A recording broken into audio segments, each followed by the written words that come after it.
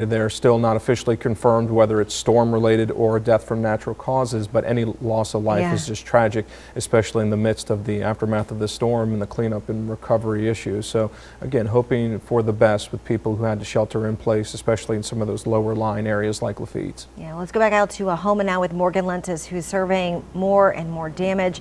Those people definitely took a beating there, Morgan. We coming back, baby. We coming back. You hear that? There you go. Houma is coming back. We are here on the man drag here in Houma, Louisiana, where people are starting to get out after the damage. We've got a car coming up this way, so I'm going to move out of the way so they don't bump into me. But once they move out of the way, keep going for us, please. You'll be able to see all of these down power lines that we've been seeing since we arrived here. Brian, why don't you go ahead and swing them this direction so they can see how many of these. We've got at least 1, 2, 3, 4.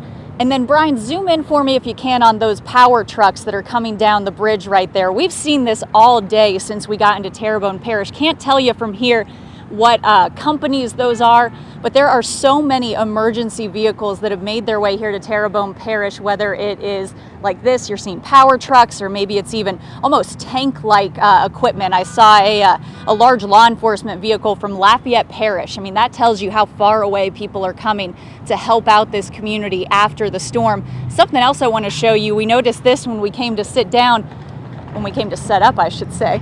Look at all these trees that have just been snapped in half, and as you can see, some of them have fallen into buildings. Another one has fallen onto the roof of a home here. These are not small trees by any estimation. It just kind of speaks to how strong a storm Hurricane Ida was as it came through here, to be able to just snap those big, powerful trees as if they were twigs. I did talk to an official from Terrebonne Parish a little bit ago. Our cell phones aren't really working down here, so we had to go face to face to ask them a couple questions. We said, have you heard of any reports of loss of life right now? They said they have not. They did tell us that near Chabert Hospital, there was a building that had collapsed. The authorities went out to try to check it out. The conditions were too bad yesterday. They had to back off. They went back today, found 2 people who had survived. So that's awesome. That's what we want to hear, is that people are being rescued, that they're being found safely, and not that there is any loss of life. There's obviously a lot of damage down here. We're going to continue to survey it, but this is just a look at what we're seeing right now in Houma. Back to you all. Yeah, in reference to Chabert, we heard from auctioneer leaders earlier, they had to bring people out, evacuate portions of that hospital just because of the conditions there. Same thing with St. Anne. They had to take those 10 residents who were staying there and get them out just because of the conditions. Time now is 1 o'clock, 1:01 on this Monday afternoon, continuing to track what's now Tropical Storm Ida as it makes its way out of Louisiana. Let's check in with Chief Meteorologist Margaret Orr. She's in the Weather Center with the very latest. Margaret, how's it going? It's, I went home briefly, a lot of tree damage. I had roof damage, only 5 inches of rain at my house. Some flooding, of course, in Lakeview. And then West End was kind of deep at one point. I was a little worried about it. And the in-ramp from Pontchartrain Expressway onto I-10, a tree is down. So only that little side part can you get through. So that would be scary. If you went at night, you wouldn't see it. Right. Because there's no power. With winds and gusts like that. Well, even with those high waters, Fleur de Lis typically floods on any given rainstorm, and so whenever you've got a storm of this kind of magnitude, I can only imagine. I know I had some neighbors who actually just sent me pictures of my house, and there's still a good 3 to 4 feet of water in front of my house. Yeah. So we probably lost everything underneath the house most likely, but at least that's not inside. So that's definitely some positive news there. And so many people impacted, people impacted, a devastating hurricane. So here we are, we've got an update on Tropical Storm Ida, still officially 40-mile-per-hour winds, forecast to move up across Mississippi into Tennessee, then off to the northeast. And what a storm it was. So here is a look. We're going to check it out. And what we're seeing is that my computer has decided not to work. That happens. So let's look for a moment at the rainfall that we had, because it was insane. Look, Metro 7 inches, Laplace, I was so worried about Laplace. And indeed, they had big issues over 12 inches of rain. And then in Hammond, over 16 inches of rain. Parts of the North Shore, over 10 inches of rain. Picayune, 14 inches of rain. Remember, you can come back to me for a moment and we can just talk about this. You know, over towards Picayune, they had those repeated storms moving on shore with the tornado warnings in effect. I did not have reports of actual tornadoes, but it was persistent. And now we've got a tornado warning more off to the east. But that's why they got so much rain. It was just that constant rain band moving across Hancock County into Pearl River County. And look over towards Wyclosky, 10 inches, down towards Lafitte, 10 inches. You know, it was rough, but then on top of that, of course, you had all of the storm surge. So what I'm going to do is just put in our radar, and we're going to look at what's happening now. We can come out a little bit wider. There is a look at the rain that's happening now. And once more, we've got a rain band that's moving up into Mobile. And it's with this band that there are going to be the potential for tornadoes to occur. And then as the system moves off to the northeast, it's possible that we're going to get a band right over our area too. So that's something we're going to have to watch. I'm going to put up the satellite for a moment, and we're going to show you just what it looks like in our visible satellite. So here is a look. You can kind of see the center still. It's very close to Jackson, about 20 miles to the west-southwest of Jackson, moving off to the northeast. But this is the tail I always talk about. And as it moves northeast, you're going to get that tail moving over our area. So that is the concern. And I was just checking to see if my computer was working yet, and it's not. So here, I'm going to try this. There. Now maybe it will move. Yes. So exciting. All right, now let's look at Ida. Here is a look at Ida as it made landfall. This is in Max 1. Made landfall right at Port Fourchon, 11:55. Cat 4 hurricane, max winds 150 miles per hour. So now we have had 3 Cat 4 hurricanes make landfall in Louisiana. Of course, Laura, and then the last island hurricane, which was in the 1800s. So there it is, moving off to the north-northeast. So as you look at this, that was the counterclockwise flow that brought water into the lakes, and then it moved right very close to Laplace. This is why over in Laplace, you had such damage. And not only did you have the heavy rain, but you also had that surge moving in. And that's what I had talked about for the past several days, my concern for the river parishes, that they were going to get that flooding.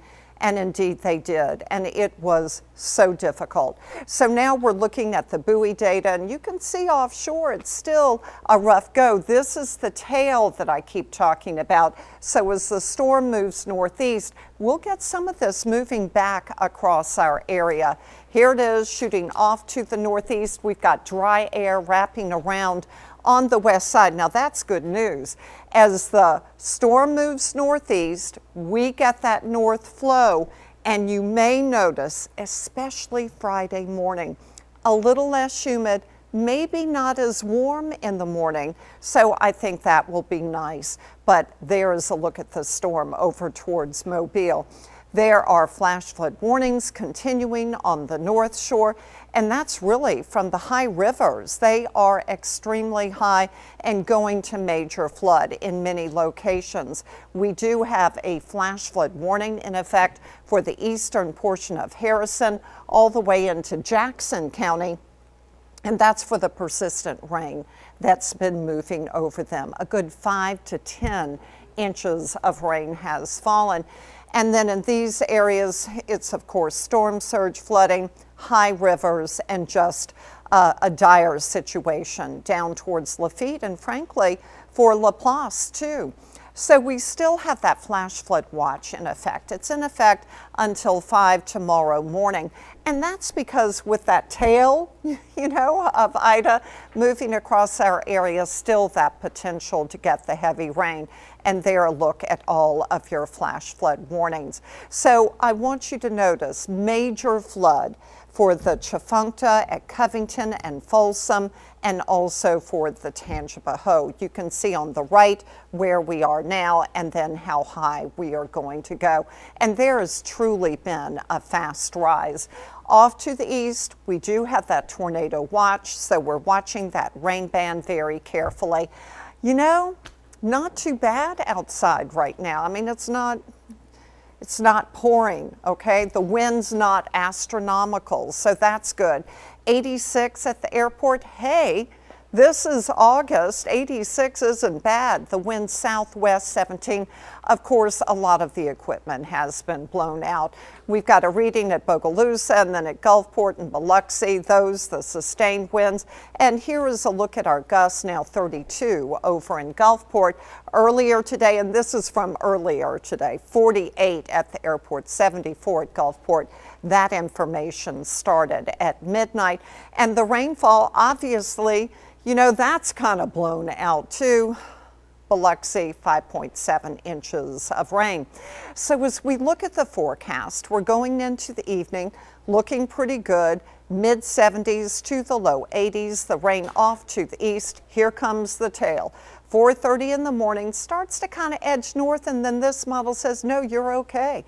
Picking up the northwest wind in the afternoon, upper 80s, can't complain with that.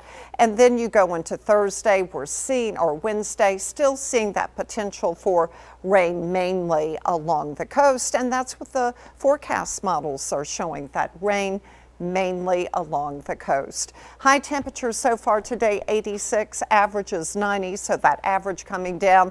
Blown out in Slidell, blown out in Galliano, blown out in Hammond. So there, look at our temperatures, low to the mid 80s showing up. But I do have forecasts for you, and these indicating the potential that you could have that scattered rain. So just be aware for Covington as well. I'm not as bullish on it because I truly see Ida moving a little bit more to the north.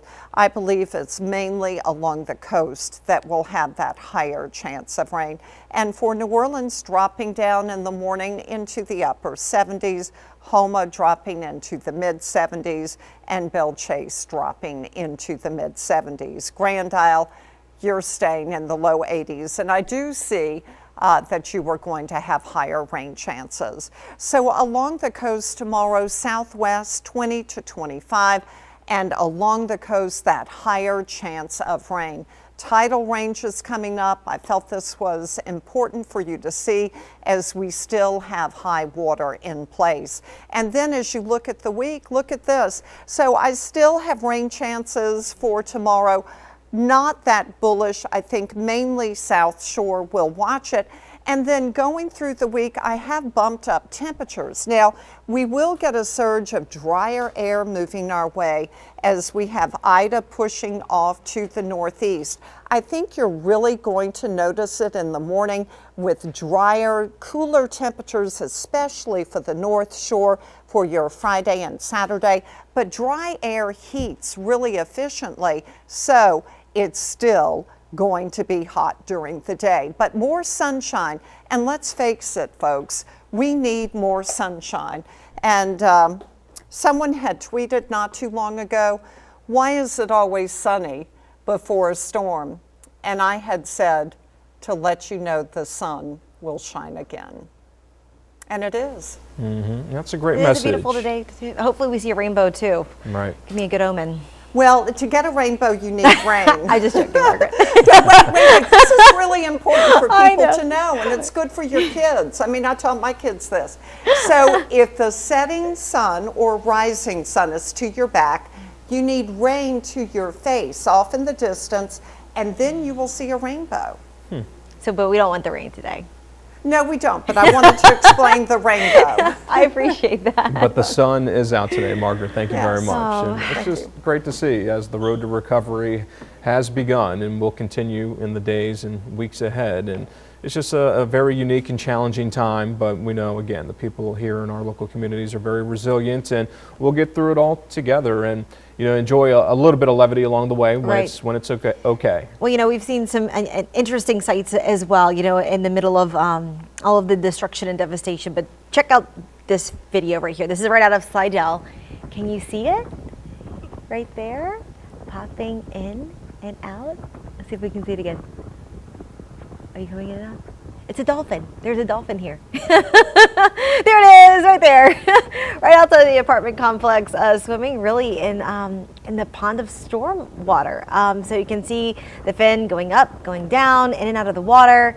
Right now, we are not quite sure where the animal came from, but this was shot by one of our viewers, Amanda Hewling there. But some just really incredible video. And I think Harrison Golden actually sent a picture of a pelican. Right.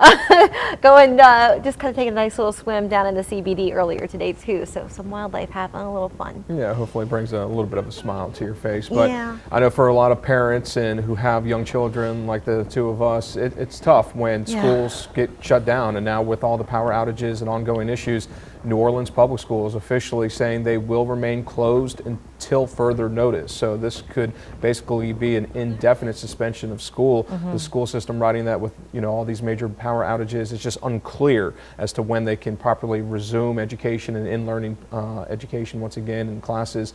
They're going to be working with school leaders to assess damages to, you know, New Orleans public school buildings and begin to plan for when students can eventually return to class. Yeah. The same is true down in St. Bernard Parish. They also made that official announcement that schools will just be closed indefinitely, and we've seen that from St. Tammany and Jefferson Parish. You know, here within the viewing area, it's just going to be tough to get kids back in school right away. Yeah, you can add Plaquemines and St. John to that list too, but we're again tracking all those school closures for you on the WDSU app and on our website. And right now, if you haven't done so already, at 1:15 as we continue to track this storm, on the bottom left-hand side of your screen right here, that smart little QR code.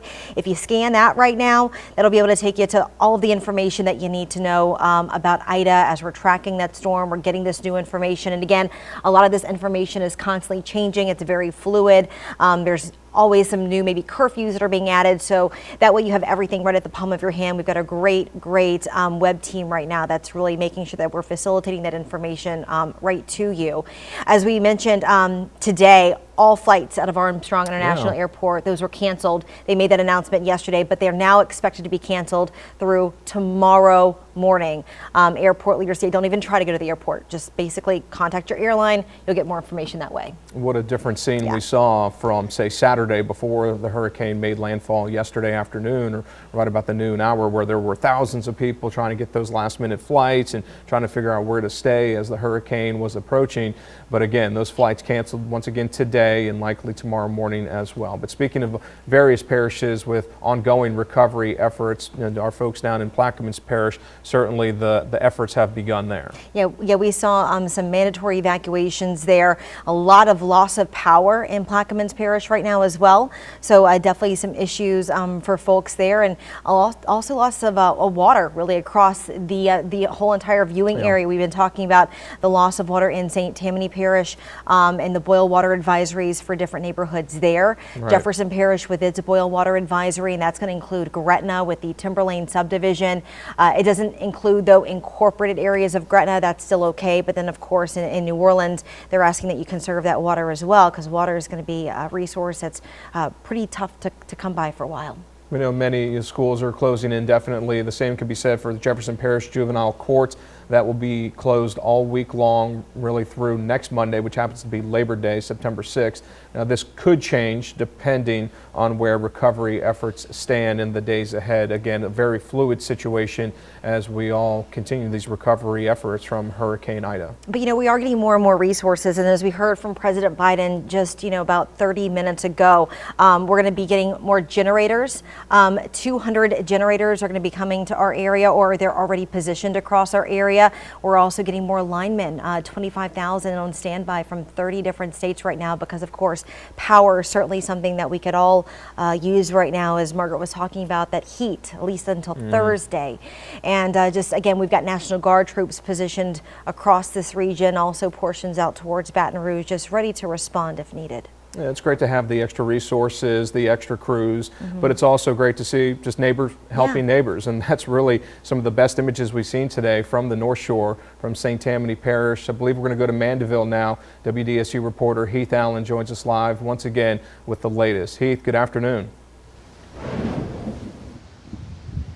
And a good afternoon to you as well. We've kind of moved. We went around and checking around in the different areas up here. I'm going to take this out. Got a little bit of feedback there. Yeah, we've been checking around the various areas up here. We're in Old Mandeville now. And this is where we generally come, you know, at a time like this, to the Mandeville lakefront. I want you to just look down the road here. One, you have some kayakers. I think they disappeared around the corner, but you can see the guy on his bicycle down there. You see how deep the water is, and that's on this side of the wall. And then you see that another guy hopping up and down in the water as well. What's interesting about what's happening here is if you'll watch, I'm gonna get Kadisha, just take a look at the wave action that's coming. The wind is still blowing very significantly. It's a strong enough wind that it's pushing the lake still that way, which means that all the water that wants to drain that way ain't draining that way, because the water is still pushing this way. It's a significant breeze that's blowing. It's just a significant wind. And you would think that now that the storm is basically past us, that would turn around and blow it out, but it hasn't done that as of yet. And so we're here where we always come, because there's some pretty interesting pictures. Look over here. This is the Beach House, one of the popular restaurants and eateries here on the Mandeville Lakefront. It's obviously taking on water. You know, we kind of predicted that water would get all the way back up to Monroe Street from the lake, which was 3 or 4 blocks back up that way. I'm not sure that it did, but if it didn't, it was really close. There has been an awful lot of water. We were looking at some of the watermarks on houses, the water line on houses back there, and the water got up very high, got up high, significantly high. And so, yeah, I think we were real close in that prediction. And it's not going anywhere right now. It's still going that way. It's still coming in. And of course, it still, as always here on the lakefront, gets sightseers. You turn around, just kind of follow me around here, and you will just, you know, we talk about the force. I mean, it was able to pick up that dumpster there and just toss it around. Not all that unusual, because dumpsters float if they're empty. And again, we have sightseers that are down here. Everybody, this is always so interesting. It's such a cool thing to take a look at. Not sure that it's the best idea. I'm not sure that the Mandeville Police Department really wants a lot of sightseers down here, because I'll tell you what, as deep as the water is and as quickly as it's moving, especially here in the road as well, it can be pretty dangerous. On one little slip, you could have an accident, and it can turn tragic in a hurry. So if you're going to come down here, if you do come down here to take a look, just realize there's a big push. There's a little current here on the water as well. We were just driving through Old Mandeville. We're going to do that again here in a second, because it's amazing how much is down on the ground in Old Mandeville. It's hard. You'd have trouble navigating in Old Mandeville right now because of all the trees that are down.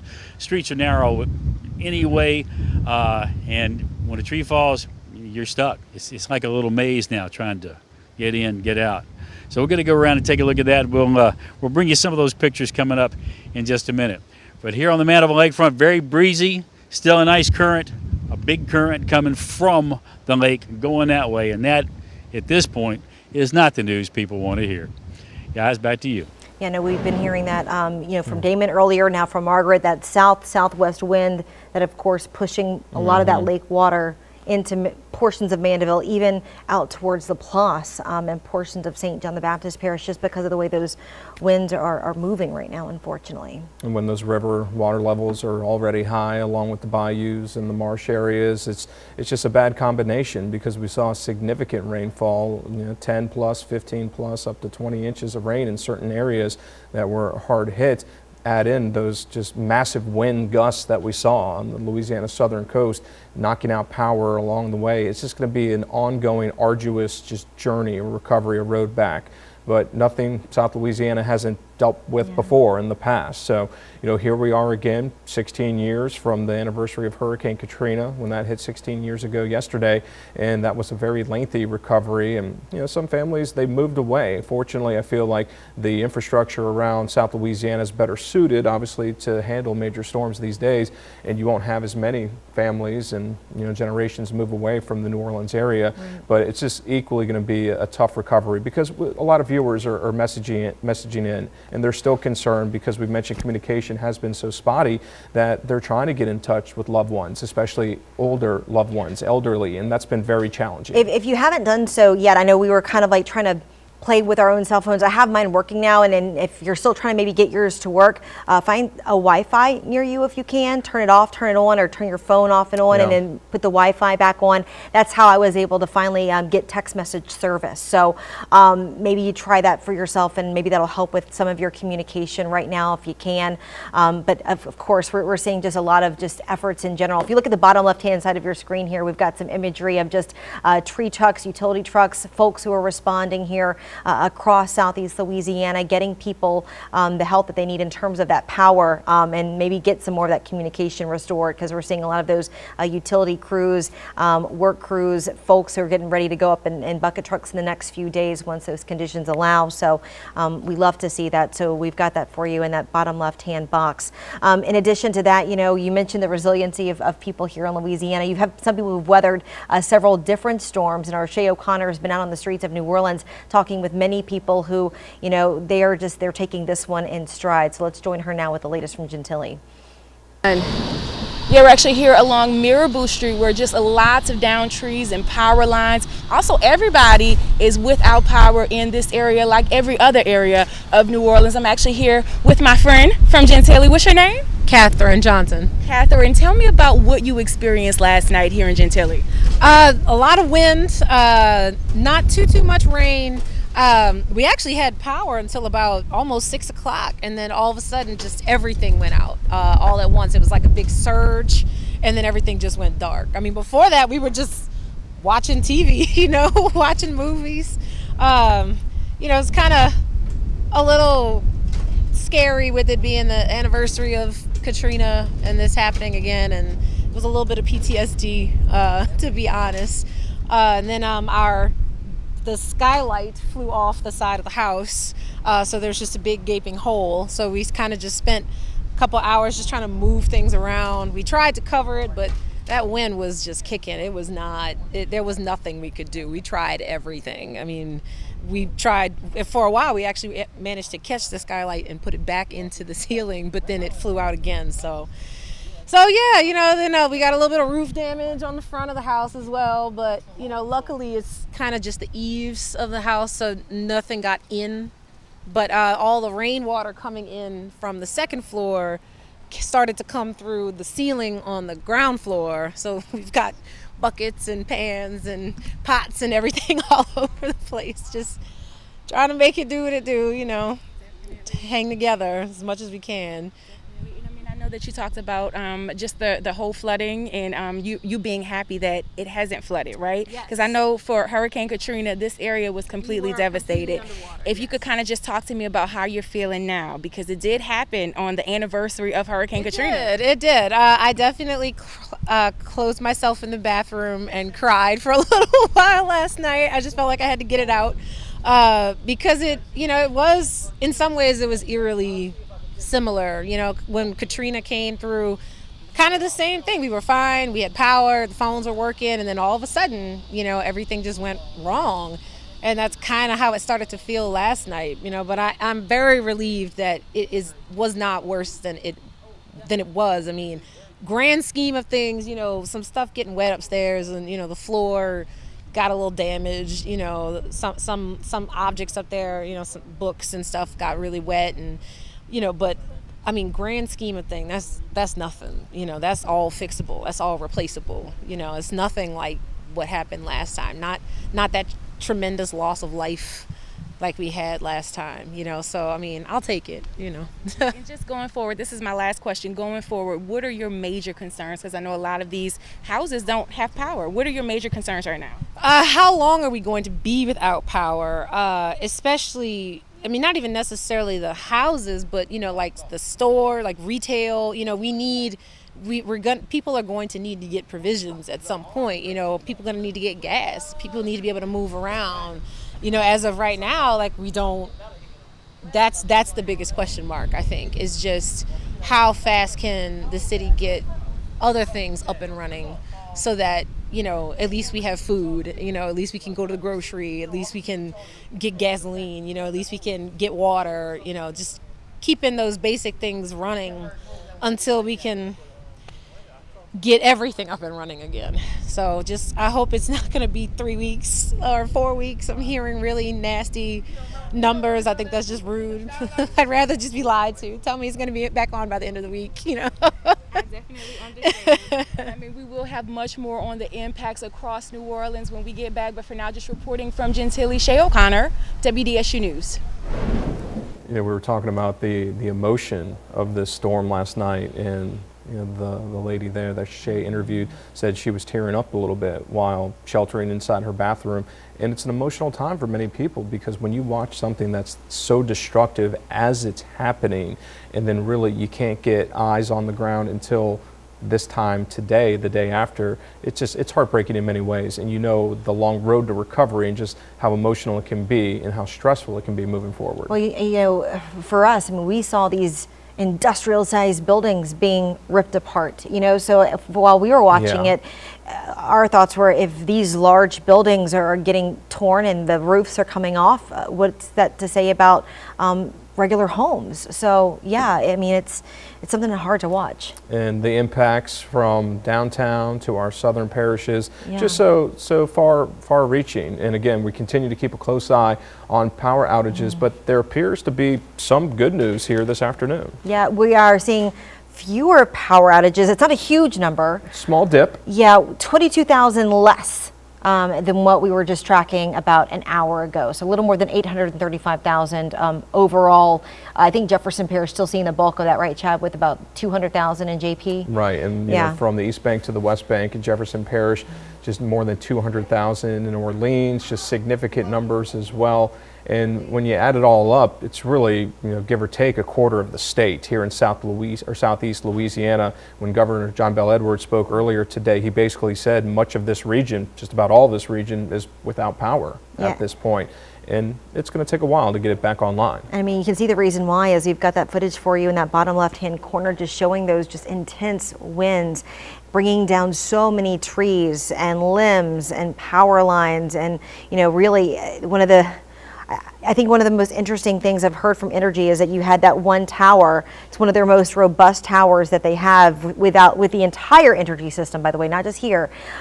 It withstood Hurricane Katrina, but it could not withstand Ida's wrath, and that was one that was close towards like Avondale, towards Harahan. That's one that went to the river there in Jefferson Parish. It's going to take a while to bring that back up, but they're hoping to get some of the other lines up instead, and they'll kind of do a patchwork of electric work to try and get power restored to everybody as quickly as possible, and then get that tower back up and running. It just shows you how significant those maximum wind speeds, those tropical force winds were. And Margaret, we saw reports of 150 to 155 at landfall, but even gusts even higher yesterday when it hit. Over 170, yeah. And Grand Isle, we lost their anemometer when the wind hit 148. Wow. Yeah, it tends to go out. And have you noticed we have no data in many locations? Right. I mean, a lot of your stuff went out of line too. Gone pecan. All right, here we are. We are looking at Ida. It's very close to Jackson, moving northeast 9 miles per hour, max winds 40. But look at what it looks like from our visible satellite imagery. So this is dry air. This is where you've got all of that moisture and, of course, the heavy rain. So let's look at Ida. This is what has already occurred and the forecast track. And notice it is going to be a depression tonight. It almost looks like a depression right now. So this is what happened. Made landfall, as you can see, made landfall at 12:55, and that was at Port Fourchon, rather 11:55. Can we go to Max 1, please? Thank you. Made landfall at Port Fourchon at 11:55. Max winds were 150 miles per hour. It was something. And you could see all of that rain on the east side. Here we are making its landfall. You can see that counterclockwise flow, how it went right by Laplace. They were in the eye wall for so long, which is why they got the heavy rain. And also, they had all of that water piling up and just moving into Laplace from the lake. Another view showing you the eye wall, how intense it was. We had all of those problems in Lafitte. Look, watch. There it is, moving right over that Lafitte area. They got very heavy rain, and they had that persistent, look, it begins there, that persistent south wind, and that's what pushes the water inland. So a devastating hurricane. And what I have learned over the years is that they are all different. I'll have more thought on that thought coming up in a moment. Yeah, but that resiliency is still the same. Right now, let's go to Houma, where we find our own Morgan Lentis with the efforts that are happening.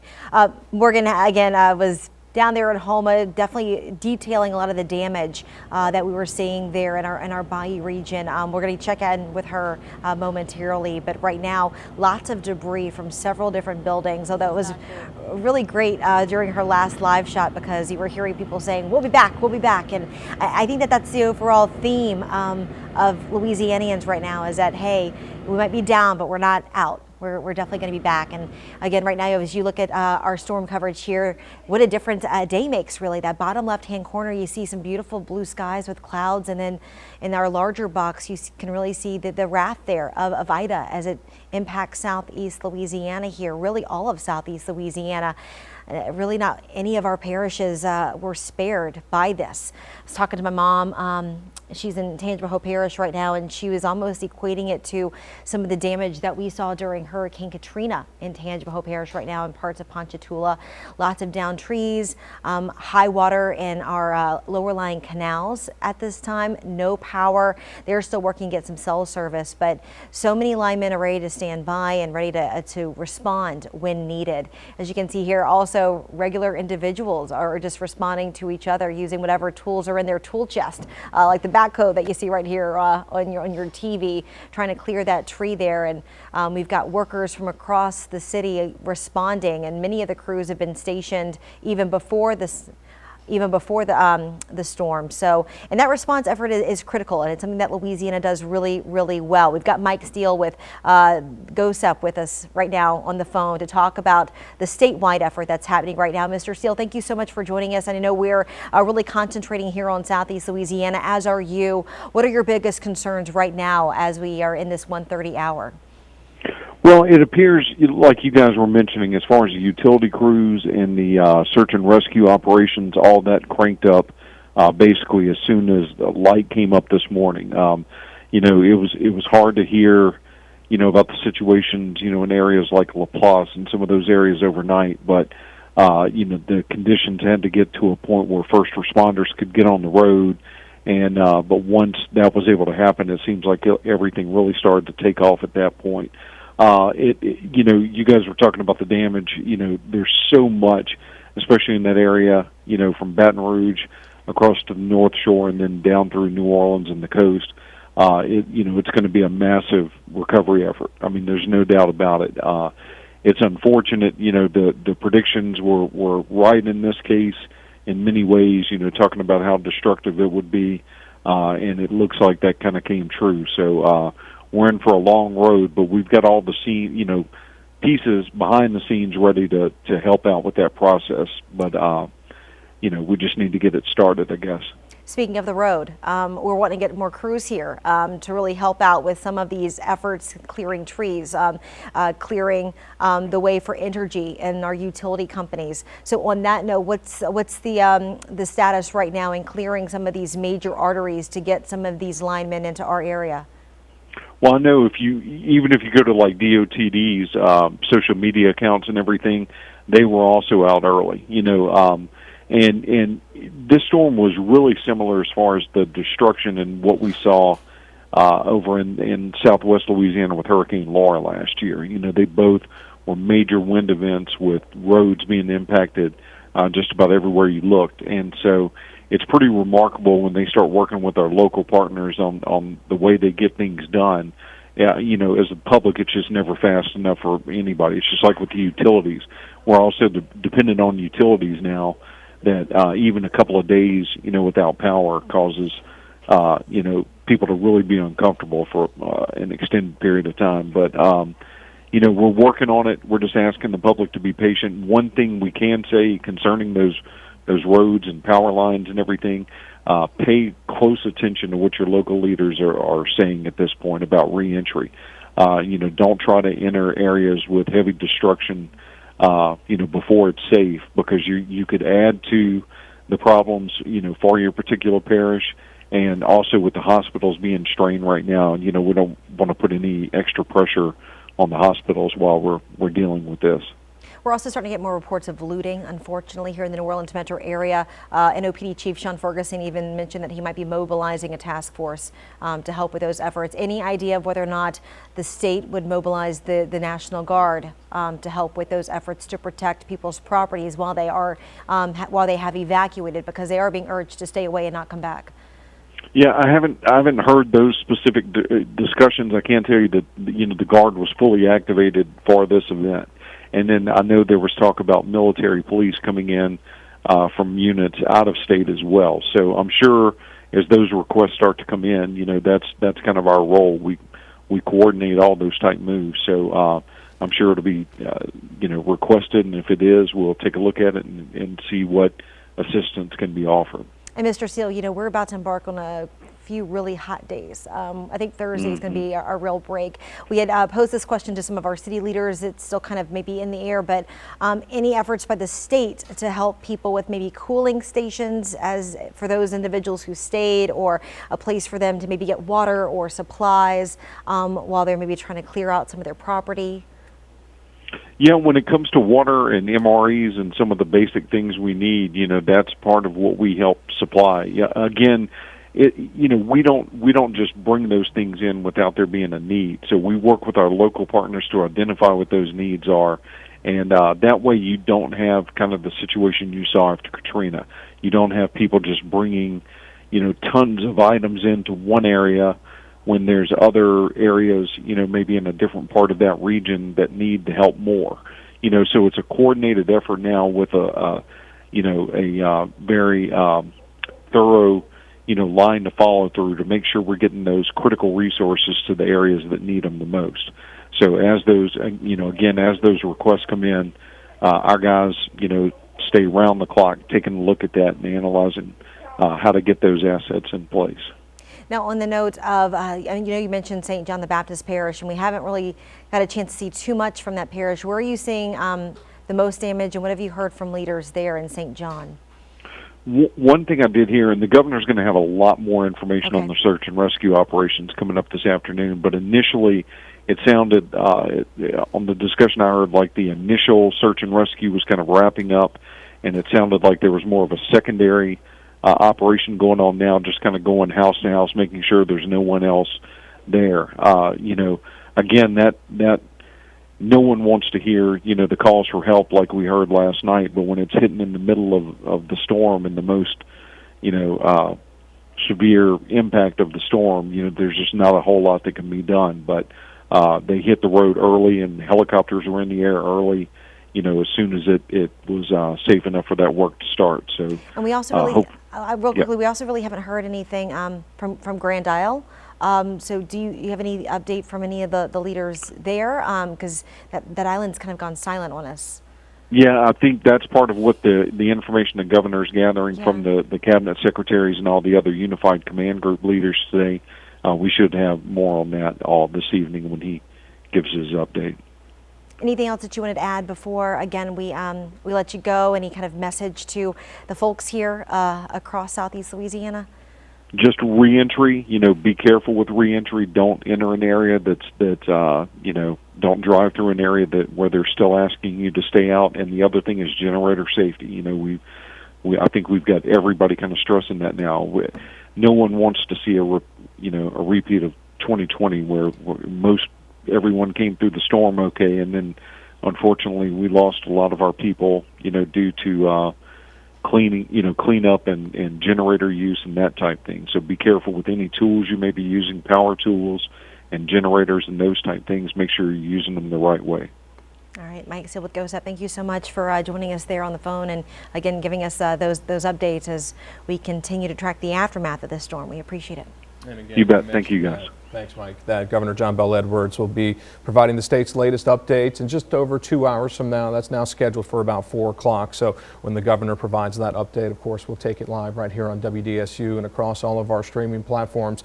We've had a lot of viewers, a lot of family, a lot of friends, and just people in general reach out saying they're appreciative of the live stream because they did evacuate. So they're not watching here locally. They're not sitting in the dark like many of our family and friends without power right now, but they're able to stream us through the WDSU app, through our social media channels, and just able to take in this information as it develops, as it comes in. But some good information there from Mike. Absolutely. And again, we'll stay here throughout. I mean, that's what we're here for. And our team of meteorologists have been great with giving us those final updates. And hopefully the winds are dying down quickly enough so that way those linemen can actually get your power back on and can actually watch this on TV once again. So that'd be nice. TV programming and not continuous coverage of Hurricane Ida and its impacts. But I know a lot of folks are interested in some of our lower lying areas, especially southern Jefferson Parish. Let's go back down to Lafitte now, check back in with WDSU reporter Greg LaRose. Been doing a great job just catching up with officials and getting the latest on those ongoing recovery efforts and really the teamwork that's happening in that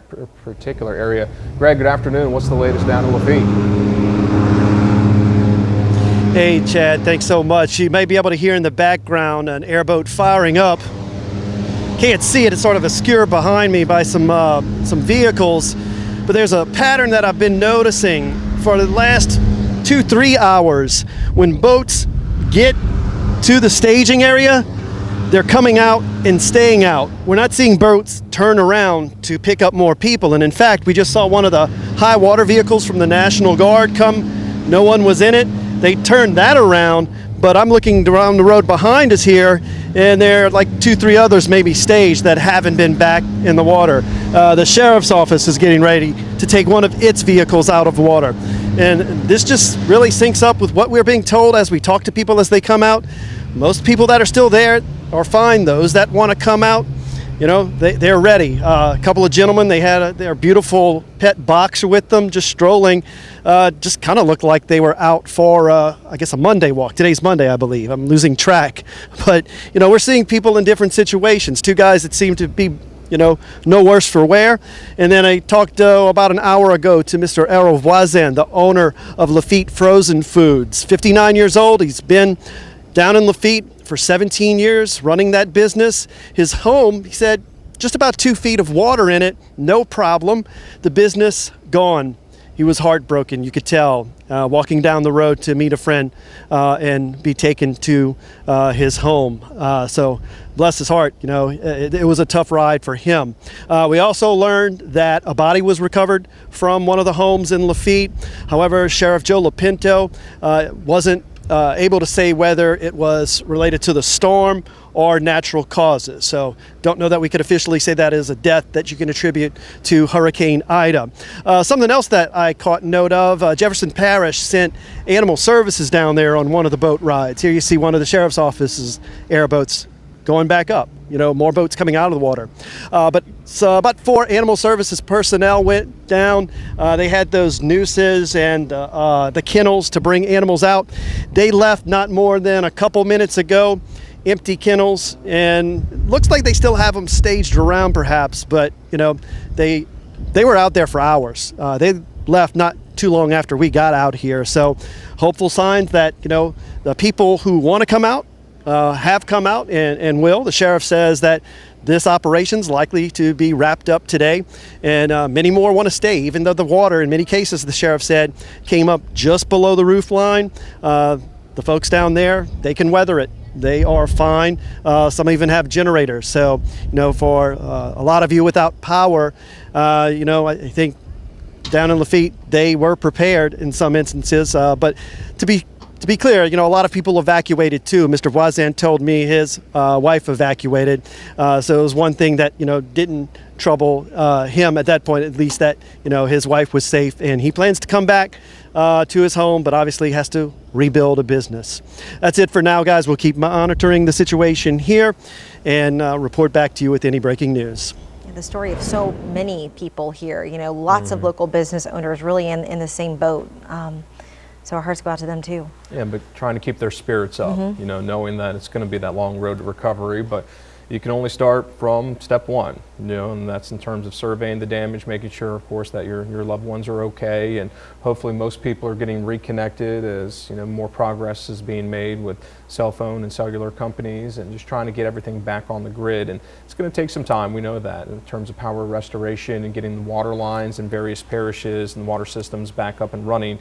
And hopefully those river levels that we're kind of keeping an eye on, especially in St. Tammany Parish, hopefully they stay where they are and don't increase too much more. Yeah, and we've got that boil water advisory also in a lot of portions of St. Tammany, the majority of St. Tammany. That's also where we find our own Heath Allen joining us now with the latest on some of the conditions there, and finding some very interesting stories, Heath. Well, you were talking a minute ago about just having step one to be the assessment level, if you will. And that's exactly where people are at this point, kind of walking around and assessing the damage. We were just on the lakefront, pretty impressive shot there, but let me show you one that is really more indicative of what's going on. Kadisha, just look down the street. This is what real assessment right now in Old Mandeville is all about. As far as you can see, and I'm not exactly sure what street we're on, but as far as you can, what street is this that we're on? What is this? Claiborne. We're on Claiborne. As far as you can see down Claiborne, there's trees and power lines down in the middle of the road. I mean, you'd have to take a bulldozer to try to get through that street right now. It's just not going to happen. And if Kadisha, if you look a little bit to your right, look at that big tree that we were talking about earlier. And look at the size of this big rascal that went down as Hurricane Ida went through. Very nice lady told me that they, just finished building her fence. That's a brand new fence in the back right there with a old tree. They just laid down on top of it and crushed it. The interesting part about that is if you see how big that tree is and how far it went, she actually lives in that blue house, and it just barely made it to the edge of the blue house and really didn't cause any damage, thankfully, there. But again, tree limbs down in the middle of the road. You can see power lines that are down, that are draped across. No matter where you look, there's an issue, there's a problem, especially here on Claiborne. And as we were coming down here, because our goal was to go to the lakefront like we generally do, just look in each direction as we were coming down the street, you go, whoa, wow, gee. And you just realize just how much damage is here. This is going to take a while. I mean, we saw this chainsaw teams that were over in Riverwood subdivision a little bit earlier. That's exactly what it's going to take here in the next few days. Somebody's going to have to come in here, whether it's neighbors or the city of Mandeville or somebody else, and literally cut themselves a path down Claiborne Street here. And I'm sure that's exactly what people are talking about. Talk about assessing the damage. That's called assessing the damage. Wow. We're going to put eyes on a few other places for you and bring that to you as well here in just a little bit. For now, we'll give it back to you. All right, Heath Allen, covering all of our region right now, and of course Plaquemines Parish, another area that we're still needing to get eyes on, getting some updates from that parish as well. Yeah, Parish President Kirk Lapine provided an update just a short time ago. Here's a small snippet of what he had to say, the latest update from Plaquemines. It's rough times right now, guys, and it's going to get probably a little rougher. And we want the public to know that we want you home, but we want you home safe. We want you home safely, that we can get you there. My phone, and I'm sure the sheriff's phone, has been ringing all day about when can I come home? When can I check on my property? And that's important. We know that's important to our constituents, not only in the Belle Chase area, but in the southern end of our parish and then on the East Bank. And guys, we want you to come home, but be patient. We want to make sure the road is safe for you to get it out. Right now, it's impassable from Phillips 66 all the way to Diamond, Louisiana. So there is no access right now until we clear that water off the road. On my east bank of the parish, from the parish line almost to the Belle Chase ferry, is impassable. From what we call White Ditch to Phoenix is impassable. So some of these things are challenging us to get you back home. So please give us time to get those arteries open. We're working very hard, guys. Our crews are out there. Our ferry service will go back in service tomorrow once we get a crew back up and running.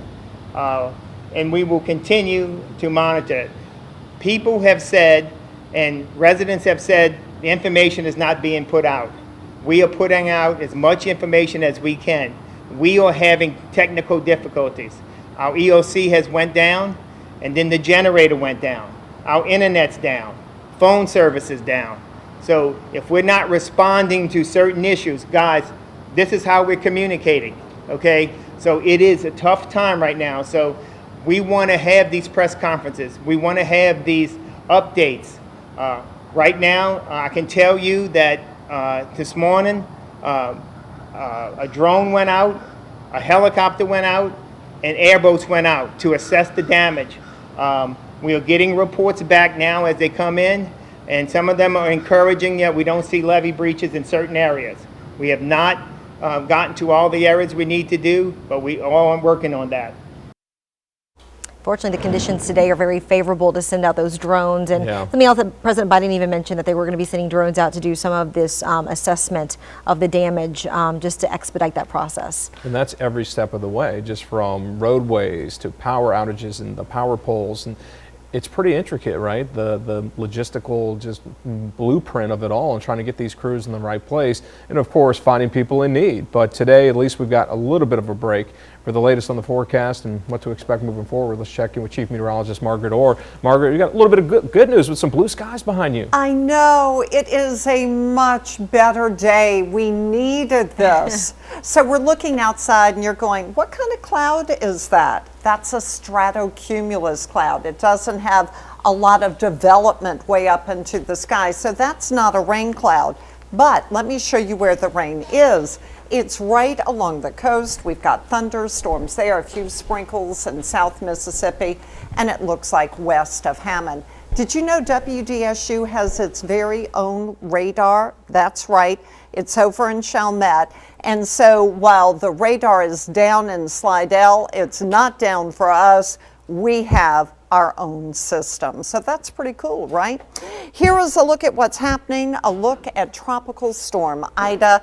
Max winds at this point about 40 miles per hour, moving northeast at 9, kind of near Jackson. Forecast to become a depression as we go into the evening hours. This is what it looked like when it made landfall. I mean, the models really did a great job right there at Port Fourchon. I mean, and that's what was indicated for a long time. 150 miles per hour, made landfall 11:55 at Port Fourchon. Counterclockwise flow, water flowing into the lakes. Then the eye wall moved right over Laplace. Just so much flooding, so much storm surge, and a lot of damage right there by Lafitte, because it basically went over that area, was in the eye wall for so long. In fact, a look at that eye wall as it moved up to the north. Persistent tornado warnings over here in Hancock, Harrison counties up into Pearl River, and that was with the band of rain kind of wrapping around Ida.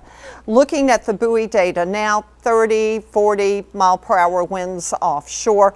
This is what we call the tail, and you can see it extending well offshore. So as Ida moves off to the northeast, this tail is going to be lifting northward, and we will have that chance of rain. So just be aware of that.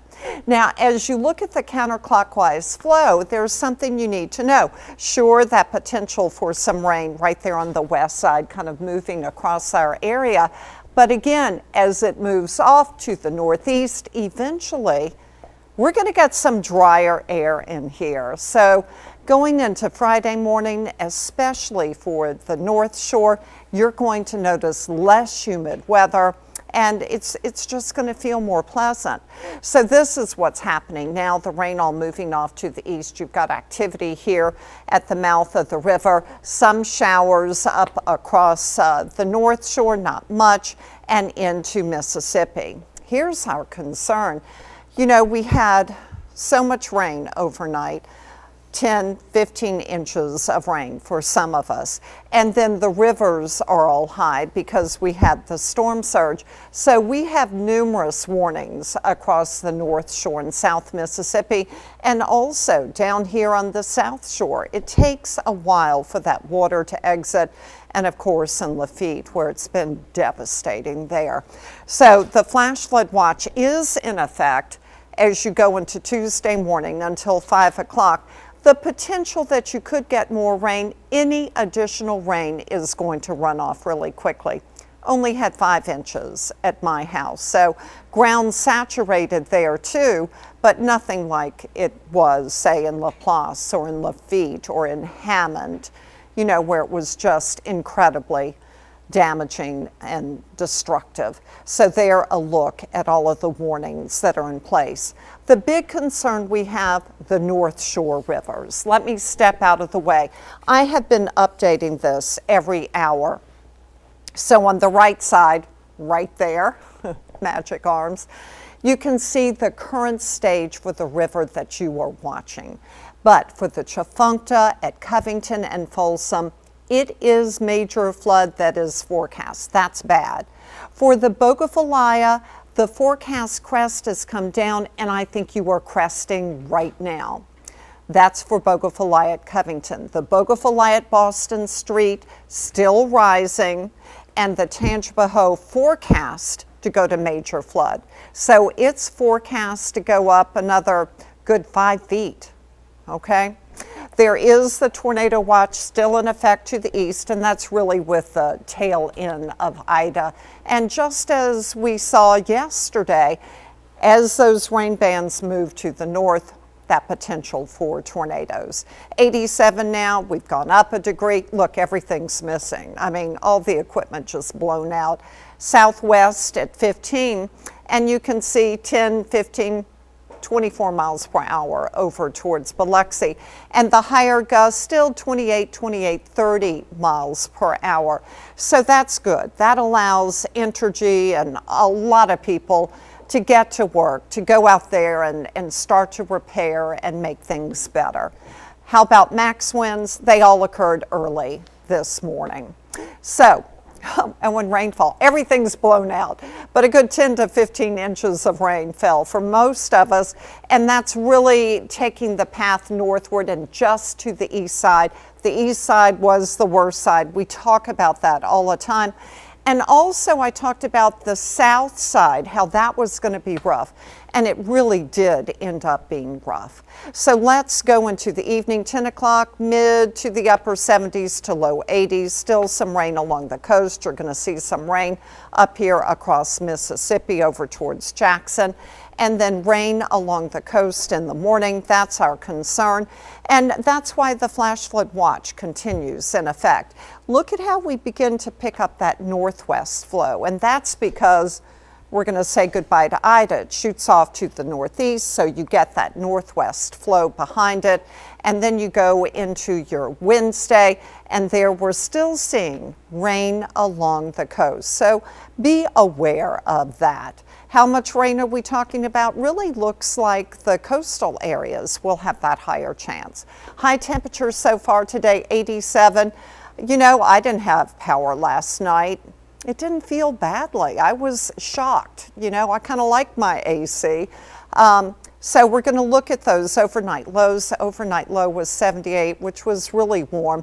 But if you keep everything shut really well, hopefully your home is well insulated. It'll help kind of keep some of that cooler air in. Same thing for the fridge. The more you open it, well, forget about it.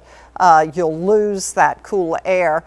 You can always, if you've got a barbecue pit, cook some of that food that's in your fridge, but you're going to have to get rid of it pretty soon. 85 now in Slidell. That's coming in. We don't have Galliano. Don't have Hammond, though the wind is calm in Hammond. That's the one thing that's working. Here is a look at some of your temperatures across the area. So looking at Bogalusa, you see that potential for some rain overnight, and that's really going to be the south end of Ida. You know, Ida is shooting off to the northeast, and then we look at Hammond, mid-70s, some potential for some rain. Covington, mid-70s for your lows, and the rain chances are really the wrap around clouds and that chance of rain all associated with Ida. For New Orleans, low temperatures, I know not cooling off much, upper 70s to near 80 degrees. Homa drops into the upper 70s. And for the South Shore, especially closer to the coast, that's where you're going to have the higher chance of rain, and that's with the tail end of Ida. Then you can look at Grand Isle, and I do see a high chance of rain for you with low temperatures only in the low 80s. So along the coast tomorrow, still kind of breezy, southwest 20 to 25. You still have rain chances. The concern, of course, wind and seas. Tidal range is improving, which we don't like to see because we still have that high water. So a look at your forecast. I still have a decent shot of rain, breezy conditions as you go into tomorrow, and it's going to be warm, high temperatures, low 90s. Then as you go into Friday, I think that's when you'll notice some drier air, especially for the North Shore. Lake water temperatures still very warm, so even though we'll have a north wind, we tend not to cool as much right on the south shore of the lake. But really nice weather as you look ahead, especially Friday through Monday. So a good opportunity to regroup, get everything together, and hopefully put your life back in order. That's the hardest thing. I mean, we think back to all of our different hurricanes, Gustav, Ike, Isaac, you know, those are just some of the recent, Zeta. And Laura from last year. Well, and Laura didn't impact us as much, but the really bad thing about Laura is that you had these extremely hot temperatures afterwards. I know, Chad, you and I had talked about this. People died from carbon monoxide poisoning, and they died from heat exhaustion. So, you know, we're going to look at these temperatures, and there you can see, sure, it's going to be hot, but you know what? This is not the extreme heat that we had. Wait, I want to pop up Laura for you. You know, I save hurricanes. And that was just 1 year ago, that anniversary, August 27th of Laura affecting Lake Charles in southwest Louisiana. Exactly. And we do have a lot of really rough hurricanes this time of the year. It is the time of the year that they happen. The height is actually September 10th. And if you look back in history, September 9th was Betsy. And then you have Katrina, you have Ike, you have Gustav, you have Isaac, you have just numerous. In fact, I've got a graphic on that too, but I'm not sure that I'll be able to find it for you right away.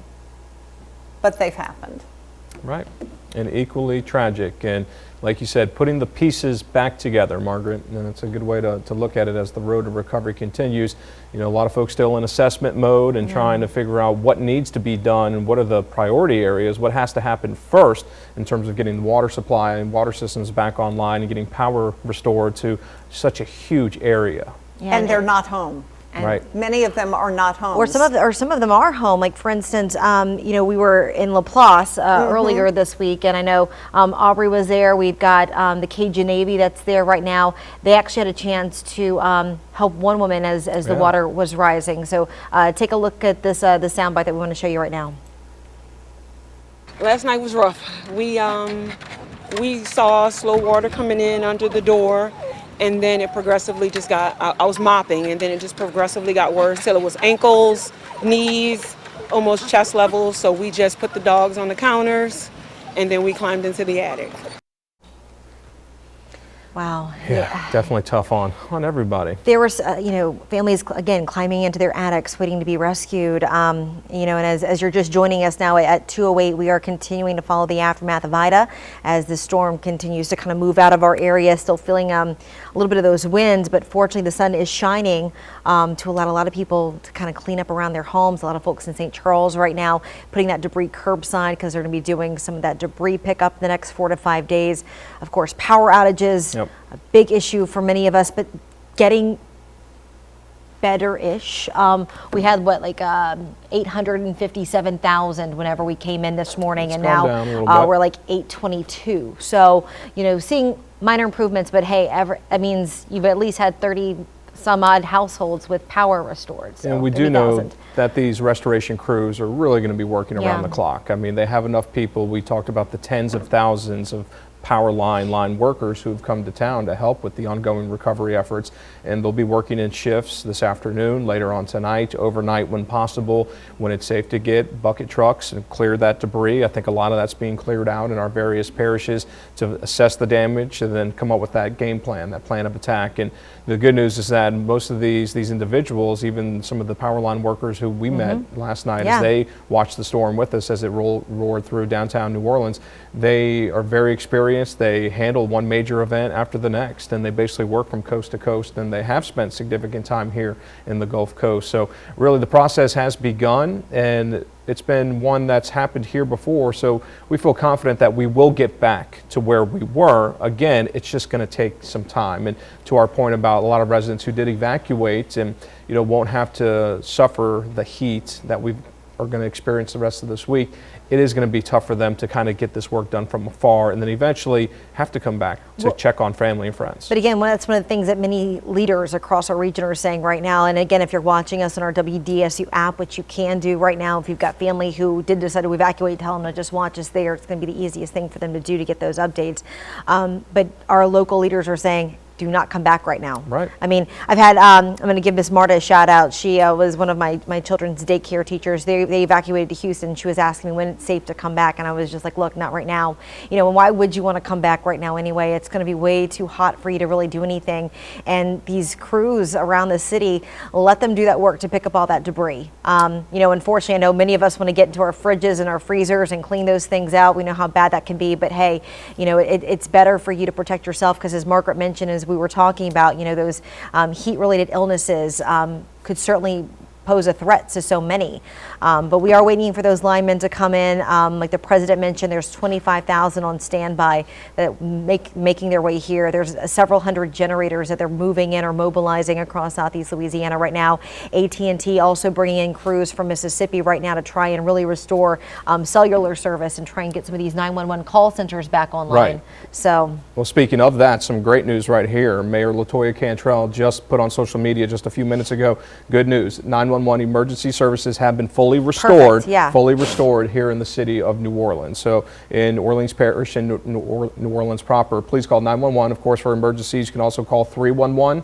That's 504-658-2299. 504-658-2299 for any non life-threatening emergencies, but small signs of progress in getting the grid back up and running, and a 911 line, important. that is one of our critical lifelines for any other life-altering or life-endangering situations moving forward. Yeah, speaking of some of those life-changing and altering situations down in Lafitte, many of those folks dealing with that high storm surge choosing to ride out the storm that way, and that's where we find our own Greg LaRose right now with the latest down in Lower Jefferson. Greg. Yeah, we are down here at Lafitte, where there's been a slow but steady arrival of airboats, of high water vehicles, bringing people out of the flooded areas in the town. I'm looking ahead and don't know if there's anyone on there. It's a little far here. We're going to let our photographer Jim take a tight look there. And that's how it sort of looked all afternoon, and that, you know, you get a couple people here. A high water vehicle might bring, say, 4 or 5. I would say all told, we've seen in the ballpark of about 50 to 60 people. And there are 2 Jefferson Transit buses here, so you have to think more are coming because they have them staged. They're taking people to shelters, so there's clearly good lines of communication in regards to, you know, who's coming and not. Anyone who's been injured, and we've not heard of any serious injuries, they've been taken directly from their home straight back here and gotten medical attention. Let's see, take a look here. There are a couple of ambulances staged, and I can see another high water vehicle approaching, and another boat that has to kind of stick to the shoulder so they have a deep enough draft to bring people back here.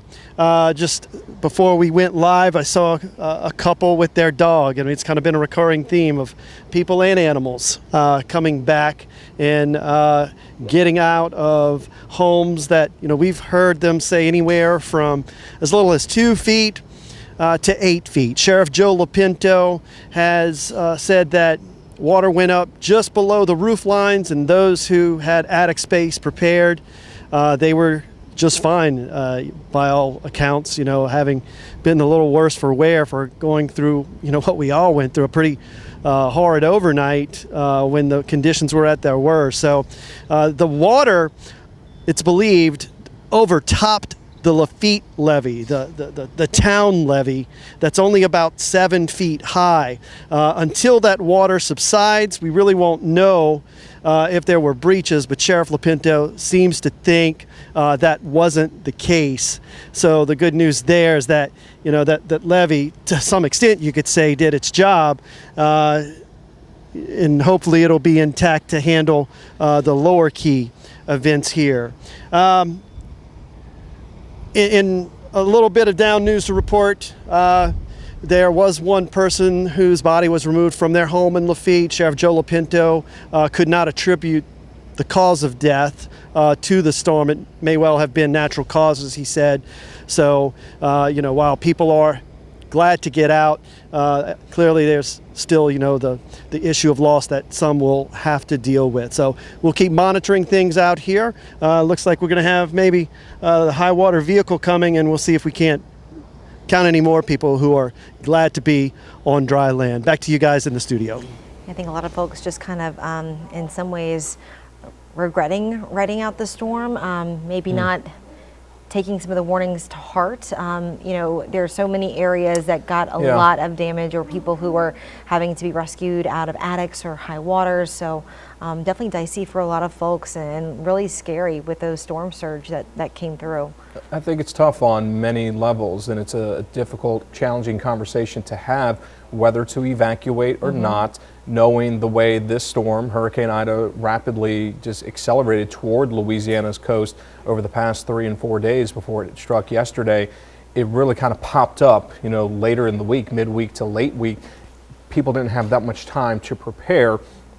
That's why the city of New Orleans officially did not, you know, enact and put into place contraflow. They said it normally takes 72 hours, a full 72-hour, 3-day period for the logistics to be worked out and the extra emergency details and the crews to be in position to implement that contraflow.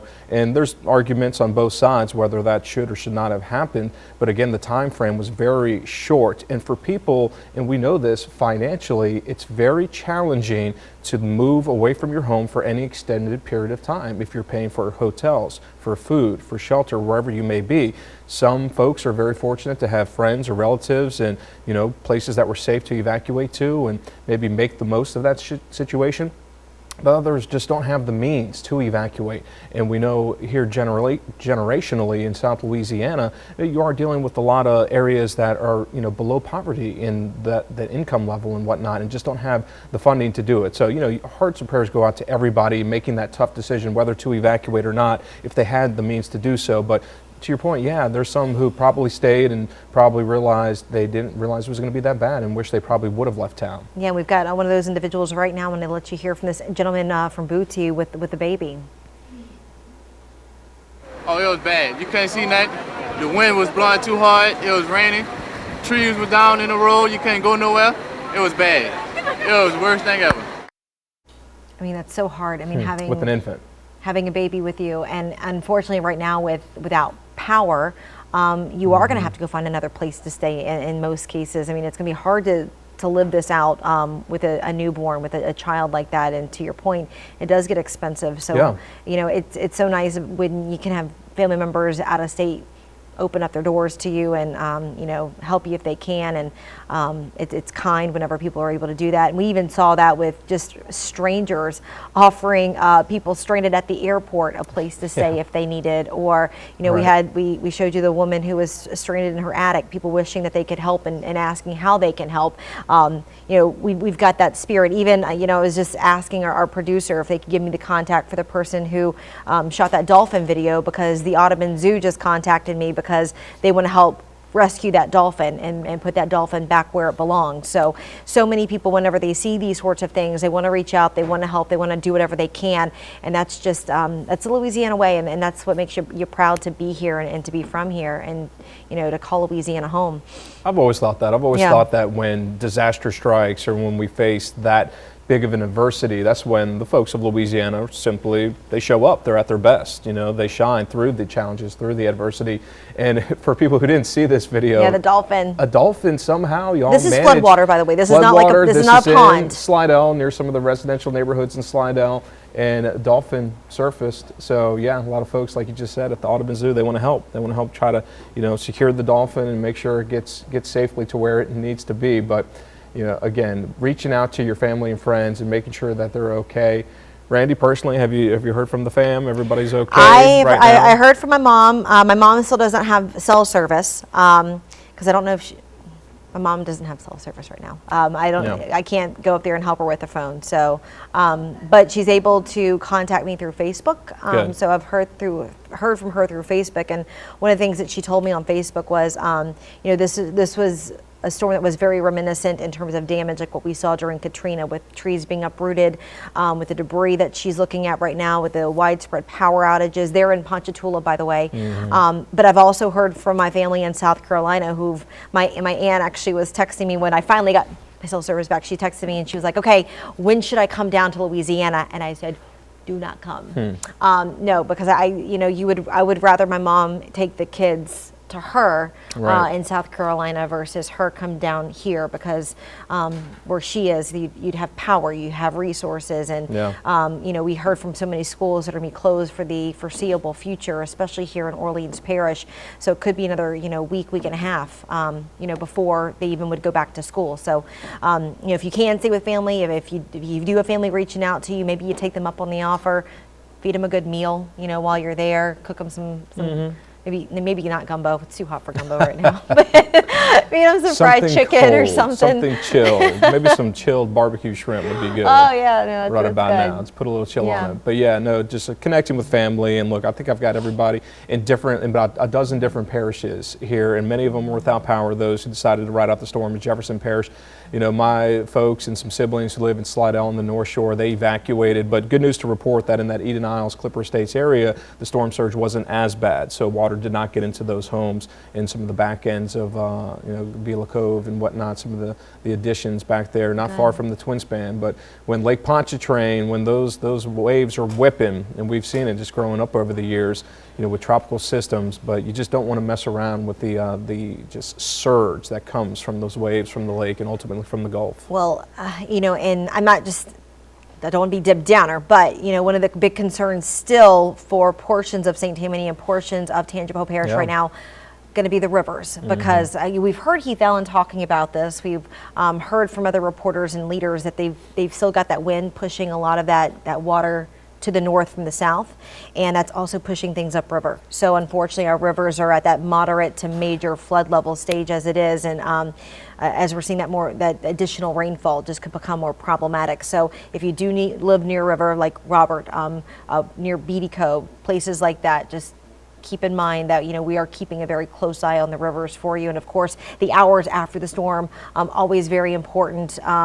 This really can be some of the dangerous and even most deadly times to some of your points earlier, Chad, when it comes to generators, because all it takes is just one wrong move and things could go south very quickly. So we've got several tips right now to try and help you keep you out of danger. Yeah, especially with those generators. Look at Hurricane Laura last year. I mean, you had close to 50 indirect storm related deaths, and most of those were from carbon monoxide poisoning from the use of a generator. They call it the silent killer for a reason, and many folks just unknowingly or unfortunately putting themselves to sleep at that point, tragically, because they're running generators inside. You always want to, of course, run a generator 20 feet outside from your home, from any door, from any window. If you're using a gasoline powered generator, never fill it up while it's running or while it's hot. That thing could explode on you.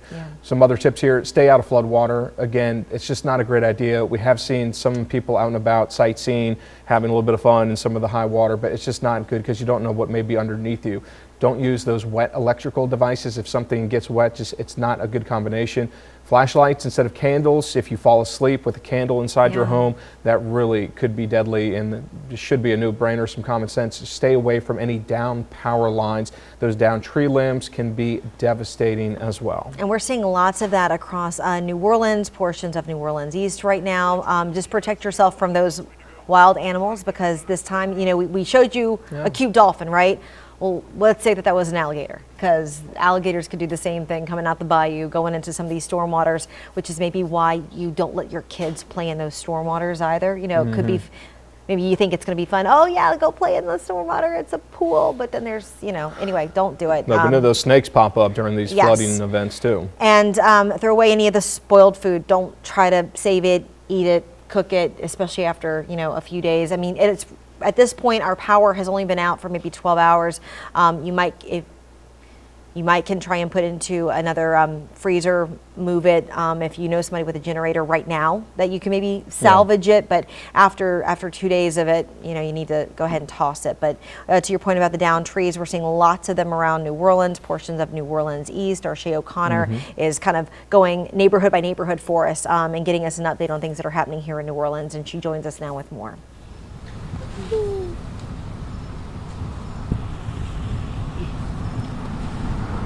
That's right, Randy. We actually just made it to New Orleans East. We're here along Dowman Road, where I've been seeing a lot of families out just going, just trying to clean up after what happened last night, including Melanie. How you doing? I'm well, thank you. If you could just step up a little closer to your mic, and if you could also just kind of describe to me the damage that you guys endured here. Well, right now we do have a lot of outside damage. It was a lot of trees, a lot of debris. Some of the neighbors' trees broke, and it's in the yard, so we have to pick that up. We also did get a lot of roof damage, so that's also concerning. But it was also very, very scary, because you didn't know if the levees were going to hold, or because the wind at some point was actually shaking the house. So we were very, very much afraid. And you think about Katrina, and then you think, could that happen again? So And I mean, I know you guys live in New Orleans East. This is one of the most impacted areas for Hurricane Katrina. This storm actually fell on the anniversary. Just your thoughts and how were you feeling before, you know? Anxiety on a whole nother level, because you're just wondering if, did we make the right choice to stay, or should we have gone? We waited too late to leave, but it was just you're on high anxiety because we weren't sure what was going to happen. And then after a while, you can't call out on your phone, so you can't check on your relatives, and so it was concerning. Definitely. Would you say that you feel kind of lucky, like you feel like you guys fared out pretty decently? I think that we did. We actually did. Even with the roof and the minor damage around the house, I think that we were very grateful. Very, very grateful on what it was, just not as bad as I thought it was going to be. It's bad enough because now you have to replace your roof, but I'm just glad it wasn't water. And just when it comes to power outages, I know this area is also one of the areas impacted by power outages. What are you guys doing? Are y'all okay? Well, we have a generator right now, and so hopefully we can find some more gas, and I think that's what we're concerned about, just finding more gas. So that will help out a little bit with the generators. Thank you so much for talking with me, Melanie. Thank you. We will continue to just kind of ride around. Like I said, we just got here to New Orleans East, just hopped out the car and found Melanie. So I will come back, but for now, just reporting from New Orleans East, Shay O'Connor, WDSU News. And you know, Shay, also out of New Orleans East, we're getting new video into our newsroom of looting. This taking place at House of Beauty in New Orleans East. You're taking a look at this video right here. This is the 4800 block of Dowman Road. Just check out all those people just running out of that store, and they're just loaded up with items. This is somebody's business. This is somebody who left for this storm to protect their life, and now their livelihood is at risk. Yeah, the New Orleans Police Department now aware of this particular situation, and Superintendent Sean Ferguson, he says police have received numerous reports of looting throughout the area. They've already made several arrests, gotten warrants, and are looking to identify other suspects. He says looting is a state felony charge and warns NOPD is strictly enforcing it. Meanwhile, Mayor LaToya Cantrell says she wants to assure the public that the city's under control and that these particular instances are rare, that they're limited. And, you know, with 911 just being restored recently here in the last 30 minutes, you know, Chief Ferguson says that if you see any looting, report it to 911, to fire stations, or flag down a police officer.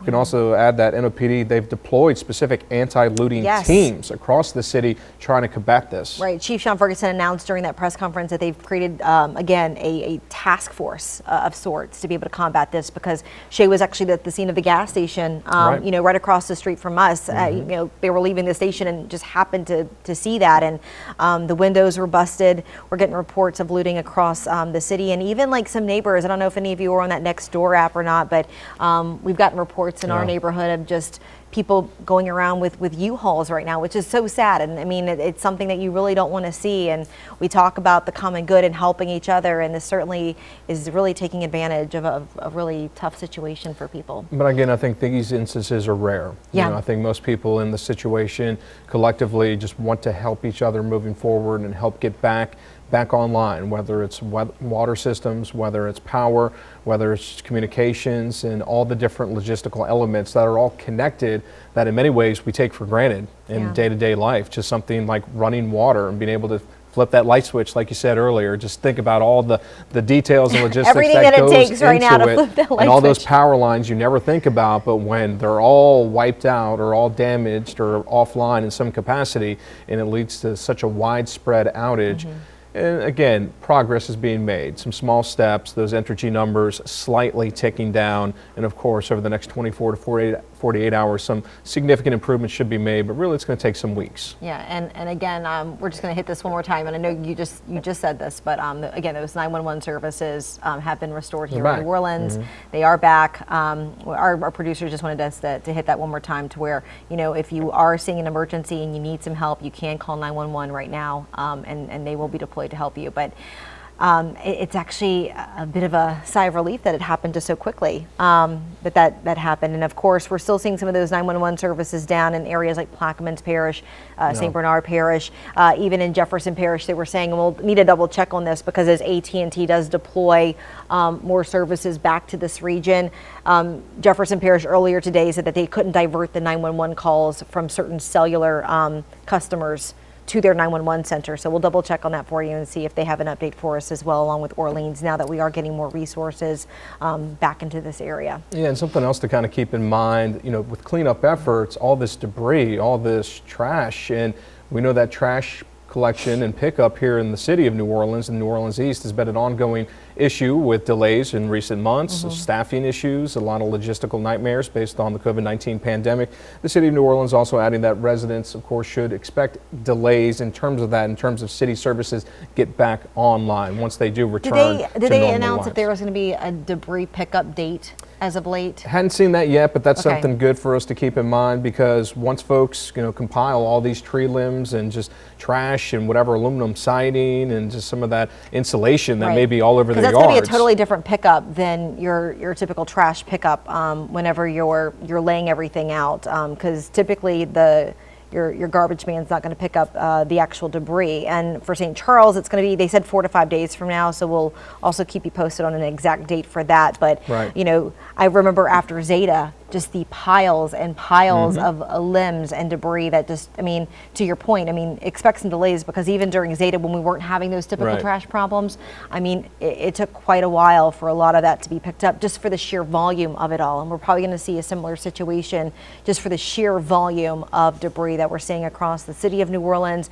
and Jefferson Parish. And a lot of times these companies kind of help each other out, these debris removal companies. So it's going to take some time, and we know it's going to be a bit of a familiar sight, those high debris piles in people's front yards, the edge of the driveway, on city streets. Trash bins may be overflowing for several days, but again, power will be restored, you know, logistics, water systems will be eventually turned back online, and things will get back to normal. But you know, we here at WDSU, we're here to help. We're here to keep you informed, keep you connected, and relay the very latest information from our city, state, and federal leaders, who seem to be working very well together so far. The coordinated response has been in lockstep, and while the assessment and surveys continue this afternoon, this day after Hurricane Ida makes landfall in South Louisiana, the recovery efforts and restoration efforts have already begun as well. And if there's any other positive too, you know, we heard this from President Biden. We also heard this from leaders in Jefferson Parish, the Southeast Louisiana Flood Protection Authority. Our hurricane protection system worked as designed. All of the levees that were created throughout this system, there were no overtoppings, there was no breaches, so everything worked as it should have. And again, a lot of these surges and these high water rescues and a lot of the high water that we are seeing are areas outside of that levee protection system in terms of a lot of the flood waters that we're seeing. So at this point, many people happy with the way that the system worked out here along the South Shore. Yeah, not only here in New Orleans, but in some of the lower, you know, portions of Jefferson Parish down in Lafitte.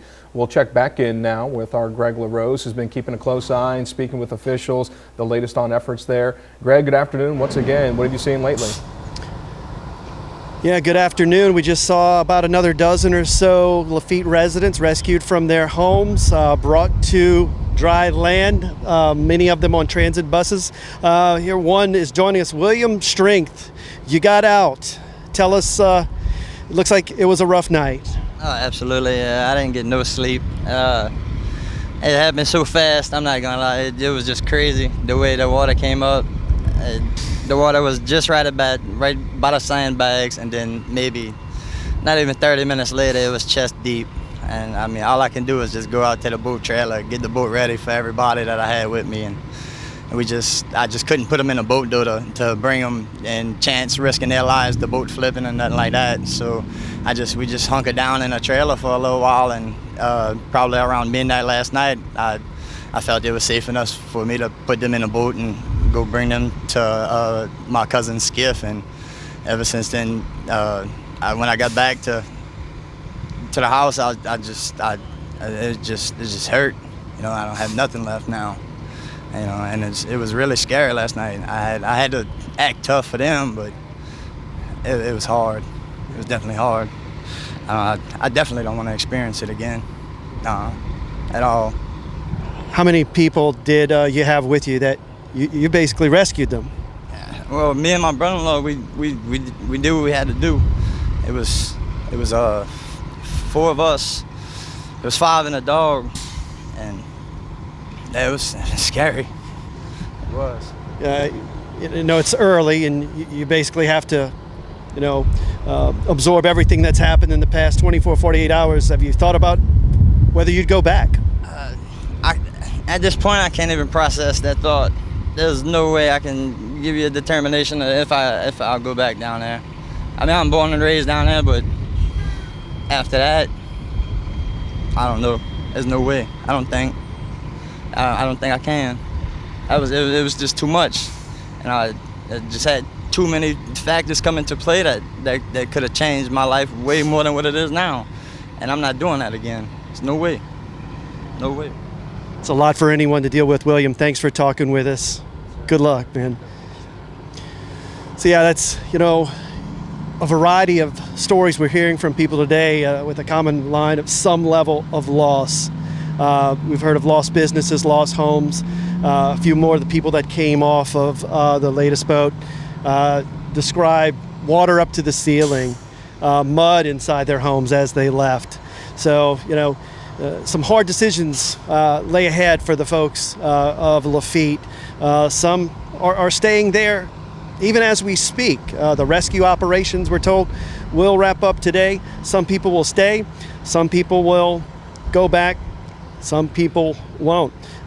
It's a lot to absorb. We'll keep you apprised of everything that transpires down here, guys. Back to you. All right, Greg, and we've got several press conferences coming up as well. St. Bernard's having a press conference around 3 o'clock. St. Tammany is having one at 3:30, and to your point, we've got the governor a little later on. 4 o'clock with the state's overall response, and of course meeting virtually with President Joe Biden earlier, trying to coordinate that federal response here as well. But the good news, and like we see in some of those live reports, the sun is out. And that's needed after yesterday and last night's just severe winds and rain that came through. So Chief Meteorologist Margaret Orr is here with us once again. And Margaret, we're making some progress. We are. Let's look at painting behind you, Margaret. I know. Okay, so it's still kind of gray, right? But these are not severe clouds. No. This is what we call stratocumulus. Did you know that? I know now. Okay, so they're not building very high, and they're kind of one right after the other, so it kind of gives a gray look. But those are not rain clouds. Now, we do have some rain. Let me show you where. It's down here at the mouth of the river, and then over towards Foley and Pensacola and Destin, if you've got friends over there. Few sprinkles on the North Shore. This is our live radar that WDSU has. We've got our own setup over in Chalmette, and so that's why when the Slidell radar goes down, we have always got our own radar. All right, let me show you what's happening with Tropical Storm Ida. Max winds are 40 miles per hour, moving northeast at 9. And at this point, it's kind of close to Jackson. But look, the rough weather is to the north and on the east side. We do have the tail kind of along our coast, so we'll be getting some rain associated with that. Here is a look at Ida as it made landfall right there at Port Fourchon, 11:55 in the morning, max winds 150. So that means we have now, in the state of Louisiana, had 3 Cat 4 hurricanes with winds of 150 miles per hour. You go back to the last island hurricane in the 1800s, and then Laura last year, and now Ida. And as you can see, Cat 4 hurricanes are definitely devastating. So here is a look at what happened, making landfall right about there. Forecast models did such a good job with this, bringing it up across Terrebonne, Lafourche. That's why over in Lafitte they had such a hard time. High winds, and they had the eye wall, and they had the onshore flow, and they had all of that rain. Same thing happened over here at Laplace. They were in the eye wall for an extended time period, and then they also had the storm surge with that east wind pushing water into Laplace, and so much flooding occurred. Highest winds now are really well offshore. There you can see the buoy showing a good 30, 35 miles per hour, and then there goes Ida moving off to the northeast. So our concern now, a little bit of rain along the coast, and then you get these wraparound clouds, and we'll get some rain moving in tonight. You can see the flow. Not expecting a real downpour with those, but you do have the potential. And then to the north, just keep in mind in South Mississippi, they're going to have that rain. Here is a look at the rain bands that continue all the way up to Mobile, heading into Pensacola. And in those bands, the potential that there could be tornadoes. On the North Shore, a few sprinkles, same thing into South Mississippi. But look at all of these flash flood warnings. So you've got to know, with all of the rain that we had and the storm surge, we have got the rivers that are very high, not only for the North Shore, but for South Mississippi too. So on the North Shore, it is moderate to major flood that's forecast. Then we can go to the South Shore. Of course, we had the surge that took place, and also the very heavy rain with the eye wall moving across this area. So flash flood warning still in effect, and we had that emergency over in Lafitte. There, a look at the flash flood watch, and it's in effect until 5 tomorrow morning, simply because we have had so much rain. Any additional rain will cause more problems, and these are the flash flood warnings. So I want you to see the rivers. They are rising really fast, and we're expecting major to moderate floods. So if you live along these rivers, look at these stages, know where they're going, and how that could impact your neighborhood, your house, so that you can be prepared. Tornado watch also in effect. That's off to the east, and it's for, you know, the rain bands that are circulating around Ida. Meanwhile, it's a beautiful view outside. It's not storming. Yes, we've got clouds, but that means it is not as hot. 87 degrees being reported, the average high, now down to 90. I know all of the equipment knocked out, so you're seeing a southwest wind at about 10 to 15. We do have some gust at the airport, 28, Gulfport, or rather 26, and Gulfport is 28. Highest gusts were actually early this morning, and the ones you're not seeing, those reports, well, the anemometer was blown out by all of that wind. And rainfall totals today, not exactly accurate, and again, because all of the equipment has been blown out. So we can look at that forecast tonight. We're dropping into the mid 70s to near 80. You know, this is important. Most of us do not have AC. And so, you know, it can get warm and uncomfortable. We go into the morning hours and we are seeing some low 70s on the North Shore. That's bearable. But at the lakefront, only dropping down to 80. That's uncomfortable. We do see rain occurring along the coast. That's why the flash flood watch is in effect. And oh, by the way, Lee Southwick finally going home, getting to go to sleep. So big round of applause for all of her hard work. Bye, see you later. She's great. Okay, and then you go into Tuesday afternoon.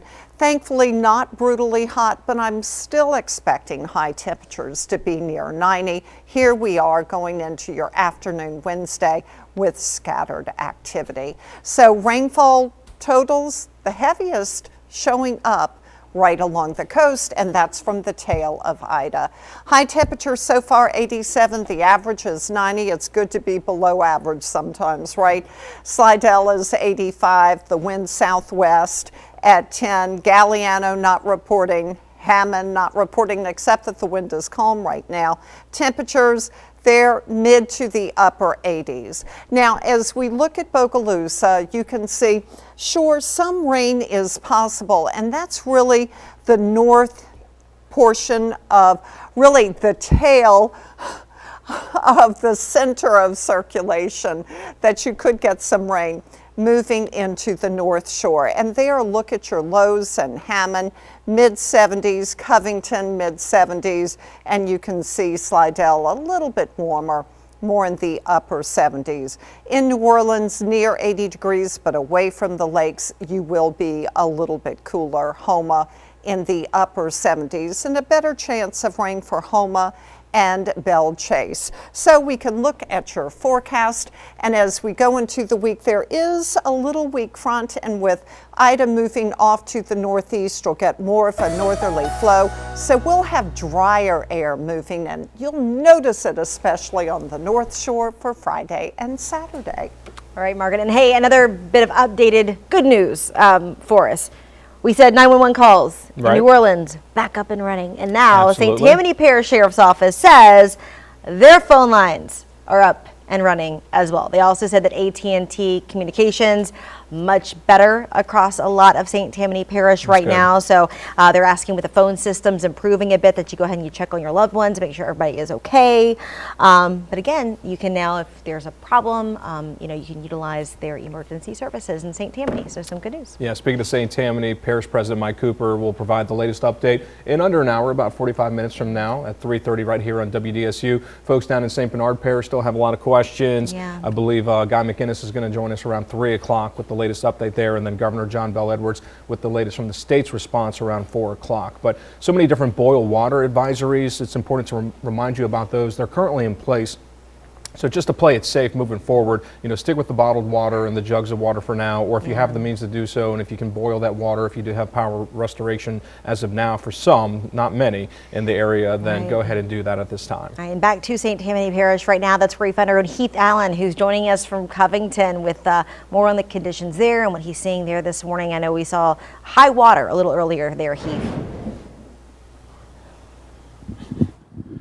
Yeah, well, those are the two problems that we've seen up here. High water, of course, and then power outages also. So that's what we're going to be dealing with. So let me show you a couple of things. We're at Covington Point. Covington Point, just north of Covington itself, on Lee Road, right off of Lee Road, going up toward Franklinton. Why is the power going to be out for a while in various areas? Take a look at this mishmash of power lines that is down right along the road here leading past Covington Point. You can see where the lines are down on the ground in some areas. If you look further down the road, you can actually see where a big pine tree is actually still leaning on the power lines up against a power pole. The transformer's been knocked off. Somebody did come by. It looks like they did cut the tree back over there, but the trunk is still leaning on the power lines themselves. So again, you're looking at a number of different problems. Now, watch over here. We're going to walk it. All these power lines are kind of draped here, and you can look back up the road here and see the traffic. Here's the issue that people run into. That power line is just laid down, just barely it's over the road, and then people that are coming down this road have to make up their minds at some point whether they feel like they can actually get under that power line or not. Now that is that's an issue for those people. You don't want to have a situation like that. There's no power out here. You've got to believe in your head that there's no juice in there, but what do we all know? We always know that we consider every power line to be hot. You consider every power line to have power going through it and treat it that way as safely as you possibly can. So as the cars come down the road here, they just barely squeaking under these power lines. I'd hate to be the one that just snagged it and pulled it down the road. That'd be kind of scary. But that's why it's going to be a long time, because there's areas like this from Terrebonne to Mississippi and points north all the way into across the state line, and in Tangipahoa Parish. It's just, no matter where you go, this is the kind of situation you're going to run into. In an area that has all of these trees and all of these power lines, the two just don't mix, don't match. When they do, the lights go off. And that's going to take a while getting them back. All right, guys, we'll give it back to you. All right, Heath down there for us. And, we're seeing not just the downed trees out there, but of course the high water, and that's forced a lot of those water rescues in Lafitte for us. So check out this video here that we're showing you out of Lafitte. Man, this new video, it is extremely high. You can see some of those signs there, people being rescued, members of the National Guard helping. You also just have regular loved ones who are out there with their own individual boats and airboats trying to help these poor houses and the vehicles that have been trapped in these waters. I mean, that's several feet of water inside homes, which will have to be gutted, and that's a process. We know that process well, and that's going to take time. Poor dog. Hope that pup's okay. It's going to take a while to file those insurance claims and get that funding, but again, we feel that the state was positioned to handle this natural disaster, Hurricane Ida, to get those resources allocated from the federal government, from FEMA as well, and to hopefully get that funding into these homeowners and property owners' hands as soon as possible. And to kind of put it in a little bit of a perspective for you, see these high water vehicles there, it's in that big box, the bottom left-hand side of your screen, that's where they're taking them. It's kind of a staging area right outside of Lafitte where you've got members of the National Guard. That's that smaller box you see in the bottom left. And so behind that point, past that point, this is kind of like the staging area that you see in the bottom.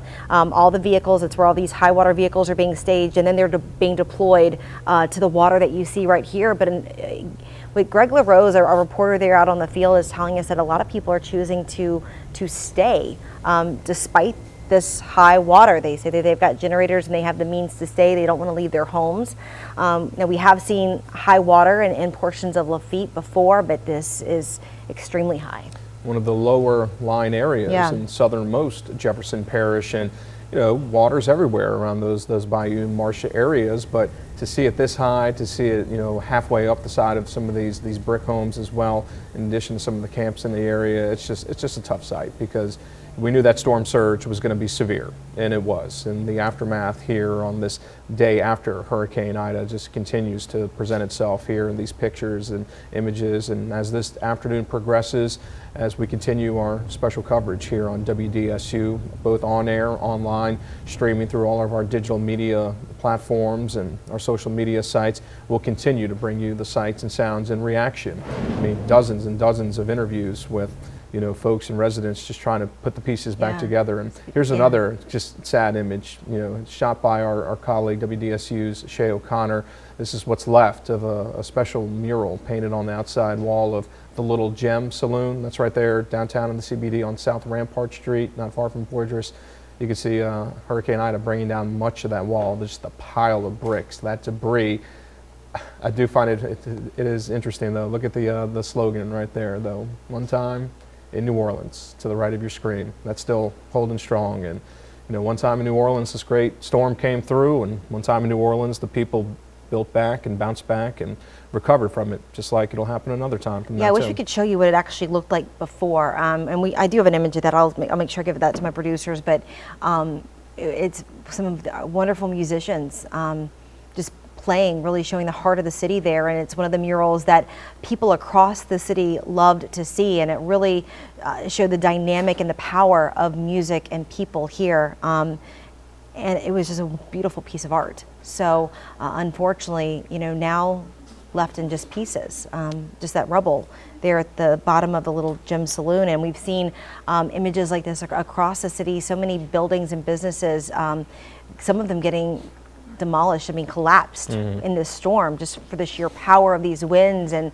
the rains that moved through alongside with it. And it's really an unfortunate loss. Hopefully, I don't know if it'll ever get to be redone in the way that it was, or maybe the artist will take a different path with it, and in redoing it, it would be interesting to see what comes of that wall once it's rebuilt. Also, we've got pictures from our NOLA Ready Facebook page. It's the governmental page here in New Orleans, just showing you some of the damage around the Crescent City right now. So I want to give you some of those images here. Again, more of these buildings that we're seeing kind of just reduced to rubble in some places, where we're seeing piece of the facades just falling off. More and more images, again, coming inbound from NOLA Ready here. This is a wider scope for you of just the devastation. Man, just the power of those winds. It's so severe and so significant, because we saw those gusts just really create that storm surge, but like Margaret mentioned, even gusts of 170 miles per hour, just showing you the sheer just force of this storm system as it made through. We are being told that we're also simulcasting on one of our radio partners here in New Orleans, WWNO public radio, if that's being relayed to me as well. or WNNO, excuse me, WNNO, moving forward. But again, search all of our digital media platforms where you can find this signal. And as we mentioned, a lot of our viewers who evacuated the area, you know, are able to catch this live stream, which will continue here in the afternoon hours. And as we continue to document the real life, you know, tangible impacts of Hurricane Ida and what it's left here in Southeast Louisiana. But the community here, the people here, we know the recovery continues and the resiliency, that's not going away. You know, homes will be rebuilt, roofs will be redone, and hopefully everyone's just taking care of their own and checking on their neighbors and helping those folks who are most at need at this time. Yeah, and there are staging areas right now to try and get some of these trees off the streets. When it comes to our power outages right now, still seeing around 826,000 customers, Entergy customers without power. Those are homes, those are businesses. A bit better than what we were seeing much earlier this morning at 857,000.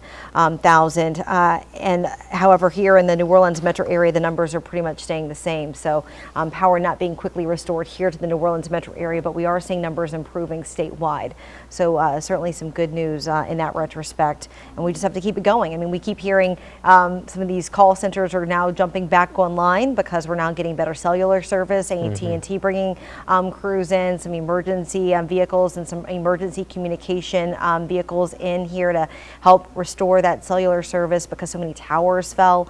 And look, we had some really big towers fall when it came to Entergy. 8 major lines fell, and they are going to be in the process of trying to restore those as quickly as possible. But that's a major feat for a lot of these linemen. And look, our viewing area, it's vast. It really is massive. And we have our crews working around the clock, 24 hours a day at this point, trying to bring you those images and bring you that reaction from residents, from city, from state leaders, from health officials, from power companies, trying to get you all the information you need from the North Shore to the South Shore to the East Bank, and of course the river parishes and down south along the coast as well. So we'll continue to present that information as it comes in. We've had a lot of viewers message us, say, what about this region? What about this parish? That's what I'm looking trust through me, right now. we're trying to get through every single area that's been impacted. And at this point, it's safe to say it's nearly a dozen different parishes, if not more, in some form or fashion throughout the area, because this storm, with its widespread impacts on power systems, on water systems, and on infrastructure and communications, really so far has been unmatched in that sheer combination. Right, and then again, just keep in mind we've got curfews in place. Many of those are going to be in the overnight hours, so keep that in mind. Although Jefferson Parish is going to be until 6 o'clock tomorrow morning. Boil water advisories are in place for the majority of our viewing area right now, and don't expect to be sending your kids back to school anytime soon, especially with the debris that we're seeing, the power outages that we're seeing. So a lot of issues in that retrospect. But now for another check of our forecast for today in terms of what we can expect with those cleanup efforts underway, and then also the next couple of days as we're still expecting a lot more heat. Chief Meteorologist Margaret Orr joining us now with a little bit more detail on that. Margaret. So you know what the good news is, it is not going to be as hot as it was when we had Hurricane Laura last year. But not as cool as Zeta. Yeah, oh, I know. Not as cool as Zeta. Zeta is okay. I can sleep in my house during Zeta. I know. Wasn't that great? I mean, you don't often get that. But in this situation, it's still going to be hot. We're still going to have high temperatures near 90 to the low 90s, but not the mid to the upper 90s like we had with Laura when we had those heat warnings in effect for weeks on end. So that is the good news, as we're all dealing without power except for people who have generators, and be careful with those generators.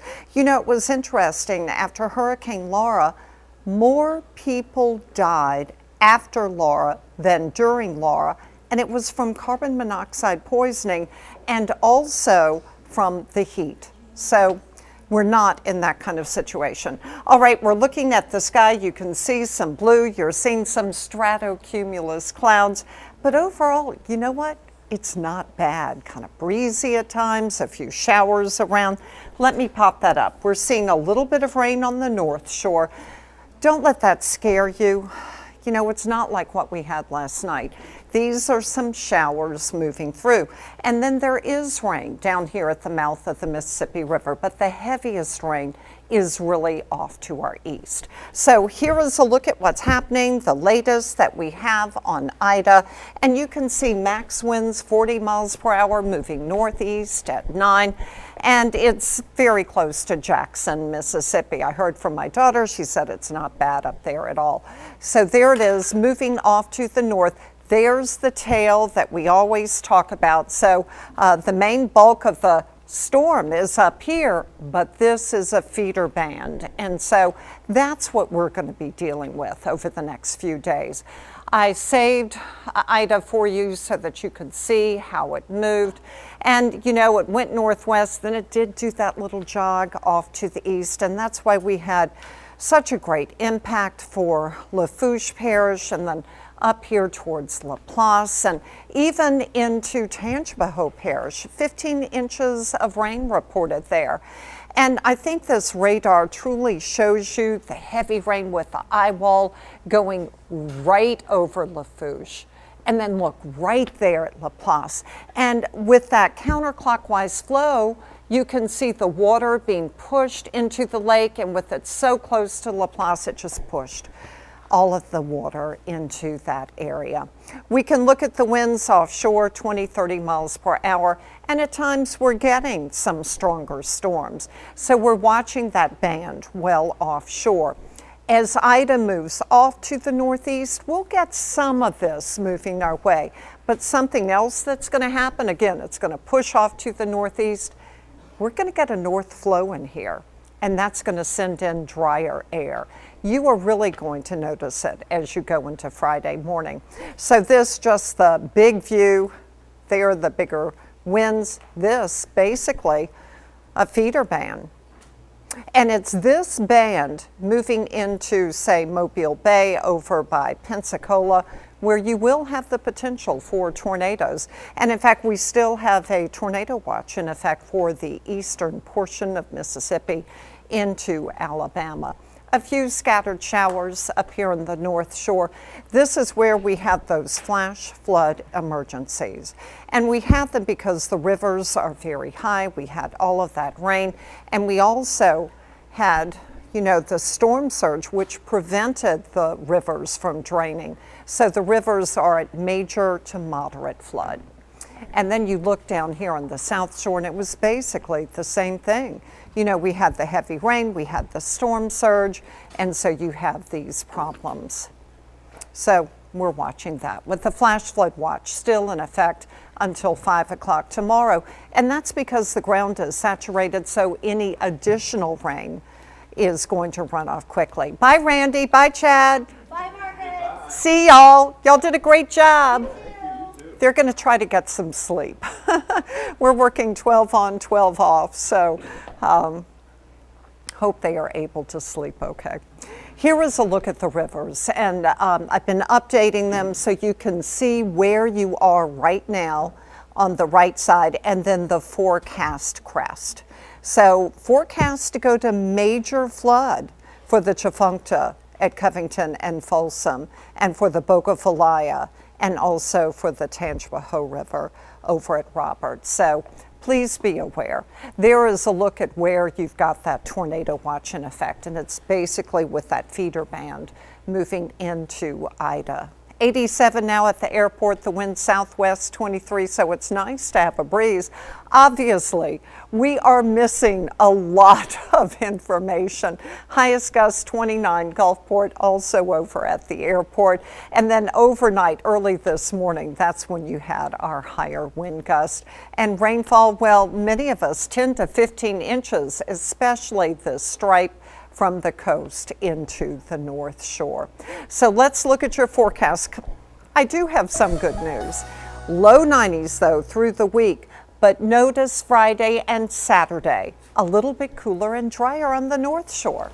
All right, great news there, Margaret. Thank you so much. Thanks for joining us, everyone. 3:05. I'm Sala Kim, along with Gina Swanson, took over for Randy and Chad. Thanks for joining us on our continuing coverage of Hurricane Ida and the aftermath, and as we assess the damage and the recovery efforts after the storm. Yeah, I even put on my yellow dress because Margaret says the sun will shine the next day, and here we are, just trying to begin to pick up the pieces. We want to take you now to St. Bernard Parish, where officials there are giving us an update on conditions. Let's take a listen.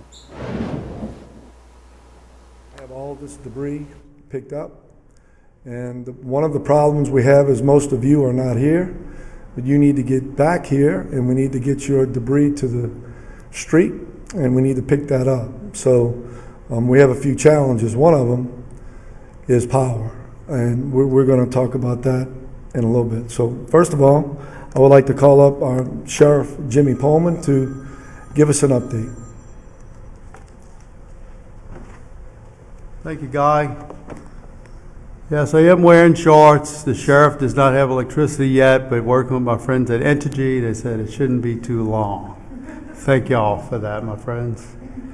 So, first, let's keep our thoughts and our prayers with our friends who just to the west of us that really got hit hard from the hurricane last night. I spoke to many of my sheriff friends, and they going through some tough times. Lafourche and Terrebonne, St. Charles, St. James, St. John, and we kind of feel a little guilty on our end that we fared out pretty good here in St. Bernard Parish. But nonetheless, we had a very scary night, a very long night, and including today was a very busy day. I spent my morning working along with our fire chief and AT&T trying to get our 911 system up. It was out throughout most of the night and most of the day today, and I just couldn't imagine that somebody needed to call for help and call 911 and not able to reach us. I can't imagine what they went through. But nonetheless, we did respond to several life-threatening emergencies last night, including 2 calls where people were supposed to be trapped in houses. It didn't turn out that way, thank God, but we had a special team of deputies that respond to those calls along with our fire department, and we owe them a deep gratitude and thank you for risking their lives to go out to try to save someone else's lives through this very horrific event that we had last night. But most the remainder of my day, I spent some time just correcting stuff on Facebook. People are saying St. Bernard Parish is shut down. People are saying the state is shut down and that they can't get back home. But that's all false information. If you can come home and you have a generator and you think you can be comfortable without electricity for at least a few days, then come on back. We're here to protect you and we want you back. But if you're not comfortable by doing that, you may as well just spend a couple more days like my family. And actually, they're trying to extend it even further than that because they're in Florida. But if you don't feel comfortable coming back, just stay away a few days. We're still cleaning some things up and getting some things straight. So in a discussion with our parish president, we decided to have a parish-wide curfew tonight from dusk to dawn. The reason being, without electricity, it's very dark out there, and in the early morning hours, we discovered a couple of business burglaries overnight. During the storm, some punks went out there and burglarized a couple of our businesses. And I want to tell those punks, keep looking over your shoulder every moment, because I guarantee it's not going to be long before one of these deputies snatch you up and put you in handcuffs and put you in my jail out on Parish Road. So, which don't have air conditioning either. So be on the lookout for us. But, all in all, things went well for us here in St. Bernard Parish. I finished my evening up by dealing with some things in the eastern part of the parish. As y'all know, outside our levee protection system had a lot of water. And this afternoon, was able to send a couple of sheriff's boats out, airboats out, to do an assessment both on the Delacroix side, the Waclosky, Hopedale, Shell Beach, and Florissant as well. Now, I do understand and do sympathize with our commercial fishermen who have some big investments down there, whether it's a dock, a fishing boat, or business interest down there, and they really want to get down there to go check on their business. But it's my job as sheriff, as in charge of public safety, is to make sure that you can do that safely. And sometimes these commercial fishermen and others come to the wall, and I'm wasting a lot of time arguing with my deputies about when they can go down there and when they can't. So when my deputies deemed it safe to let these guys down there, they will let them down there. But until then, you're not going. I don't want to argue with you. I don't want to argue with the councilman. I just want to let you know that if I'm going to be in charge of that mission down there, with my guys say you can go, that's when you can go. Other than that, you are simply not going. Don't get mad at anybody else. Get mad at your sheriff. He's the one that makes that call. Thank you very much.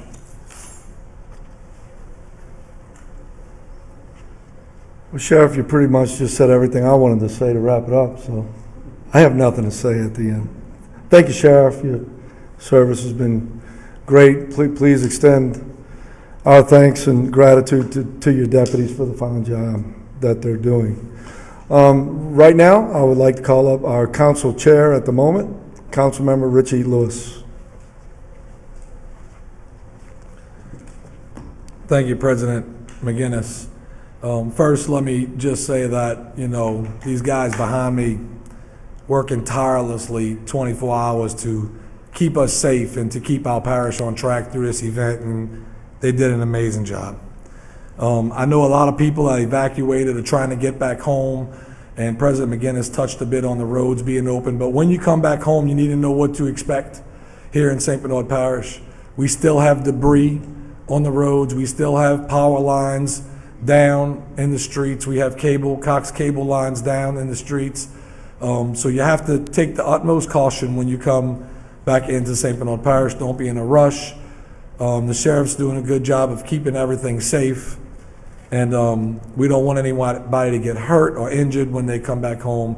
I think we have 1 or 2 gas stations that are open, and it's probably a 4 or 5 hour wait to get gas. I don't know if they're limiting on how much gas each customer can get, but I can tell you the lines are long. We don't have a grocery store open just yet, so when you're coming home, get your supplies together, get what you're gonna need for a week or so, and be prepared to settle in with those things until we can get a few more of our businesses up and running. I can tell you from the business community, every one of these local business owners are doing everything they can to get up and service our community, and that's a real special thing to see happen as well.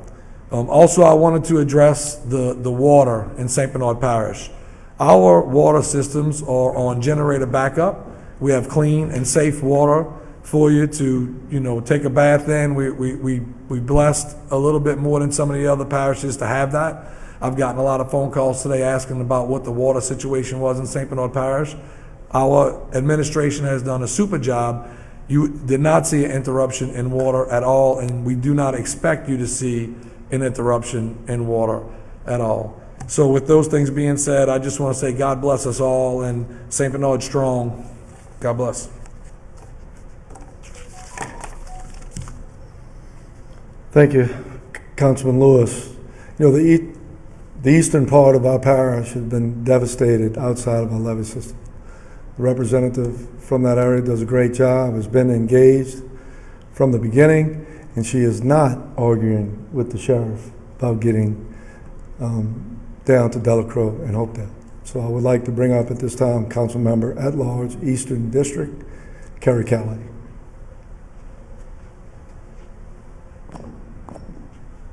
Thank you, Guy. I just want to kind of reiterate what Sheriff Pullman said. Really, the biggest issue we have seen in this storm is the effects that we have and are still having outside of our levee system. We fared well. Our levee system held up. It was the first or the biggest test, I believe, we've had on this levee system, and we are so happy in the results of how that went, and it did its job in the leveed part of St. Bernard Parish. However, we knew the storm surge was going to be significant outside of the levee, and that's definitely what we saw. Still now, and President McGinnis touched on this on social media, we have the MRGO rock system that is holding water in. So we are not able to have that water flow out quickly, so we are still seeing that elevated water sitting on the roads in the eastern part of the parish. So everything outside of the levee system right now is not drivable. Sheriff Pullman said he had, trucks down there, and it's absolutely everything past the junction, past last stop. You cannot get anywhere down there. As soon as it is possible and safe for us to let residents down there, you all will be the first to know. We want to get everyone to their camps, to their boats, to their property outside of the levee as soon as possible. So as soon as we can safely do that, we will. The sheriff has started doing assessments down there. As soon as we can get that information to you about the extent of the damage, we certainly will. From what he has seen with his crew down there, the water is still on the roads, and completely impassable once you get past the levee. So that levee wall is going to stay closed, and we're going to keep people from traveling down there. And just please caution everybody, if you're coming down here to check on your boats, check on your camps, please just wait. Please give us some time, let the water go down, let us make sure it's safe, and as soon as that is possible, we will let y'all know. I just want to thank all of our commercial fishermen and all of our residents that live and work and play outside of the levee system for their support and their help during this whole thing. They know what to do. They got as much of their assets out as possible, and as far as we've seen, most of them came in for the event, and it went as smoothly as possible. So we just need that water to go down, and we can get out there and get back to work on putting our community out there back together. And we know how to do it. We've been through it many a times, and as soon as that's possible, we'll be out there to be able to do that again. So thank you to the sheriff. Thank you for President McGinnis and the council and the administration for working with us and doing everything we can to make that possible. So God bless y'all, and I hope to see y'all back here soon, and us rebuilding and putting everything back together outside of the wall as soon as possible. Thank you. Thank you, Carrie. The first thing we think about and the last thing we think about during these storms and the aftermath is power. And here to represent Entergy, which is probably the largest task that we have going region-wise and St. Bernard Parish-wise, is getting our power turned back on. Here to represent Entergy today is Joni Bethel and Curtis Navis.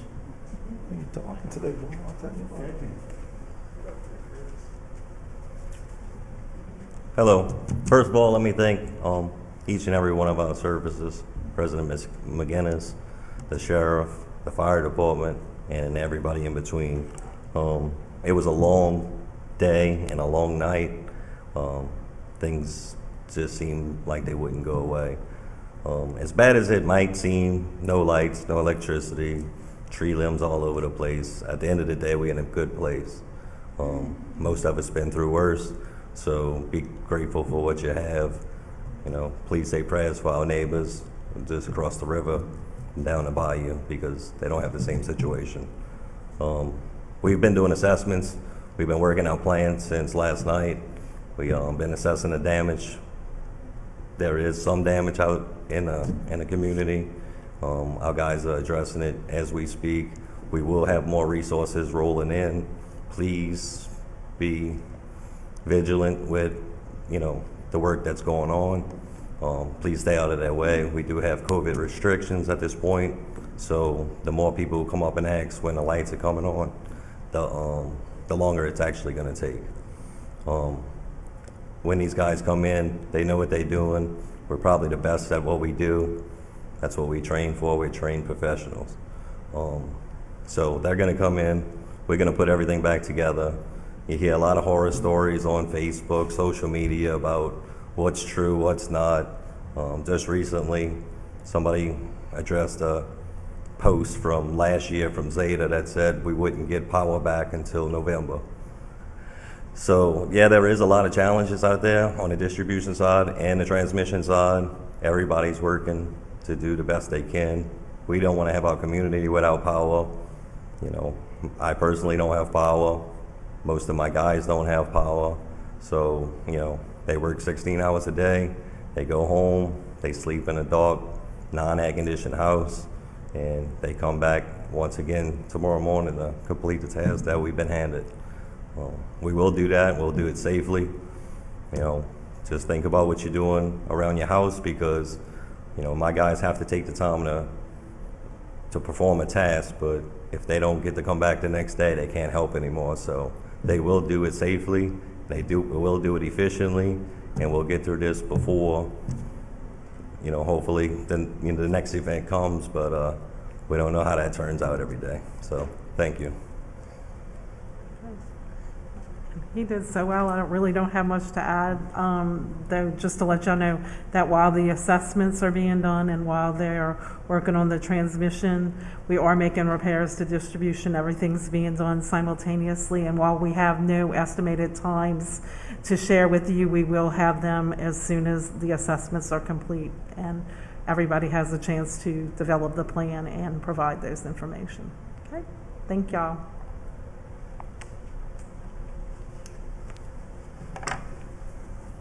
Thank you. We were expecting y'all to tell us it was going to be turned on next week. I was joking, Curtis. I was joking. My goal is today. I know that. I know that. Going through this and working with Entergy to try to get our power on, remember we have, I think it's 8 parishes, maybe 9, that are totally without power. Don't know if that was the first time that this ever happened, but there's a lot of coordination that needs to happen with that. Senator Bowie has been calling us off and on for the last 3 days. Senator Hewitt, already before the storm came in, working on getting St. Bernard Parish power turned back on. So, what we're trying to tell through our representatives to the governor, to the leadership at Entergy, is that we believe we're low-hanging fruit here in St. Bernard Parish. It's easy. Our system is fairly easy to put back together, and we were blessed. So the sooner they get us up and running, the sooner we can help some of these other parishes in southeast Louisiana get going. So we're asking them to get us up and going so we can help others. And at this time, I want to recognize our state representative, Ray Garofalo. Thanks, President McGinnis. I've been speaking to my colleagues from around the state pretty much all day when I wasn't touring the parish, and it seems like we were truly blessed. There's no question. We had, I believe, the 3rd test of our wall. Was this the 3rd test? We had Isaac, last year we had Zeta, and this year we had Ida. And we had no flooding, and there was a possibility with all the rain bands that were coming in that we could have had some rain flooding, but that wall stops the storm surge. So I want everybody to know that we are blessed in St. Bernard Parish to have that, and that if you're considering St. Bernard, you want to come down here, and this is the prime example, where it could have been a lot worse depending on how the hurricane came in, but because we're protected by that blessing, that wall out there, we had virtually no flooding. So please keep that in mind when you're looking for a good place to live.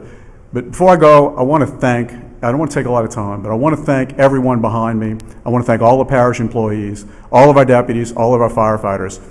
All night long, I could hear them on the radio. They were talking, they were out monitoring, they were watching people, they were watching our businesses. And that's exactly what a community needs. You need to feel safe when you go to sleep at night, even when there's a hurricane in the Gulf. And I felt very, very, very safe, even though I didn't go to sleep. So thank you guys very much, and please keep up the good work. And of course, our friends at Entergy, I know you guys were out too, and I appreciate what you guys did for us, and I know you're going to get the power back on soon. Thank you, God bless. Thank you, Representative. All right, so we're going to summarize it up. I hope I don't double up on anything here. When you're out and about, thank an employee of St. Bernard Parish government and thank a lineman without interrupting their work, right?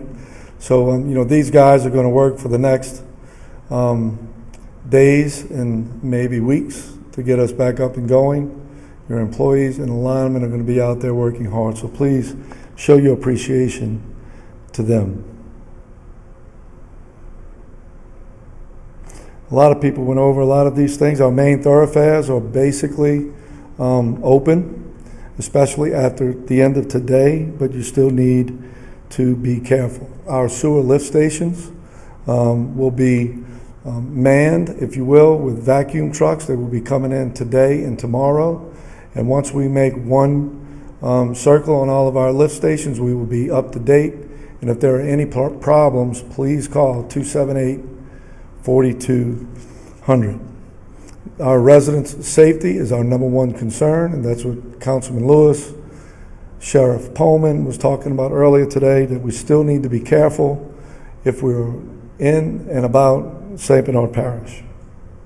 We have extremely limited services here in St. Bernard at this time, food and restaurants. We have maybe 3 or 4 with a few coming back on, and fuel is limited at this time. So we're hoping to get that up and going a little more as we go down the road here. If you know some elderly residents, or if there's family members that you know of, please go check on them. Right now is the time to check on them. It's hot, they don't have power, and they may be in need of assistance.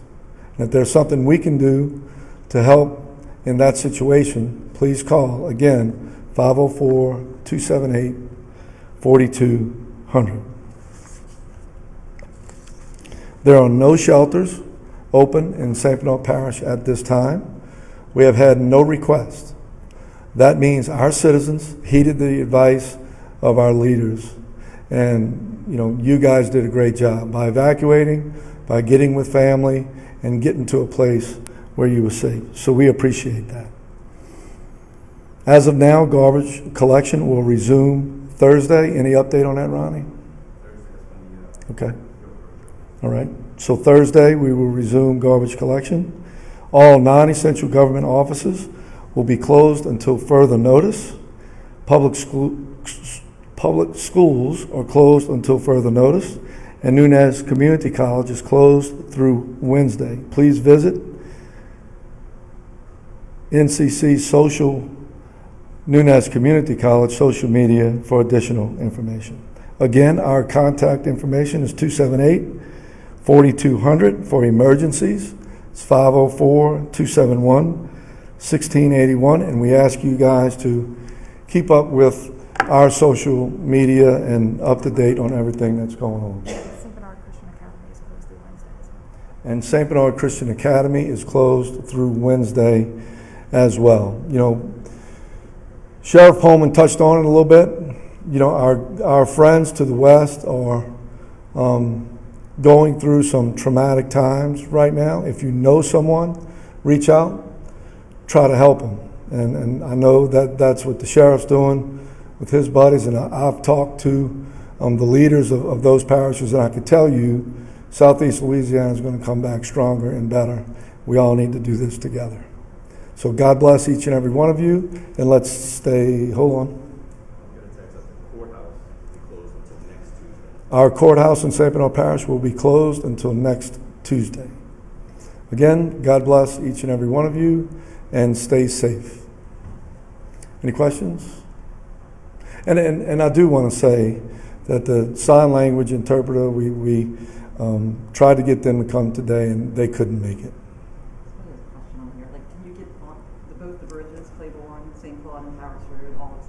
All entries into St. Bernard Parish are open. Thank you for that question. Any questions? Thank you guys so much. God bless. All right, you have been listening to leaders from St. Bernard Parish. Looks like for the most part in St. Bernard Parish, they say the levee system held up there. Main thoroughfares are open, but they still urge everyone to be careful. Sewer lift stations will be manned with vacuums. They say non-essential government office and schools will be closed until further notice. A courthouse closed until next Tuesday, but for the most part, they say the damage that they're seeing really just lots of downed trees, of course, widespread power outage, and roof damage. No shelters open in St. Bernard Parish, but they're reiterating that the levee system held up, and for the most part they feel confident and blessed that they made it out through this storm okay. You know, interesting listening to parish leaders. Yes, they did make it out okay in terms of I guess structural damage. The 911 system was down for a little while. The Sheriff Pullman says that it is back operable. He said that they did get a couple of calls that they thought may have been life-threatening emergencies emergencies, but when they went to check them out, they thought that there were people who may have been trapped, but when they went to check it out, that was not the case.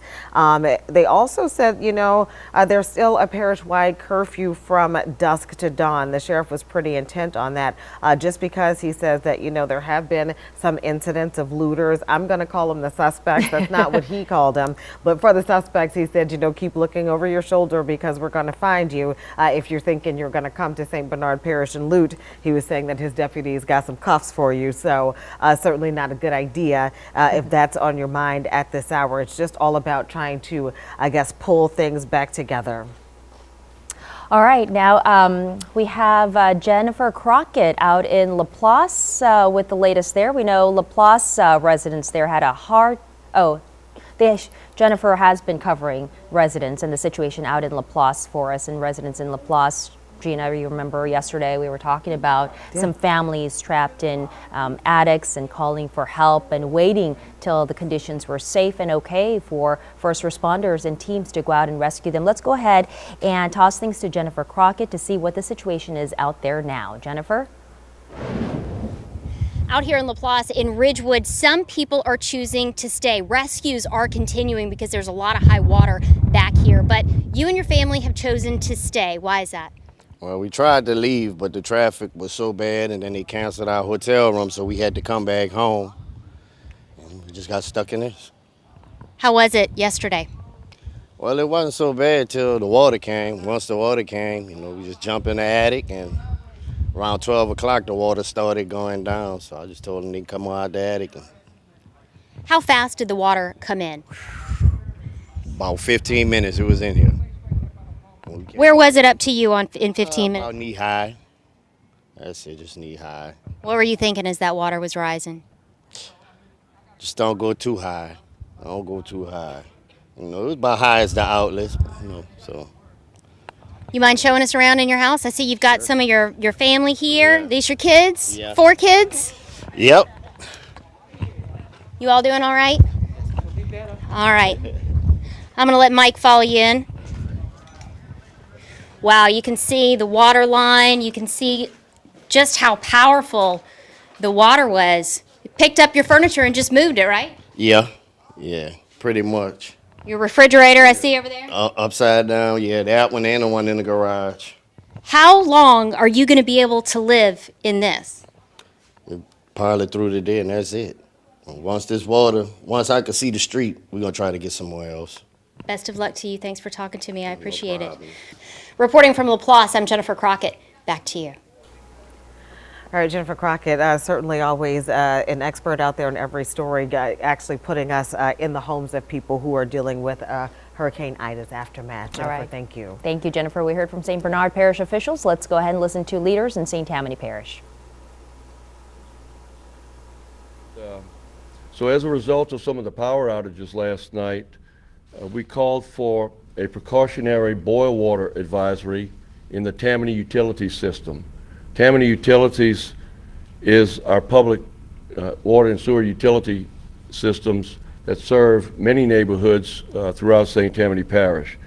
And out of an abundance of caution, we have called for this boil water advisory because when water pressures drop to a certain level, it's advised that water be boiled for at least 1 minute. So we ask our citizens to do so.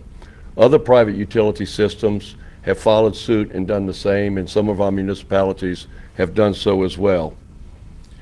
Our curfew is still in effect. We have a curfew that asks our citizens to please stay off the roadways during the day and in the evenings.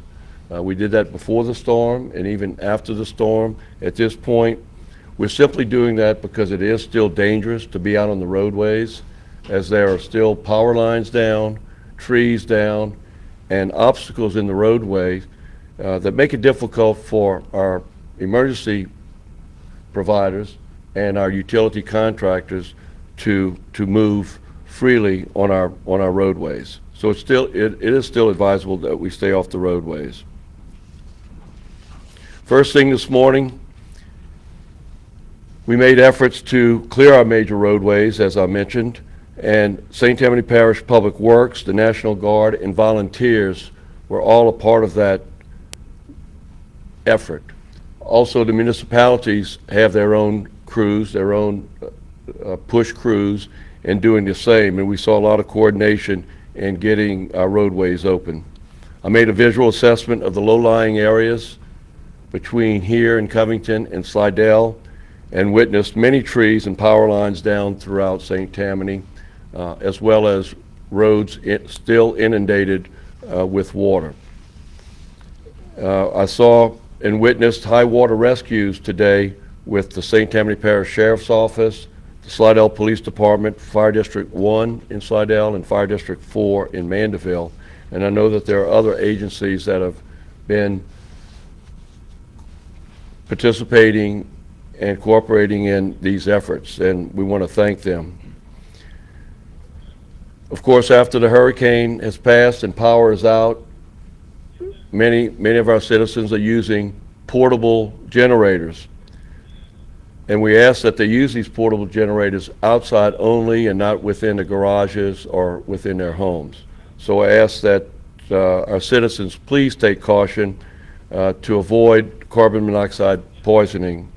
And please avoid sightseeing now, as again, the high water, the down power lines, and down trees can be a hazard and cause more damage or injury than the hurricane itself. Please help your neighbors in time of need, and you may contact our Emergency Operations Center here in Covington with our emergency number to provide your situation. If you have a downed tree in your home or have other issues that you want to report to St. Tammany Parish government, you may call 985-898-2323. Our 911 system is still down, as it is in other jurisdictions because of the strong force winds. Our 911 system is down. I'd like to give a brief update on our rivers. As we know, I've mentioned the last two times we've met here that our rivers were at normal stages before the storm. The latest numbers for our rivers after receiving this heavy rainfall, the Tchefuncte River near Folsom is now at 17.32 feet and is expected to crest at 22.98 feet, which is major status. In the March of 2016, that level was 25 feet, so it is below the March 2016 level. The Tchefuncte River near Covington, now it's 2602, and it will crest, expected to crest tomorrow morning at a little over 30 feet, still below the March 2016 level. The Bogafly River at Boston Street here in Covington, it's currently at 13.78, expected to crest at 17.01 later tonight or early tomorrow morning, and that is below the crest in March of 2016. The Bogafly River near Camp Covington, it is currently 56.4 feet with a crest expected at 58.02, and that is expected to crest later today, still below the 2016 crest. The Bogachita River near Bush is now at 8.63, expected to crest at 16.49 Tuesday afternoon, below the 2016 flood. And the Pearl River at Pearl River is now at 13.03, expected to crest at 17.5 next Sunday, or this coming Sunday, September 5th. It usually takes quite a few days to crest, and that is below the March 2016 crest as well. So we like to keep our citizens informed about those numbers because it gives them an idea of how to plan and protect their properties. Today, Monday, all of our schools were closed, as were announced before the storm. North Shore Technical Community College, parish government offices, the Justice Center, and parish libraries. And I'm sure other agencies were closed. As far as St. Tammany Parish government is concerned, we are going to extend those closures until further notice. A lot will depend upon getting power restored, and we'll get updates on that in just a second. But for the time being, our St. Tammany Parish government offices will be closed to the public as we're all working feverishly to get restoration of our services and get our roads cleared before opening back up. To report damage, our citizens who may have received or trees in their homes or experienced damage to trees in their homes or other damage to their private property, they may report that so that we can keep track of it for FEMA purposes. However, we encourage our citizens that have received damage to report it to their insurance companies. They must do that first. It may be reported to an email address, damage@stpgov.org, damage@stpgov.org.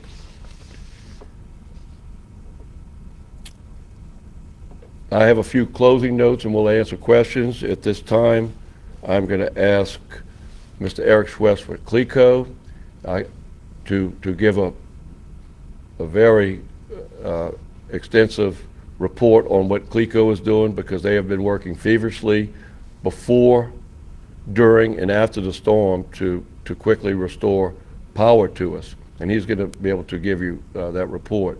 As you all know, I've been giving updates on closures or outages over the past few days, and Mr. Schwest will be able to give us an update on that as well to get us up to date on CLECO. Thank you.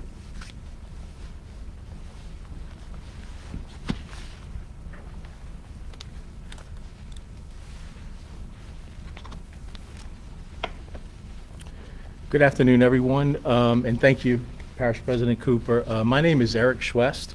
I'm the Vice President of Governmental Affairs for CLECO for the state of Louisiana.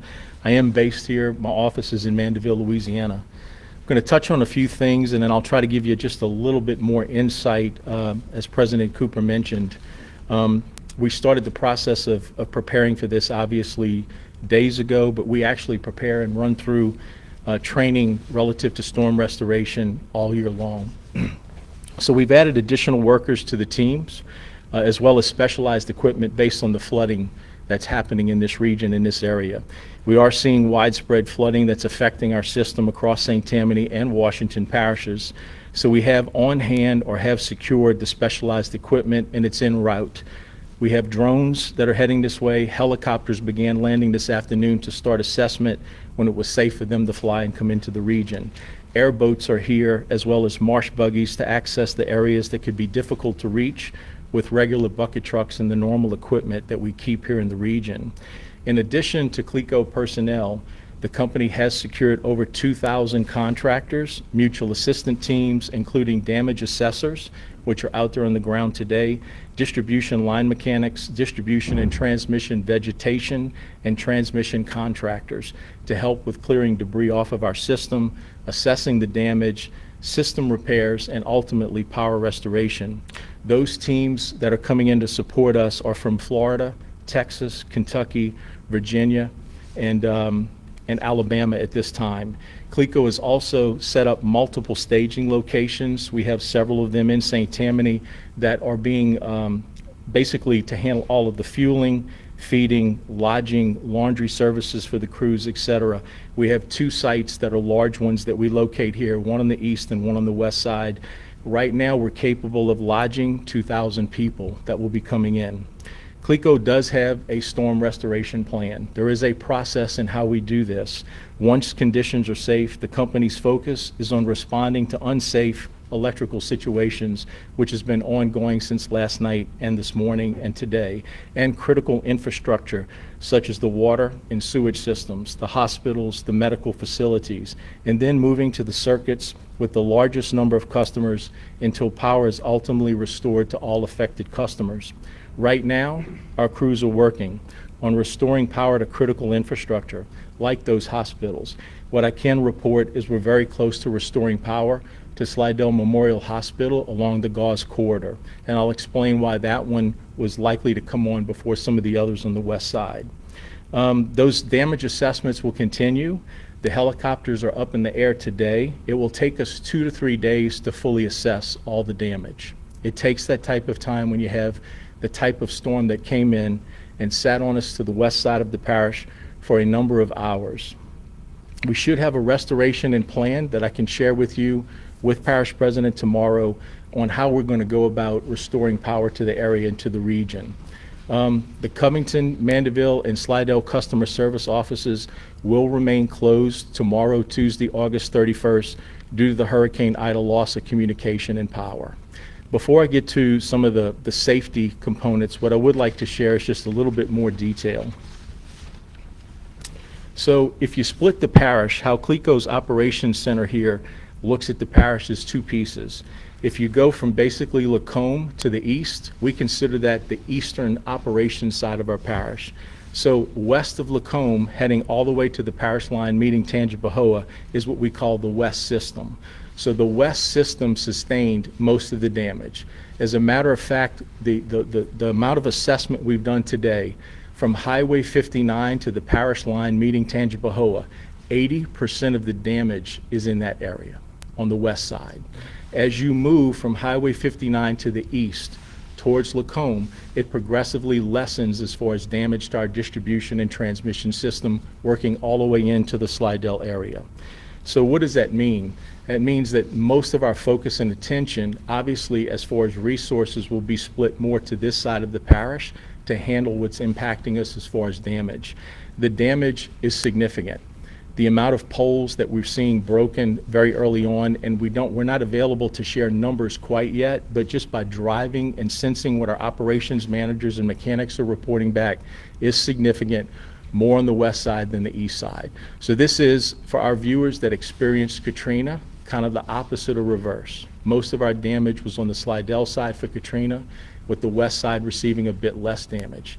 The good news that I can report is, unlike Katrina, for Katrina we lost all of our transmission systems coming into this area from both the east, the west, and the north side. Right now, we do have transmission systems that are up and running and available to serve power once we make the restorations on both sides of the parish. That is significant compared to not having any transmission at all. So that's a key item that we want to make sure that you are aware of, that will assist us and support us, that as the restoration is taking place on the distribution system, those systems will also be being repaired, but we have some of them heated up and actually ready to go. Areas that we'll be focusing on in the coming days, including today, obviously the 2112 corridor, where we have St. Tammany Parish Hospital and an intense level of medical support in that region. Also the Highway 190 corridor. Obviously it also has a medical component, but a lot of services to this area. We have a process of ranking that we go through and we update it every year. So those two corridors are primary on this side of the parish. We also are very focused along the lakefront. Mandeville, Madisonville. Madisonville was impacted significantly, both with wind damage and water, as well as Mandeville. So it takes a little time to get that specialized equipment out in the marsh, the swamp areas, to do restorations.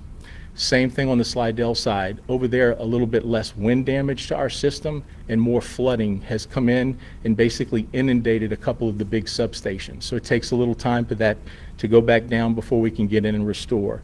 We are familiar with it. We've dealt with saltwater intrusion before from Katrina with the amount of push and drive that came up. So we're in a good shape. We understand how the equipment responds to salt water as far as restoring both overhead and underground systems. With that, I'd like to share just a little bit related to safety. Generator safety is critical. I know you hear it over and over again from officials.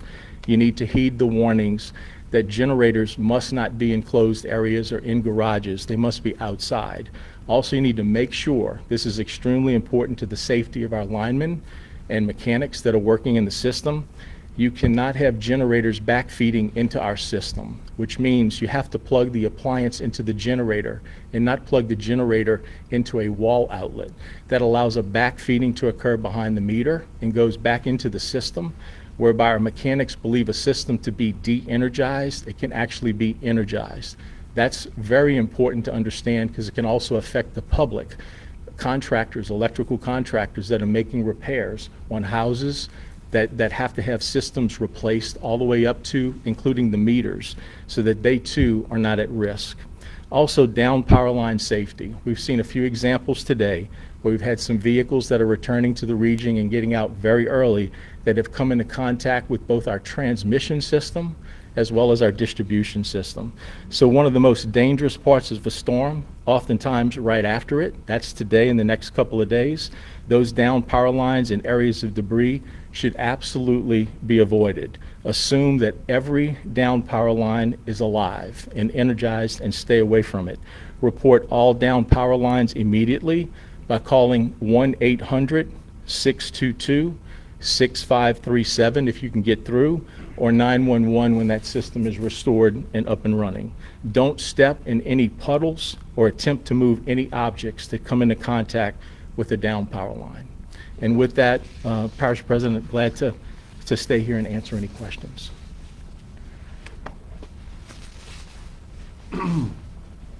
Thank you, Eric. Really appreciate that update. I know our citizens and our business citizens, institutional citizens appreciate that as well.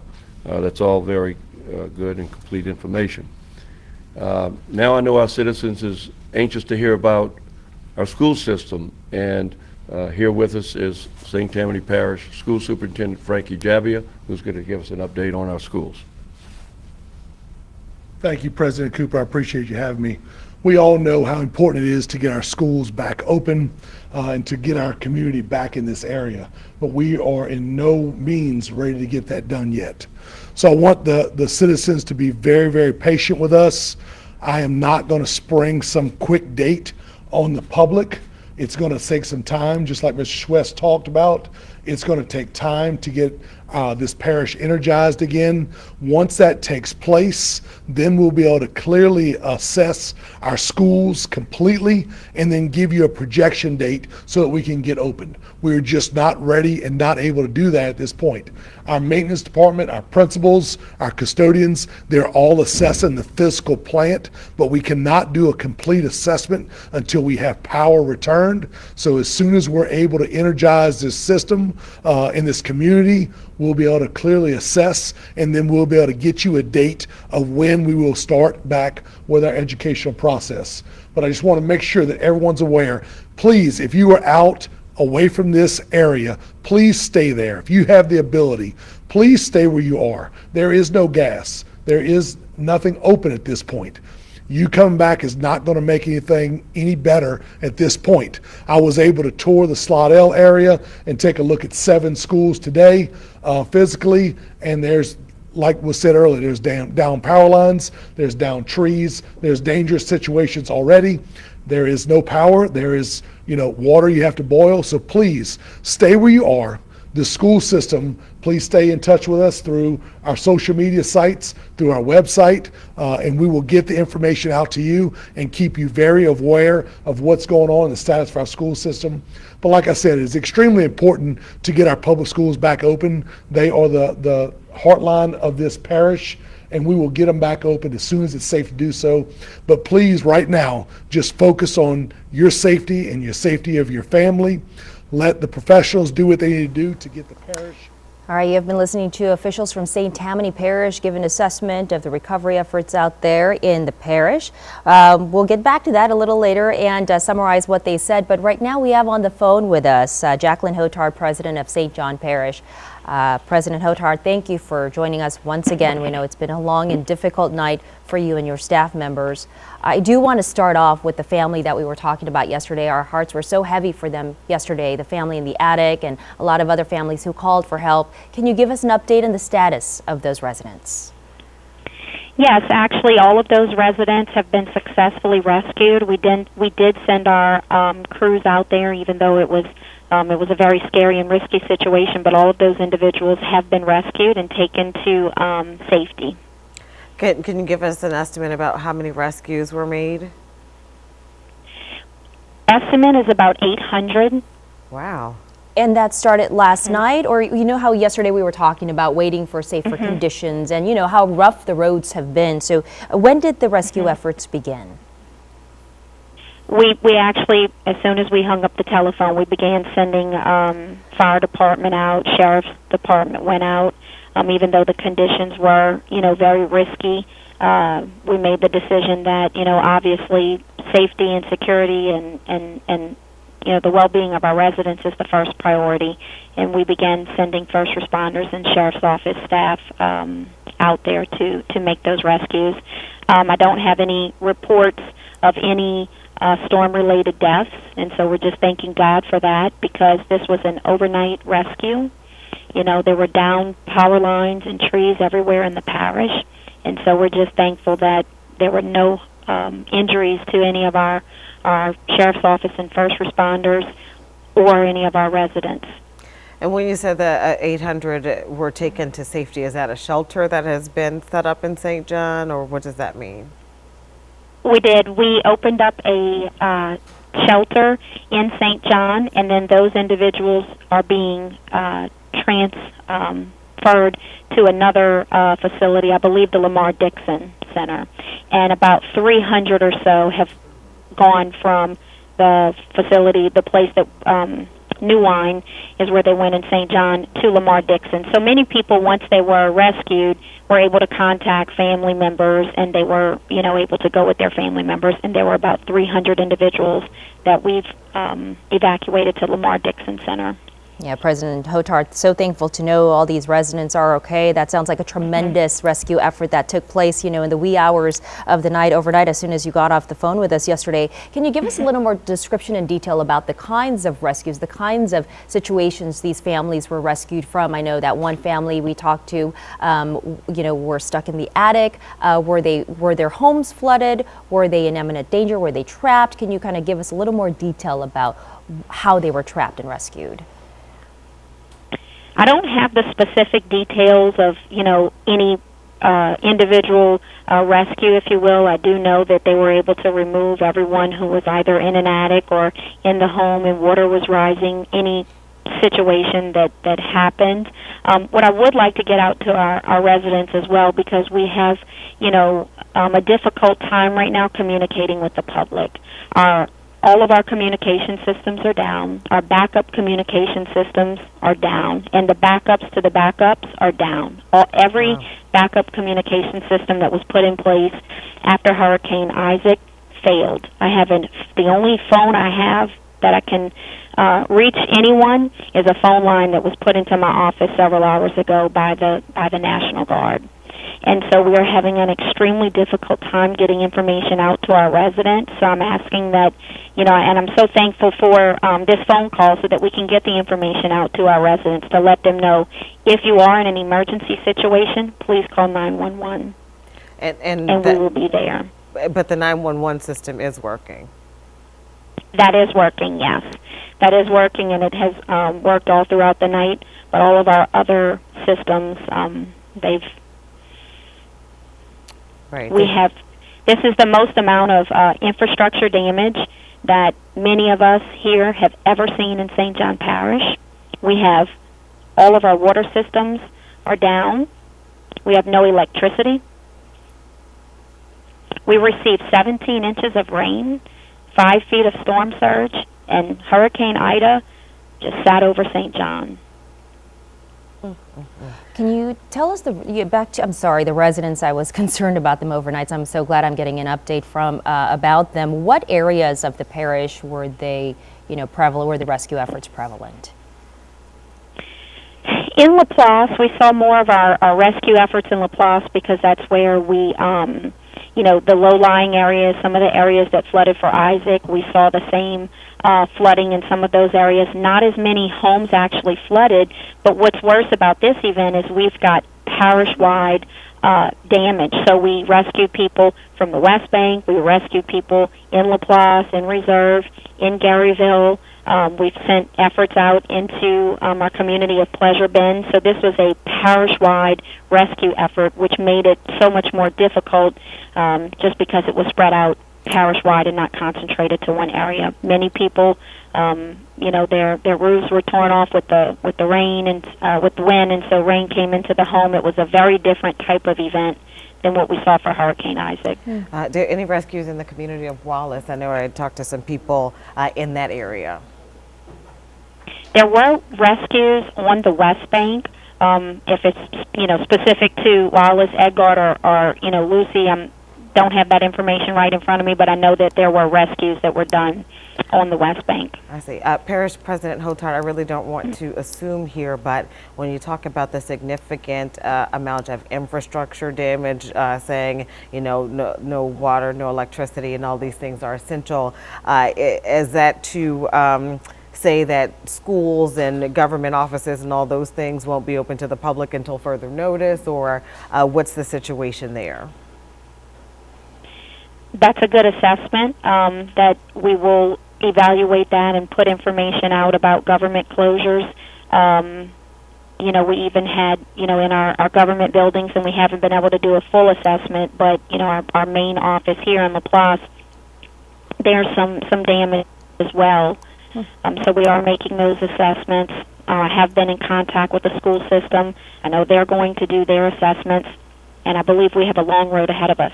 However, St. John, we're a resilient community, and I can tell you that we have already begun those recovery efforts, and that's the most important thing right now. We've rescued, we will continue to rescue, and move to recovery. I hate to ask you this because there's so many critical infrastructure needs that you were addressing, and you were able to make those 800 rescues and prioritize the well-being of the citizens of St. John. But when it comes to law enforcement, have you guys heard or seen any reports of looting in St. John? I have not had any reports of that. I'm in constant communication with the sheriff. He's been, in our emergency operations center, all night. We all, everyone stayed in here, and we don't plan on leaving anytime soon. I have not had any reports of that.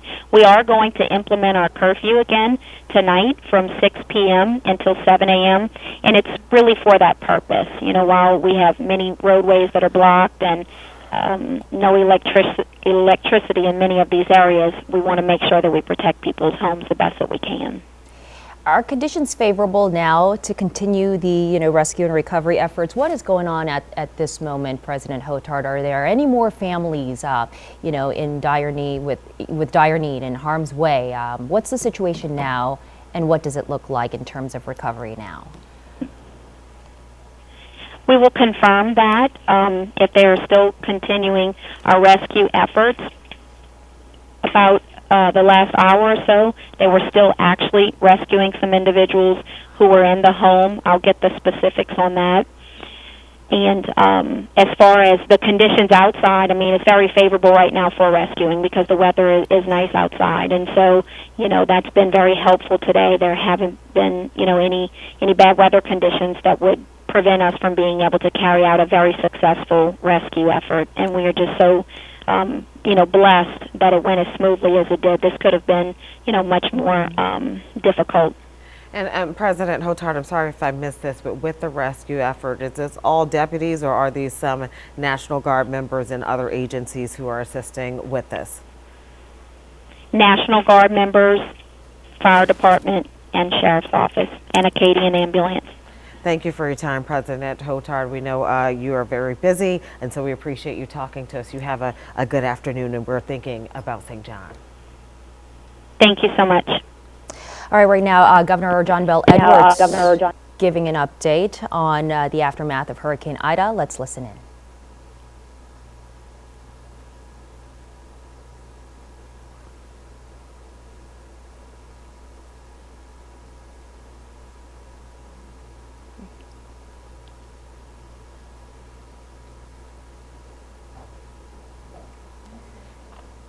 Okay, well, we're trying to get the audio from around 3 o'clock this morning, as soon as the weather allowed, we started moving search and rescue assets, people, boats, trucks, to the affected parishes. And those search and rescue efforts are going to continue all day and, quite frankly, for as long as necessary. And I want to pause just for a moment and really thank all of the men and women who are working so hard to make this happen. This really has been a partnership between the local level first responders, states, the federal government has put assets into this effort as well. And when I say state, it really is about 16 different states, including Louisiana, that have been engaged in search and rescue today. And as much as I wanted to get out and survey the damage for myself today, I did not do so because all of our air assets were needed today for search and rescue, because the affected portion of our state was so large, and many of those areas were not accessible by ground, at least not until late into the day. So I hope to be able to get out and about tomorrow. As was forecasted, Hurricane Ida delivered catastrophic wind, surge, and rain across southeast Louisiana. Almost the entire southeastern part of our state is without power presently. And sometimes you hear it, a million people without power. It's about 1.1 million homes and businesses. It's well over a million people. I don't have a precise number for you. We do have about 25,000 linemen in the state engaged in the effort to restore power, and several thousand more are en route. Obviously, we need to have the power restored just as quickly as possible. And for that restoration process, there's going to be some priorities so that the most critical infrastructure comes up first. And quite frankly, we're talking about things like our hospitals, dialysis centers, and so forth. And while this was an extremely catastrophic storm, and again, the surge, the wind, the rain was all as advertised. If there is a silver lining, and today it's kind of hard to see one, it is that our levee systems really did perform extremely well. Our federal, non-federal levee systems, particularly the hurricane and storm risk reduction system in the metropolitan New Orleans area, all performed as intended. I can tell you that there's been a preliminary damage assessment of levees today, people getting eyes on those levees. We don't believe there was a single levee anywhere now that actually breached, that failed. There were a few smaller levees that were overtopped to some degree and for some duration of time, and that did result in some people's homes being flooded, but they did not fail. They overtopped in a few areas. And I want to thank all of the people across the country who have been very generous in their support in terms of the investment made in that hurricane risk reduction system. CPRA is working to deploy portable pumps and flood fighting assets to Lafourche and Plaquemines Parish, to St. Bernard, to Lafitte, to Laplace, to Grand Isle, and to St. Charles, to assist with some dewatering efforts that are necessary. This morning, I conducted a unified command group meeting. FEMA representatives were on hand, National Guard, Corps of Engineers, all of our state agencies as well, to ensure that all the partners across the state are coordinating, getting help to our people just as quickly as possible. I was also able to participate in a call with President Biden and the FEMA administrator and other state and local officials, both in Louisiana and in Mississippi. I appreciated the President's time today. As you may have heard, the Secretary of the Department of Homeland Security and the FEMA administrator will be in Louisiana tomorrow. I look forward to meeting with them to further explained to them what the situation is here and the needs that we have that they can assist with. And I hope to also visit several of the affected parishes tomorrow. We're putting that schedule together as we speak. There are more than 5,000 National Guardsmen activated and responding to this disaster, and more are on the way from sister states. We've known since before this hurricane hit that additional assistance would be needed in terms of soldiers of different military occupational specialties, such as MPs and engineers and so forth. And I can tell you we've received commitments from 13 additional states, and these soldiers from these other states will start rolling into Louisiana within the next couple of days. The National Guard search and rescue assets already engaged, and in fact the engagement area is about 29 parishes, but they've got 195 high water vehicles, 79 boats, and 34 helicopters, all conducting search and rescue since very early this morning. One of the numbers that I got earlier today, the National Guard had rescued 191 citizens and 27 pets across Jefferson, St. John the Baptist, and Orleans parishes, but also conducted helicopter hoist and lift operations in Laplace and Jean Lafitte, I should say. The State Fire Marshal's Office is leading a task force of about 900 individuals from 15 different states. They've been conducting primary search and rescue operations in collaboration with local first responders.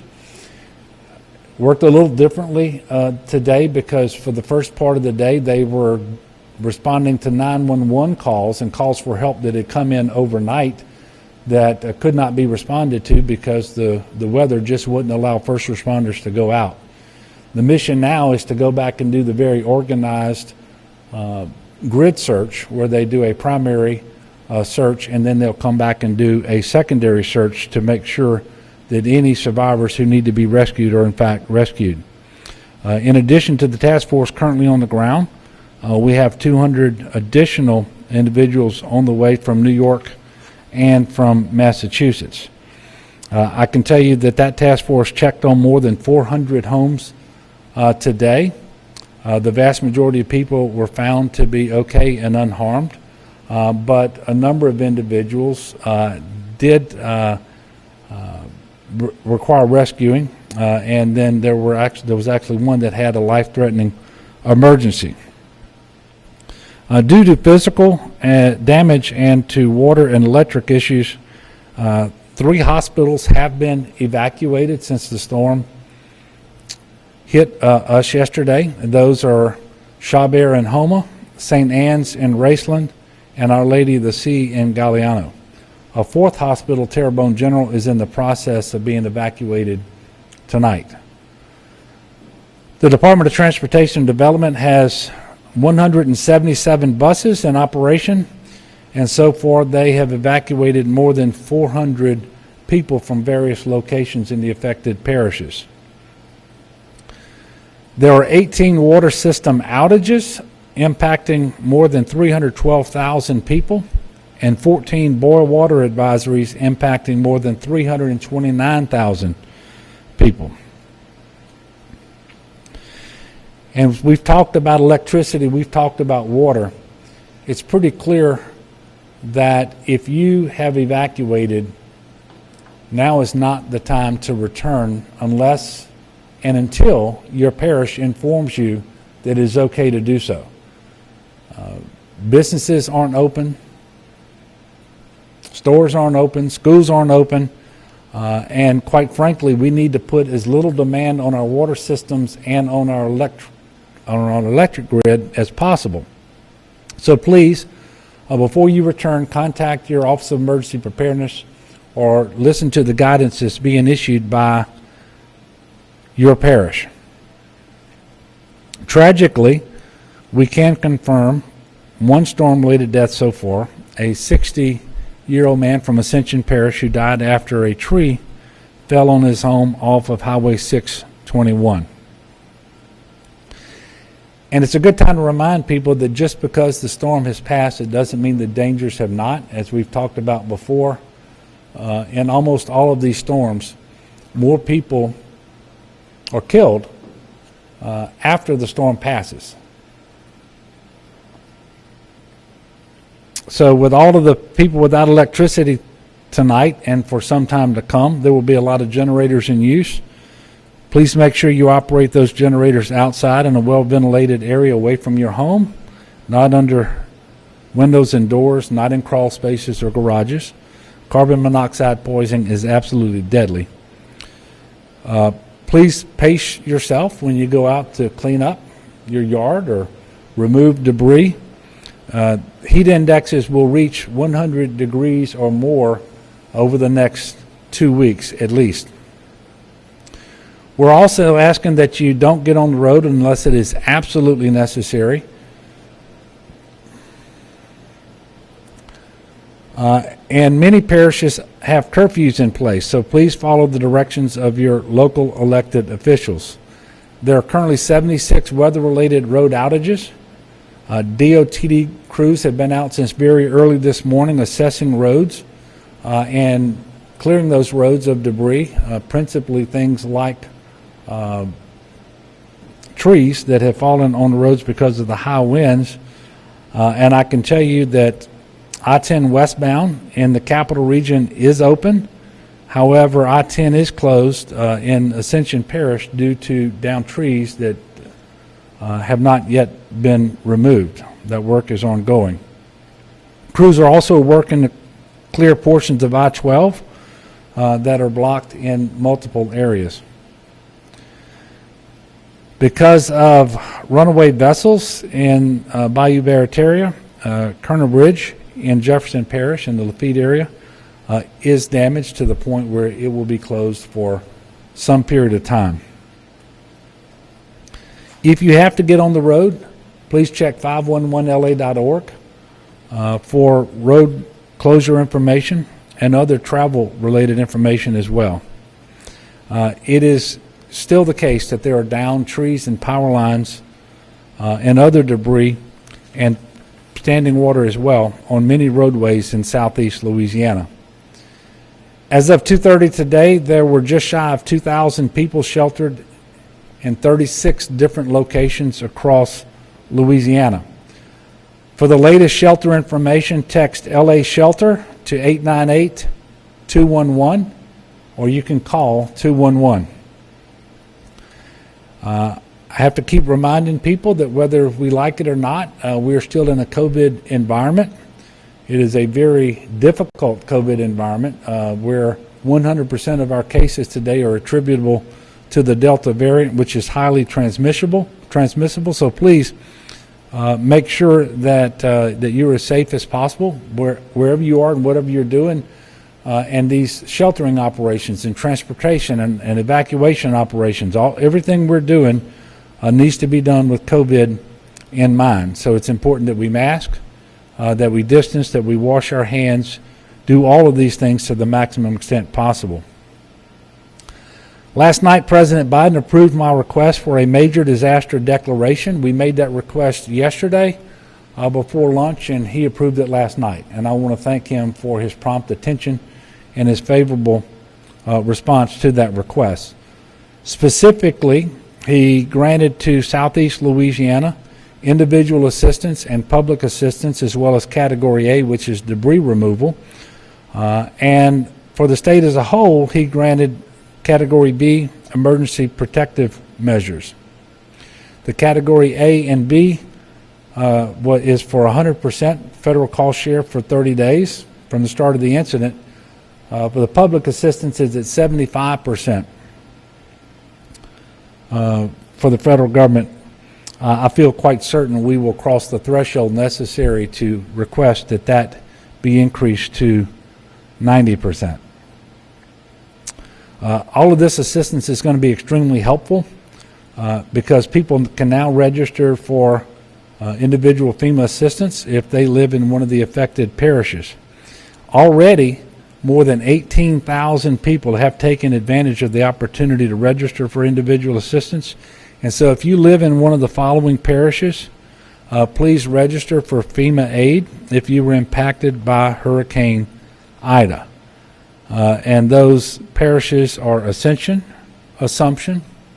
East Baton Rouge, East Feliciana, Iberia, Iberville, Jefferson, Lafourche, Livingston, Orleans, Plaquemines, Point Capee, St. Bernard, St. Charles, St. Helena, St. James, St. John the Baptist, St. Martin, St. Mary, St. Tammany, Tangipahoa, Terrebonne, Washington, West Baton Rouge, and West Feliciana parishes.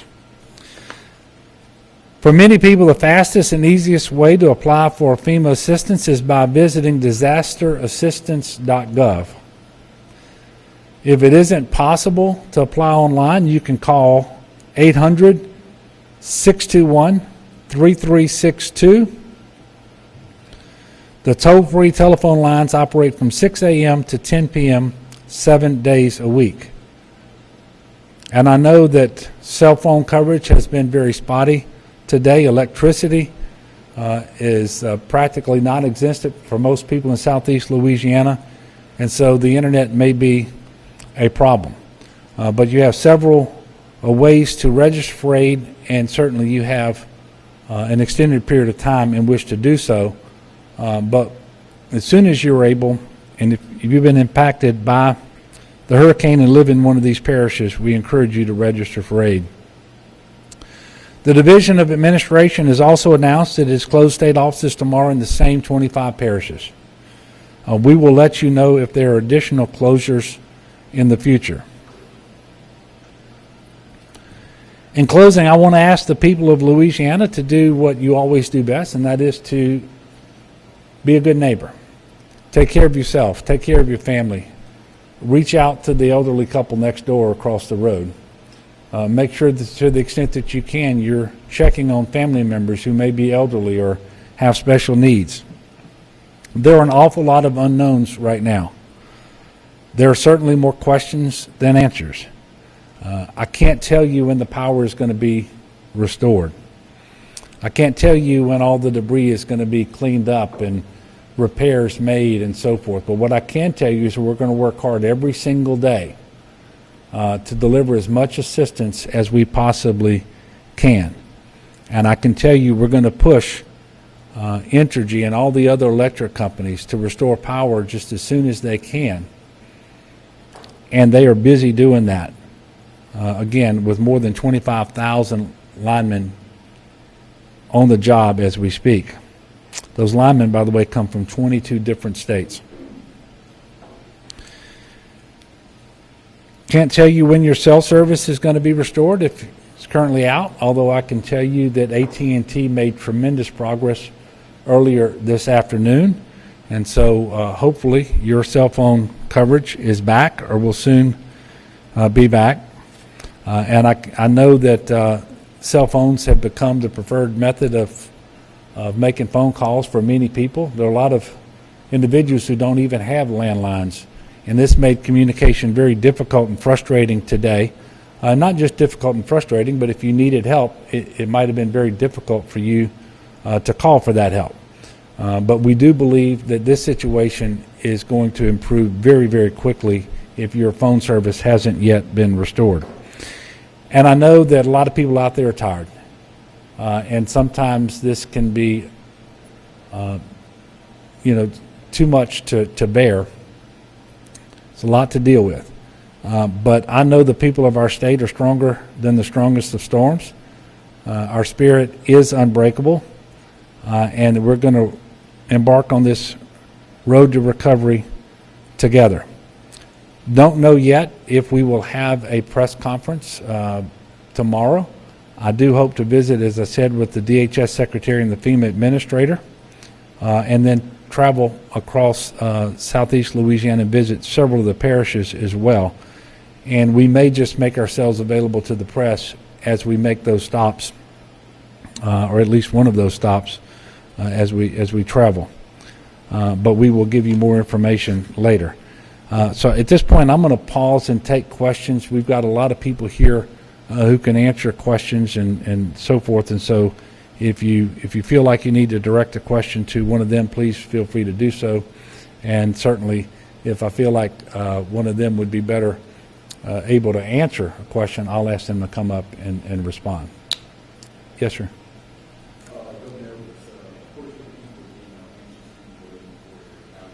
Mm-hmm. Yeah. Yeah, and look, it's very difficult to be without power, whether it's because you want lights or an air-conditioned home, or because you're trying to run a business, or you're trying to run a hospital or dialysis center and save people's lives. The storm came through yesterday. It exited our state very, very late yesterday, almost still at hurricane strength. It tied for, as best we can tell, the strongest hurricanes that have ever impacted the state of Louisiana. The winds were extremely strong and sustained at 150 miles per hour for a long period of time. And I've been seeing reports that gusts got into the 170s, maybe the lower 180s in different places. This wreaks havoc on infrastructure, and that includes on the electric grid. And, you know, there are 8 transmission lines that feed the New Orleans area. All of them failed. And I can tell you Entergy has been out, and not just Entergy, all of the electric companies and working with the Public Service Commission, they have been out doing their damage assessments today, figuring out the best strategy to start to restore power and giving preference to those critical infrastructure pieces that have to be powered up first. We really need our hospitals more than anything else to come back up so that people who are in ICU rooms and on ventilators and so forth can continue to receive the life-saving care that they need. That's important all the time. It's certainly important even more so because of the COVID situation and a number of people in the hospital, and many of whom are on mechanical ventilators. So, you know, I expect that in the not too distant future there will be announcements by Entergy and others as to when they believe power will be restored. But quite frankly, we're just not there yet. And you know, people are impatient. I get it. I am too. But the storm was still ravaging our area yesterday. It hadn't even reached I-10 24 hours ago, and so it's just too soon right now to say when that power is going to be restored. But trust me, I'll be pushing them to get it done as soon as possible. And quite frankly, I don't need to. They're out there working extremely hard. They had more linemen committed to this effort before the storm ever made landfall than we've ever seen in Louisiana. So I'm optimistic sooner than later it'll be restored, but I can't be more definite than that. Melinda?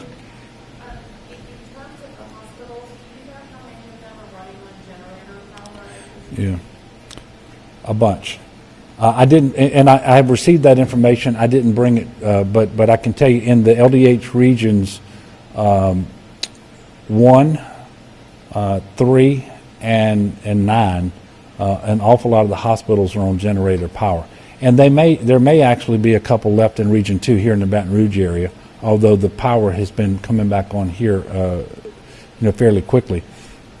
And this is a real issue for us, and we're working very hard with LDH, with the Corps of Engineers and the Public Service Commission, so that restoration of power to the hospitals is prioritized, but the Corps of Engineers is helping FEMA and GOSEP work to make sure that we are putting technicians at all of these hospitals to keep these generators running as long as possible, but also to identify exactly the size generator that is needed so that we can get a backup on site in case that one should fail and we need to transition to a new generator. These things are happening as we speak, and I'll get you a better number than a lot of them, but for now I can just tell you It's more than not.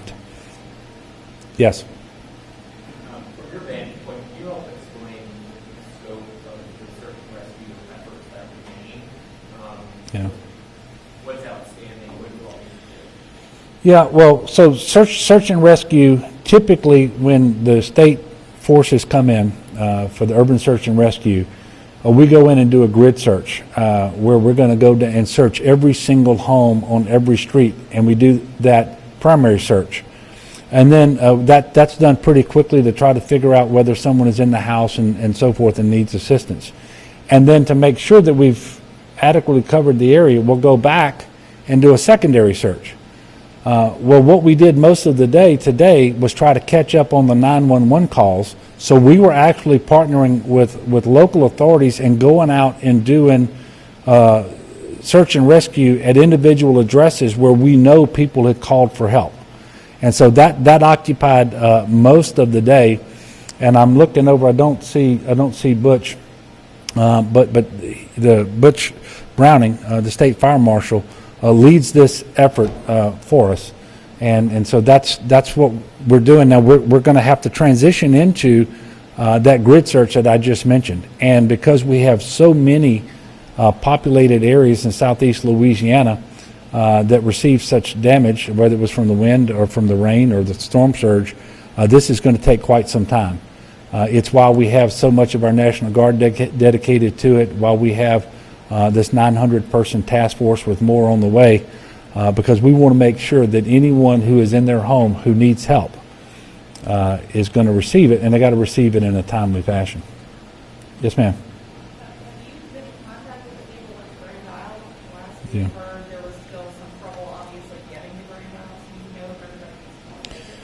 Yeah, there have been some rescues made from Grand Isle. As best we can tell, about 40 people stayed on the island, and probably not a good decision. But there were efforts made earlier today in and around Jean Lafitte and Grand Isle. And does anybody here have any more specific information, Jim, on? Yeah. Yeah, and we're not aware of any loss of life in Grand Isle, but it was only accessible by air today, and so we were able to finally get some air assets up, and I know that we've been able to get some people on the ground to inspect facilities there as well, and so I'm quite certain that any needed rescues have been made, and we will get back with you if for some reason that's not the case. Yes, sir. This morning on the Navy show, you mentioned that you expect a death toll from the Yeah. price considerable. Can you talk about why you made that comment? And sort of, Yeah. or also ask the authorities in the class if they had any sort of death toll or any sort of fatalities that were reported they've gone sort of sideways. We're wondering, Yeah. Well, first of all, any additional deaths would be unconfirmed, and until a coroner officially confirms the death and attributes that death to the hurricane, I'm not going to get in front of them. I will just tell you that I had a number of conversations overnight and today with parish presidents and other officials who believe that the death count attributable to the hurricane will go up because they see catastrophic damage in certain places that they have every reason to believe were inhabited at the time the damage occurred. And it is certainly possible, and I'm praying for it, that by some miracle individuals had left or did survive and so forth.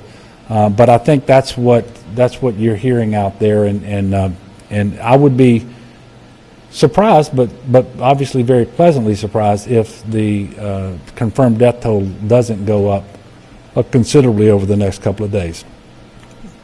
But what we want to make sure of is that the death toll doesn't go up for things that are entirely preventable, like carbon monoxide poisoning, like heat exhaustion, like falling off the roof or injuring yourself when you use a chainsaw or driving into water, something like that. That's typically where we see the most deaths associated with a hurricane. It's in the recovery not in the actual storm itself. Melinda? Are there places where y'all are still concerned that there is a potential for new flooding? I know obviously the water is still rising in some places, but are y'all seeing that in like Ascension, Livingston, any other areas where there are points of concern? No, and one of the good things about a hurricane, and there aren't many, is that when the hurricane passes, the wind changes direction and it'll blow the water out, just like it blew it in, and we saw that happen. And so in most places, the water began receding pretty quickly. Now there are a few areas where they received a lot of rain inside protected levees, where that water isn't going to drain out, and it ultimately has to be pumped out. And there are some pumping issues, even in New Orleans. But we're very pleased to say that New Orleans actually withstood the rain quite well, and no storm surge got into that area, and so very limited number of structures actually took on any water in New Orleans. But there may be some pumping that's needed to get that water in the Lakeview area, for example, out and back into the lake. The other thing that's helping us is the weather forecast today from the National Weather Service doesn't call for a great deal of rain over the coming week, and so we are going to dry out as well. And might there be an isolated area or two where something could happen and there be a little more water than they currently have? I'm out. That's always possible, but that's not something that we are particularly concerned about at the present. Yes, sir. Governor Edwards, we've seen destruction to this magnitude in your Lake Charles, and now we're seeing rain out in New Orleans and other parts of the state. Honestly, for the U.S. government and the state, what is your reaction to this? Honestly, how do you feel, and what do you tell the people who are crying out for help? What do you get the assurance that everything will be okay? Yeah. Well, first of all, this is a tough blow. I mean, but things are going to be okay. It's hard to see that today, but we are going to get through this, and we've been through these times before. We're going to get through this one. One thing I can tell you is nothing is ever perfect. It doesn't happen as fast as you want it to happen, and it's a very little consolation to someone that the levees held up if in fact their homes took water. And if your home didn't take water, but you lost your roof or your walls because of the wind, but at the end of the day, this was a catastrophic storm. We're going to work as hard as we can every day to make people's lives just a little bit better, to deliver all of the assistance that we can possibly deliver, and to do it as soon as possible. And we're here less than 24 hours after the hurricane passed through our state. We're still in a search and rescue mode. We're not recovering yet. We're still responding and trying to save lives, and then we will be transitioning into to the response mode as well.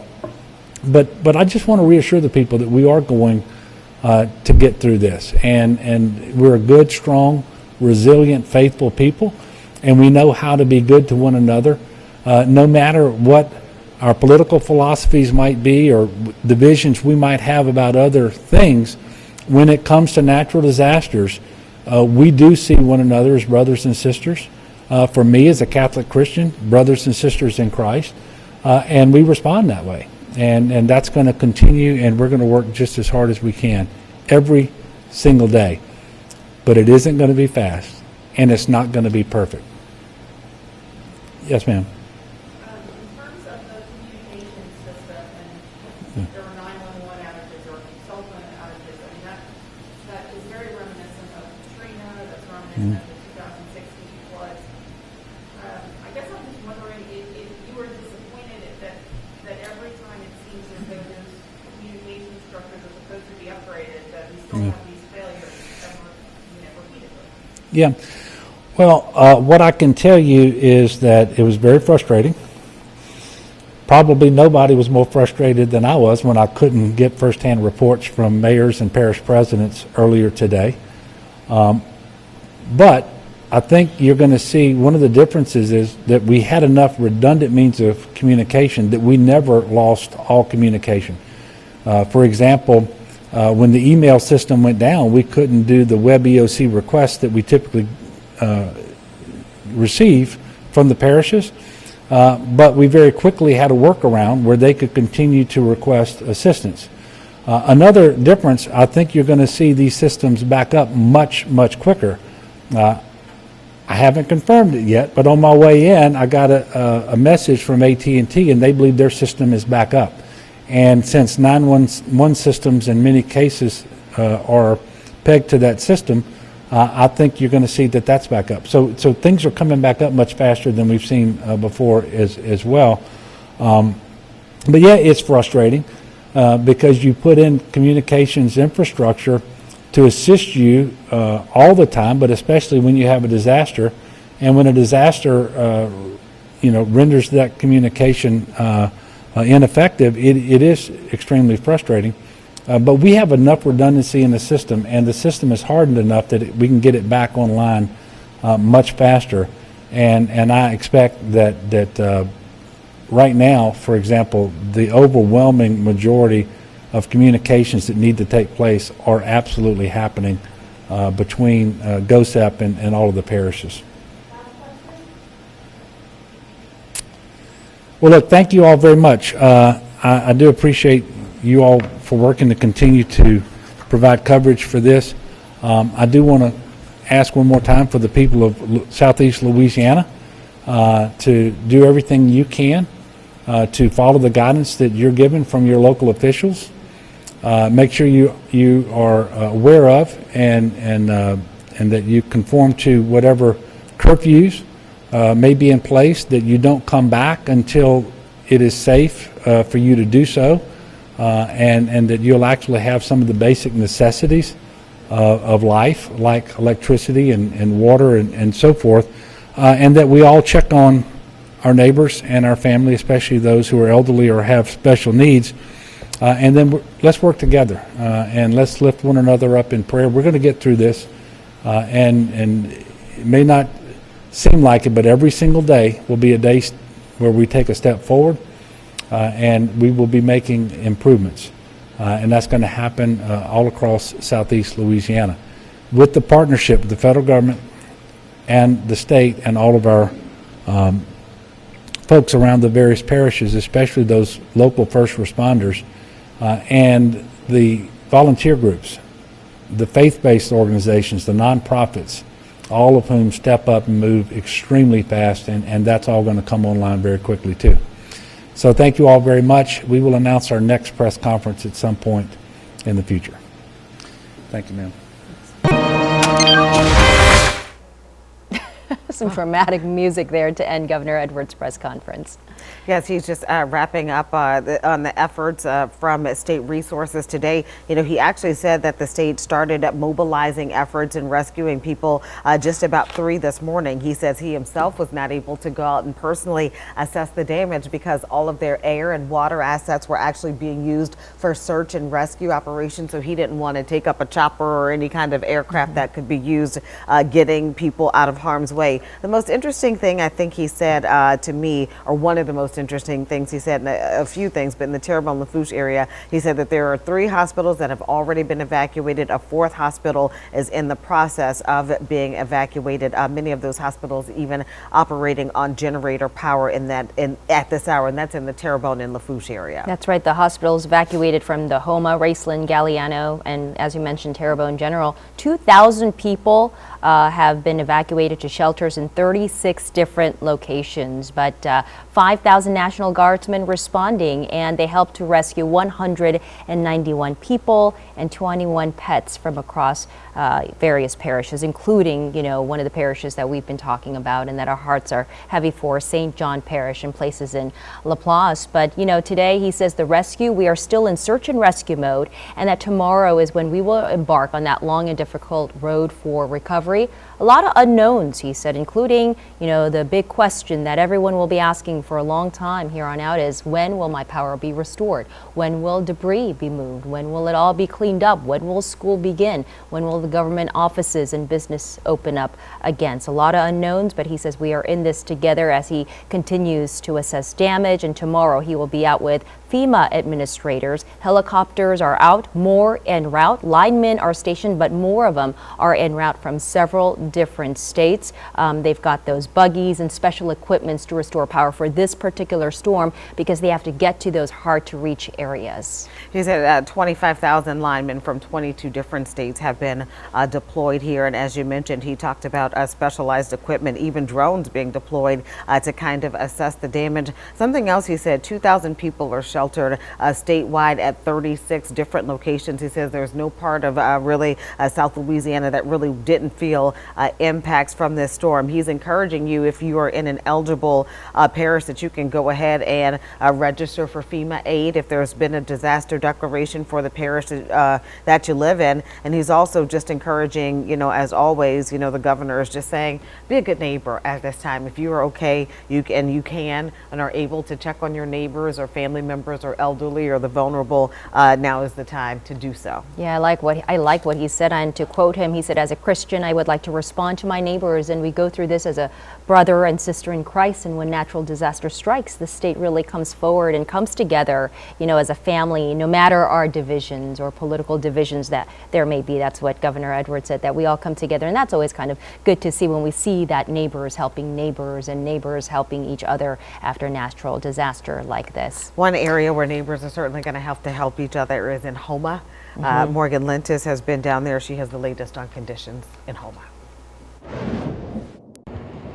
I'm standing outside a bowling alley here in Homa that's known as Bowl South, and if you take a look in here, Hurricane Ida just absolutely devastated this business that I'm told has been around for more than 40 years. The roof was blown off, and well, you can see the damage. We're going to walk you this way. We want to talk to the owner so you can kind of hear from the person who's called this place basically home for a long time, what this means. Joining us now, you take a sigh. I know you said it's hard to even be emotional right now. I'm just in shock, complete shock. I never ever in not a million years thought this would happen after I've been here 46 years. Never had any damage for any hurricane. And having this is like, I can't even. It's okay. I know you said that you have ridden out storms here before. Yes. You didn't this time. I did not, no. Last minute, I decided to stay at my home with a few family members. And so that was a last minute decision for me, not to stay here, because we've stayed here for the last two major storms for Katrina. But, and I never had any damage. This building was built, I know, in the early 60s. But it's been a bowling center since 1975. I started working here in 1976 and never left. I ended up buying it, and I'm still here, and all these wonderful years later, but I didn't know this was how it was going to end. That was the last. I'm just kind of at a loss, like just the reality of this, of not only for me, but for the people that work here, my customers that have been completely loyal and loving, and I just feel I'm just devastated. No, like I said, it's just not really for me, because this has been here forever. I'm sad, very sad. I completely understand, and thank you so much for taking a couple minutes to talk to us. We know you have a lot of work to do in the next few days, but please stay safe, okay? Thank you so much, and thank y'all for being kind enough to care enough about us. Absolutely. Well, again, this is us at Bowl South in Homa. We'll send it back to you. Just to look at the devastation at that business there, and it's hard to, look at the owners or talk to the owners and just realize, that's their livelihood. People who own businesses, entrepreneurs, they put their life's, assets into that business. So to see things like that, certainly heartbreaking there. Yeah, life-altering hurricane is what the governor kept saying before this hurricane landed. And, on the anniversary of Hurricane Katrina, now as the sun is coming up, the scope of the damage is coming to light. And we talked about this last night, how we will get a better assessment of the damage and the kinds of difficulty and issues that families are going to face, and business owners obviously facing, as you said, Gina, putting their whole lives investing into that business, and now to see it crumble like that because of Hurricane Ida. All right, time now at 4:48. We want to check in with Chief Meteorologist Margaret Orr. Margaret, what is the latest? Is Ida a remnant, or what's going on? Ida is a depression. Okay. And I did tweet that, and we go, yeah, we know that. It is depressing. It sure is. No doubt about that. So what we're seeing now are some clouds, and you know, they don't look too bad. We can look at our radar because WDSU has its own radar in Chalmette. So while it may go down elsewhere, for example, the Slidell radar from the National Weather Service is down, we have our own. And on the North Shore, you can see some rain. Look, right here over the causeway, we've got some rain showing up here. Are people crossing the causeway now? Is it open? Okay, so the causeway is open, and then over here by I-59, you've got a little bit of rain as well. Then this is kind of a tail end of Ida taking place right on the South Shore. This is not very heavy rain or anything like that. It's not going to contribute to the flooding that you've got in your area. It's a nuisance, and truly not seeing lightning with it. All right, let me show you what's happening. So here is a look at Ida. It's moved just to the north of Jackson, moving northeast 9 miles per hour, and the maximum sustained winds at this point, 35 miles per hour. I've left the track in there for you, making landfall right there at Port Fourchon, then moving right there by Laplace. Laplace was in the eye wall just for hours and hours and hours. That's why it was so difficult, and then moving up to the northeast. So Art Jarrett has been very busy kind of computing some of the higher winds, some of the higher surge. And Art, what did you find? Well, here's the deal. What we found is some places got some pretty good rainfall in some cases. Wrigley's 14 inches of rainfall plus, and you get to Lake Pontchartrain near Wrigley's, you get up to about 15, near 15 and a half inches of rainfall. Other areas like Kiln, if you get a little bit more to the northeast, in fact, you're going to be seeing more of that, just about 10 inches of rainfall for them. Now, we picked up a good round of wind as well, you know, some wind gusts. We'll take a look at the max wind gusts we saw over in Shell Beach. As we've already mentioned that there was some trouble from time to time with some of the information that was coming in. Some of these anemometers got kind of picked up and kind of taken out. In fact, you're going to see as we go right into it, we got some pretty good rainfall through this as well. So the winds continue to push through. Shell Beach, 84 miles per hour. Sella, Portable by 74 miles per hour. Then you get over to Armont and you picked up 76 mile per hour winds. And then we go carry over to some other locations like New Orleans. Here you're going to see 90 mile per hour winds, and Metairie not too far away, 91 mile per hour winds. And then back over to Bayou Gauche, you picked up again 95 miles per hour. So there was some wind that was seriously blown. We already know that. You've experienced it. You saw that. You're also going to see now that the radar continues to push through, as Margaret just showed you, just going past Mississippi State there, and continues to work out of the area. That tail continues just to whip by down to the south, and we'll keep an eye on that as we go through the hours, looking at 86 degrees, cooling off to about 82 degrees. We'll see that rainfall pushing down to the south, and up and out it goes. Drier air will funnel into the forecast, and eventually we'll pick up again some more of that rainfall lifting up from the coastal areas. We go to Port Fourchon, and then over into Boothville, and continuing on through Galliano, picking up some of that. Homa to the south may pick up some of that rainfall as well, and up and out it goes. We get drier conditions as we ride through Tuesday, and looking a little bit more dry into the evening hours. So your evening commute, when things start to get a little bit back to normal, you'll start to see us drying out. But yeah, we are getting a little bit warmer. Temperatures right about now, not much to report because there aren't a lot of stations reporting. 87 degrees in some cases by Kenner, 79 in Slidell, but it feels like it's about 83 in Slidell, getting up to 88. It's what it feels like on your skin as you get into Bogalusa. And then as we slide right back down, how this all plays out in New Orleans, looking at some a little bit of rainfall by 10 o'clock. We'll have some increasing clouds as well going into the overnight hours, and it's all limited rainfall, as Margaret has just told you. We'll see as we look at Slidell, you'll see the same amount of rainfall coming and going, maybe touch a little higher in intensity for 2 a.m. into 4 a.m., then it backs off a bit. And then right over into areas by Homa, going back to the south, thunderstorm activity could sweep by. We saw that going into the latter portion of the overnight hours again, and into the wee hours of the morning for the morning commute there. And then picking up over in Grand Isle, we'll finish up here. We're looking at, again, the possibility of some thunderstorm activity coming in in the evening hours, right into your evening commute, dinner time, and then the possibility of more of that right back over to 10 o'clock, 12 a.m. And then as we finish out in the overnight hours, it looks like it's all going to be done. And then we get a little bit more of that picking up again about 4:30 in the morning going into your commute. And then it looks like it ticks up again as you go into your morning commute. And that's how it's all going to play out.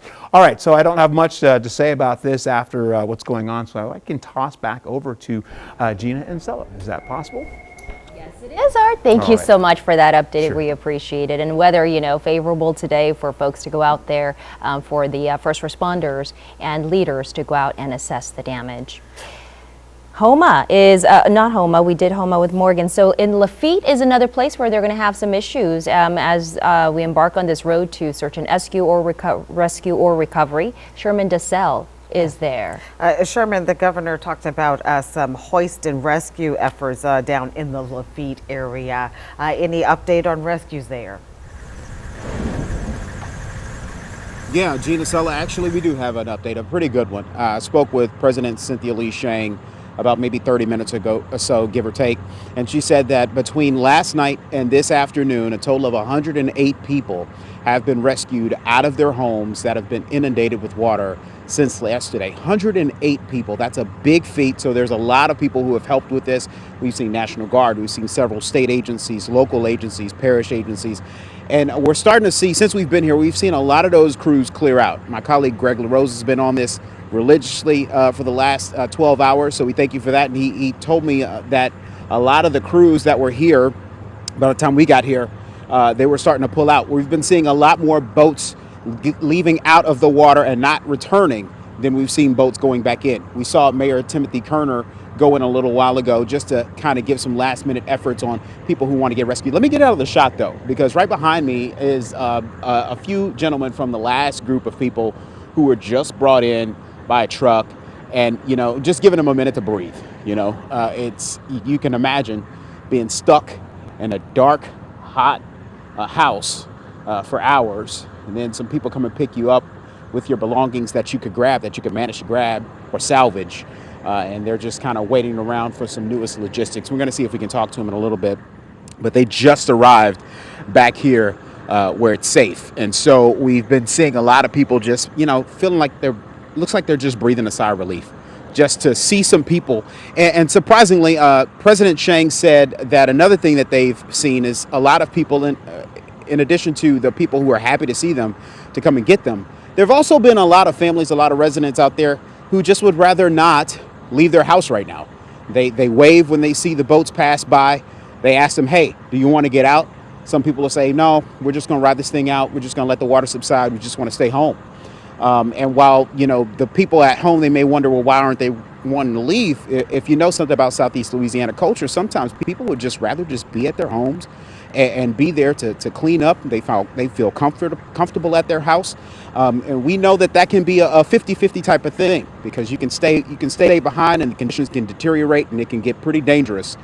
But so far, a quick review, 81 people today, 27 people last night. That's 108 people in less than 24 hours. And I think that's pretty significant. It's pretty incredible. So shout out to everybody who's played a role in this. And there have been a lot of different people. We've seen a lot of trucks, a lot of boats in and out of this area. And we also spoke with President Cynthia Lee Shang. We have that interview for you, and we'll show you a little bit of that in a little bit. Gina, Sella.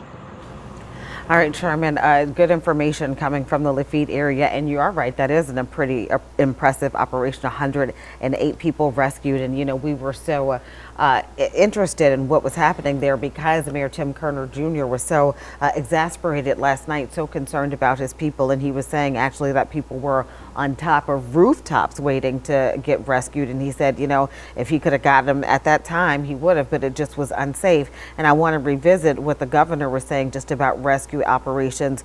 It wasn't just boats. There were air assets, choppers in the air that did the hoist and lift thing when they dropped the basket down to, to help get people to safety. And so they did have to deploy lots of state assets and resources to be able to pull this off. Yeah, when you think about places like LaPlace, Gina, that we've been talking about, and when we spoke with Jacqueline Hotard, the president of St.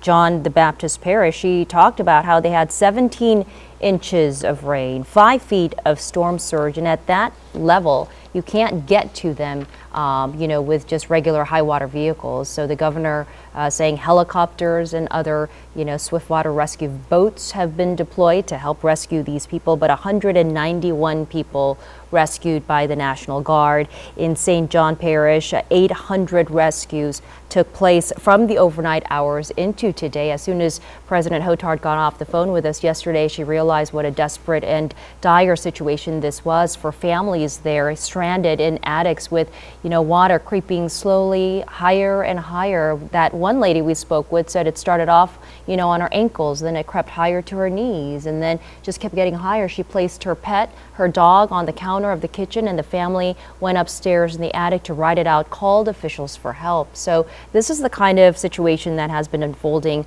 overnight with the conditions that were still bad, and despite the bad weather, they still went out to help rescue 800 people in St. John overnight. All right, coming up on at 5 o'clock now, if you are just joining us, this is our extended continuing coverage of impacts from Hurricane Ida. Now we do know, just into the newsroom, sadly, another death has been confirmed as related to the storm. This is a heartbreaking update from the State Department of Health. It confirmed, as I mentioned, a second death, this one as a result of someone drowning after a vehicle he was in attempted to go through floodwater. This happened near I-10 and West and Boulevard. Right now we're working on learning more information about the victim. His age or any identifying information has not been made public at this time. Just one of the reasons why, people encourage you, because you never know how deep the water is, or you never know exactly, the circumstances or what you may encounter on the roadways. And so many times it's safer at home. But again, we don't know the reasons why people may be out on the road. They may be trying to check on family and loved ones, or they may be trying to assess damage or what have you. So our heart certainly goes out to that family. And we do know the first death happened in Ascension Parish. A 60-year-old man had a tree, as we understand, fall on his home and was and did not survive that. And it's deceiving even when the sun comes out, Gina. Even today, it may look, the curfews are still in place in so many parishes, and officials are still urging people not to venture out because, as we've been saying, a lot of these deaths and injuries happen after the storm because you can't see. But when the power was out yesterday and right there at I-10 last night, it was pitch dark all across New Orleans. The entire parish had no power. So all the traffic lights are out, all the lights in the buildings are out, so you can't see what's under the floodwaters. You can't see the debris on the roadway. You can't see the road may be closed, but you can't see that. So that's sad to hear that there was a death. I just wanted to add one more thing. It's not just a saying or a slogan. It's beyond a cliche. I know we say it all the time, and I don't want it to lose its importance when we say turn around, don't drown, turn around, don't drown. I mean, that really means something, particularly when you're dealing with conditions like this. And so certainly sad news to learn. We're heartbroken by learning that there was another. No, you're absolutely right. And one example also today, and this is a personal example of mine. I went out to drive today because the sun was out, but I wasn't thinking about the low-hanging lines. It's not just the power poles that are down or lines that are on the ground. You don't see things that are hanging low because the wind blew them. So I have a monster truck, as you know. My husband told me to drive the big truck, to avoid floodwaters. But now I wasn't thinking about the low-hanging lines, and I almost swerved. I swerved away because I almost pulled a line. But fortunately, I was able to see it, and I swerved away. And I thought, wow, that was a dangerous situation. So you just don't know the elements, that you're going to encounter when you're on the road. Absolutely. All right, let's check in with Shay O'Connor in New Orleans East with the report from there. Shay. Yeah, lots of down trees and power lines here in the New Orleans East area. We're actually here along Benson Court, where, as you can see, an extremely large tree has fallen across the street. Now, neighbors tell me that they're just happy that this didn't fall on a house. And I'm actually here with Tisha. And so you're from this area, correct? Yes, ma'am. Yes. Tell me about the impacts on yesterday. Oh, wow. Well, the main thing was the winds. Ida was doing her thing. She was really, the winds was blowing, it was tearing down, told out my neighbor's roof back there. We didn't even hear this tree fall. We happened to come out and see that it fell. And I was like, oh man, this looked like it's on the house. as I looked over there. But when I seen my neighbors, they seemed like everything was okay and it didn't really fall on there. But it was very, very scary for me. Once I seen it, I wanted to make sure they was all right. But for the main part, our canal, it real high. It got real high, so I was nervous thinking, was it going to flood? It didn't. Just a lot of wind damage that happened, and trees all around. Trash cans, everything, anything you want to think of, just everywhere. Oh, yes. You're not the only resident here in New Orleans East to talk about that canal and how it's so high. Is that a concern right now for you too? Yes. Yes, it is, because they say some more rain is supposed to come through. So if some does, I don't know if it's going to rise even more, and that makes us nervous. So we figuring out which way we're going to be headed or something like that, because we don't need be there while any water coming if it has to or anything. But for the most part, it was all right, We was okay. And what will you all do about the power outages? Because I know a lot of people are thinking of, should I stay in town? Should I go? We gonna go. We gonna go because they saying like they don't know when they're gonna turn it back on in our area, at least for sure. And even when it's just a small storm, ours go out. Our electric and things go out. So we just gonna go and just wait and keep playing it by ear and everything. But I was taking footage though. For everybody, I got footage. I got some footage and stuff and everything, so I can let folks know for what it was for when they left, because all my neighbors left, but we stayed to watch everybody's home, and it got a little something, but not too much, so I'm all right with that, honey. Because we went checking on folks. We know we had some folks that was back there behind us. So we went, rode around and checked on everybody. Everybody was fine and came on out, and we just was talking to each other. And this was once the morning time came. We was talking to each other, checking out the damages. It was beautiful. I'm doing, I'm WDSU. I'm doing it out there for everybody. They loving it so we could feel good, because we know we're going to have to deal with this stuff later. So we just happy that everybody was safe, and shoot, we started barbecuing. I shouldn't be telling all the business, but we was barbecuing. Nice to meet you. Nice to meet you too, my baby. And we will have much more from New Orleans East, but for now, just reporting from New Orleans East, Shay O'Connor, WDSU News. All right, Shay, yes, for another member of the street team. I love community reporters, people who are on the ground, always taking pictures and, telling what they have. I hope I can see the footage that she has since they stayed to see it all. I'm glad that she's okay. Glad to see, people being in good spirits. And something else you'll see a lot of, certainly people pulling out the barbecue grills and the coals and everything, particularly if you don't have power, you're emptying out your deep freezer. Yes. Do you know what I'm saying? That's what you're going to eat for a while. Yes. 2 days, remember, officials said, please empty and throw things out in your refrigerator after 2 days, or even maybe less than that. Yeah. Or you may want to cook them and grill them and share them with your neighbors. But absolutely, Gina, just so good to see some people in good spirits despite what we've been through. It was a long and arduous night, difficult for so many first responders and, our emergency personnel who's been just staffed overnight trying to help these folks in need. But absolutely, thank you, Shay, for sharing that story of that woman. We do, sadly, of course, have 2 deaths now confirmed as a result of Hurricane Ida. The first one we reported yesterday in Ascension Parish. A man was in his house, and officials say a tree fell on top of his house, and so that was the first death reported. Today, sadly, a second death reported. A 60-year-old man driving I-10 westbound. There was so much water on the roadways that you can't see what's underneath, and due to a flooding event, a second death has been confirmed while driving I-10 and westbound in Orleans Parish. On the phone, we have Mr. Anthony Tornado with the American Red Cross. Are you with us, Anthony?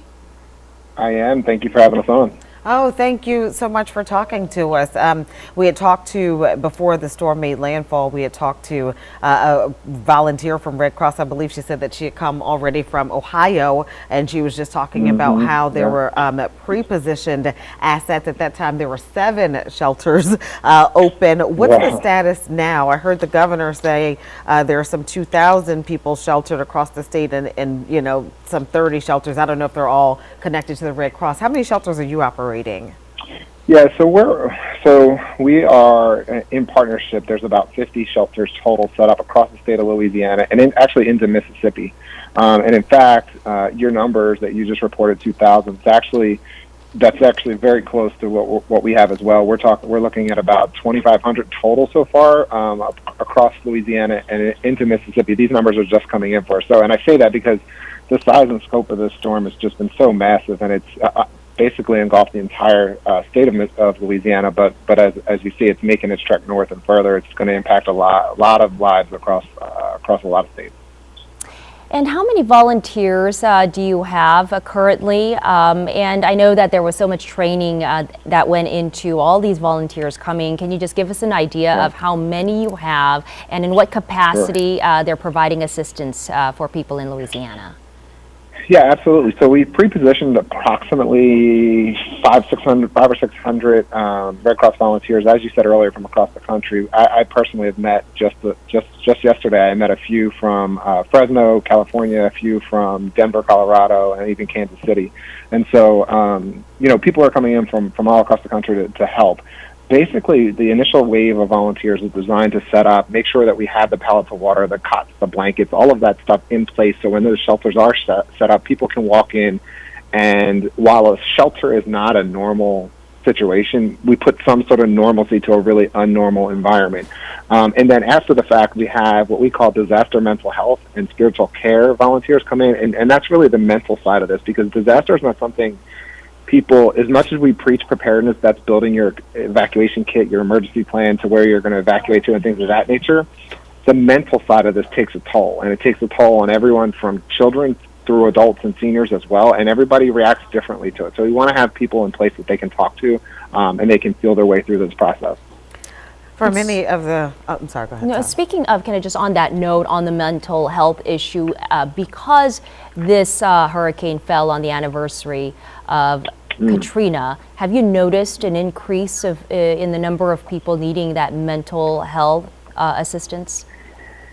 Yeah, look, as a United States military veteran who was stationed in the Gulf Coast as Katrina impacted so many lives, I can tell you that this community is so resilient, and year after year, big storm, little storm, the community of Louisiana, the residents of Louisiana have just continued to respond, and they're just so resilient. The people are just so resilient. That's one thing I'll say. I'll say yes, that there's been conversation around the differences between the storms. I will say that what I have noticed is that not only are we better prepared today for storms that maybe passed through in the past, but our people are better prepared. We now know about evacuation plans. We know how to better be prepared with our preparedness kits, food, shelter, things like that we can do faster, quicker, more efficiently to put people in a safer place so they don't have to ride the storm out at home.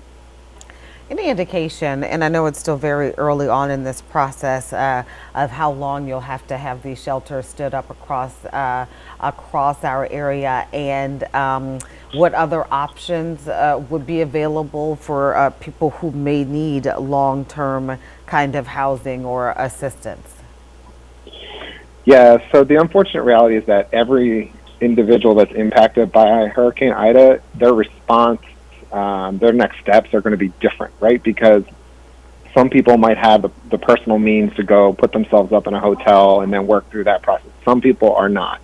So our job is to make sure that anybody that needs a safe place to stay for the next few weeks and months, and heck, if it means years, we want to partner with them to make sure that they have a place to go.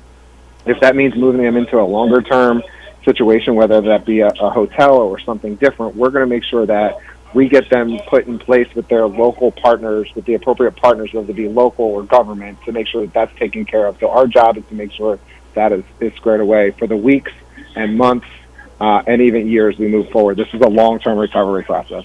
I know you talked about the 2,500 people being sheltered across the region, Louisiana and Mississippi. I don't know if you have the numbers. Is there a breakdown of how many adults or how many kids or any pets? Did they have any pets who needed to be sheltered in any kind of way? Any more information you can get us about people who were needing assistance from the Red Cross? Absolutely. We don't turn anybody away. While we say that, we do also want to make sure that we use local partners, agencies and groups that are able to put families with pets in the right situation so that we don't separate that family bond, right? We fully understand that pets, like I have personally two little boys, a 10-year-old and 12-year-old, and I also have 3 dogs. So I know that those dogs are like brothers to those kids, right? So same thing here for the people of Louisiana that have pets that are part of their family. So we want to just make sure if you've already evacuated, we probably got you set up okay. If you're still looking for a place to go, call the shelter that you might be going to. See if it's a pet-friendly shelter. If it's not, you can always visit, it's a website called redrover.org, and they will list out all of the pet-friendly shelters or pet-friendly locations that the family can stay intact. That's good information. Yeah. Good to know. And on that, just one last question before we let you go here, Mr. Tornetta. Is there anything, if people are watching and they still need some sort of assistance or help or decide they want to stay in a shelter, what would you tell them, and how do they get in touch with Red Cross or any other kind of help? Absolutely. So we know connectivity is tough right now, but if you have the ability to log on to redcross.org and you're looking to help, you can visit redcross.org. You can make a financial contribution. The money that you donate will be immediately helped. But the reality is that, as I said earlier, hundreds of right now we have over 1,000 volunteers in the area helping, right? That's because people signed up to be Red Cross volunteers ahead of time. So if you're home and you're in an unimpacted area, which I know that saying that across the state of Louisiana is not many, but if you have the time as you move forward and your house is okay, your living situation is okay, volunteers are what help us help the people that have been impacted. And then to make a financial donation, that's putting money in the hands of people that need it most. With that being said, if you decided to ride out the storm and you need a safe place to go, you can always download. There's a free emergency app, Red Cross emergency app, that will list out every single shelter we have open across the entire country. So if you need to find a shelter, that will point you in the right direction in the quickest, fastest, most easiest way. All right, Mr. Anthony Tornetta from the Red Cross, thank you so much for your help, sir. Appreciate you. No problem. Thank you. All right, time now 5:15. We want to check in with Paul Rivera in Hammond with a look at conditions on the ground there. Paul. Hey there, and I'm right next to you. If you are familiar with Hammond, Louisiana and the area, Southeastern, a big part of Hammond, and we are right next to Southeastern Louisiana University. For those a little more familiar, we're on the street right next to the baseball field. And take a look.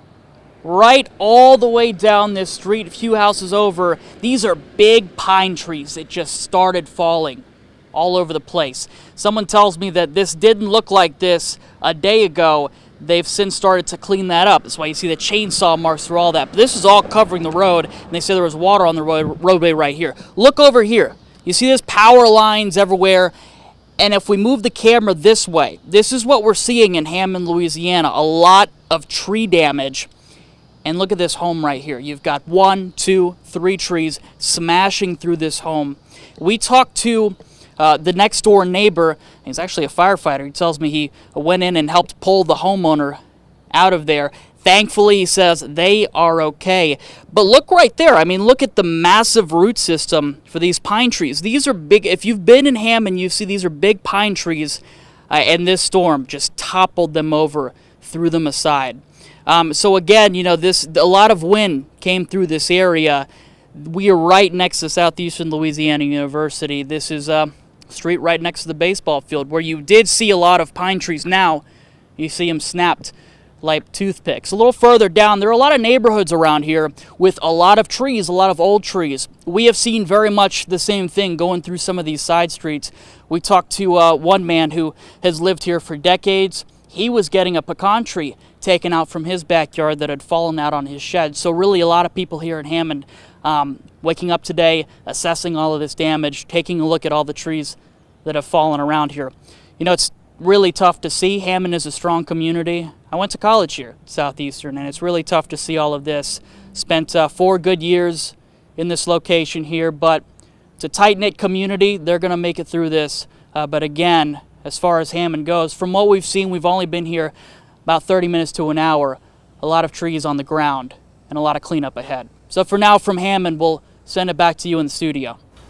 All right, Paul Rivera, so proud of him, actually. He did go to school at Hammond, also interned here at Channel 6, so certainly just a full circle moment to see him reporting, covering, the areas certainly that he knows best. He said he spent 4 good years there, so good to have him on the ground, good reporting there so we can get an idea of what they were dealing with. But when I looked at that massive pine tree that was uprooted and toppled over, you know what I was thinking about, what Margaret Orr had been talking about. We've been talking about this. The ground was saturated. makes those trees vulnerable. It just kind of uprooted and just toppled over. And it was so sad and disheartening to see 3 trees on top of that home. And again, you see neighbors helping neighbors. A firefighter who lived next door helped pull those people out of there. Fortunately, they are okay. But once again, the damage so significant from Hurricane Ida. Another place that's seeing some damage is in LaPlace. So let's go ahead and send things over to Jennifer Crockett with the latest. Jen? We're just returning from another rescue mission in this high water vehicle, a family of 4 coming out with us. This is one of hundreds of rescue missions that have been done today just by Louisiana's Department of Wildlife and Fisheries. We had to move into this big high water vehicle from a shallow boat. We'd moved into the shallow boat from a truck. And it's all because the further back that you get in Indigo Estates, the deeper the water gets. People I talked to describe Hurricane Ida as seeming like endless series of tornadoes, winds just whipping around so loud they couldn't hear themselves think. And then the water came. They said it came up feet in just minutes. Many people going into their attic at that last minute. We've been out on rescue missions. Some of the houses were empty. Some had families in it. Some people also choosing to stay. We're going to continue to bring you their stories. But for now, I'm Jennifer Crockett from LaPlace. Back to you. Jennifer Crockett, always finding the action of what's going on, finding the stories as they're unfolding on the ground. She was there as that family of 4 Yes. was being pulled to safety. So certainly good to see that people are, getting out of harm's way. Yeah, we're going to continue to see many more of these stories coming out of places like LaPlace, St. John, Terrebonne, Homa, Hammond, and various places in Southeast Louisiana. A storied New Orleans jazz site where a young Louis Armstrong once worked, that toppled when Ida blew through New Orleans. The Karnofsky tailor shop where Armstrong would play after he finished working for the family that owned the business. Take a look at this. Just look at your screen. This collapsed in Ida's winds. The business opened at downtown, get this, back in 1913, I know that year well, and had a residence above it where the late jazz legend would often eat meals. The Karnofsky family lent Armstrong money to buy his first cornet. A cluster of other sites that were integral to jazz's early history in the city were also situated on South Rampart Street. A real estate firm specializing in historic preservation was actually under contract to restore part of that block that included the Karnofsky shop. And, they actually floated the idea of repurposing that building as a jazz nightclub or a lounge, Salah. But when daylight came Monday morning, today all that was left was a pile of bricks and other remnants of the historic site.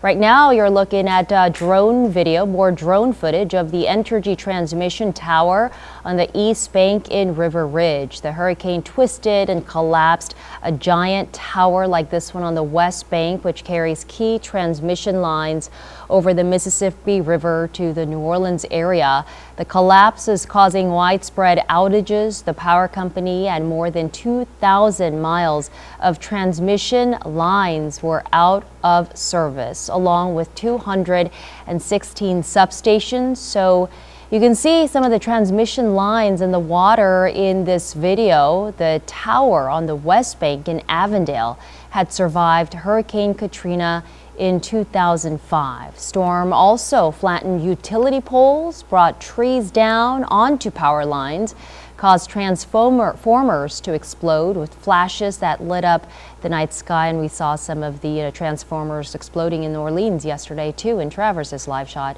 Right now, no timetable has been given for restoring power to the metro area. All we know is that Entergy crews and customers Entergy crews told us to have patience because everybody's asking when power will be restored. But as of now, they first have to go out and assess the damage. They've got special equipment coming into Louisiana just to help with the restoration efforts.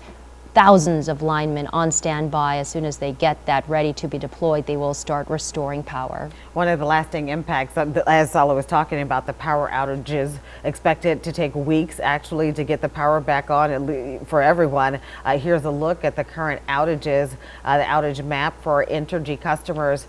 Jefferson Parish has the most customers out of power right now, just shy of 200,000 customers. Nearly 180,000 customers are out of power in Orleans Parish. In Tangi, more than 62,000 people in the dark. Lafourche, 43,000. And Terrebonne, St. Charles, and St. Bernard all have well over 20,000 customers each still without power at this hour. So the governor and energy crews, when we heard them talking earlier, Gina, they were talking about some of the critical infrastructures that are their priority, because people, you know, when you ask when will my power be restored, you know, which neighborhoods will you be assessing first, and you know, as soon as they go out there and they assess the damage, they said critical infrastructures are first, obviously dialysis centers, hospitals. So those are the areas that will probably get the first priority when it comes to restoring power. And then after they even clear debris, they said they needed special marsh buggies to get to these locations, right? So they have special equipment coming in just for this particular storm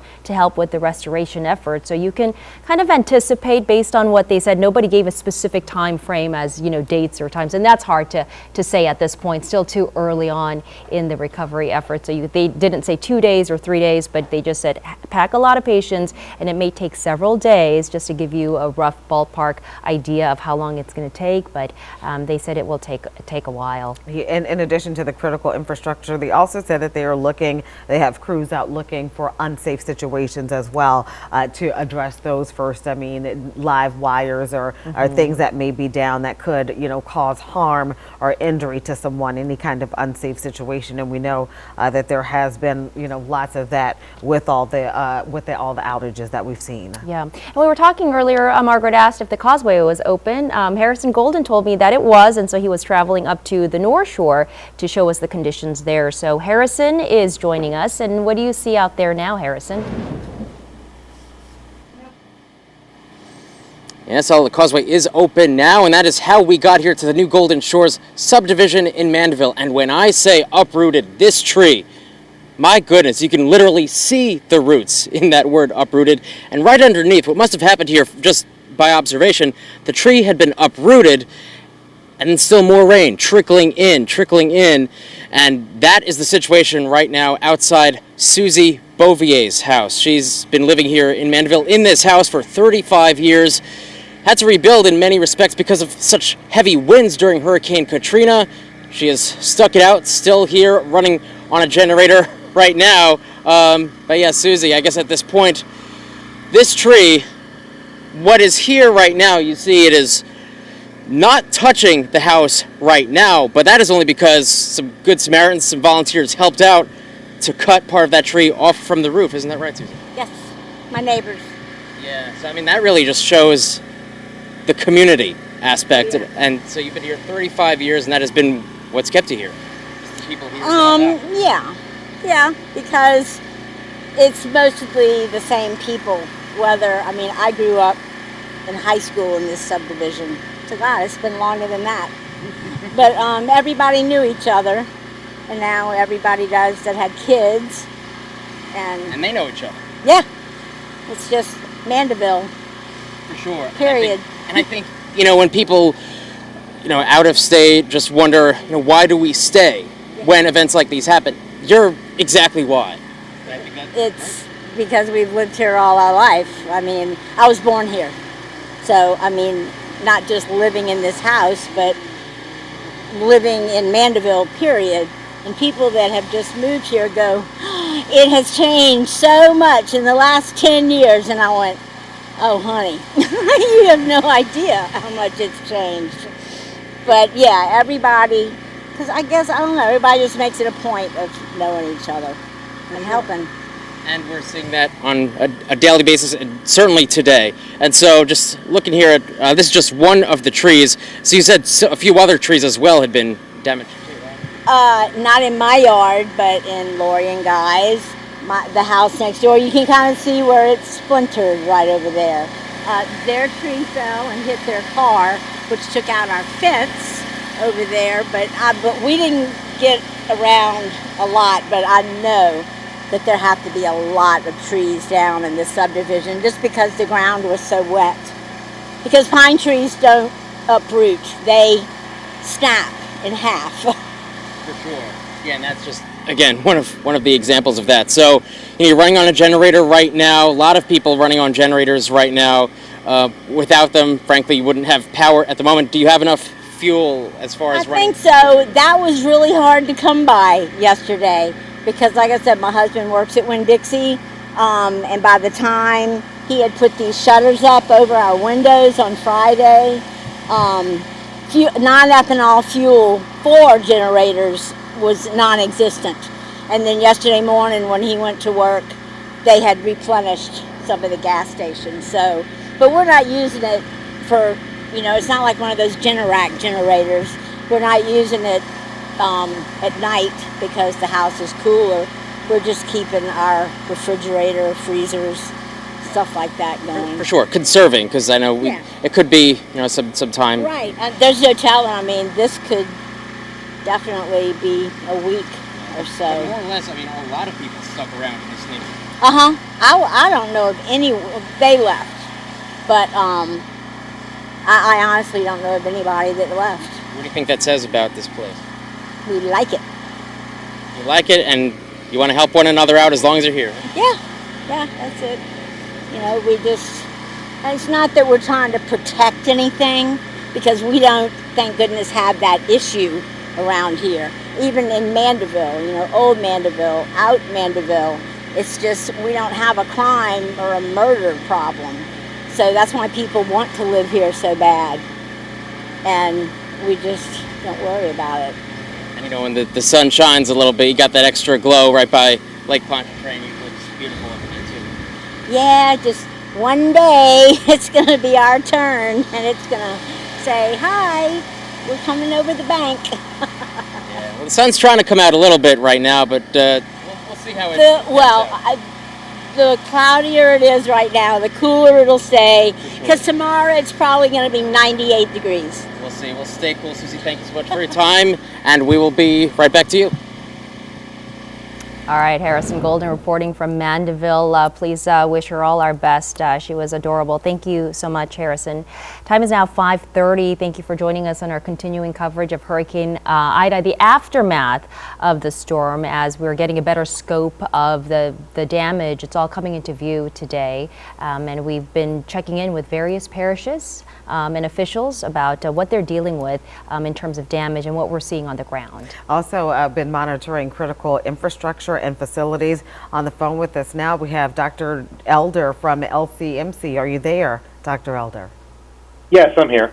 Thank you for your time. If you could kind of give us an assessment of how things are throughout the facilities that LCMC manages. Have you guys had to deal with any critical issues? Have you guys had to move or evacuate any patients throughout your facilities? Any, updates of note? Sure, yeah. Overall, we were well prepared. We were able to continue to care for our patients in the community. And we did do fairly well with the storm.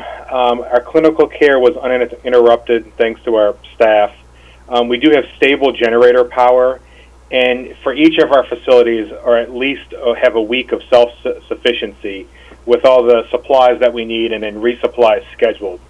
And so we are still on what we call a hurricane lockdown with our staff. And so we'll be doing that for the next couple days as we transition staff in and out. But we're going to continue to, care for our patients in the hospitals while some of our clinics will remain closed, obviously, for the foreseeable future. And Dr. Elder, are you receiving any patients who may have been a part of an emergency situation who may need hospital care? Yeah, so our emergency rooms are still open, so we're able to see patients that have an emergency. We would ask that, if it's not an emergency, no need to come to the hospital, but if you do need medical care, we're here. Our emergency rooms are open to see patients. And so we'll continue to care for our patients that way, even though some of our clinics will be shut down for now. Dr. Elder, can you go into a little more detail and explain what that hurricane lockdown situation looks like at your hospital? Are you just manning all your staff members and transitioning them with new shifts, or how does that work in terms of this hurricane and how it relates to helping out in this hurricane? Sure. We brought in staff Sunday morning before the storm. We initiated what we call a lockdown, where everyone stays, in the facility for the duration of the storm. Now, of course, we want to be able to get some of those people out and get new people in. And of course, with the damage in the community and the lack of power, it's going to be difficult for some people. And so we're working on getting some of our staff back. We believe on Wednesday we'll do that transition to some new staff coming into town, and others can then go back out and check on their homes and be with their loved ones. And so we're working on that over the next couple days to make that transition smooth, while we continue to care for our patients that are currently in the hospital and any other patients that end up in our emergency departments and are admitted to our hospitals. And what exactly, I know you said that the emergency rooms are still open. What exactly has been the demand for emergency services? Have we seen an uptick or maybe even a decrease, I guess, in people seeking emergency treatment? So during the height of the storm, obviously with the weather, we don't see as many people coming through just because it's too dangerous to be outside and people aren't venturing out to the hospitals. We have started to see more people this afternoon start to come into the EDs. I would like to just remind people of a couple things. People are going to be out there with chainsaws, with trees, and branches, and just be extremely careful. We know we will see chainsaw injuries, and we just need people to be extremely careful. People are up on their roofs assessing damage. Please be careful. We don't want to see people who are significantly injured while trying to check damage or repair their homes. And then also with generators, please be careful. Carbon monoxide poisoning is a huge issue. We are sure that we will see some of this as people are using generators. So please be safe with your generator use. Only use them outside. Keep them away from doors and windows, and just be very safe out there, while we're building back up.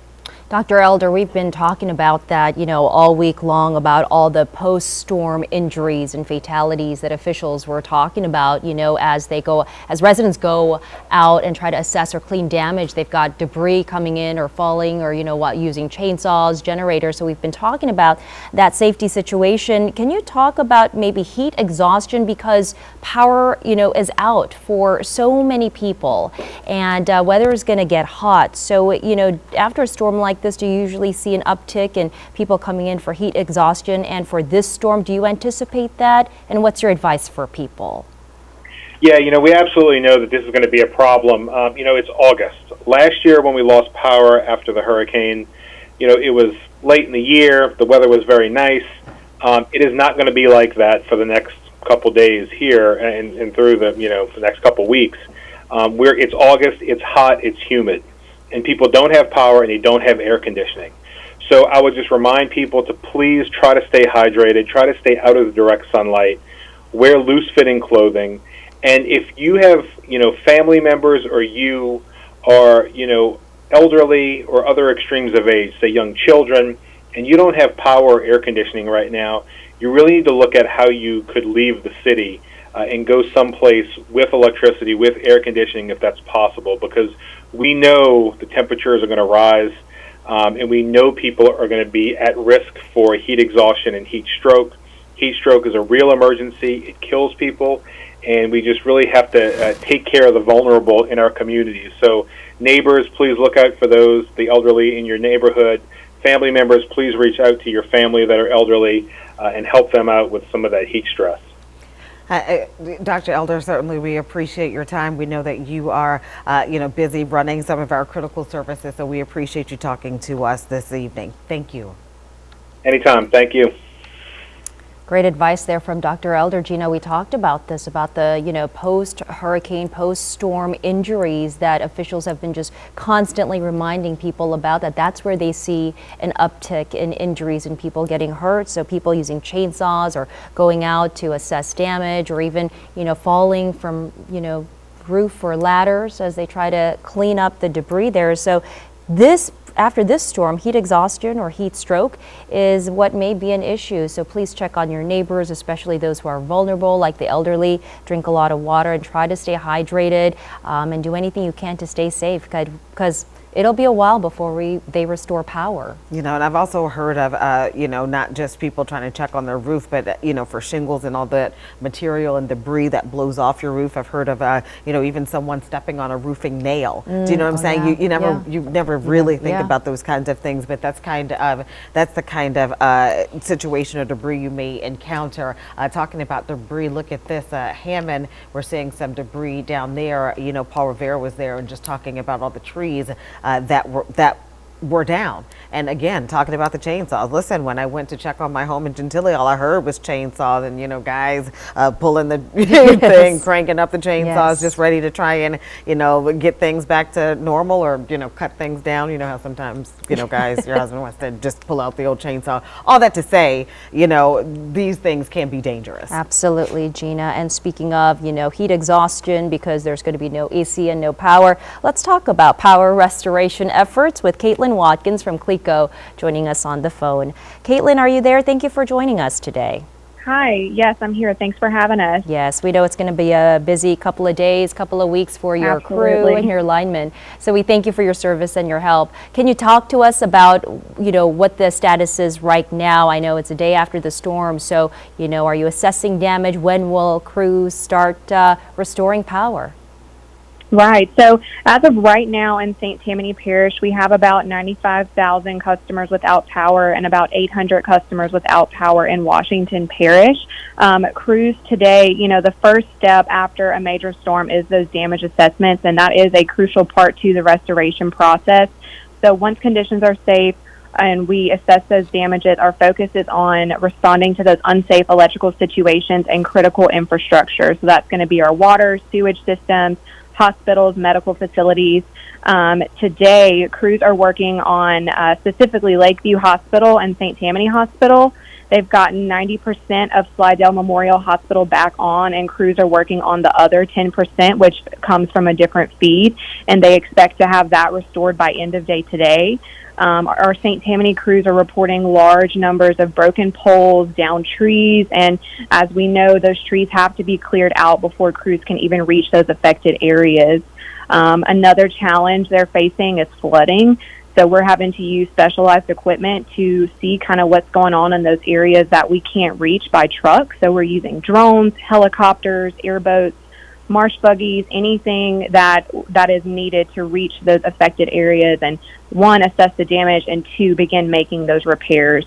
And as we know, communication has been a challenge across Southeast Louisiana today with cell service. So definitely created some challenges. We know we have a long road ahead, but we hope to have a restoration plan and specific updates for many areas tomorrow. Okay, well, see, you cut me right when I was going to ask you the question. You did this. I was about to say you did the assessment. You know, what's the timeline? But you're saying you're hoping to have a better idea of all that tomorrow. I feel like I have to ask you that for people watching. They all want to know a timeline. No matter how many times that you still say we're assessing. The people at home want to make sure that we are asking you the question, when will their power be back on? And so we'll have a better sense of it tomorrow. Is that what I understand?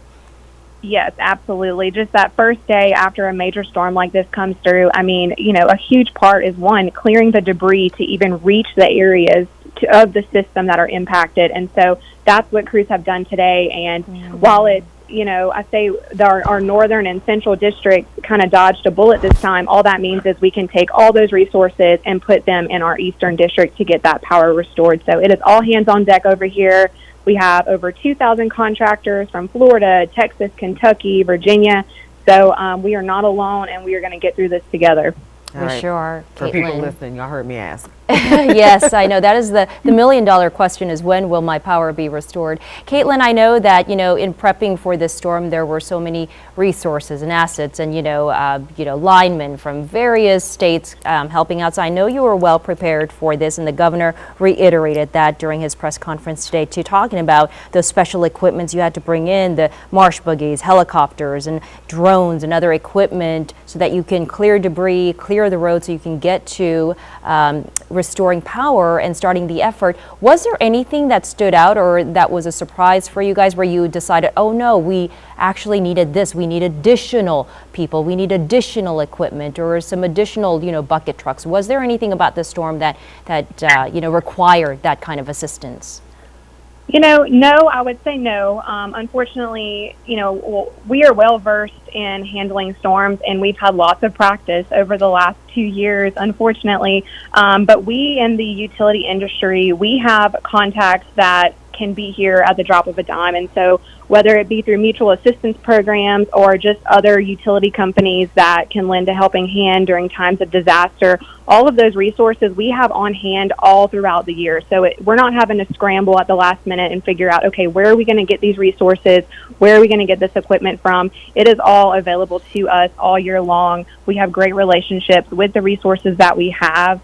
And so there's really no scrambling. It's just hard to, okay, you're ready for the storm, but we don't know exactly how bad the impact is going to be. So you just have to wait, prepare ahead of time, wait until the storm comes through, see what it takes out, and be ready to roll and put the pieces back together once it moves out. All right, Caitlin Watkins from CLECO, thank you so much for your time.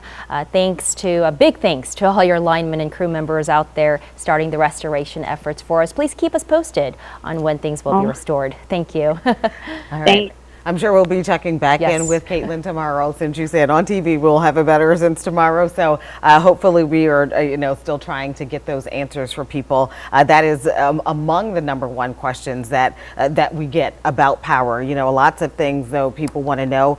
People just want to know where gas is available. People want to know if there is any kind of assistance available. As we work through the impacts of Hurricane Ida. A lot of people right now, because of power outages or because of accessibility issues, are away from their homes right now, maybe not being able to access their homes because of downed trees or what have you. In some places there's still reports of water, some flooding as well. And so it's just unclear, how long the situation is going to unfold and how long people will be dealing with these impacts. All right. Also, as we are, getting an update, we heard the governor say, he talked about the disaster declarations that have been declared in several parishes across Louisiana. He was saying that these parishes where the disaster declaration exists, that, these people may be able to apply for FEMA and other federal benefits. I know we are efforting getting FEMA on the phone. If we have John Mills from FEMA. Are you there, sir? Hi, Sulla. Yes, hi, Sulla and Gina. Good evening, and thanks for having me on. I'm part of a FEMA response team, and we're here to support the state of Louisiana and local communities that have been hit hard by Hurricane Ida. We were looking at some of the damage and some of the impacts today, in particular the power outages in the city of New Orleans, and we also met with officials in Jefferson Parish, and we're going to continue doing that work. For people who've been hard hit, and their homes have been made uninhabitable as a direct result of Hurricane Ida, FEMA individual assistance grants may be available. First, what we would encourage people to do is hundreds of thousands of people in Louisiana have flood insurance that's backed by FEMA. So first, we would encourage people to file and submit their flood insurance claim or claims to their insurance providers. So submit those insurance claims first. If you have losses and serious needs not covered by insurance, you can also apply for federal disaster assistance through FEMA. And I totally understand the power is out right now, so you don't need to do that immediately. But here's the information, and you can share it with everyone whose home is uninhabitable and may have relocated because of the storm. You can visit FEMA online, and that website is disasterassistance.gov. That's disasterassistance.gov. If you want to talk to a real person, you can call FEMA directly. That number is 800-621-3362. That's 800-621-3362. Keep in mind, obviously a lot of people have been impacted by Hurricane Ida, so you may have a wait time on the phone if you call. But those are the ways that you get in touch with FEMA. FEMA works with every household on a case-by-case basis. It's not one size fits all. Everyone went through Hurricane Ida together, but everyone's exact situation is unique. So we're working with each household on a one-on-one basis. But I want to stress, if your home is uninhabitable and you need to relocate, please and you have losses not covered by insurance, please get in touch with FEMA. Tell us what your needs are. FEMA may be able to provide grant money if you need to relocate temporarily, say get an apartment somewhere else temporarily until you can make repairs, move back home, or determine your next steps.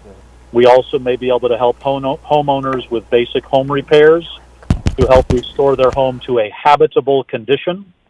And FEMA individual assistance may also be able to help with other needs that survivors may be facing right now, all handled on a case-by-case basis. But please, by law, please understand, by law, FEMA is not allowed to duplicate insurance payments. That's why it's so important to submit your insurance claims first. Then if you think you have needs not covered by insurance, go ahead and apply for federal disaster assistance through FEMA as well. I do have a question for you. I hate to get to split hairs, and but I just kind of need an operational definition of when you talk about conditions that are uninhabitable, because some people say it's too hot. Like, is just being a power outage and it being hot, does that make it uninhabitable? Or are we talking about real physical structure damage or a roof missing or something like that? What constitutes uninhabitable, number one? And then number two, in the parishes that are eligible for this disaster declaration, I know you said it's case by case, but any D-SNAP benefits available? That was a question that I had gotten in just about FEMA assistance.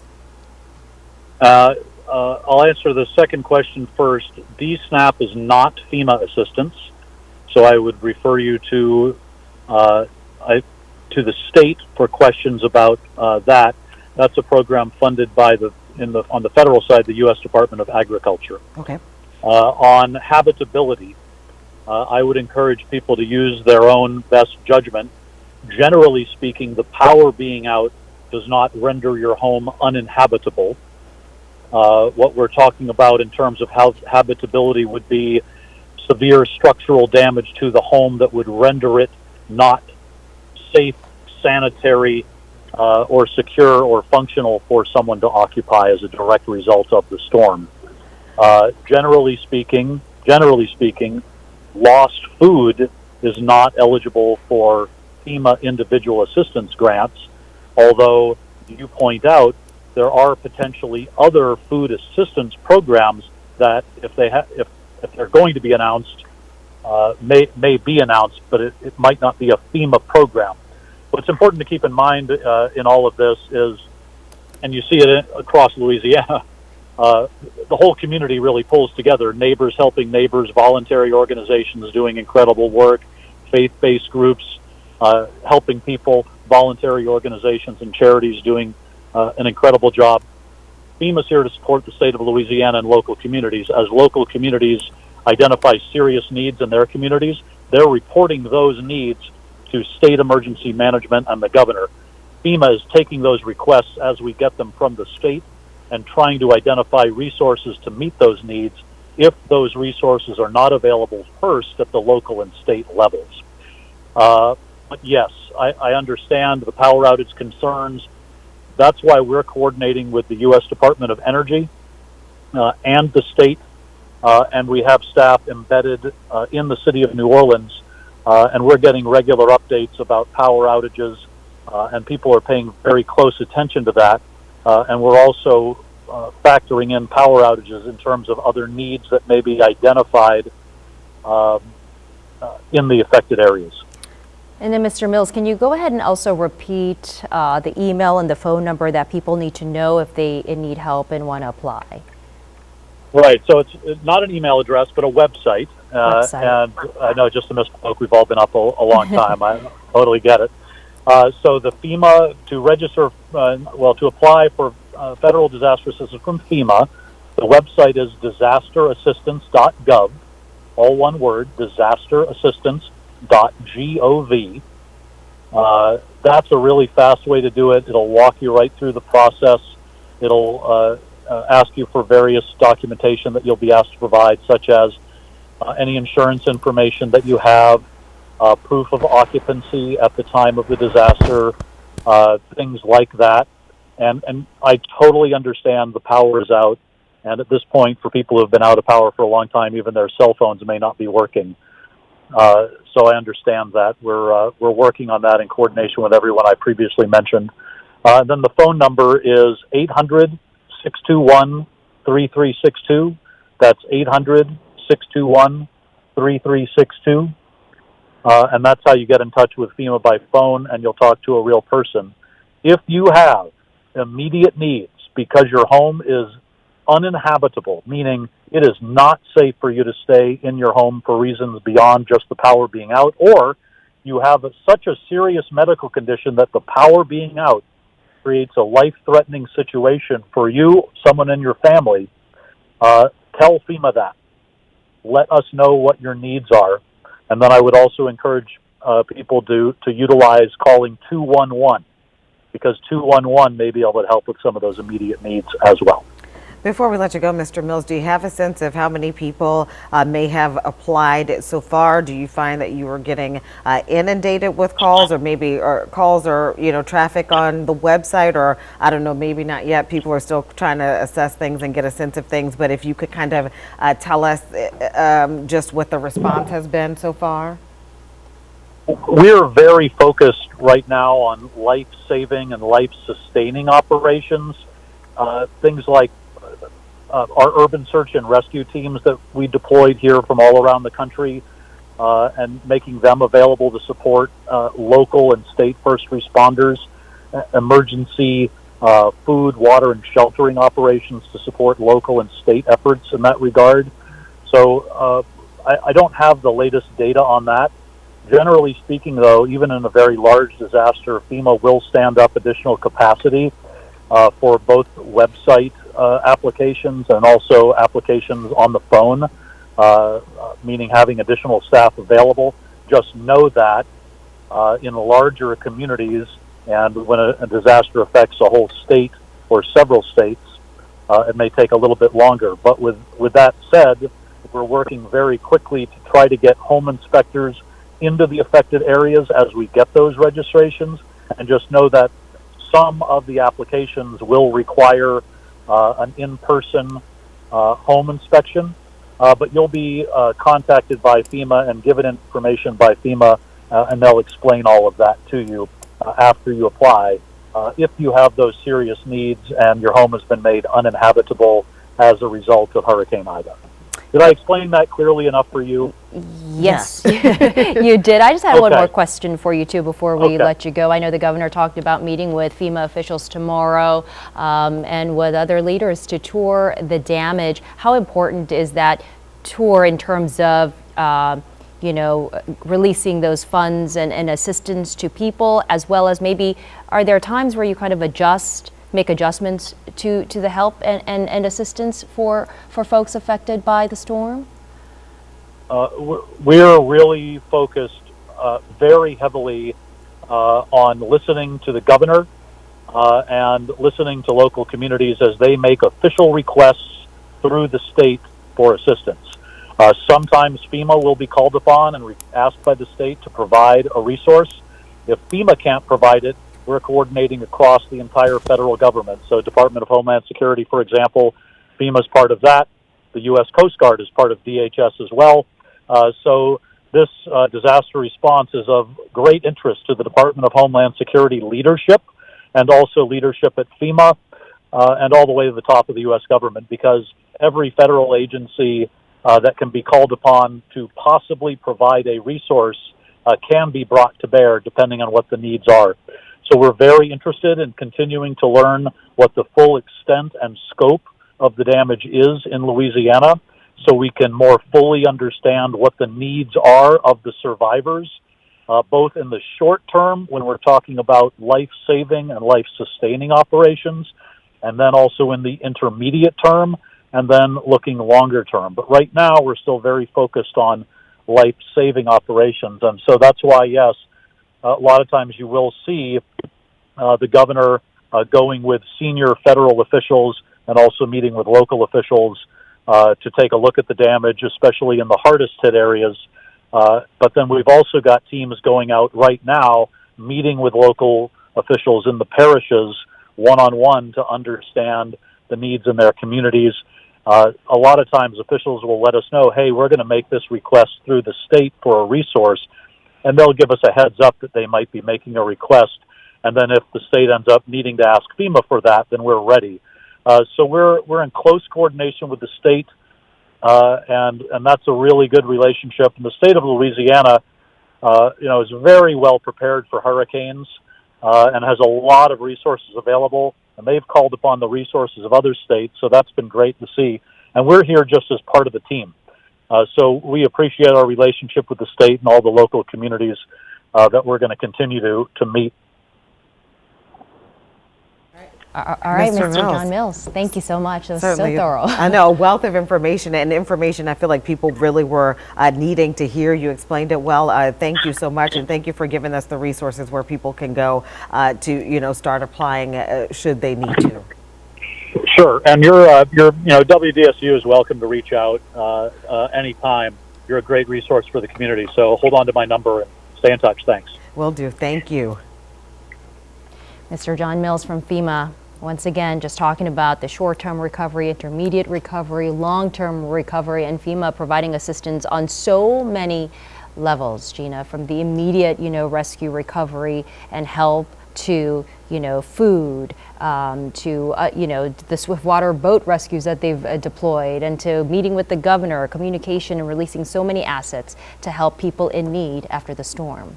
All right, time now, 5:59, coming up on the 6 o'clock hour. What that makes me think about, we heard people talk about curfews still being in effect in the evening, some dusk to dawn curfews in effect right now, Salah. Yes, right now several parishes across southeast Louisiana have curfews in place.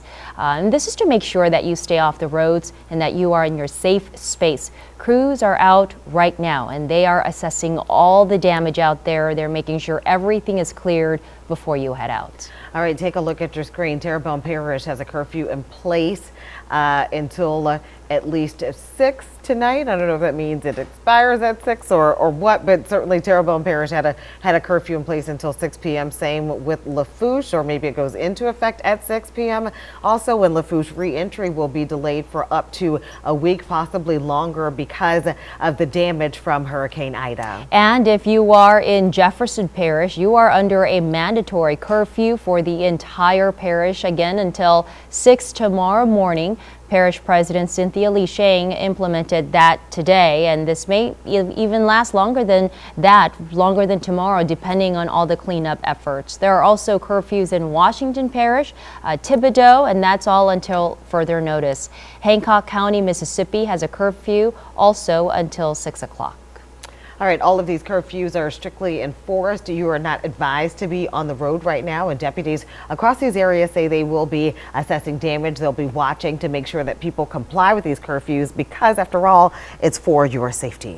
Also, Tulane University has announced classes will be canceled through September 12th. It will be sending all of the students to Houston so that they can fly home while the campus is closed for the next 2 weeks. The school says the lack of power and water that has forced its infrastructure to restructure the semester so that students can live comfortably and they can have a safe return to a working campus once power is restored. So even schools are closed indefinitely, government offices and many of these businesses, because there's no power, Gina. Hard to tell when things will return back to normal, but for now, because there's no power, they've went ahead and instituted these closures for schools and offices and businesses because there's going to be no AC. Right, glad to hear that in regard to students at Tulane. I know someone had reached out in concern with some students who may be on the campus of Dillard who need resources, so we'll be checking in with them. And then just different universities, parents who send their kids to school, they want to know what's going on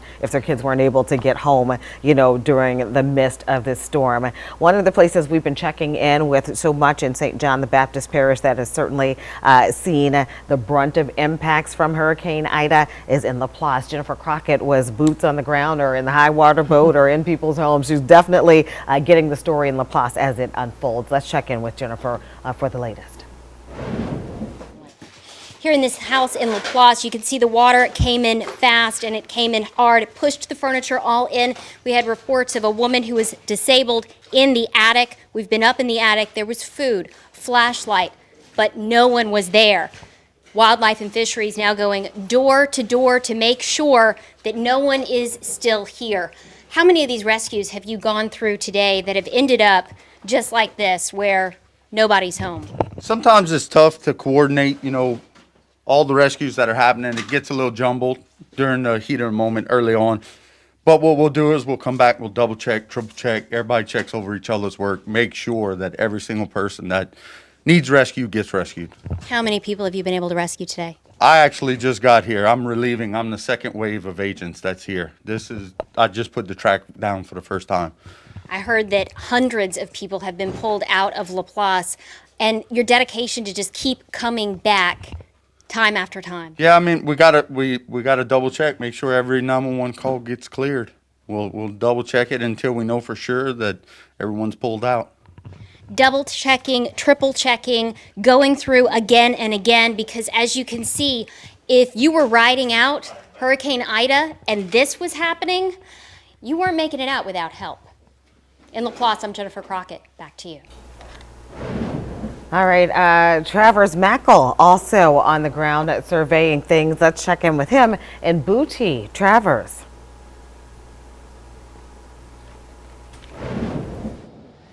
Hey there, Gina and Sulla. We are in hard-hit St. Charles Parish, Booty on the West Bank, and take a look behind me. There's a lot of destruction here. This is basically a strip mall office building right next to an Edward Jones investment. You can look down the street, trees down, street shut, and then look at this right here. The roof of this building completely blown off.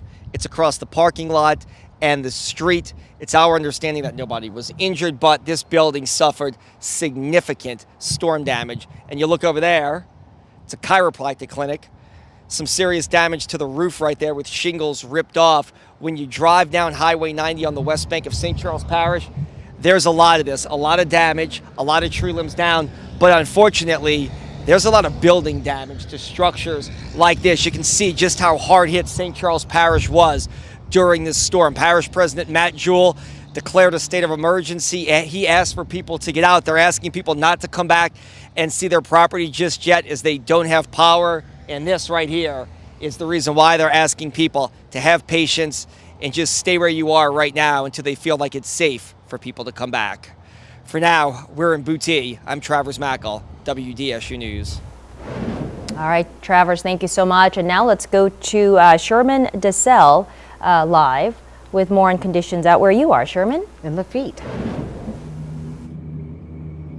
Yeah, Sal, I'm in Lafitte, where the last time you guys had a camera out here, or we got the live shot out here, looked totally different. Let me get out of the way here. If you remember the last time you saw the rescue efforts happening in this area, you noticed a lot more trucks, a lot more boats. Well, as you can see, a lot of those boats have cleared out.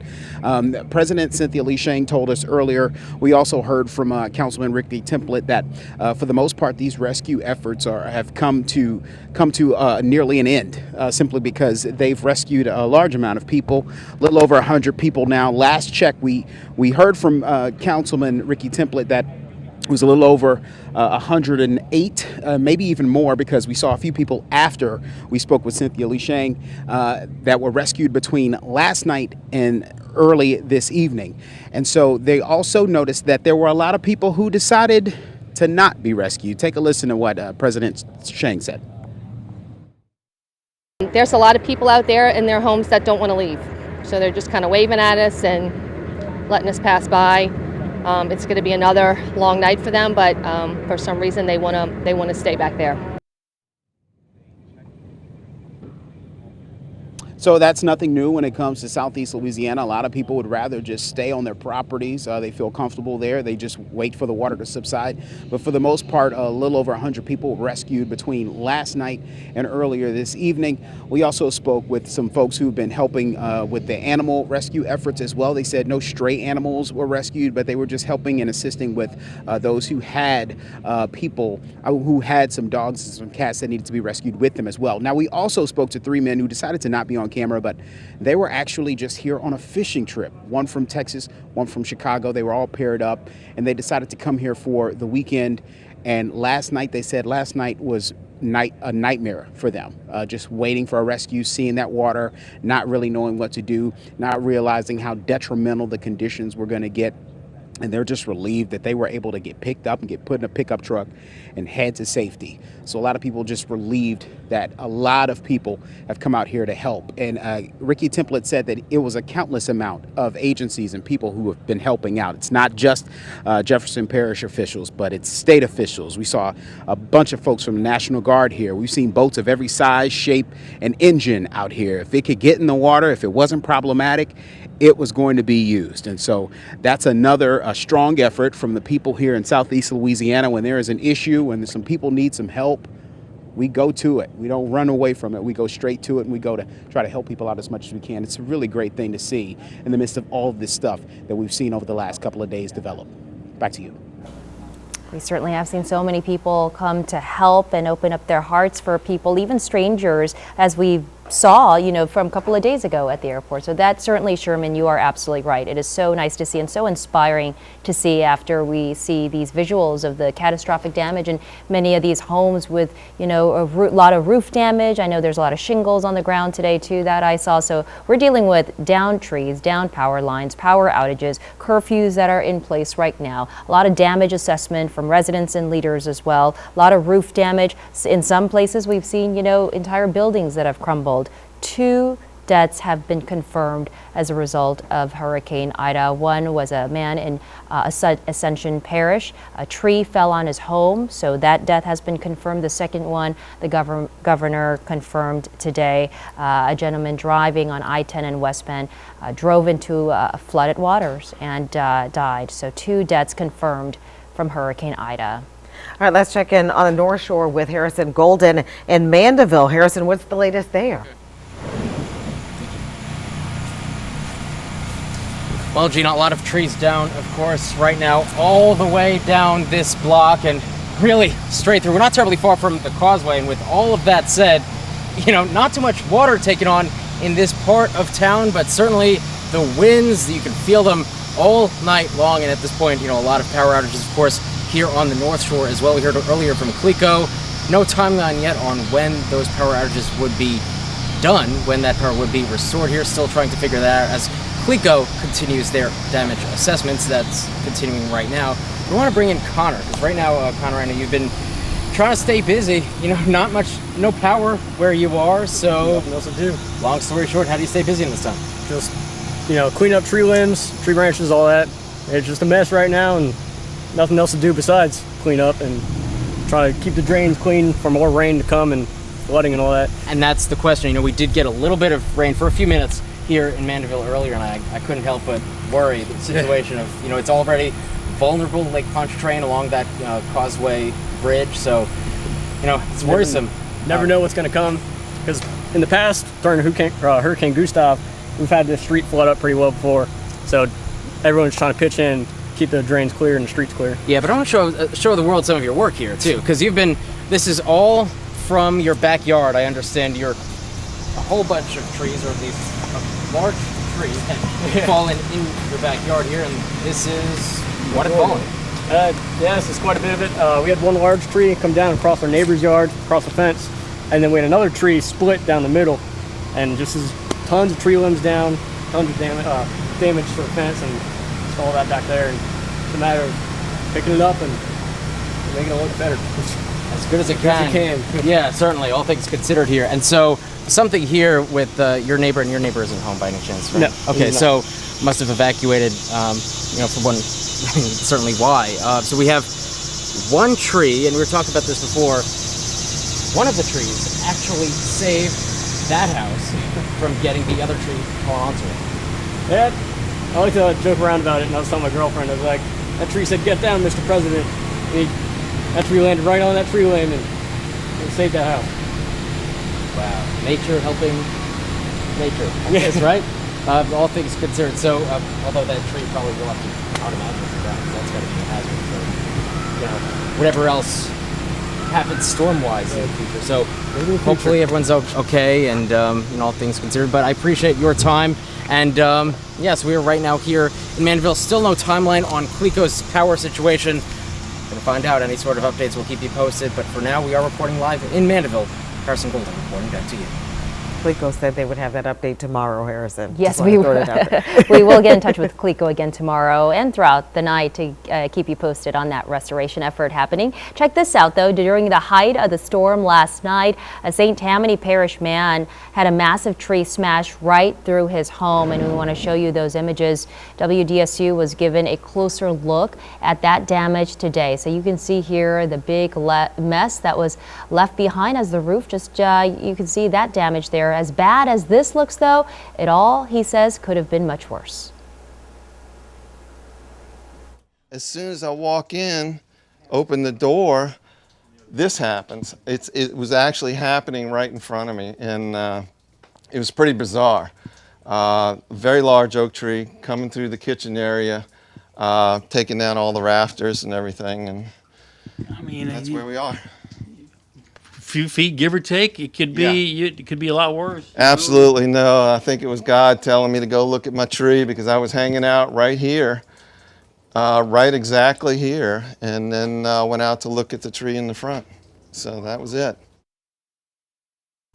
Wow. Man, we've been hearing about, what happens with, folks having those trees. We also have more video of impacts, some flooding that had happened in Ponchatoula as well. Just take a look at this video from Ponchatoula. You can just see, I guess, some water on the roadways there, making situations difficult for folks in that neighborhood. This is a person out and about surveying things, but, we did anticipate some type of impacts. Unclear just how deep the water is in Ponchatoula, but certainly some water on the roadways. Also seeing downed trees there as well. Downed trees certainly seems to be the story when it comes to damages and impacts, particularly as we're looking across the area. Sella, we've been talking about the downed trees and even the difference in the kind of tree, Sella, or Margaret. Yeah, Margaret was telling me about the pine trees, how bad that is, and you cut all your trees down next to your home, you said. Well, I do have some crepe myrtles, but no pine trees. Yeah. And that's because pine trees act like a knife. They go right through the house. It's dense. Yeah. And what you need to know for an oak tree, at least when it falls down, you have a lot of those branches able to hold up the tree somewhat. But pine trees, they're like a knife. I don't want any of them near my house. I have another friend who was walking through the water, wading with his, hip-high boots, and he ran into a snake. So keep that in mind. If you're going through this water, it's really dangerous. Another friend last night wanted to go check on her home, and one of those sewer tops was off. She went in the hole, banged up her knee, and so now you're concerned about infection. So folks, you really have to be careful. And that makes me think of Laura. So Laura made landfall with 150 mile per hour winds, and after that, extreme heat. So everybody was running their generators. More people died after Laura than died during Laura. So we can look and see exactly what happened. And there were reports of 4 people dying from trees, storm cleanup, but heat was 8 people dying. Carbon monoxide, 9 people dying. And then house fire, electrocution, you've got to watch out for those down power lines. And then from drowning and also falling off of the roof. So please be careful out there. Good news, Ida is a depression. It's going off to the northeast, the heavier convection well off to the northeast. To give you an idea of some of the high winds, and man, did we have some high winds. Port Fourchon, 172 mile per hour wind gusts. St. Bernard, 99. Wagaman, 80. Mandeville, 110. So you saw all of those trees down, high winds. Dulac, about 90 miles per hour. Here is a look as the hurricane made landfall right there at Port Fourchon, 11:55 yesterday, 150 mile per hour winds. Yes, took that jog to the east and right over La Place. I mean, the eye wall was right over you for so long. And that's why you had all of that rain. And then you had the surge with that strong wind out of the east pushing the water your way.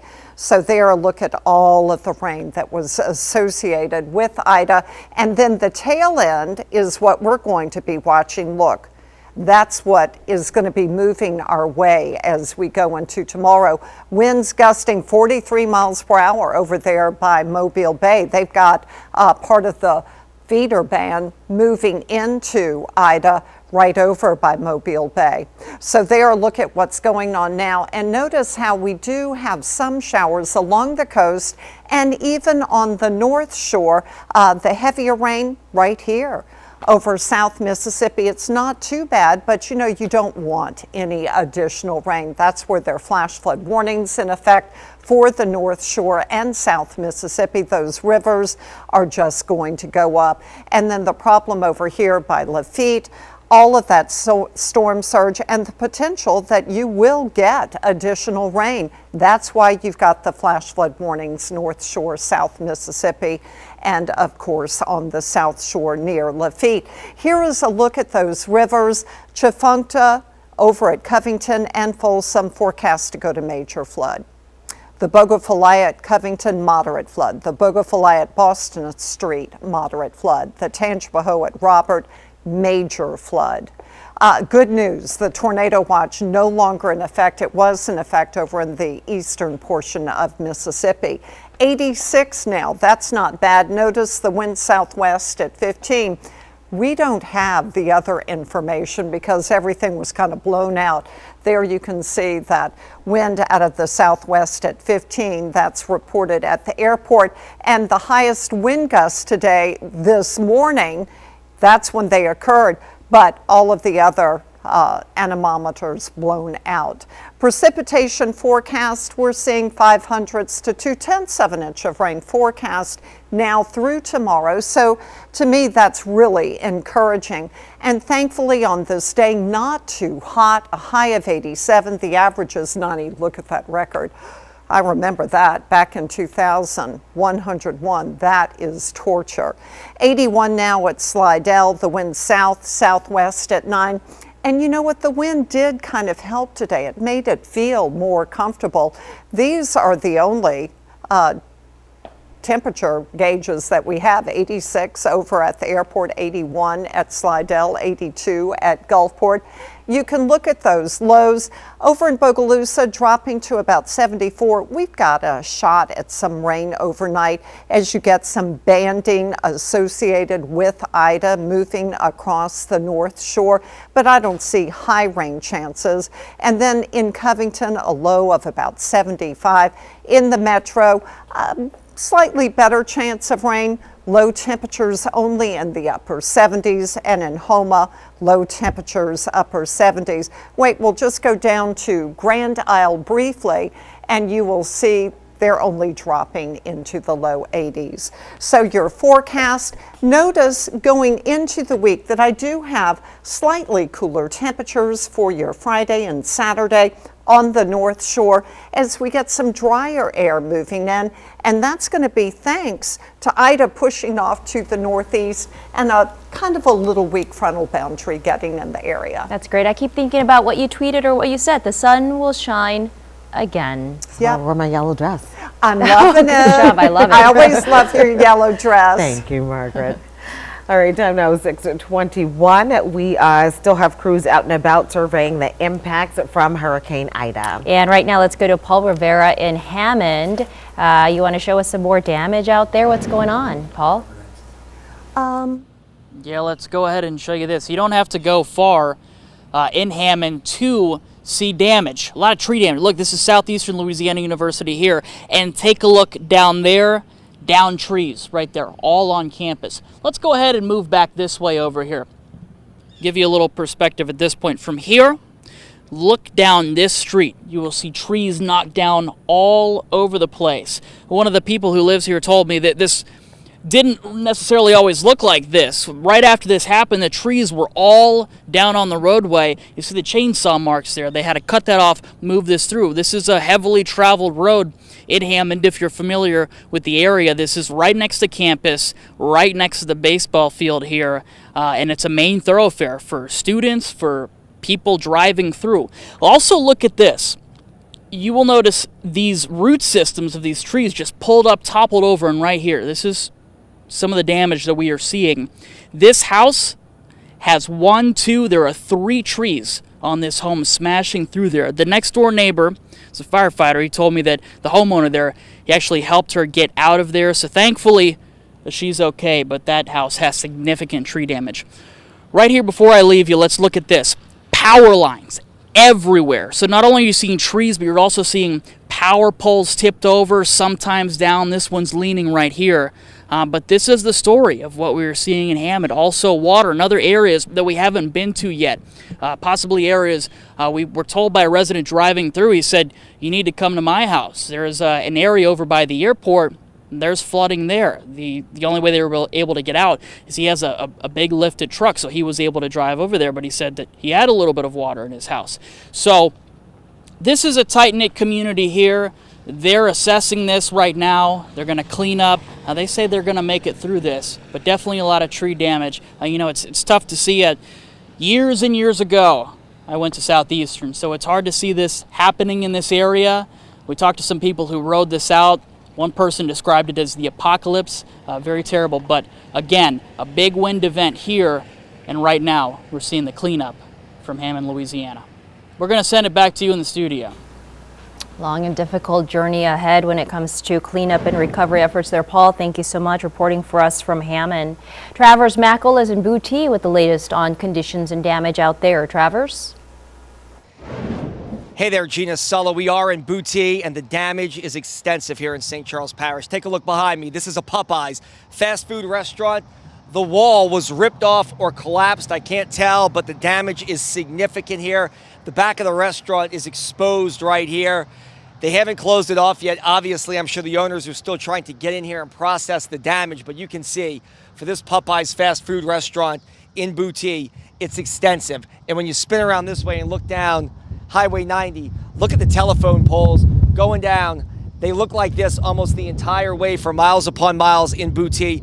They're completely flattened and knocked down. So if anybody wants to ask the question of when they're going to get the power turned back on, why it could take a longer time rather than a shorter time in places like St. Charles Parish that were hard hit, this is the reason why. You can see all of those poles busted and or leaning, and it's going to take a long time before the power is restored, I would assume, to this area.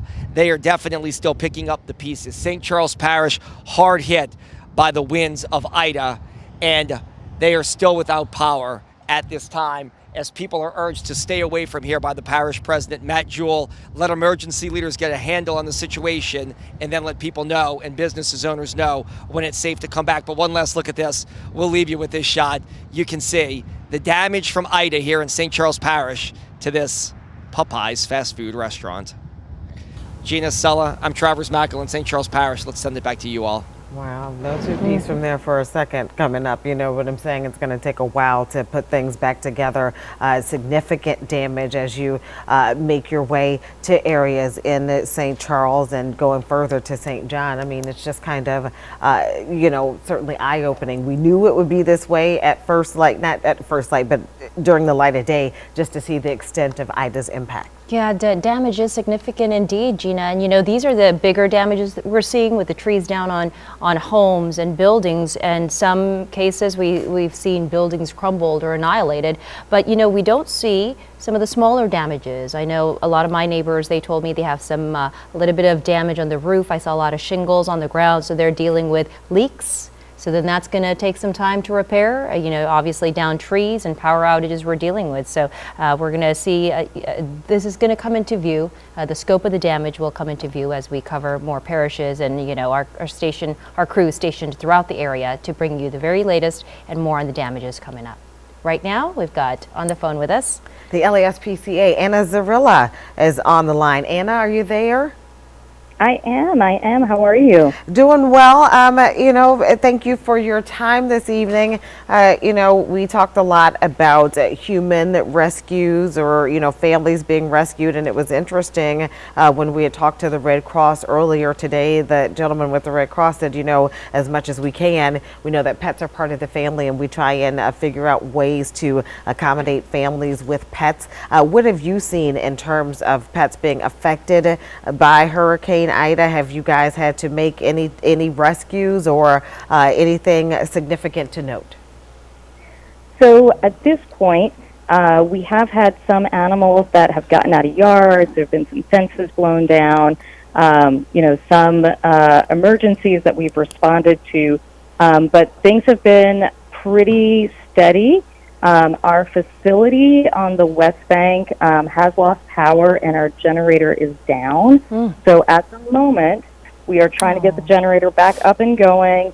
The temperature's okay right now in the building, but we certainly don't want to be taking more animals into the building until we get the generator resolved. And so we are asking the community, if you see animals that are roaming, so they've gotten out of their yard, maybe somebody left town and a neighbor was watching the pet, to call 911 if you see animals that are in distress, that, are roaming. Certainly animals that are injured, we need you to call those in, and we're directing all of those to 911 so that our officers can respond as quickly as possible. We have actually been able to have some officers from other parishes that were not affected come in and start supporting our team. So we will have more trucks on the road starting tomorrow. And we do want the community to report roaming animals. If you see an animal that was abandoned, so it was left in someone's yard, or even inside their home, they left, they thought they could get back, but they can't, call those into 911, but please do not take those animals. Do not remove them from the yard. Do not remove them from the home. We are going to be responding quickly, and we want to make sure that we can get those pets back to their people.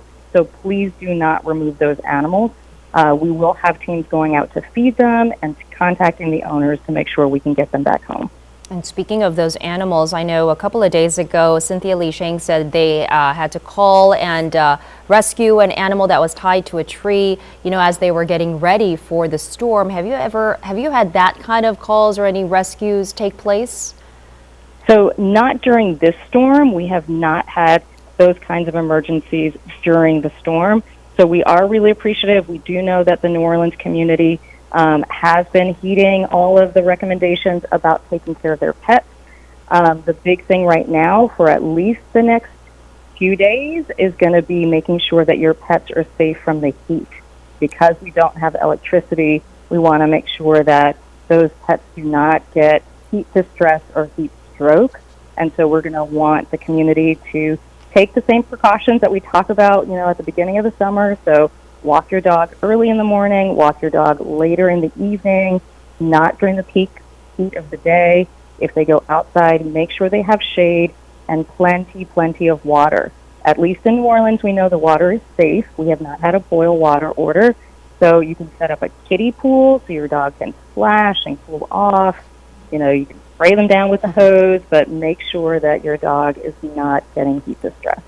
In the event you guys do get an animal or pet in your care or custody that may have been separated from its family, what is the reunification process like typically? Well, so it'll be interesting in this event because a lot of things are still up in the air in terms of whether we'll be able to have our facility open to the public quickly or we can't get this generator up and going. Usually, if a pet is lost, we have a 3-day stray hold, which means that the owners have to get in touch with us within 3 days that the pet was lost so that we can reunite them.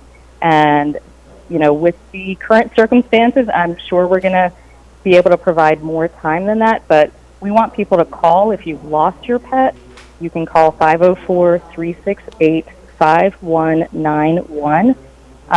Leave a message if no one's able to answer, but let us know where you live, what your pet looked like, when was the last time that you saw your pet, and we're going to work really hard to see if we can find your pet, or if we have it, to get you and your pet back together. And Anna, back to your situation at your building, you said you have no power, and even your backup generator is not working right now.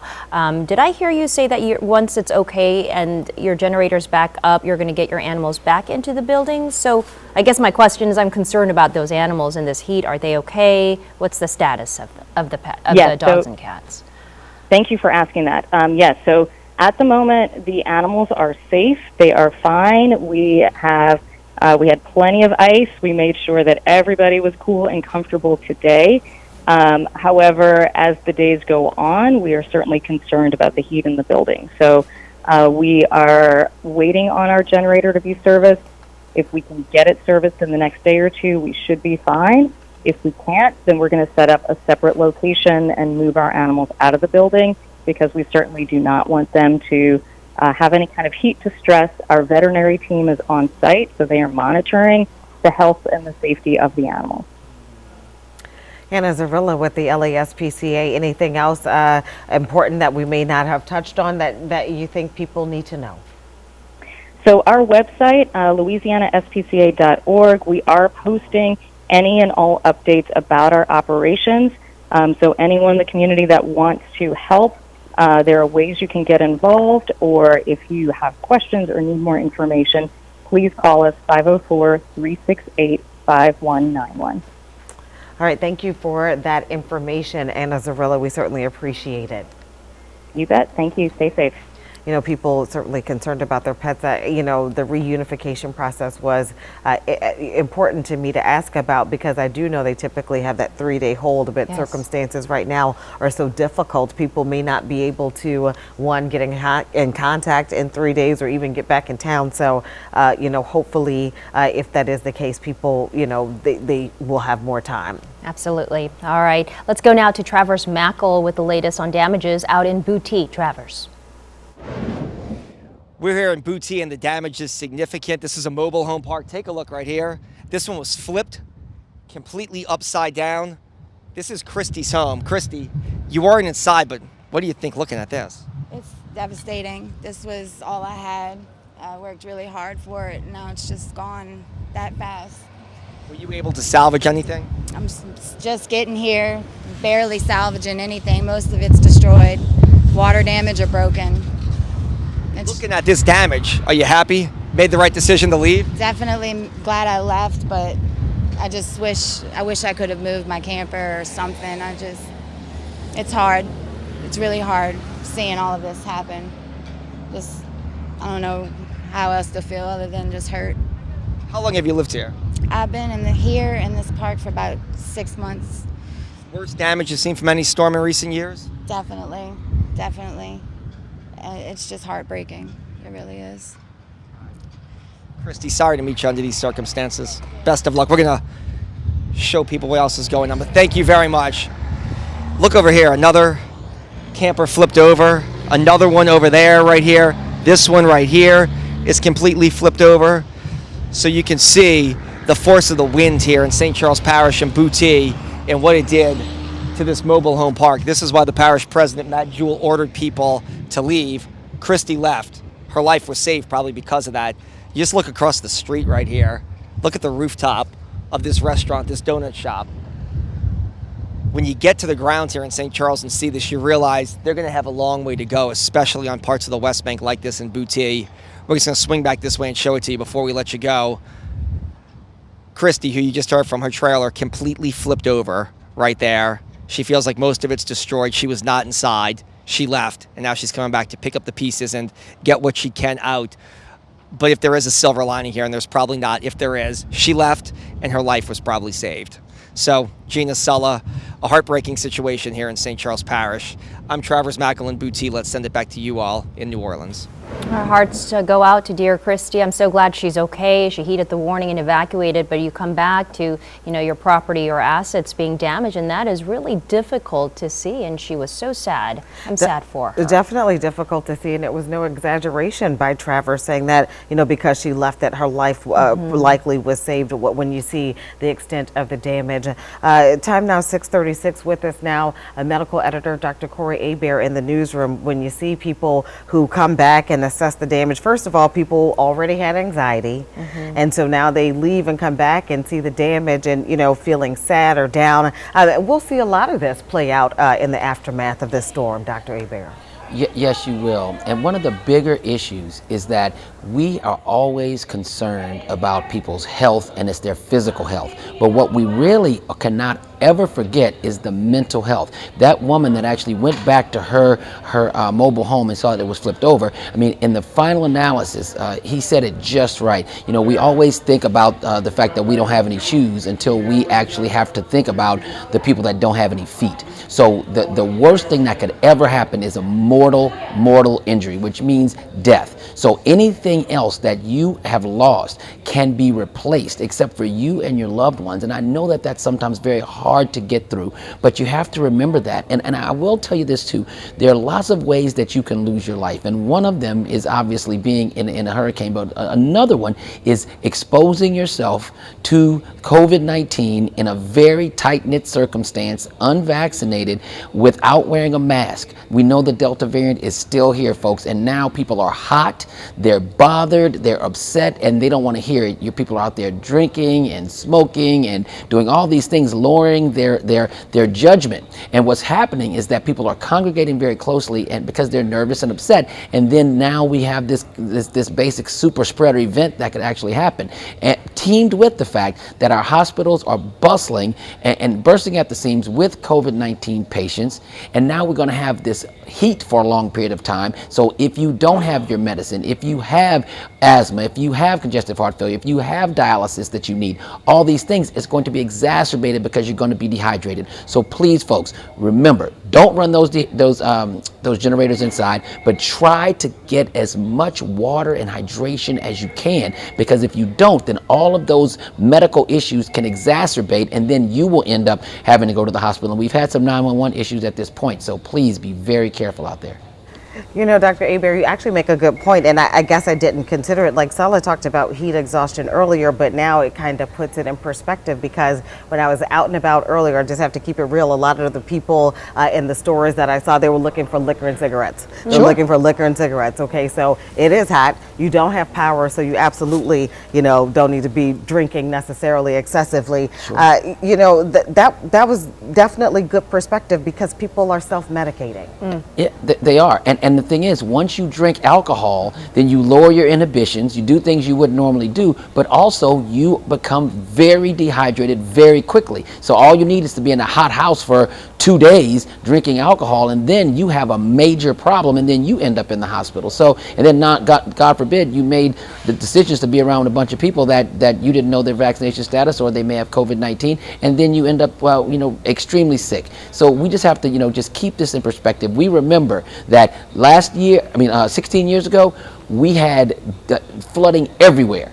Now we don't have power, but we don't have flooding everywhere. We have flooding some places, but in New Orleans Metro, we don't really have a lot of that. So if we can just keep our minds together and know that Entergy is going to get the electricity back on. We know that that's an inevitability. That's going to happen. When, we don't know, but if we can just keep our minds together and don't make any really bad judgment, then we can get through this thing and get back to normal. And Dr. Hebert, you speak of 16 years ago, Hurricane Katrina. We know there is so much PTSD from Katrina. There was so much anxiety as we were anticipating the landfall of Hurricane Ida on the anniversary of Hurricane Katrina. The trauma, of a hurricane, it's very stressful, very scary. And as we saw Christy and Booty there, her life was spared, but that damage to your property, everything you've invested in, when we saw even businesses being damaged, that's so traumatizing.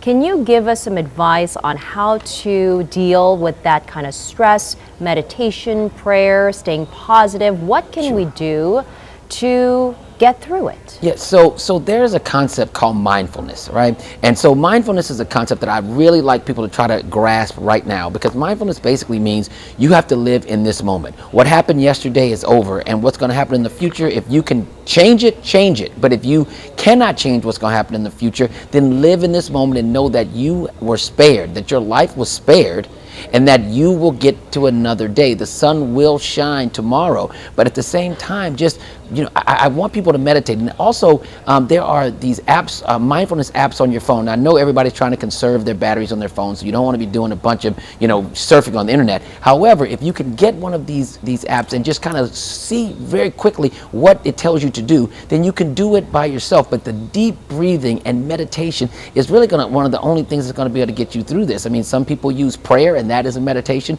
Some people are not into that, but they still use meditation. But if you do not kind of bring it down a little bit, get your mind right, then you are going to lose it, because there's nobody in America that's going through what we're going through right now. And that is not just because of COVID-19 and Ida, but it's also COVID-19, Ida, and PTSD from Katrina. And that is a trifecta that can cause a lot of people to lose it. And when I say lose it, I mean suicidal ideations and then just actual suicide. So please, folks, be very, very careful out there. We're praying for you, and we'll be here for you. Medical editor Dr. Corey Hebert, always good advice. I was almost about to say you can email Ask Dr. Hebert. I guess you can still email Ask Dr. Hebert at WDSU.com. But the overall message here, you know, don't get it twisted, folks. This is not the time to be out here making bad decisions, or, you know, use your best judgment, particularly when it comes to dealing with the aftermath of Hurricane Ida. Yeah, mental health, Gina, I think is so important, and that concept to stay positive and visualize positive things is so essential in how we're going to get through this. But for me, it helps to know that we're all in this together. Kind of helps me too, knowing you have a community, a support system, and that we are all here together. That helps me too. And you know, and just another quick perspective. He said, you know, you think about you don't have any shoes until you meet somebody who doesn't have any feet. So you know, how can I complain about or feel weary at work because we're working all this hours around the clock and everybody else, you know, is evacuating? You know, clearly we're doing an essential service here, but then you meet people who lose property, you know, lose, you know, lots of items or have experienced real trauma. So I'm gonna be quiet about not having no shoes, you know. And speaking of people working hard around the clock, Councilwoman Kristen Palmer on the phone with us from New Orleans. Thank you so much, Councilwoman Palmer, for being with us. We appreciate your time. It must have been very busy. We know everyone's going through this difficult journey of the aftermath of Hurricane Ida. Can you tell us about Orleans Parish? We've seen so much damage, downed trees. What's the big headline coming out of New Orleans? Yeah, thank you so much. And also thanks so much for having Dr. Hebert on there. That was great messaging, I think, for all of us, right, during this period. No, I think, you know, the same thing we're seeing. I've gone through my district probably 3 or 4 times today, and you know, predominantly we have down trees, down wires. You know, again, it's been great seeing residents actually tying off fluorescent tape and things to make people understand not to drive down certain streets. So we're seeing a lot of that. Obviously, I think the long-term issue is going to be the power outage that we're seeing. I think, you know, today everyone is relieved that we made through it and we did so well. I think the next few days are going to be very difficult, and I think we all going to need to have a little grace with each other and figure out how to come through this. Do you know if there's still any water on the road in Algiers? Yeah, so we just came from there. There is some. It's definitely not what it was. It is coming down significantly from what it was earlier. As y'all know, when the transmission lines went out, we lost power to all the pumps. Pump 13 and Pump 11 are the 2 pumps that serve that Pump 13.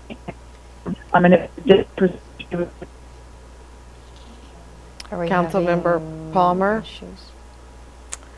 You know, one of the issues that we have been seeing, certainly cell service has been in and out. You know, we're not going to call out companies. Hopefully we can talk to some power companies, but, you know, people have been saying one company has been performing better than another in terms of communication, but we have certainly seen spotty service. And speaking of that, one of the reasons that, coupled with power outages, you know, I went and checked on my home in Gentilly, and one of my neighbors, Matt, he was like, oh, can you text my wife? She evacuated.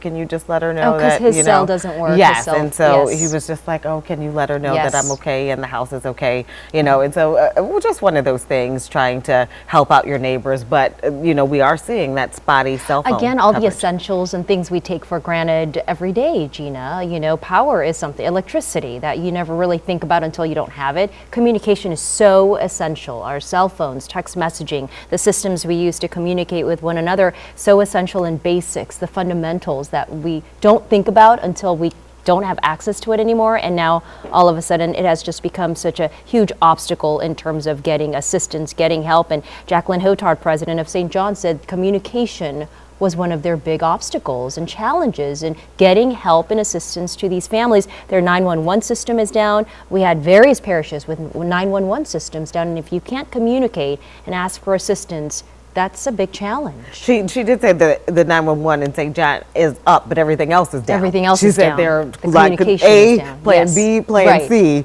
All of those have failed, but she did say She's on a backup communication Yes, system. and only because they installed a hard line in her office. She said the National Guard or one of the agencies came in and actually installed a hard line, so she is able to communicate and get messages out. So again, like you said, the things that we all take for granted. But before we lost Councilmember Palmer, she was just talking about conditions in Algiers. You know, this is where I grew up, so I definitely wanted to hear more about where the water is in Algiers. You know, I have people saying, is there still water on Shirley Drive? Is there still water on the Gaulle? Like, what is, Holiday Drive look like? So I definitely hope we can get back with her soon. But she did talk about Pump Station 13, and transmission lines being lost. And we were able to see some impacts there on the West Bank in her district. But by and large, she said she was able to survey the district and, things, the wind damage that we've all seen, but things that seem to be okay.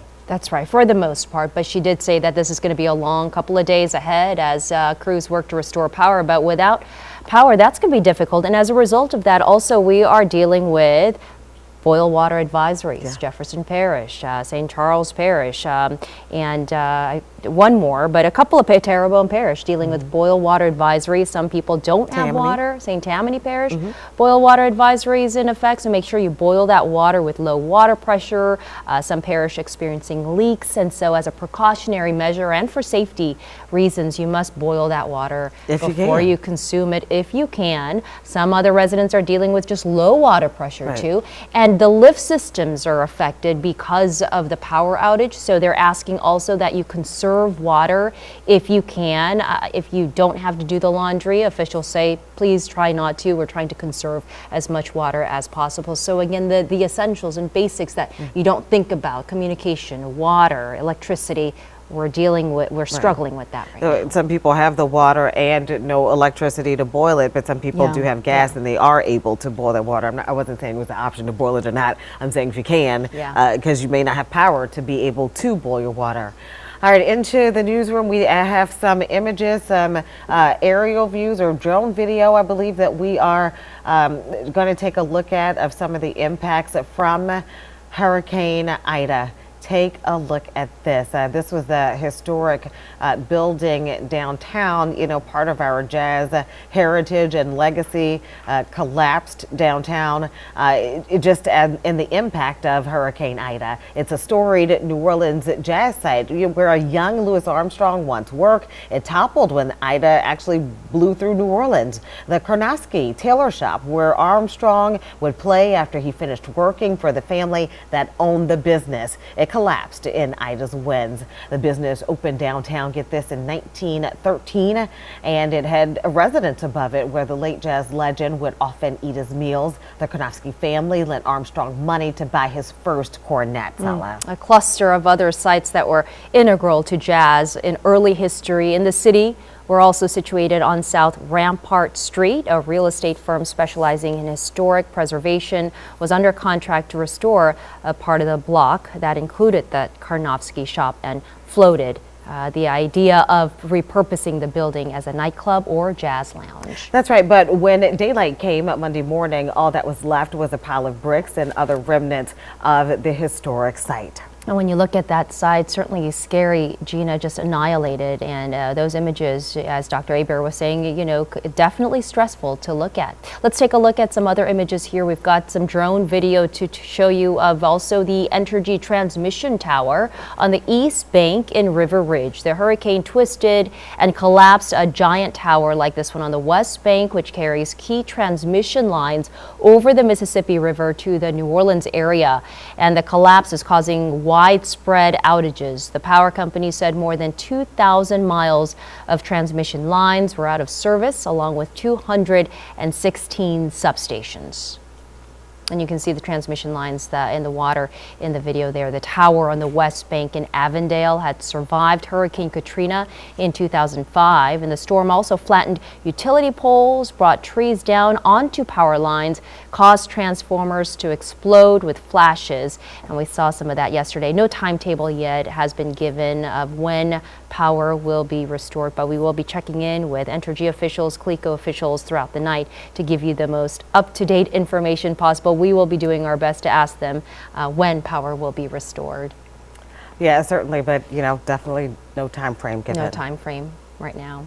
Also, right now, several parishes across southeast Louisiana have curfews that are in place, and this is all really to just make sure that you stay off the roads and you stay in your safe space. Crews are out right now assessing damage, and leaders are out there as well, so they're making sure everything is cleared before you head outside. All right, but take a look if you're in Jefferson Parish are under a mandatory curfew for the entire parish until at least 6 tomorrow morning. Parish President Cynthia Lee Shang implemented that today, and this may last longer than tomorrow depending on cleanup efforts. There are also curfews in Washington Parish and Thibodaux until further notice. Hancock County, Mississippi has a curfew until 6 tonight. All right, all the curfews are strictly enforced, and you are not advised to be on the road right now. Deputies across these areas say while they are assessing damage, they will be watching to make sure people comply with the curfews. It is for your safety. Also, Tulane University has announced classes will be canceled through September 12th. It'll be sending all of its students to Houston so that they can fly home while the campus is closed for the next 2 weeks. The school says that the lack of power and water has forced it to restructure the semester so that students can live comfortably and return to a working campus. If you need a reminder that there is some beauty in the world, take a look at hope. Rainbow, the sign of hope. Double rainbow here appeared over a home in Madisonville, and as we were talking about with Margaret, and she tweeted this earlier, the sun will shine again. Don't lose hope. There is still hope out there. I'd like to encourage you with this beautiful picture of a double rainbow after the storm. And in a lot of these scenarios, Gina, when we see these devastating images, it's so hard to digest and process. But sometimes when we see the good in humanity and the neighbors helping neighbors and the good side of people, that always gives me hope, right? Yeah, definitely. And it brings people together in some ways. Yeah, and the governor even talked about that. He, in addition to all of the impacts that he listed, he said, if possible, this is the time to check on your neighbors, check on your family members, check on the elderly, check on people who may have been vulnerable among you. We heard Anna Zarilla say, if you see pets, just report them, not to necessarily try and capture pets who may be out and about, but just do the neighborly thing. Like if you know that's your neighbor's dog or something like that, just, let someone know what's going on. All right. The governor also spoke in great length about helping neighbors and coming together at a time like this, but he also spoke about the levee system and so much more earlier. Let's take a listen to some of the things he had to say. We do have about 25,000 linemen in the state engaged in the effort to restore power, and several thousand more are en route. Obviously, we need to have the power restored just as quickly as possible. And for that restoration process, there's going to be some priorities so that the most critical infrastructure comes up first. And quite frankly, we're talking about things like our hospitals, dialysis centers, and so forth. And while this was an extremely catastrophic storm, and again, the surge, the wind, the rain was all as advertised. If there is a silver lining, and today it's kind of hard to see one, it is that our levee systems really did perform extremely well. Our federal, non-federal levee systems, particularly the hurricane and storm risk reduction system in the metropolitan New Orleans area, all performed as intended. I can tell you that there's been a preliminary damage assessment of levees today, people getting eyes on those levees. We don't believe there was a single levee anywhere now that actually breached, that failed. There were a few smaller levees that were overtopped to some degree and for some duration of time, and that did result in some people's homes being flooded. But they did not fail. They overtopped in a few areas. Governor, talking about a silver lining in the storm is the fact that the levees did what they were supposed to and as designed. All this investment into infrastructure, Gina, after Hurricane Katrina. And the governor talked about, as we were bracing for this storm, that these systems will be tested.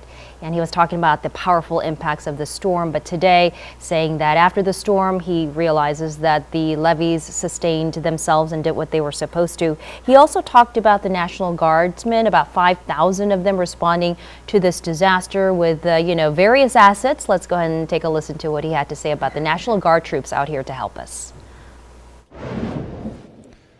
There are more than 5,000 National Guardsmen activated and responding to this disaster, and more are on the way from sister states.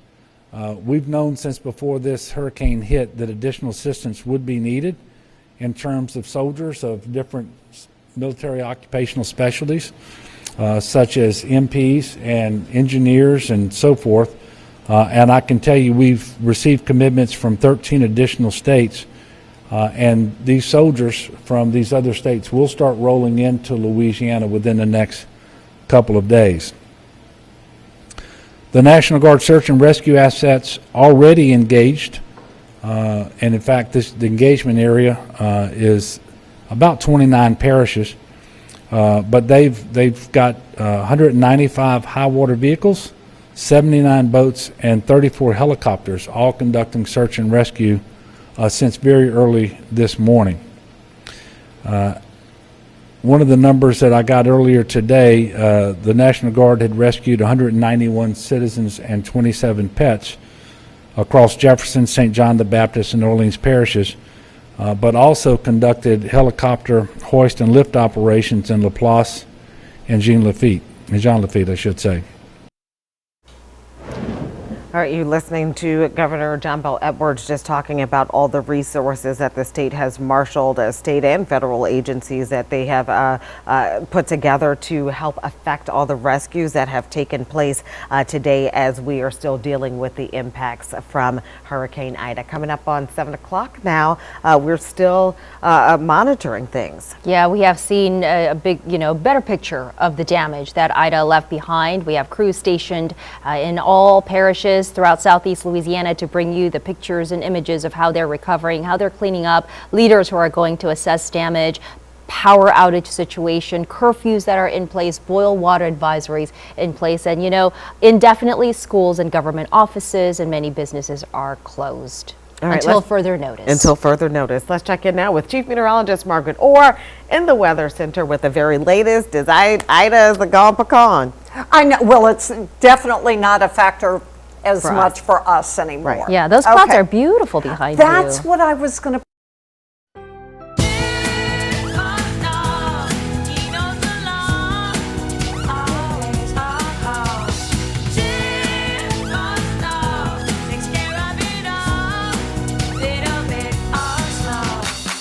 When it comes to weather forecast, you've told us one thing matters: get it right.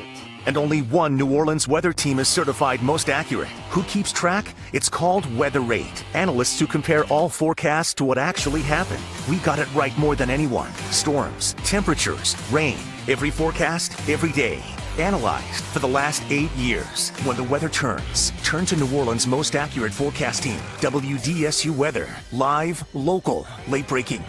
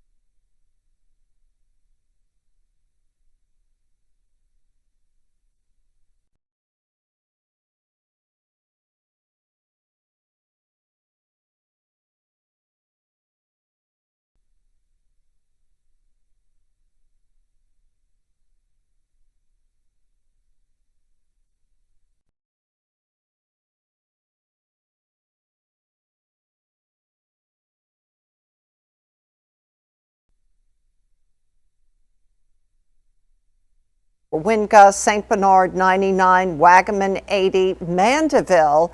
We did have a 110 mile per hour wind gust, and that's why so many of you are seeing those trees down. Dulac 90 miles per hour. So truly a rough go. There is a look at Ida, and the reason over towards towards Laplace they had all of this damage, that's because the eye wall was right over them. Same thing for Laplace, or rather for Lafitte. There you can see it moving right over Lafitte, and that's why they had the surge, they had all of the heavy rain and all of that damage. There is the eye wall that moved over Lafitte and also over Laplace. So we can look at those winds offshore, and at times they're really gusting, and they gust in this rain band, which now is moving a little bit more to the south. There is Ida taking off to the northeast. Now, one of the things that's going to happen as Ida moves northeast, we get the north flow. We're actually going to get some drier air in here as we go into late Thursday and Friday, and also Saturday. I think you'll really notice it in the morning hours. Slightly cooler, definitely drier, especially for the North Shore.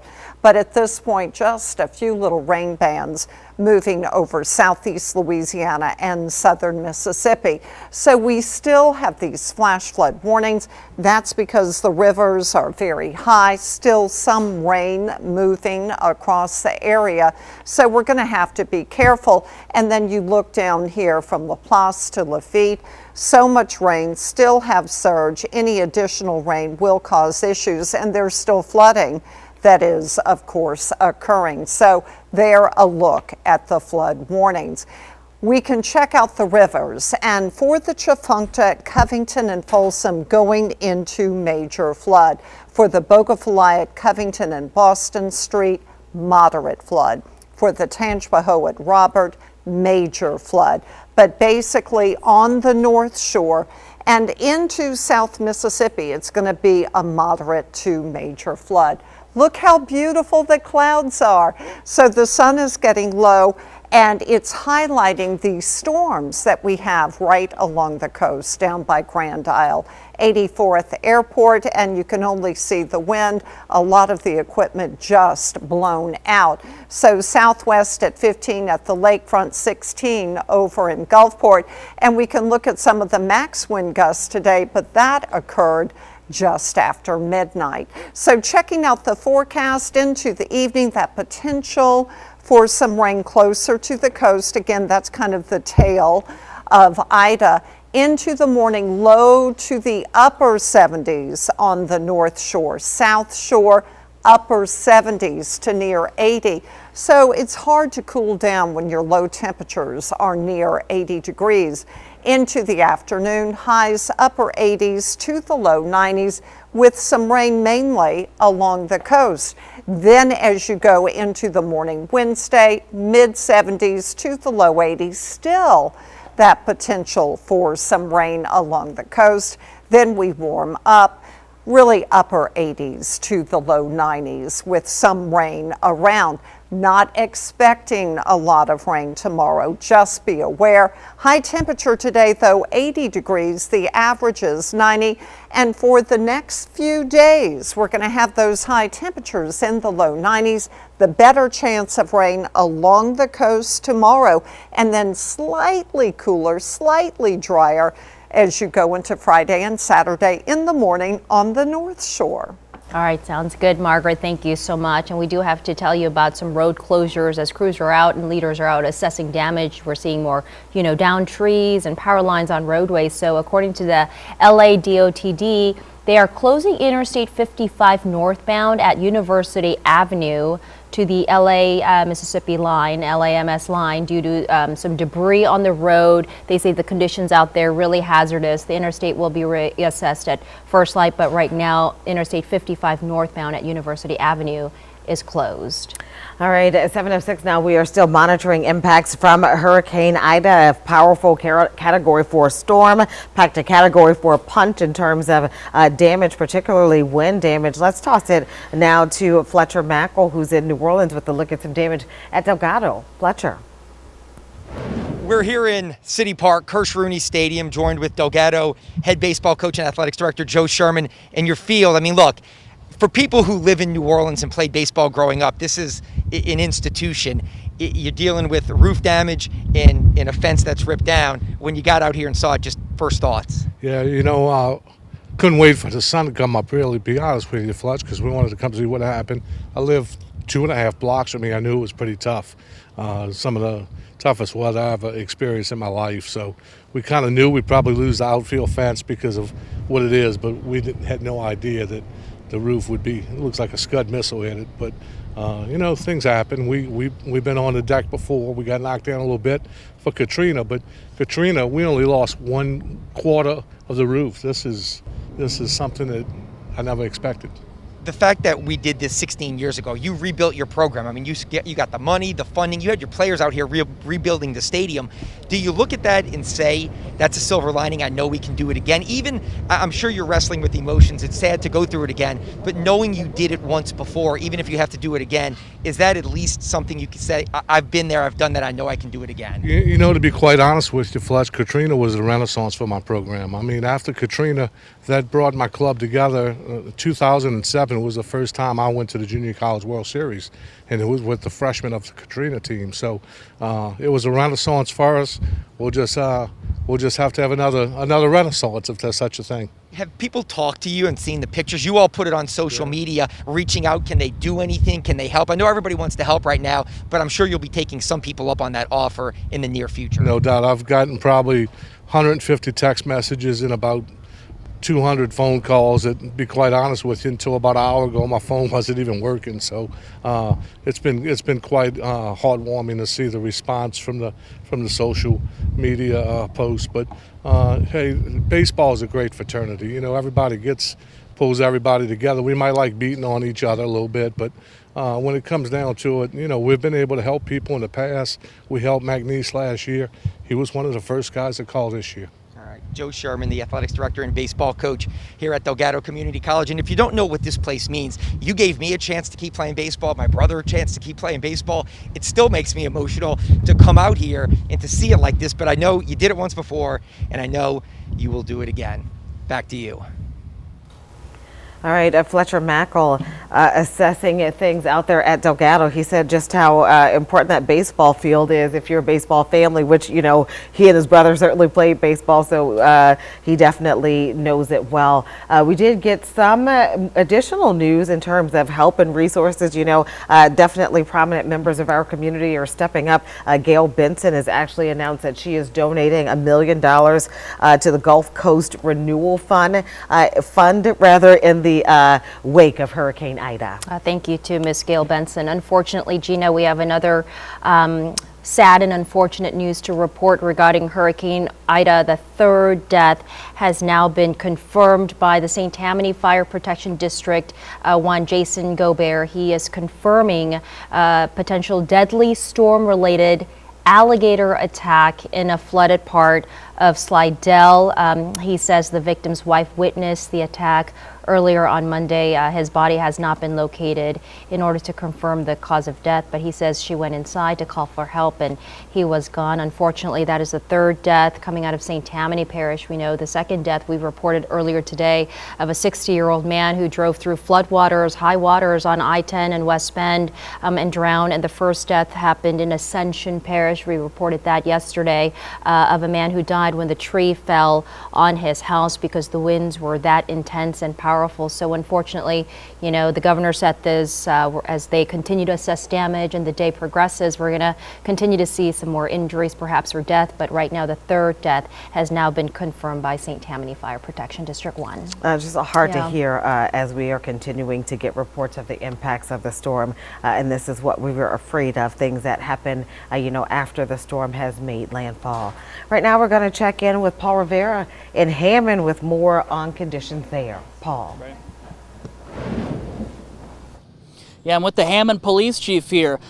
We saw him just driving down the road here, getting supplies to bring it to elsewhere. I mean, this is what Hammond is about, helping after something happens. A lot of damage here, but people are stepping up. Can you paint a picture of what's going on here, maybe some areas that have damage. We've seen, at least here, we're at Southeastern here, a lot of damage here. Tell us what's been going on.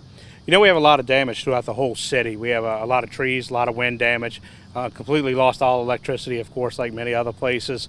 The biggest thing is we've had some flash flooding. We've had some flooding in areas where, our officers have had problems even getting in and helping people.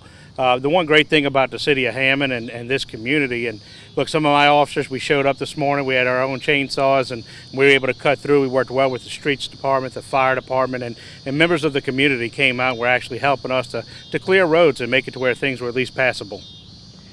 When was it that you got to start to see all of this damage? I mean, this is extensive damage. Hammond's known, it's got a lot of beautiful trees out everywhere on campus. You see all the oak trees here and there.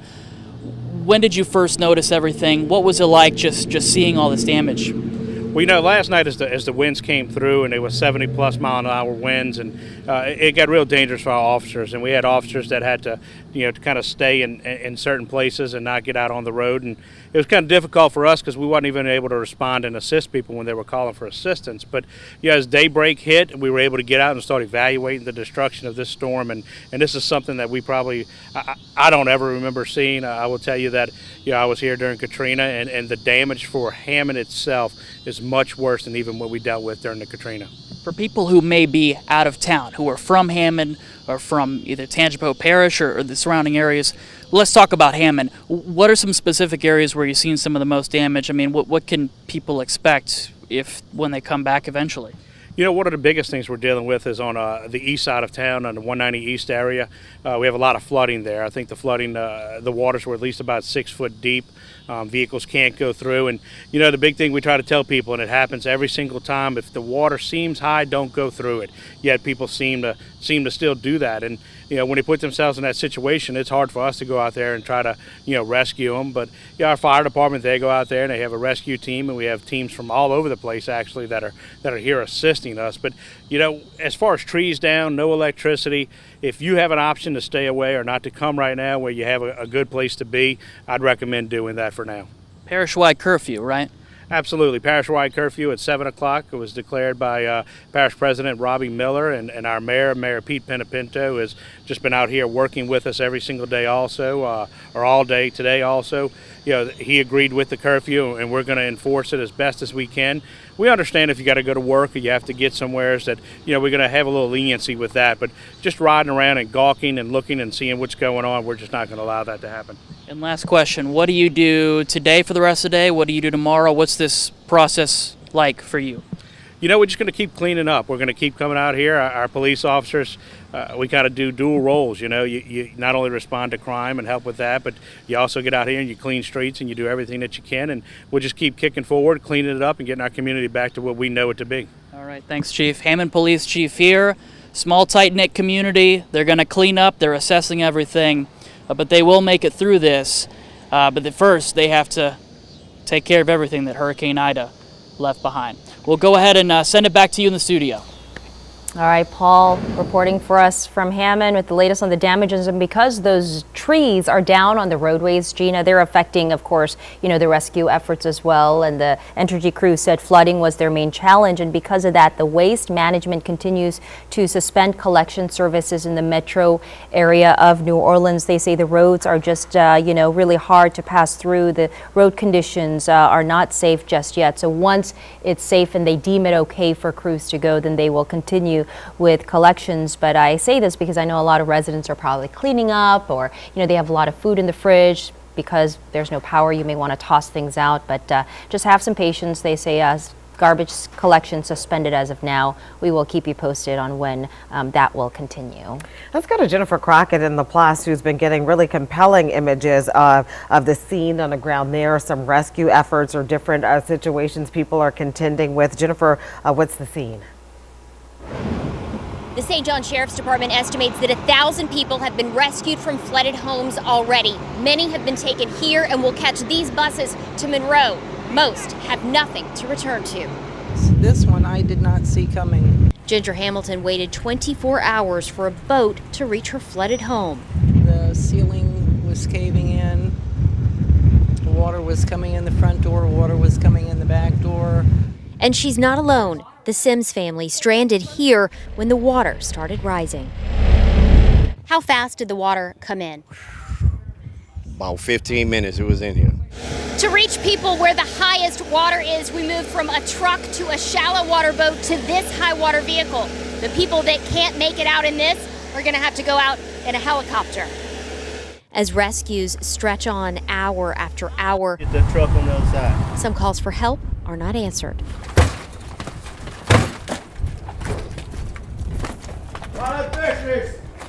Anybody here? We were told a disabled woman was trapped in her attic here. She's gone. Looks like she made it out. But now there's just water, food, and flashlights left behind. We'll come back, we'll double check, triple check. Everybody checks over each other's work. Make sure that every single person that needs rescue gets rescued. The water that came up so fast is slow to recede.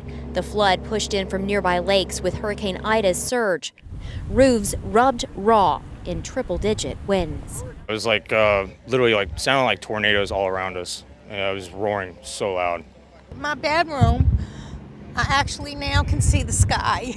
The roof is just blown off, but 4 feet of water and nasty, nasty water. Is this everybody who was in the house with you? Is this your whole family? Mom and Dad, who are in their 80s. My son, my husband. You know what? We're alive, and I don't care about anything else. There are no neighborhoods here untouched. Over 10,000 homes damaged or destroyed in just the earliest estimates. That's twice as many as in Hurricane Isaac in 2012. There's individuals out here with individual boats that are still conducting rescues.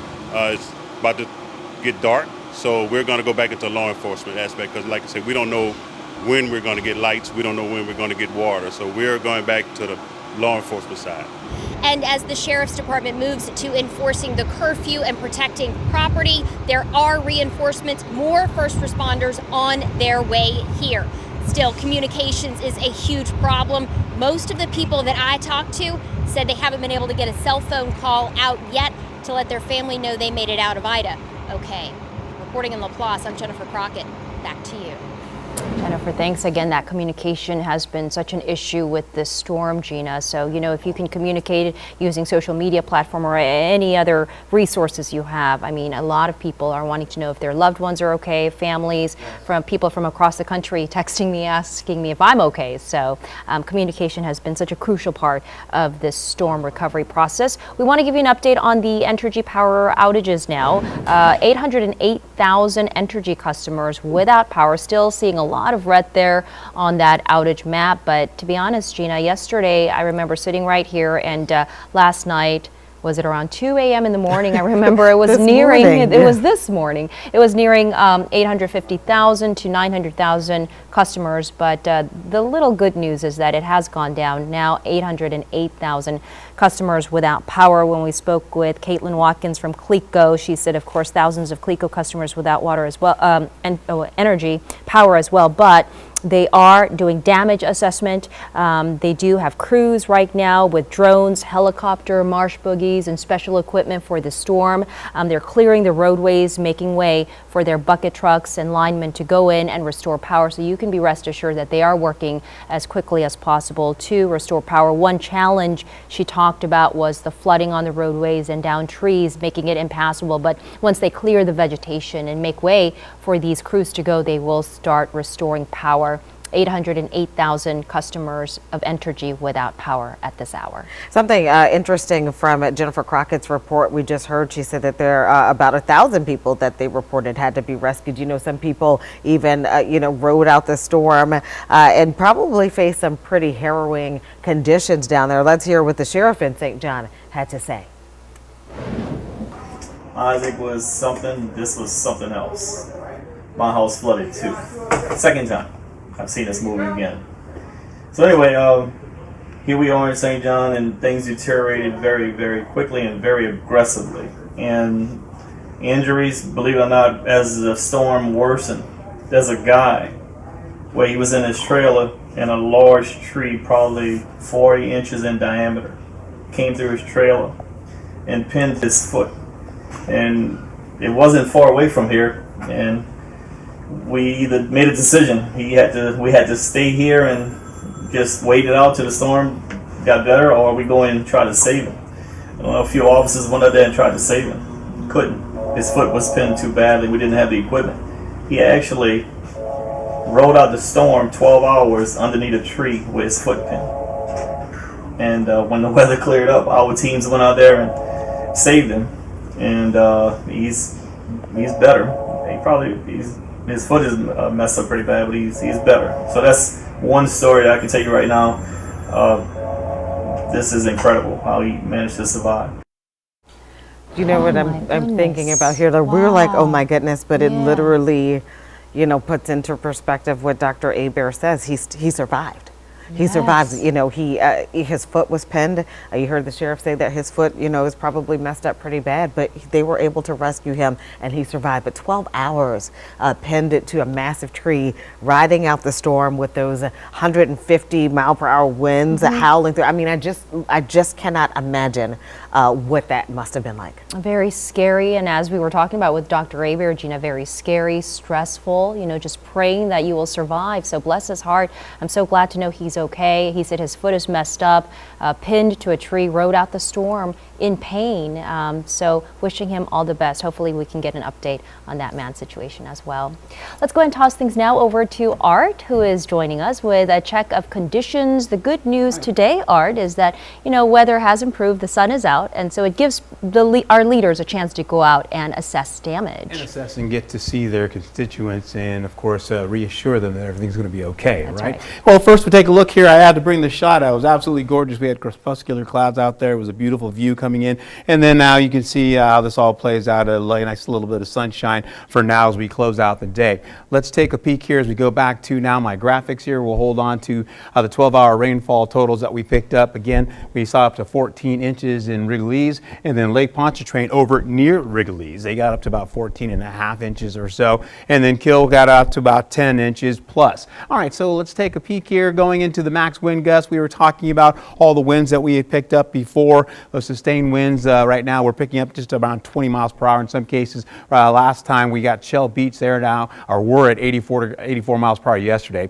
The southeastern Louisiana Portable, 74 miles per hour again, and then they were picking up in Armont, they picked up 76 miles per hour. Other locations getting right over into, say, Bayou-Gauche, they picked up 95 miles per hour. New Orleans was 90, and then Metairie 91. All of this started to come in later on into the evening hours and overnight around the 10 o'clock hour in some cases where those winds were really blowing. Now I want to show you something here going back to what Gina and Stella were saying as well as Dr. Hebert.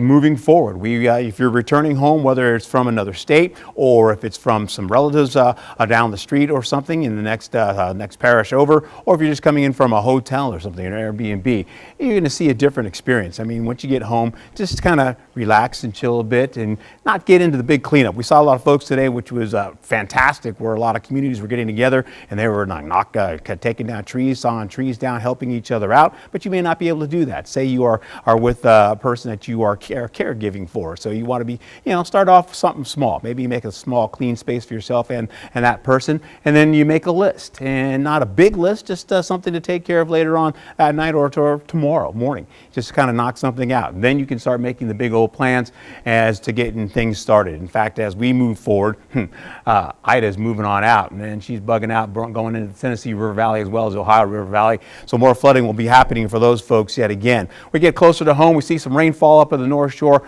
working down along the South Shore as well, and then we'll pick up some down to the south. As you can see, some of that rainfall crossing around Grand Isle again, and then Boothville picking up some of that. Burris doing the same, and then as we get into it, those winds. Now, I used to have a viewer in the California area over in Santa Cruz Mountains. She always would call me up when the winds would start to pick up or start to gust up, because she lived in the mountains. She was afraid those trees would actually fall down on her home, like we've experienced that, or some folks have now experienced and we've been talking about. Well, you're going to see these winds about 24 miles per hour breaking down as we go through into tomorrow. We'll see again as we go into Wednesday, they'll be about 5 miles per hour. Then they'll pick up again up to near 20, and again we'll start to see them kind of back off as we go into Thursday. So just things are getting better for us as we go through the next couple of days. Of course, you know it's going to be quite warm in some cases. In fact, right now, as we know, that's not a lot of reporting going on as far as stations are concerned weather-wise. 89 degrees in Slidell, that's what it feels like on your skin. Bogalusa feels like it's 85. You carry over into the nighttime as we go into the evening hours, mostly cloudy skies with increasing clouds. Some of those clouds will start to pick up coming in from the south as well as from the north moving into New Orleans. So we'll get a little sprinkle or two, maybe a shower from time to time as we finish out the overnight going into your early morning commute. We'll pick up again Slidell, looking at mostly cloudy skies. Rainfall comes in a little early as well. 1 o'clock in the morning for you. Some light stuff, possibly a shower moving into the forecast area. Then by the time you get in the sunrise, things will clear out for you.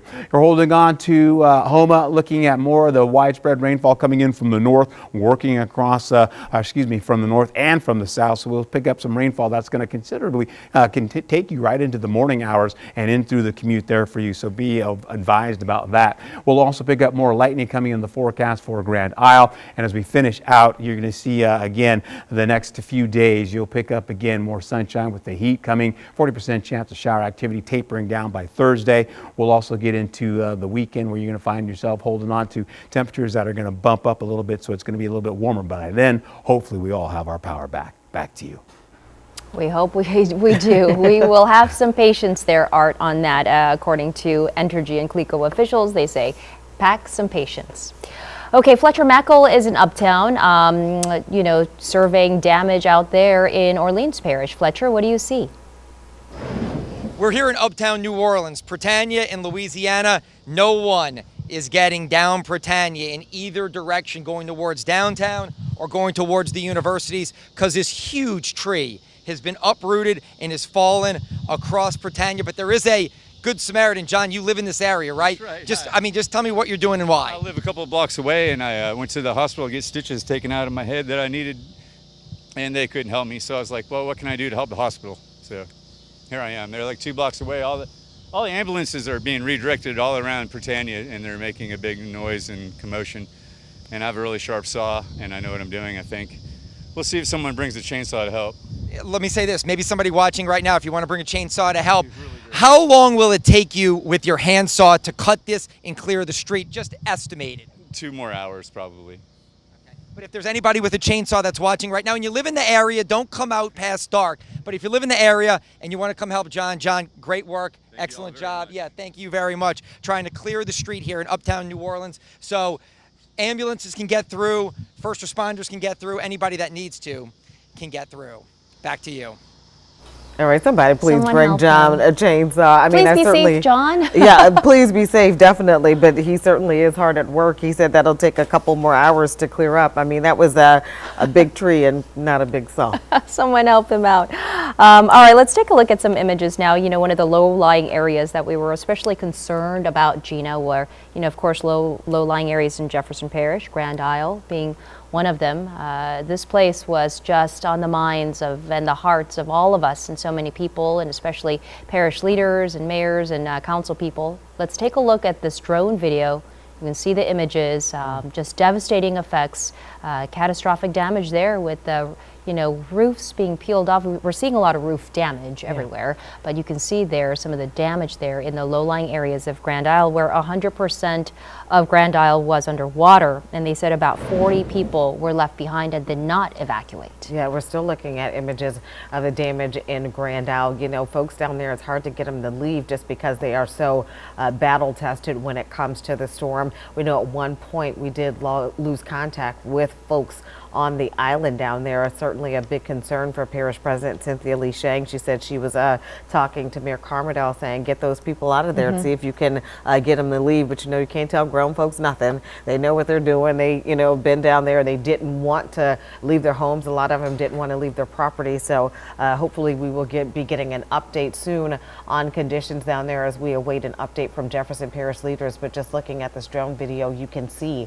the extent of the damage and and the force of Hurricane Ida. It was so intense, and you can see that there when you see, this aerial shot from our drone footage of all the properties, and you can see the elevated homes. Many homes there, Gina, raised because of storms like this, because they're getting ready and, like you said, battle tested. So they know how to ride out storms like this. There was a mandatory evacuation in place for Grand Isle. Many of them evacuated. 40 of them, according to parish leaders, stayed behind. And yesterday when we were talking to the president, she said they called for help, but unfortunately conditions were so bad overnight with power being out and floodwaters so high they could not get to them. And she also lost communication with many of the residents.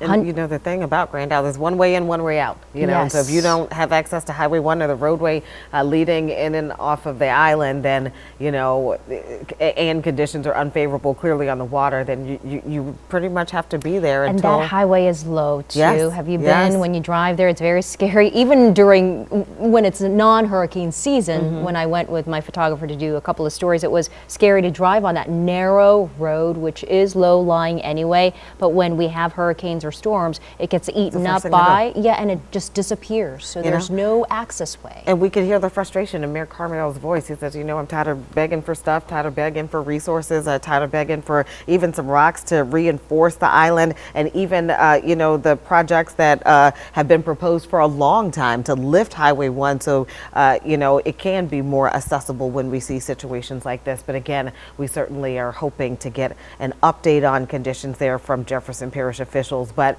that drone video certainly is telling. Yeah, no word exactly on how many homes or businesses or structures have been affected or damaged, or the cost estimate. Those are things that we will know as the day progresses and the weeks progress. But right now, from that drone footage, you can just see the extent of the damage, debris all around, and still a lot of water covering the roadways and front yards of homes. And even though those homes are raised, you can see the floodwaters are very high. Speaking of impacts in Grand Isle, as seeing that, we just got an update from school leaders in Jefferson saying that schools are closed indefinitely. I mean, we knew that would be the case in lower parts of the parish, but the superintendent has said that this is a notice that as they assess the impact of Hurricane Ida. The full closure will not even include remote learning. The district's intent is to reopen schools as soon as is possible. JP schools will also reschedule regular school board meetings that were scheduled to take place on September 1st. Clearly, we're hoping to hear from them, but just for now, for those of you listening, Jefferson Parish schools have been canceled until further notice. And this is what, school officials have been saying across the region. They need time to assess the conditions of their buildings and infrastructure, and you really can't do that until you get power back. And when is power going to come back, Gina? The $1 million question. We will be asking that a lot, but we will keep you posted. Also, we're also dealing with some curfews. Let's take a look at some of the parishes with some curfews that have been implemented across southeast Louisiana. Some curfews here on the screen there, which means you need to stay off the roads, stay indoors, stay in your safe space. Crews are right now outside assessing damage, making sure that everything is cleared and okay. All right, 7:34 now. We want to check in with the situation on Jefferson Parish. You can see leaders starting a press conference updating us on impacts from Hurricane Ida. Let's take a listen.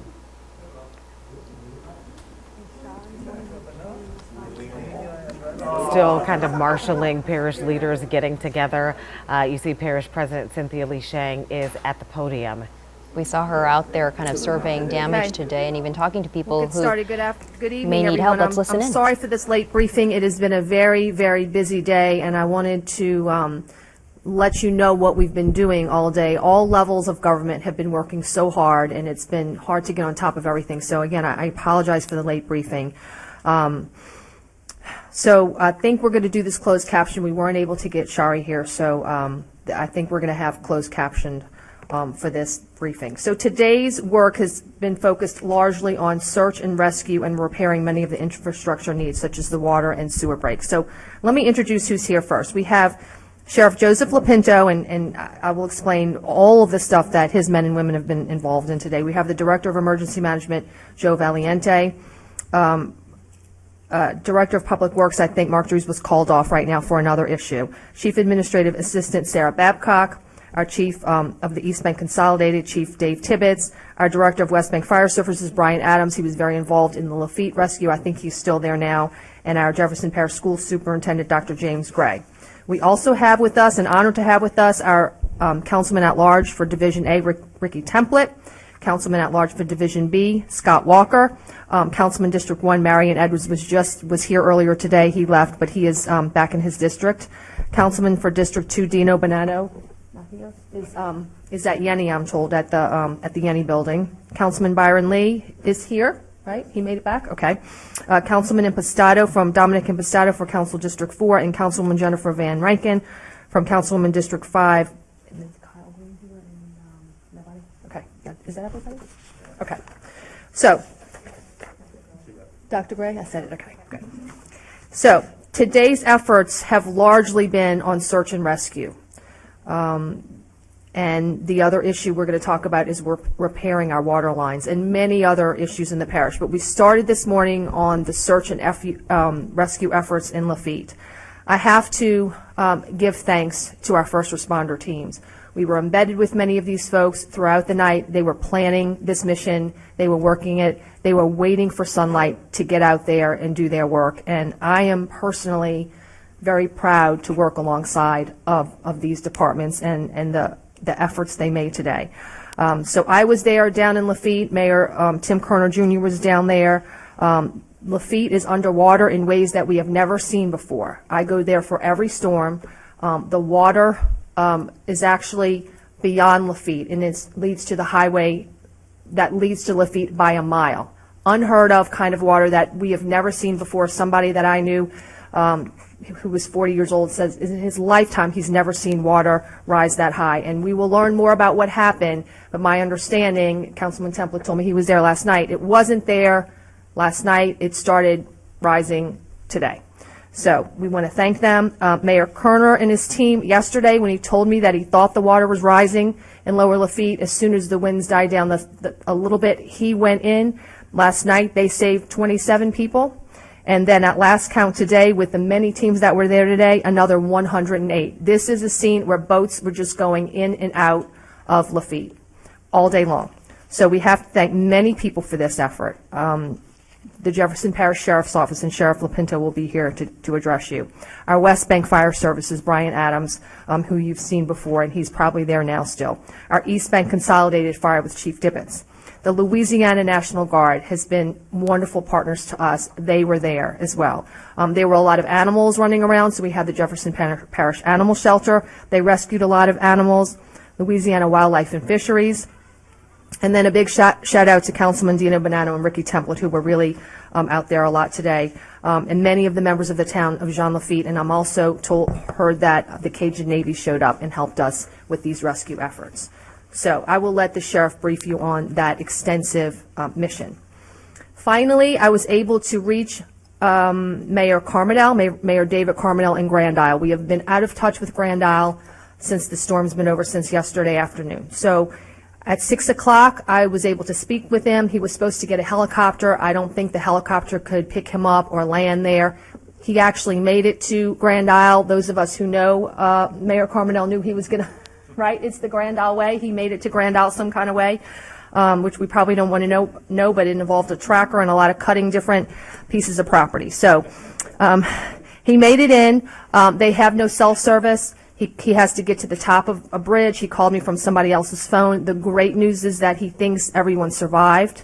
He thinks that when it got bad, people ran from their homes. They ran to stronger buildings. They ran to the fire department. They ran to the multiplex. I know there's damage at the multiplex. The sheriff might be able to brief you on that. I think he saw it. I have not seen it.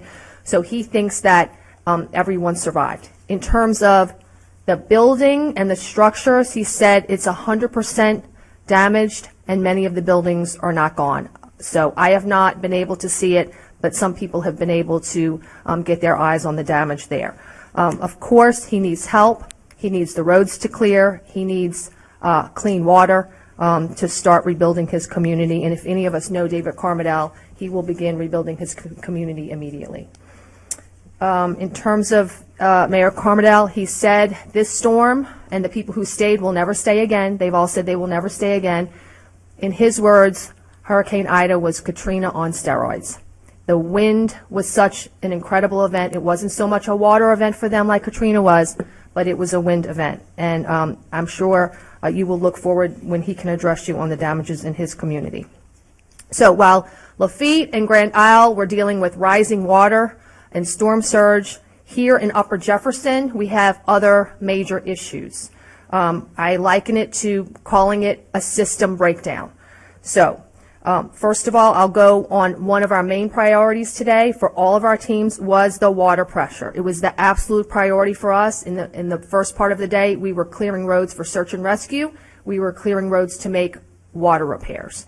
Our ability to fight fires is at issue here, and the need for a community just to have clean drinking water, which is an essential for the most basic of a community.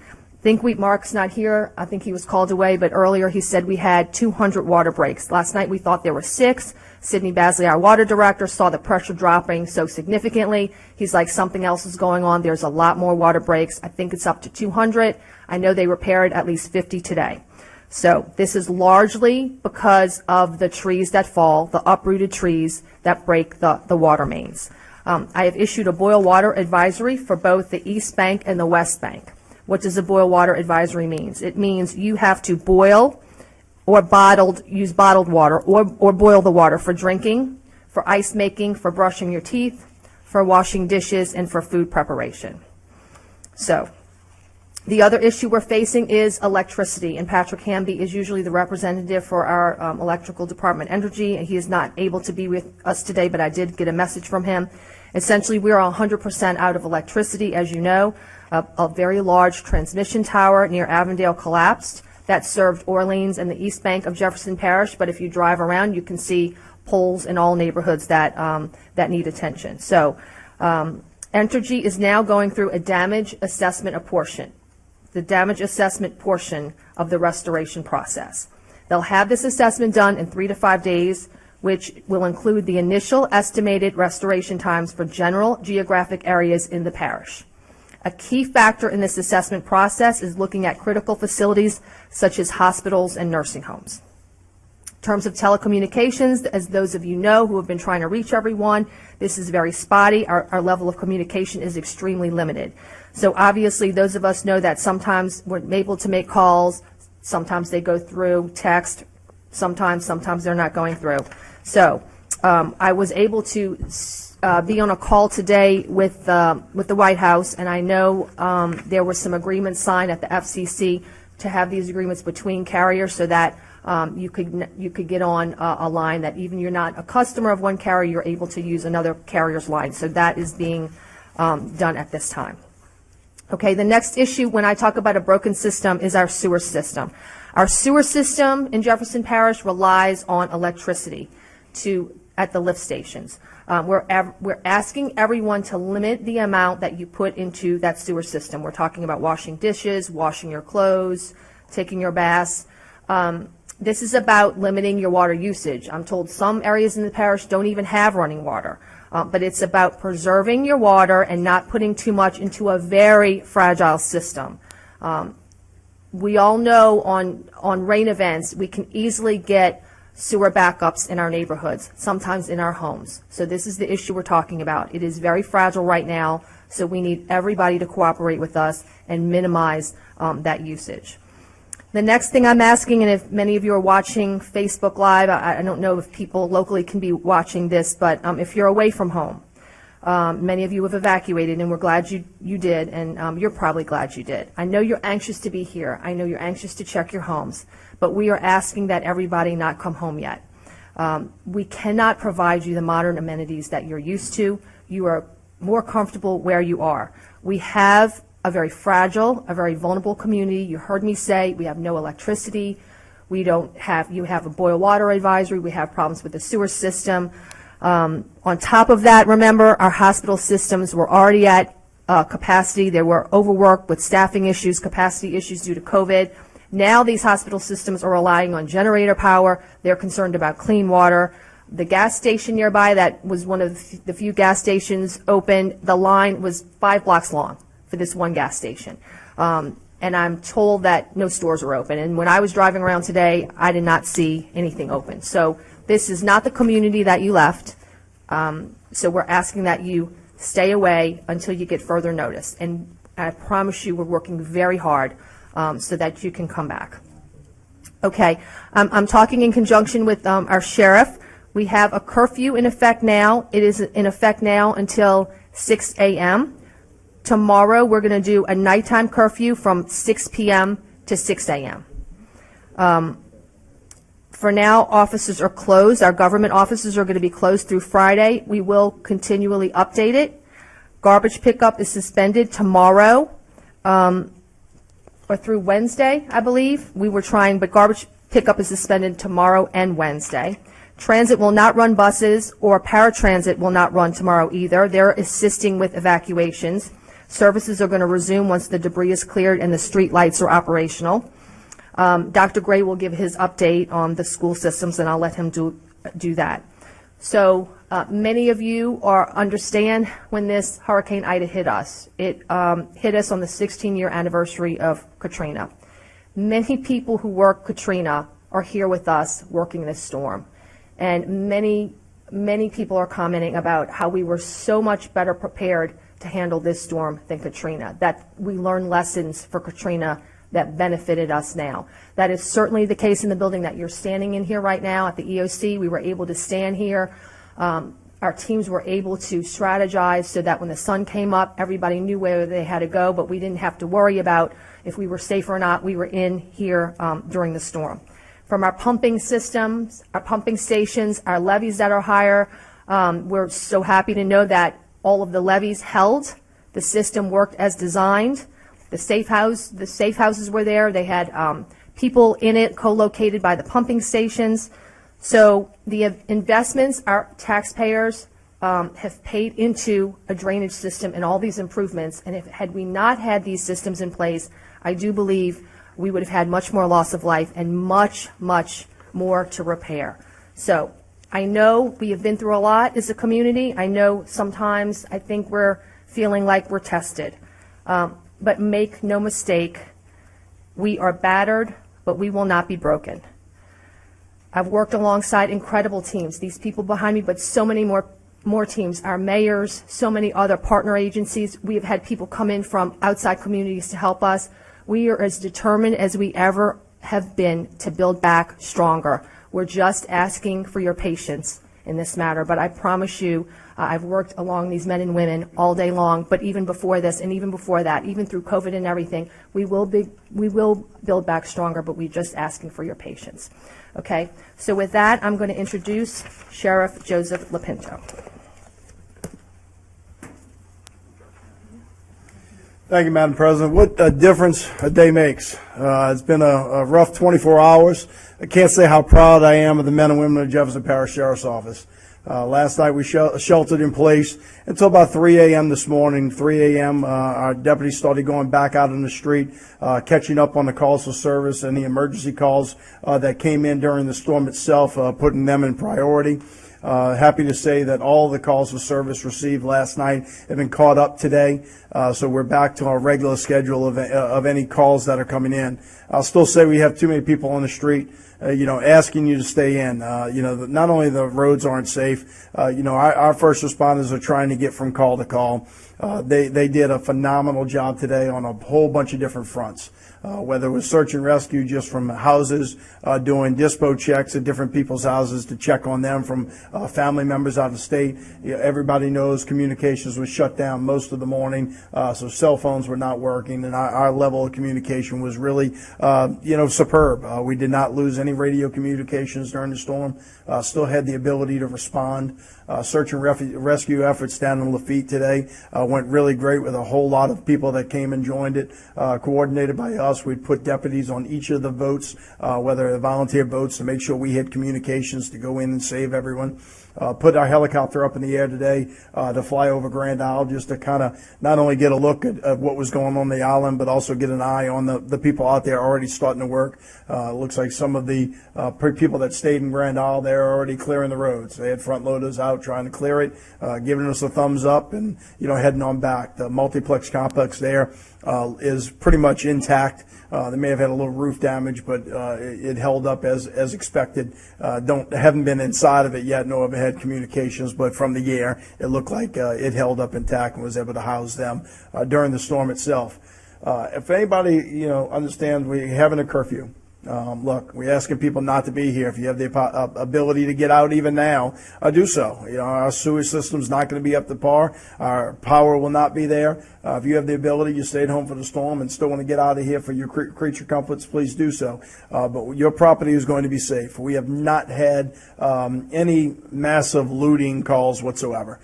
We've probably had a few isolated incidents of theft, but nothing that is widespread by any means. As you know, living in Jefferson Parish, if you call the police, you're going to get a fast response time. Well, the reality of it is right now, you're going to have a 30-second response time. I have more deputies on the street than I know what to do with. Don't commit a crime right now, because you will absolutely go to jail. I've got every single detective that's normally handling other calls out there working night watch. We'll have detectives from other places. We have National Guard at static locations around the parish, protecting some of the bigger stores and gun stores and all that type of stuff. If you want to commit a crime, go someplace else, because there's no chance for you to do it in Jefferson Parish right now. My jail is still open and taking reservations if you need it.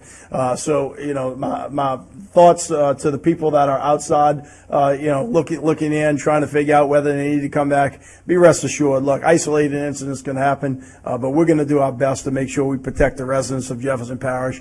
There's enough people here to keep an eye on the community, and we'll be able to respond to any calls that are needed. Thank you. Thank you, Sheriff. Is Joe back? Yeah. Okay.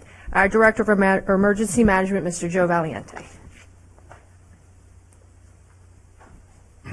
Thank you, Madam President. Good evening, everyone. So I just wanted to mention that as a result of the incredible efforts this morning from the interagency teams that were conducting the search and rescues, they were able to rescue 114 evacuees who had stayed behind. The Emergency Operations Center is still in full activation, and all of our ESFs are up and running so that we can support the efforts of the Public Works Department, answer questions for our school boards, and to support all these search and rescue missions that are occurring, so that in the event that they need resources, we're here to interface with Baton Rouge and GOSEP and get those resources for them. Anyone that sees anything whatsoever that's out of place as far as down power lines, down wires, trees that are blocking the roadway, please make sure you contact us at 349-5360, 349-5360. We have just started with our windshield assessments, and our teams are going to be going out in larger and larger numbers starting tomorrow and the day after to check and see exactly what we have to fix out there as far as us as a parish. And as the parish president mentioned, Energy has already conducted some aerial surveys of their transmission lines so that they can determine how they're going to reroute some of these power sources so that they can bring power back to our community quicker. We're still conducting numerous calls a day. We have a leadership call that we do once a day where we have over 100 participants and stakeholders throughout the parish agencies participating. And, of course, we have our daily meeting with GOSEP, and so we're able to update what our efforts have accomplished and also information they pushed us on any changes that are made in policy or equipment that's available or any funding that's available through FEMA.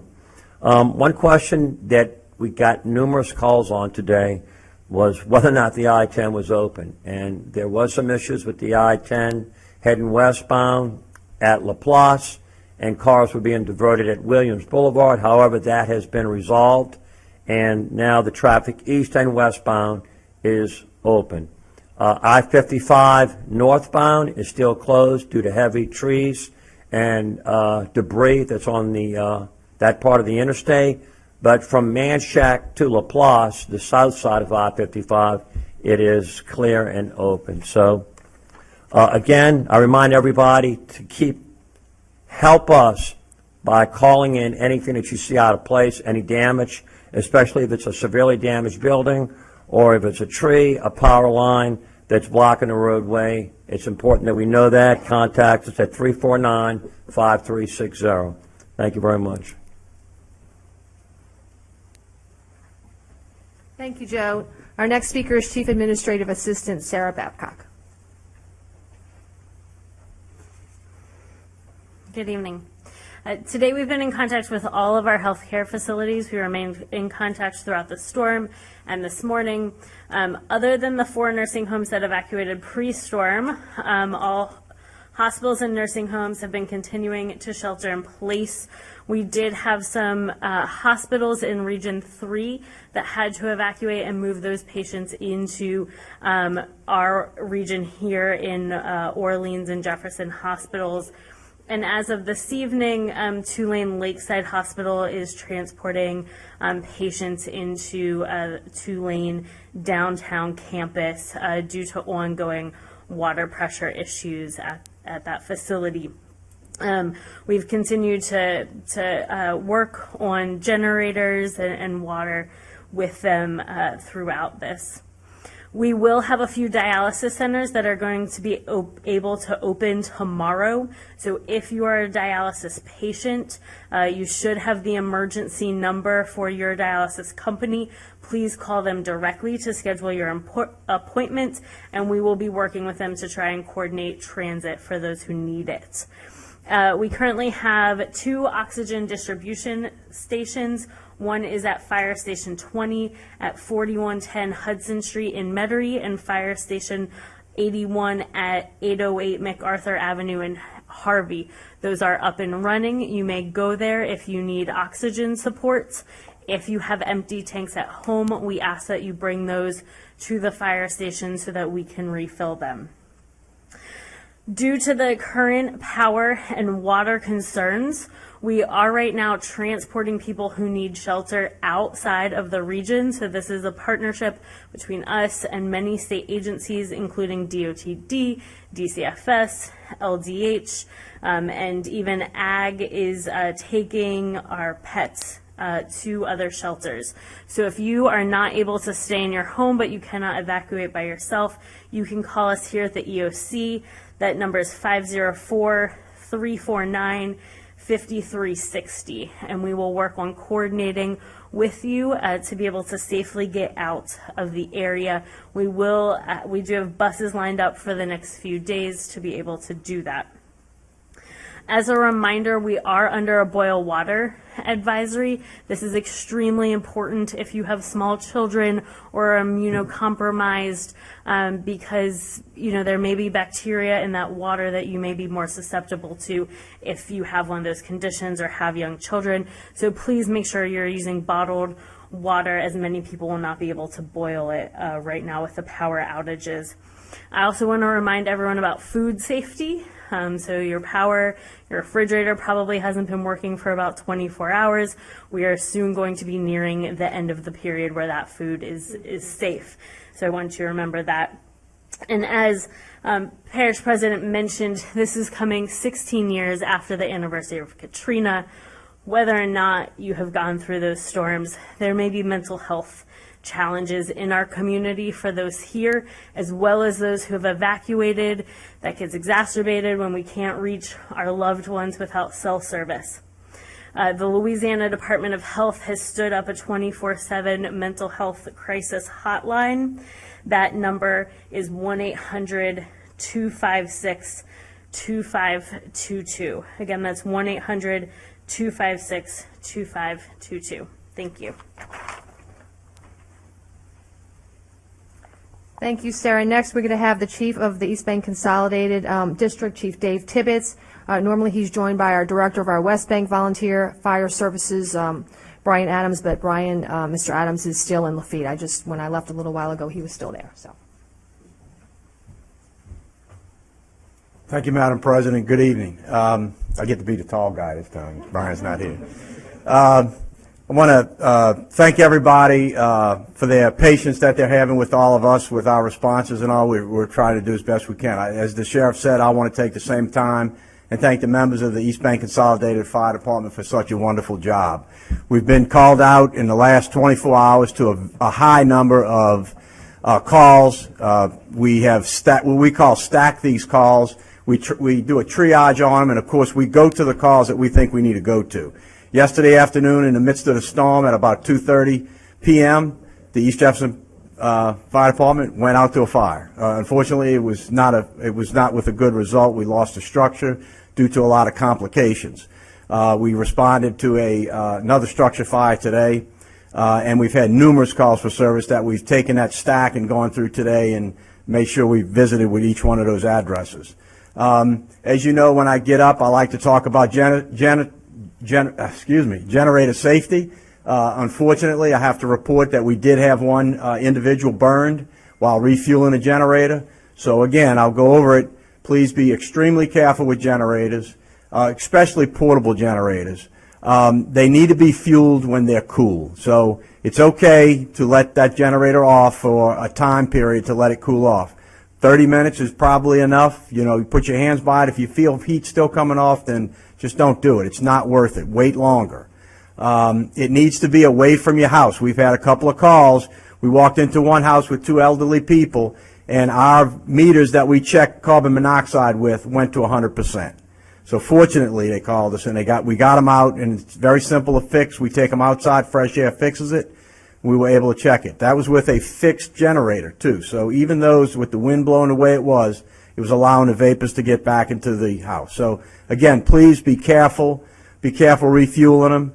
And if you have any questions, if anybody has any questions, please reach out to us at the department, 736-6200, and we'd be glad to help you with that. So again, we want to thank everyone. Please, I want to say it too, because I've seen a lot of problems today with the people out. Please stay in if you can.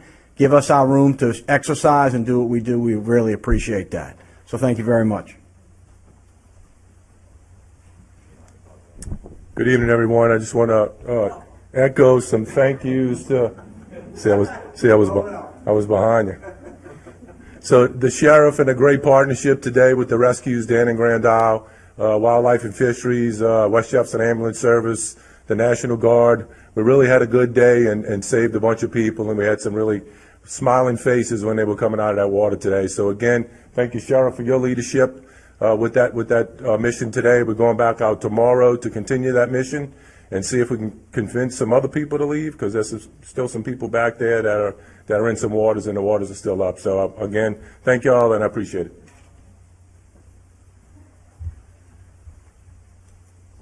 Okay, speaking of tall guys, we have our very own Superintendent of the Jefferson Parish School System, Dr. James Gray.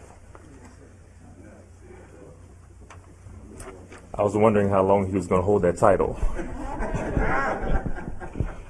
The last time I was here, I talked about the age of our facilities, and this storm actually put our facilities to the test.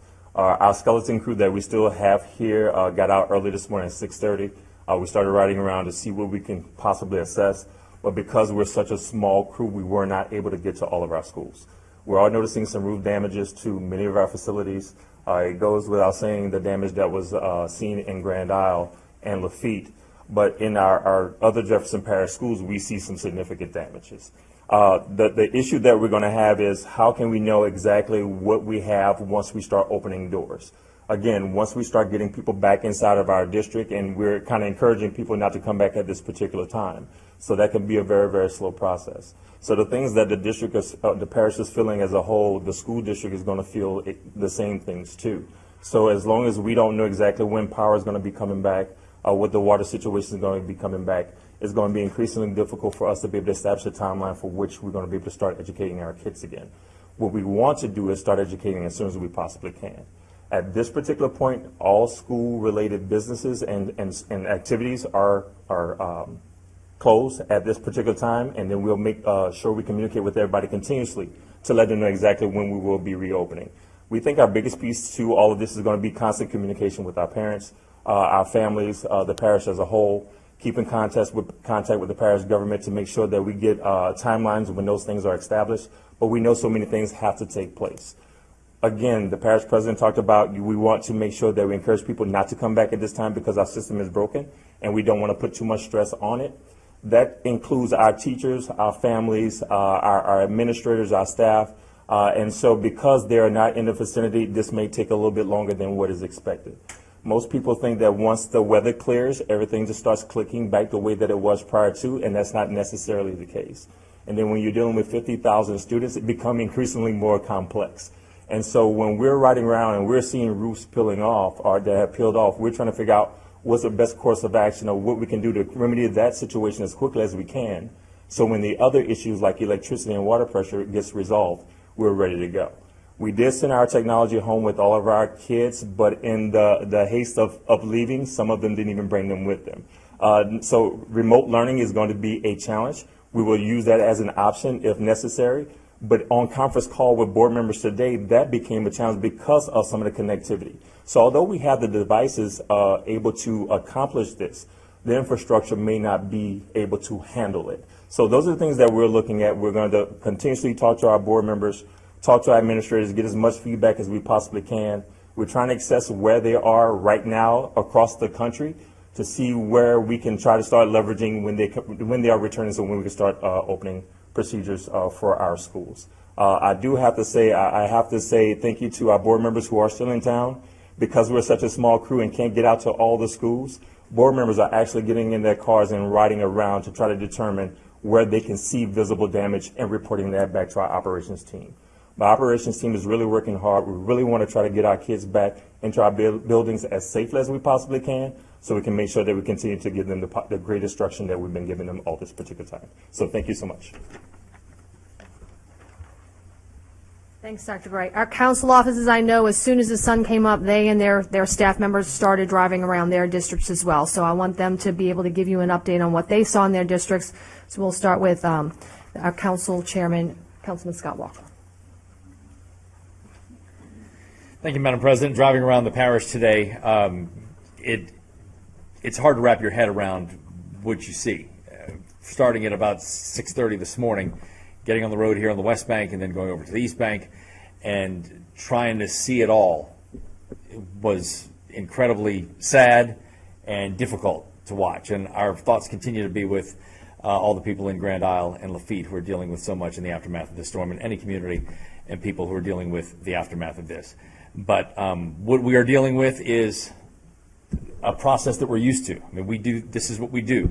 We live in a place that's prone to hurricanes, and we deal with the aftermath of hurricanes. So now we do this, and we do it hopefully in a friendly way, in a positive way, and a resilient way, which is what we've come to expect of ourselves. I think when you look at what happened with our water system, I got questions everywhere I went today. How long is the water going to be out? How long is the water going to be out? And we don't know. I mean, it may be a week. It may be a little bit shorter than that. But the problem was beyond our control. The solution is within our control. And you heard the parish president say 200 breaks in the water system. I mean, that is a lot, and it's going to take some time. It was a catastrophic assault on our water system last night, with all those trees coming down, all those water lines being broken.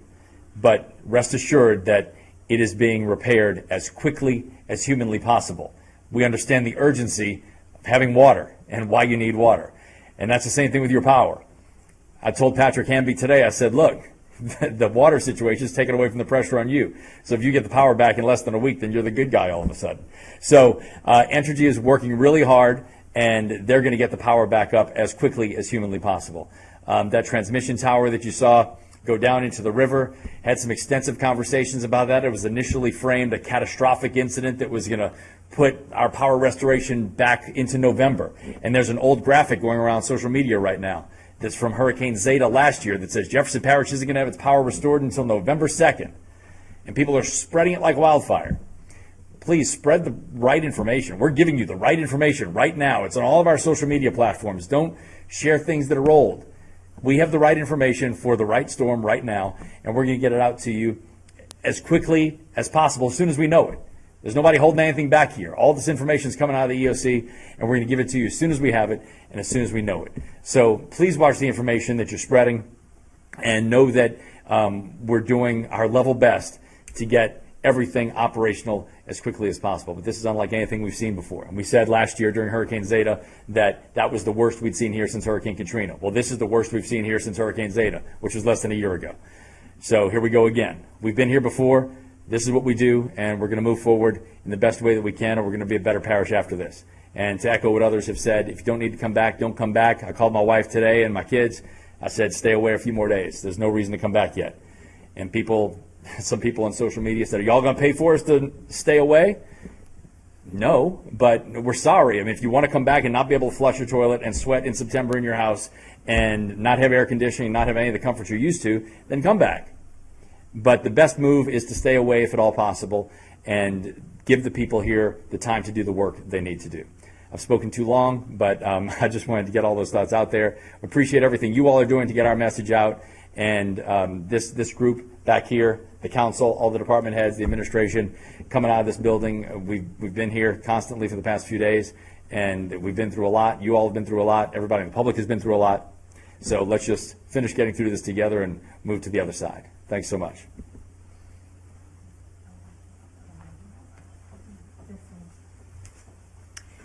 Again, I want to just say first thank you, because when we started riding the streets of our districts, and I'm sure this is true of everyone, we started driving around, we saw JPSO out on the streets, we saw Public Works out on the streets, we saw our parkways crews cutting trees already. Jefferson is out there. We are trying to get things back to normal. The best thing that each of you who might hear this or see this can do is please stay home.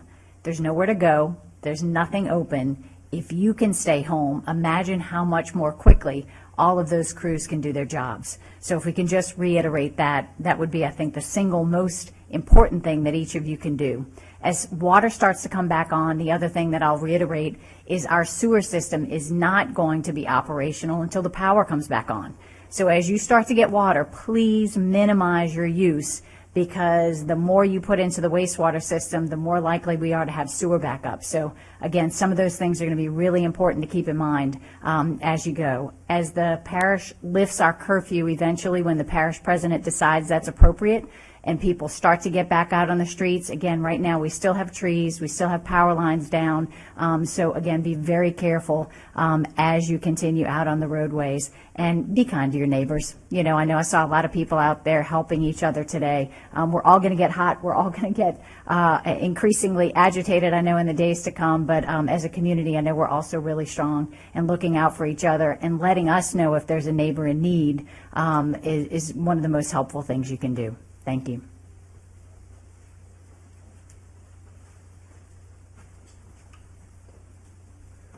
Just like that, in the tales of a Charles Dickens novel, was the best of times, but yes, it's the worst of times. We thank those in the listening audience and the viewing audience who are not here for heeding to us that they should leave town to avoid the worst, that conditions that we've ever seen possibly in the history of Jefferson Parish, and that our electricity is out, as well as we have challenges to our water system. It's been very bad for those people who decided to stay, but yet had to be rescued. But in that came the good and the benefits of being citizens in a strong government. That is Jefferson Parish, and that we were able to work very hard today to get people rescued and show our humanity toward those citizens that we represent. And so what I'm asking is for those who are away, please take your time and recognize that if you were to come back, you'd be coming back in very bad conditions. And so rather than contributing to the misery of the heat and the lack of water, if you have the means, please stay where you are. FEMA has announced that it will be setting up a 1-800 number. So for all those who have needs because they cannot afford to be gone for many, many weeks or many, many days. FEMA will be providing assistance to those who need assistance with their hotels. Also, the administration, along with GOSEP, State Representative Rodney Lyons, have been working together to create a system by which those who need blue tarps, they will be made available. If you have an emergency, if there's any issues that you need from this government, please call 504-349-5360. 349-5360. Thank y'all.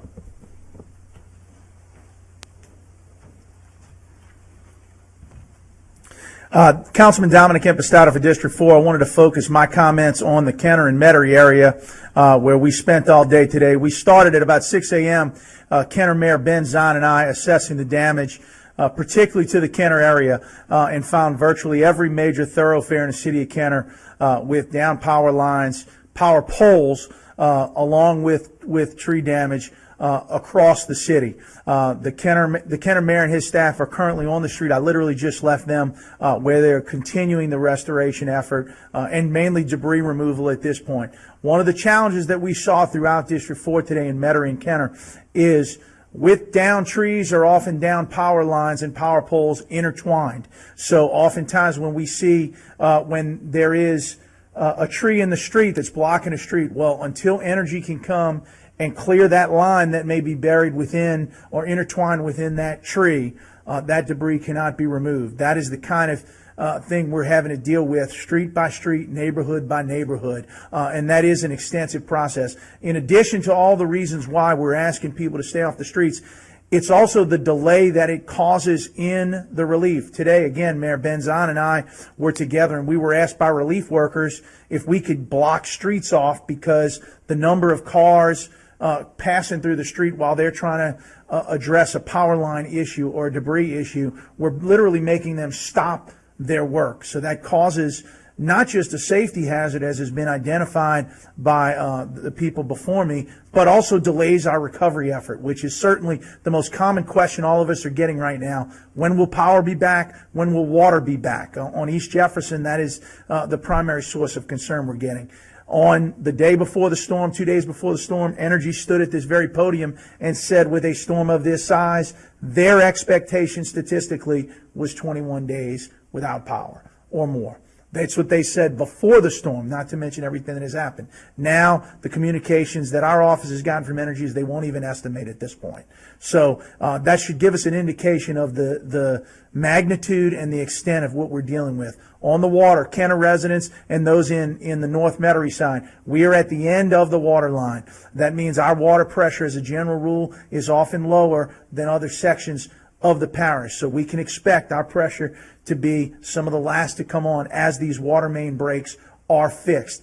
So for those of you watching who are in that area, who are in our District 4, I will repeat to you what was told to me by our own water director, which is the expectation is 5 days potentially without water. So whatever decisions that you're making with your family, with yourselves, please operate with those expectations in mind.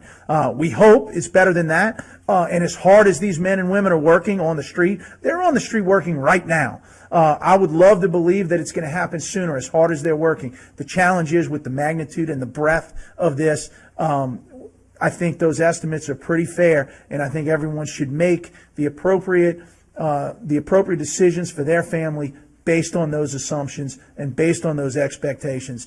So please give us your assistance in that, give us your patience in that, and as Councilman Walker said, the best information that you're going to get as to what's going on in the parish is going to come from Jefferson Parish government and the individual council offices, A, B, and 1 through 5. So if you want to share something, share our Facebook post, share our Twitters, our tweets, and Instagrams, etc. That's going to be the most reliable information as to what's going on within our parish. Thank you. Thank you, Madam President. All right, thank everybody for being here. Does anybody have any questions? Yes. Yeah, could you confirm if there was a fatality that was calculated today?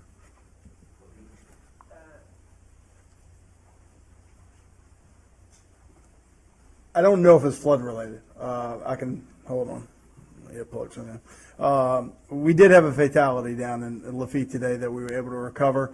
Truthfully, I just don't know the circumstances. I hadn't been able to get a report or talk to a deputy on it. I know we did have a fatality down there, but I can't necessarily comment on the circumstances of it. I certainly will find out for it. I just don't know the answer to that.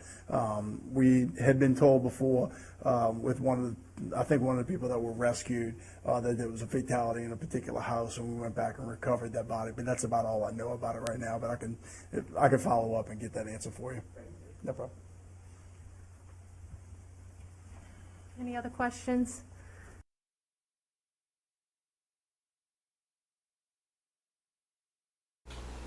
All right, Sheriff Joe Lapinto there confirming that there was one fatality in Lafitte. He doesn't have details about it or exactly what happened, but he confirms there was one fatality.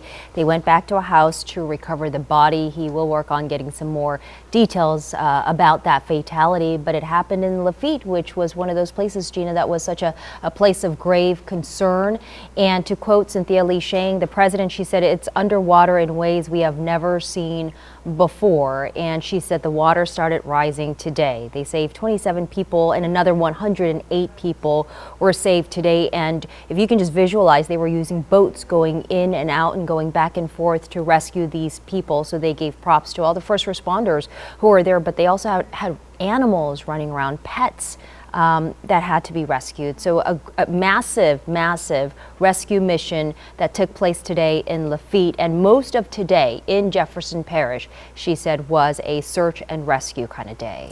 So much information coming out of that press conference with Parish President Cynthia Lee Shang. I know people wants to know about power. She says it's going to take Entergy 3 to 5 days to do an assessment. So they're going to be assessing for what it appears to be the remainder of the week. Maybe some power will be restored in that time, but she did say they gave a time frame of 3 to 5 days for an assessment. She said the rescues, as you said, Sala, some of them in Lafitte happened last night, but most of them, the bulk of them, 108 in Lafitte happened today. The water situation, out of water for about 5 days. She says last night they thought there were 6 breaks, and come today, 200 different breaks in the water system throughout the parish. So certainly that is something that they will be contending with. For people who are listening, who have evacuated and who may be away, I know a lot of people are trying to get back home, but as you heard Parish President Cynthia Lee Shang say, if you can stay away a little while longer, do so, because right now there just aren't the amenities to support the lifestyle that you are used to. You do not have water and you do not have power for at least the next 5 days and the foreseeable future. And frankly, it's very uncomfortable, especially for the vulnerable population. And if you have a medical condition, it may be very difficult to sustain a couple of days without the modern day amenities of like air conditioning. And because of low water pressure, they've got a boil water advisory in place, and the transmission tower near Avondale collapsed. So there is no power to all of Jefferson Parish.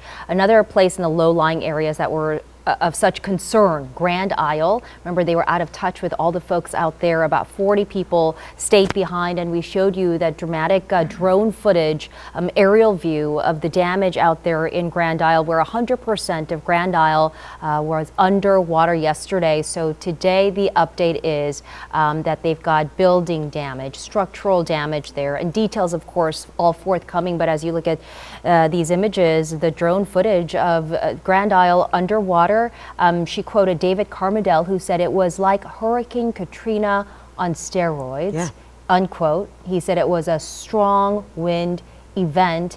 And after Hurricane Isaac, now talking to the folks who chose not to evacuate, the president says, from now on, those families told the leaders that they will evacuate next time a mandatory evacuation order is enforced. She was talking about even some of the hospital facilities are still, a couple of them are still maybe in bad shape. Some of them are relying on generator power. And just to be clear, there's still a curfew in place from 6 p.m. until 6 a.m. So there's a curfew in place right now. Something interesting, she said, we may be battered, but we are not broken. Sheriff Joe Lopinto says, if you're trying to commit a crime, don't come to Jefferson. He says he has every deputy out on the street, so the response time is going to be just like that. 30 seconds, he says, so certainly he says the deputies will be on it, so don't even try it. Also, a mental health hotline has been set up. I'm going to see if I can revisit and get you the exact number to call. And then just lastly, the school district still assessing its assets and its buildings. They said, so many schools in Jefferson, they're a small team, so they haven't gotten a chance to assess all of the buildings, but there is some roof damage on some of the buildings. So school and school functions will have you closed for the foreseeable future. That's right. Not only in Jefferson Parish, but in other parishes too, because they have to first assess damage and because of the power outage issue, it is unsafe to bring kids back to school on campus in those buildings. And in addition to that, he says they may have the devices, but because there's no power, even virtual learning or remote learning may be a challenge. So you're really just going to have some patience for the foreseeable future. And even board members, he said, were driving around trying to assess damage and taking it upon themselves to just see what kind of damage they can survey out there. One person did get burned because of generator usage, according to Sheriff Lopinto, and a couple was using a generator and their carbon monoxide detector went off. They are okay, but again, just underscoring the importance of exercising precaution and being so safe when you're using that generator. And again, the after effects of the storm, they said, institutes more damage and more injuries, and they see more deaths following the hurricane, and that's where we are today. And we want to check in now with Aubrey Killian. He is in Gentilly. Aubrey, what's the latest where you are?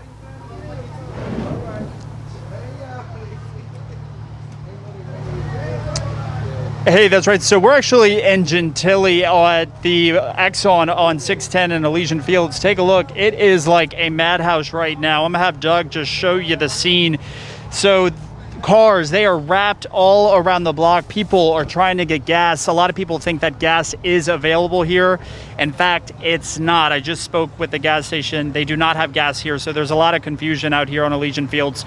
Like I said, people are lined up all around the block. There's also a massive line for people that are trying to get inside, trying to get some food, some water, some snacks. I mean, it is jam-packed in here. We've got Ms. Boudreaux joining us live. Talk about what's going on right now. This is quite the scene. So when we first arrived, I thought it was gas because a friend of mine needed some gas, but it ended up being cash only, chicken only, in which we ran out of food. So we're like in desperate need. My boys are actually in line. We've been here. We started way at the end, and my boys just went inside to get the chicken, and the line is wrapped around to get the chicken. So we'll probably be here like another hour or so, but we don't have any power, no generator, no way to, I don't even have a can opener. I really need a can opener because mine at home is electric. So it's rough. It's rough. I really would have wished I would have evacuated. I did for Katrina. I'll never do it again. I'm leaving next time. Talk about, there is no real solid timetable on when power across the city for homes could be restored. I mean, are you scared? I'm very, because I have two boys that are dependent on me, and besides them depending on me, not knowing when, I mean, you obviously need money to evacuate, you need money to get a hotel somewhere else, I mean, doing this every day, it's just not gonna cut it, Not having a definite timetable is really going to take a toll on the citizens. We need power now, and I know it's a hurricane came, but I mean we need power. Talk about it's going to get even hotter this week. What are you going to do? I don't know. We might just let the cold water run and act like we had Blue Bayou, and stay in the shower all day. I don't know. I mean, I know that's, being facetious, but I don't know. I'm hoping by then we would have found somewhere to go, outside of New Orleans. Talk about when the hurricane came in, what was going through your head. Kind of explain the conditions that you experienced. So I was in my house, and my house is very sturdy, but the top frame was actually kind of rocking. You can hear it like creaking, like, well, squealing, whatever you want to call it. And we went outside, and it was actually our solar panels being ripped from the roof, and they have some in the driveway, and they have them like flipped on top the roof, and and all that's intertwined with energy. So people who has damaged solar panels are actually going to get their power on way later, because you have to fix that before you can even fix the power itself, because it's all intertwined. So I don't know. I'm just praying, and I don't know, hoping for the best. It's hot. I'm ready to go home and get a shower. I mean, look at me. Look, Ms. Boudreaux, you look like as best as you can considering the circumstances. So we appreciate your time, and again, best of luck. I know this is not easy. So again, you can see people here just kind of making it work. Make it work. Trying to make it work. Ain't got no license, no gas. Talk about how long were you waiting in line for your dinner? Oh man, about an hour and a half, something like that. About an hour. Obviously, no power at your house? No, I don't have no power at all. What are you going to do for the next foreseeable future, sir? Hey, just wait until something happens. That's all I can do. Barbecue. Put the grill out. Yeah, cook some of that food that's going to go bad if we don't get no electric. Yeah. But you stay safe, okay? Yeah. All right. So again, guys, look, this is just kind of chaos out here in Gentilly. People... no power. This gas station does have power, so people kind of showed up trying to get some food. Cars, they are lined up all around the block. You can kind of see it if you pan over to the left. You see those lights right there. It's just kind of people lining up here thinking that they can get gas. But like I said, I spoke with gas station workers here. They say they do not have gas. They are allowing people inside to purchase food and items, but a very stressful night right here in New Orleans. Guys, back to you. Stressful indeed, and crowded out there, and people doing whatever they can to get some food, get some gas, stay out of the house, because it's probably so hot without the air conditioner, without a TV, without power, without spotty cell service. Just the modern day amenities are gone, and it's going to be difficult the next several days. Yeah, and I'm not going to lie, I've seen several people post on social media just looking for where there actually is gas. The hunt is on for gas. People may have generators, but they can't power them without gas. So if you know where some gas is, let us know. Hit us up on our social media, or maybe not, because you don't want other people to know where you're finding your gas. I don't know. Hopefully we can help each other out in moments like this, but I have seen several people ask, where is there some actual gas for a generator? On the phone with us now, we have Council Member Jay Banks. Jay, are you there? Yes, how are you? Doing well. Finally able to get in touch with you. We had been trying to get an update from you, just wanting to hear your voice, because you always put things in perspective when we have situations like this. But the cell service has been spotty. What has been your assessment of your district today? We have dodged a bullet, but we also got cut by a knife. So the fact is that I'm very happy that we did sustain the minimal damage that we did sustain. I'm very sorry though that we're having to deal with this power outage. We had the opportunity to be a lot worse off than what we actually ended up being. So that I'm very grateful for that. But obviously this heat issue with having no electricity is going to be problematic for a lot of people. So there is definitely joy and pain where we are right now. Certainly, and we had seen some reports from the Uptown area. I know that there was a house collapse in Uptown. Was that in your district?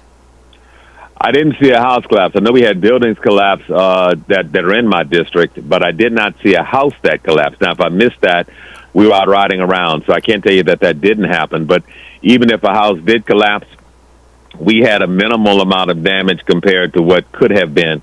And for those that were here for Katrina, know there is a much different view of New Orleans at this point than what was here before. I mean, I rode through Broadmoor this morning, and the day after Katrina, that would have been impossible to do. So it is a very different scenario. However, again, the worst part about this is that we're going to be without power however long it takes. It's probably the worst time that it could happen, because it's not going to be cool outside. It's going to be very, very hot, and folks are going to have to weather this. And I echo the mayor's sentiments, and I just saw the Jefferson Parish press conference telling people, wherever you are probably in a better place. Don't come back yet, because we really aren't in a position to accommodate you. And obviously, I don't doubt that the people that have to get the transmission lines back up are going to do as best as they can to work as fast as they can.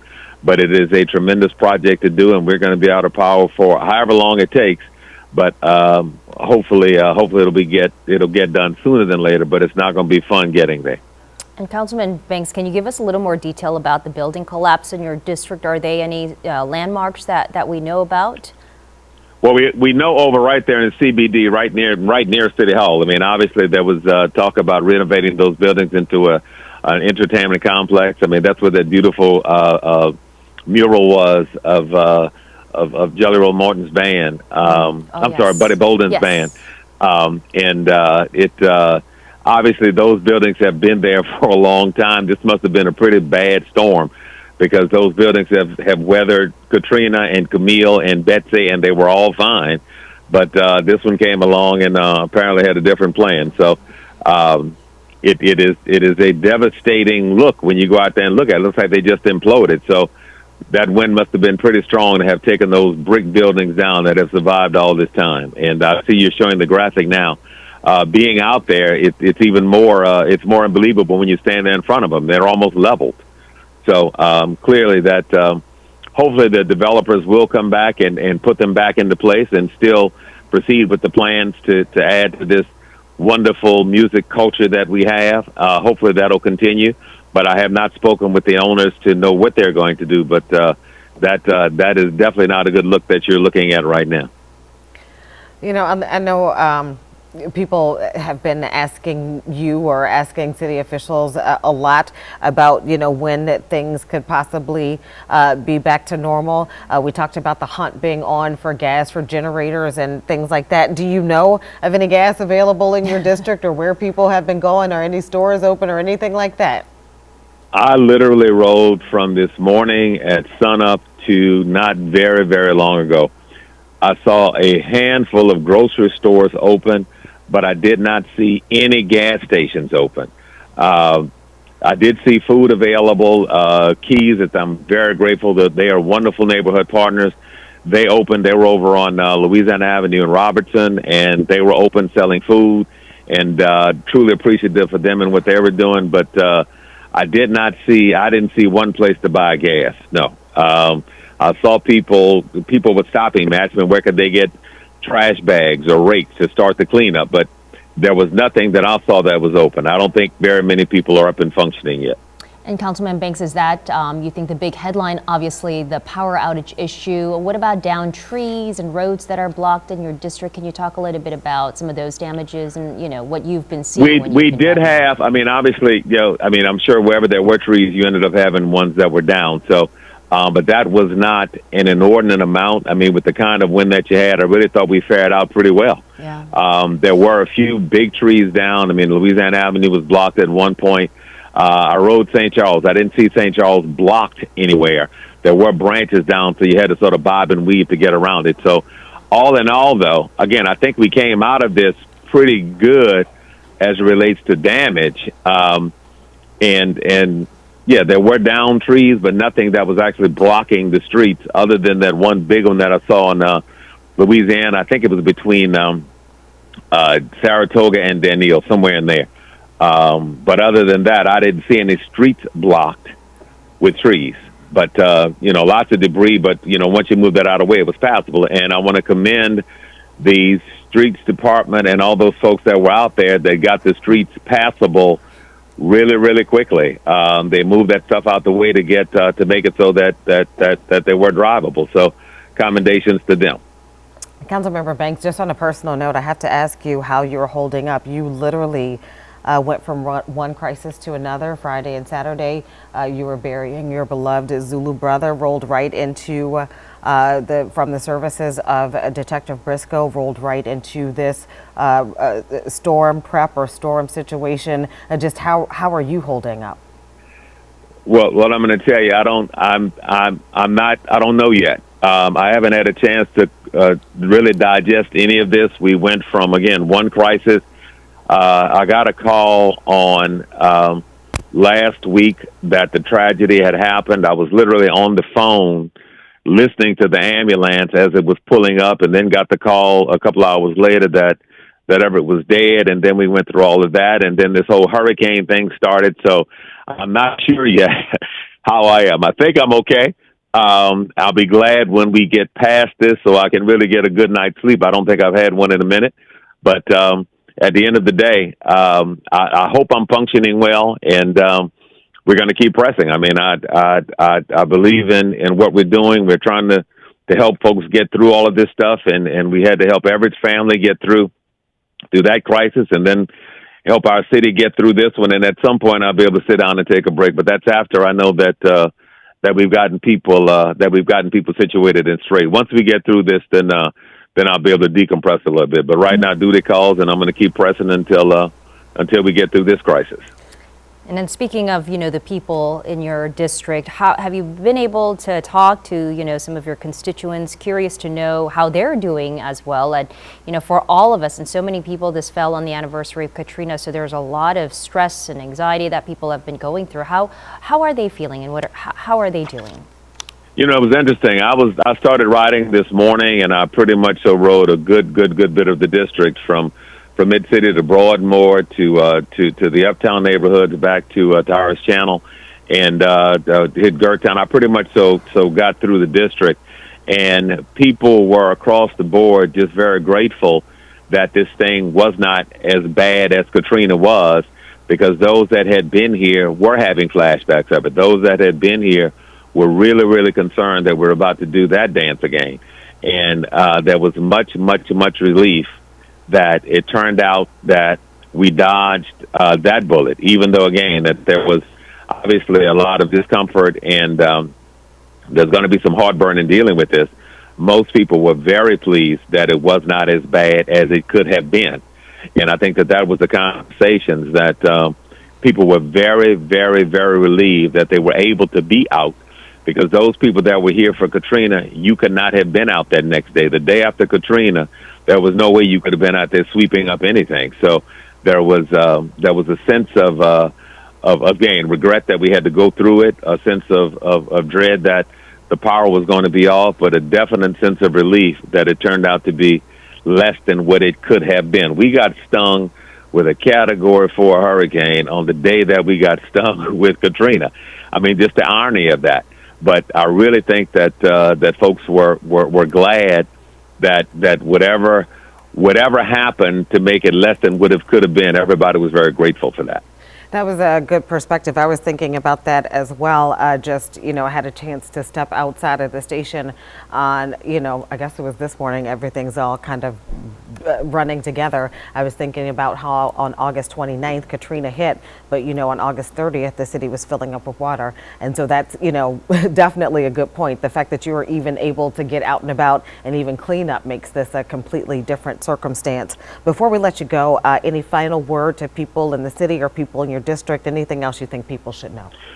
I mean, and I said this at the press conference, if you've got to be in a city that has to deal with a disaster, New Orleans is the absolute best place in the world to be. We're experienced, we're battle tested, and we get to rehearse this dance annually multiple times.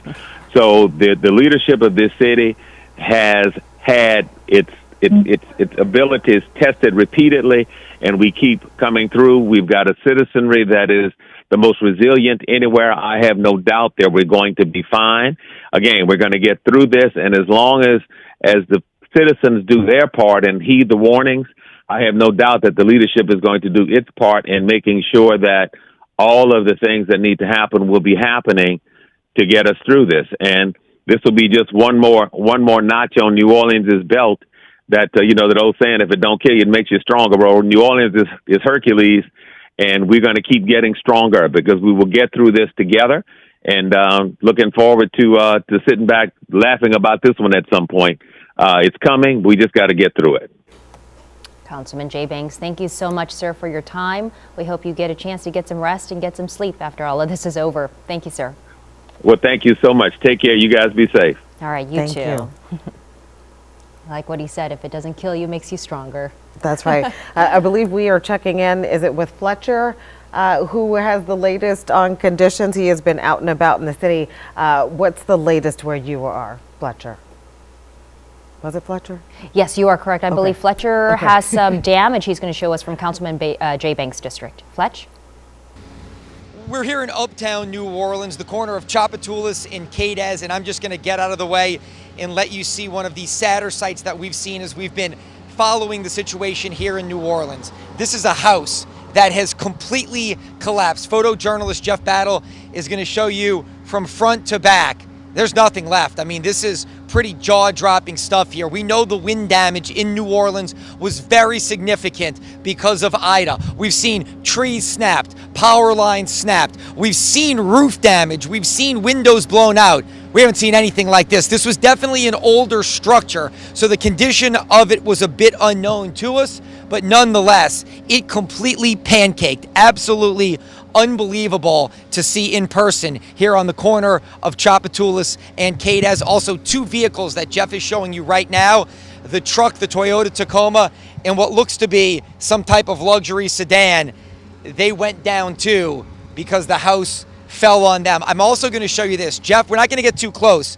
Power lines in the street. This is what people have to be very careful of.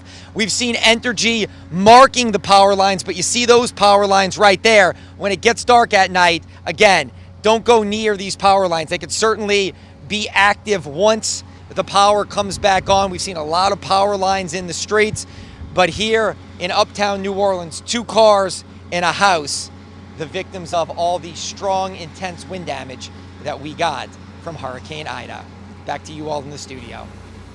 All right, Fletcher Mackel in Orleans, and you can see there, Gina, just how, one of the other devastating impacts of this storm is not only the power outage and the water issues that we're dealing with, but we are beginning to see a lot more damage, buildings that have collapsed, a lot of roof damage, and now, as you can see in Fletcher's live video there, that house just pancaked and, just collapsed on top of that truck. Hopefully everybody is okay there. All right, now we want to hear from the sheriff in St. John Parish, just on, I guess, reports of looting in that area. Let's listen to what he had to say. For the people out here with the wrong intentions, that's thinking about coming to St. John Parish and take property that does not belong to them, the ones that's coming here to loot and steal property. My jail is completely empty, but I will fill it up. And you will stay in there until this, I don't know how long you're going to stay, but you're going to go to jail. I will have reinforcements on the street. I'm going to double up shifts. I'm going to have detectives out here in playing cards. I have the state police. I talked to the current superintendent of state police already. We will be out here. We will be riding. We're going to be checking IDs. If you do not live in this subdivision, you have no business being here. When it gets dark, 6 p.m., I'm letting you know. If you don't have to go anywhere, stay home. There's no reason for anybody to be on the streets. And I'm going to say this to you, anybody else out there that's got the wrong intentions. They got citizens out here that will take action. So be prepared. That's East Bank and West Bank. We've been through this before. I'm warning those citizens, those guys out here or people out here that have the wrong intentions. You're probably going to get shot. I mean, you can't put it more plain and more direct than that. Don't even try it. Essentially, people definitely, that's the reason people stay behind, to protect their property. That's the reason a lot of people don't want to leave, to protect their property. So they're not even really going to let you try it. If people leave to protect their property, you should imagine they have something to protect themselves with. I believe in Orleans, we were talking earlier about how they dispatched the anti-looting team out on the streets, and then you heard in Jefferson Parish the sheriff talk about, do not loot, do not go out there and commit a crime. So law enforcement out in full force to protect properties and to make sure that there's no criminal activity going on. On the phone with us right now from St. John Baptist Parish, President Jacqueline Hotard. President Hotard, thanks for joining us again.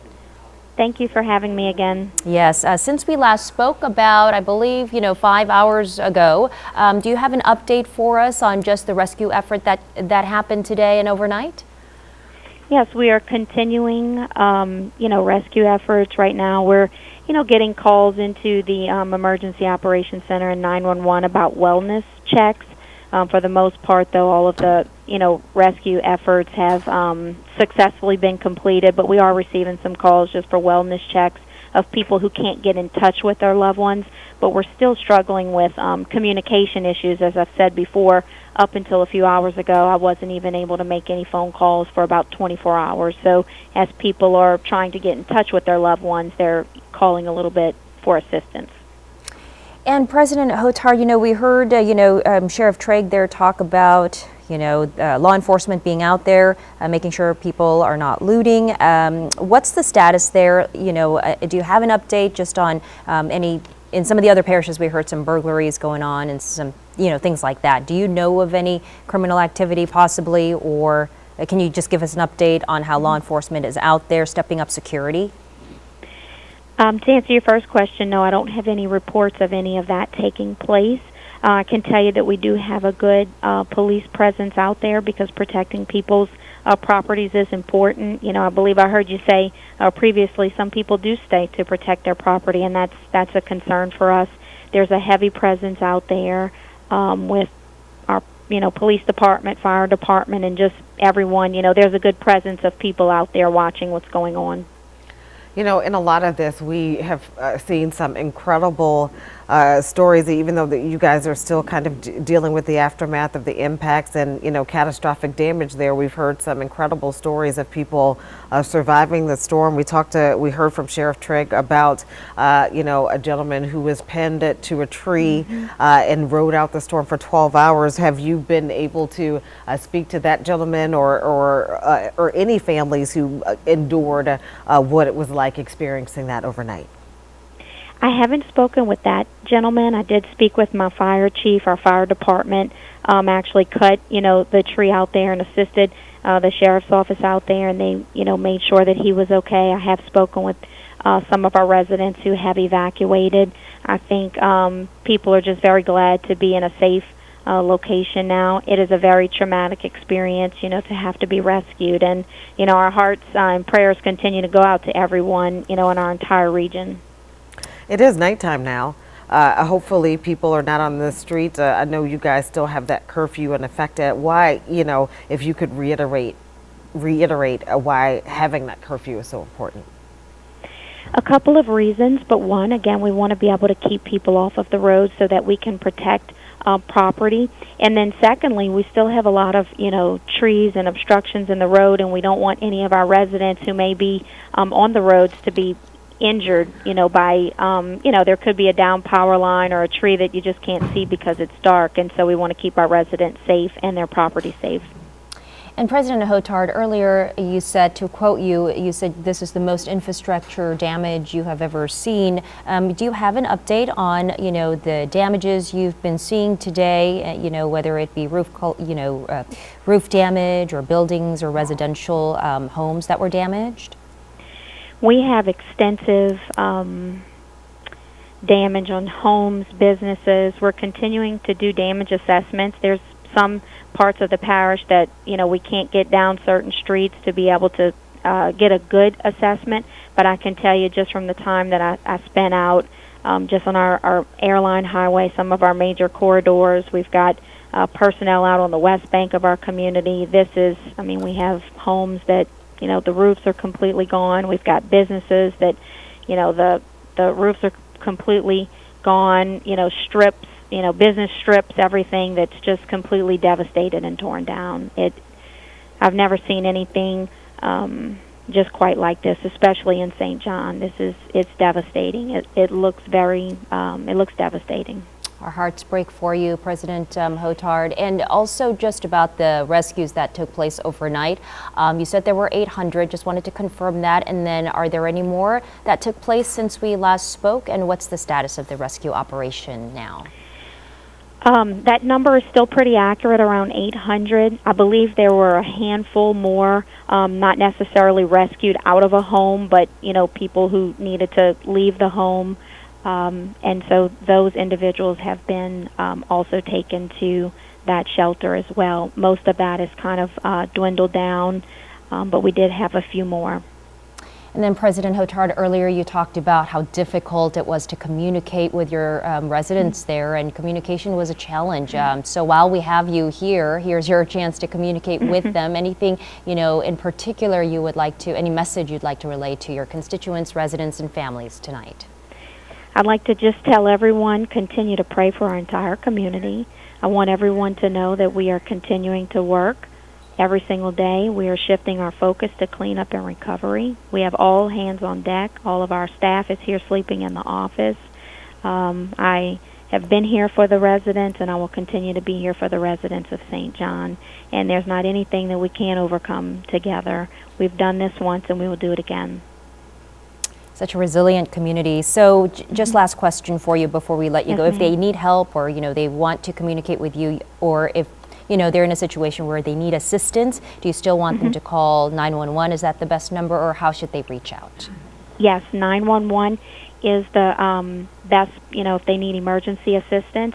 Any other type of assistance that our residents need, or just for information, please visit our website. We are now able to post back on our website, on our social media. We're beginning to ramp up our communications with media, and I can't thank you enough for getting our information out to the residents. To not be able to communicate about what was going on for almost 30 hours, it was just I don't have a word to describe it. But for information, we've begun putting out information on our website and social media about FEMA assistance, how they can pre-register for DSNAP and other types of assistance and resources that we will have that will be very important as we move forward, and we're beginning to put all of that information out. So I would encourage our residents to just start checking back on our website and our Facebook page, because we are able to upload information now. Parish President Hotard, also, just before we let you go, we keep talking about the residents of St. John Parish as though you are not a resident of St. John Parish, and everybody in leadership, you guys experienced or felt some impacts as well to your own home or personal property. Kind of walk us through how are you holding up personally right now, and if you can tell us, did you experience damage? I did. I lost my vehicle. It flooded, and I had about 3 feet of water in my home. So, many of our residents, I know exactly what they're going through. And honestly, I can say that my focus on taking care of the residents of St. John is really it's helped me not think about what's going on in my home right now. So I guess it's maybe the upside of the disaster that I have with, my car being flooded, my home being flooded, and, all of my clothes and everything else flooded and don't have, and but that's what we do in public service. I love this community very dearly, and if there's one silver lining in this, is that serving the community is going to just distract me from the fact that I've lost all of my possessions as well. Oh, so sorry to hear about your loss as well, President Hotard. We will be continuing to pray for you and your community and your residents there, and our thoughts are with you. Thank you again for joining us. Please continue to keep us posted. Thank you. Okay, bye-bye. All right, let's check in now with Harrison Golden. He has been monitoring conditions on the North Shore in St. Tammany Parish for us. Harrison, what's the latest where you are?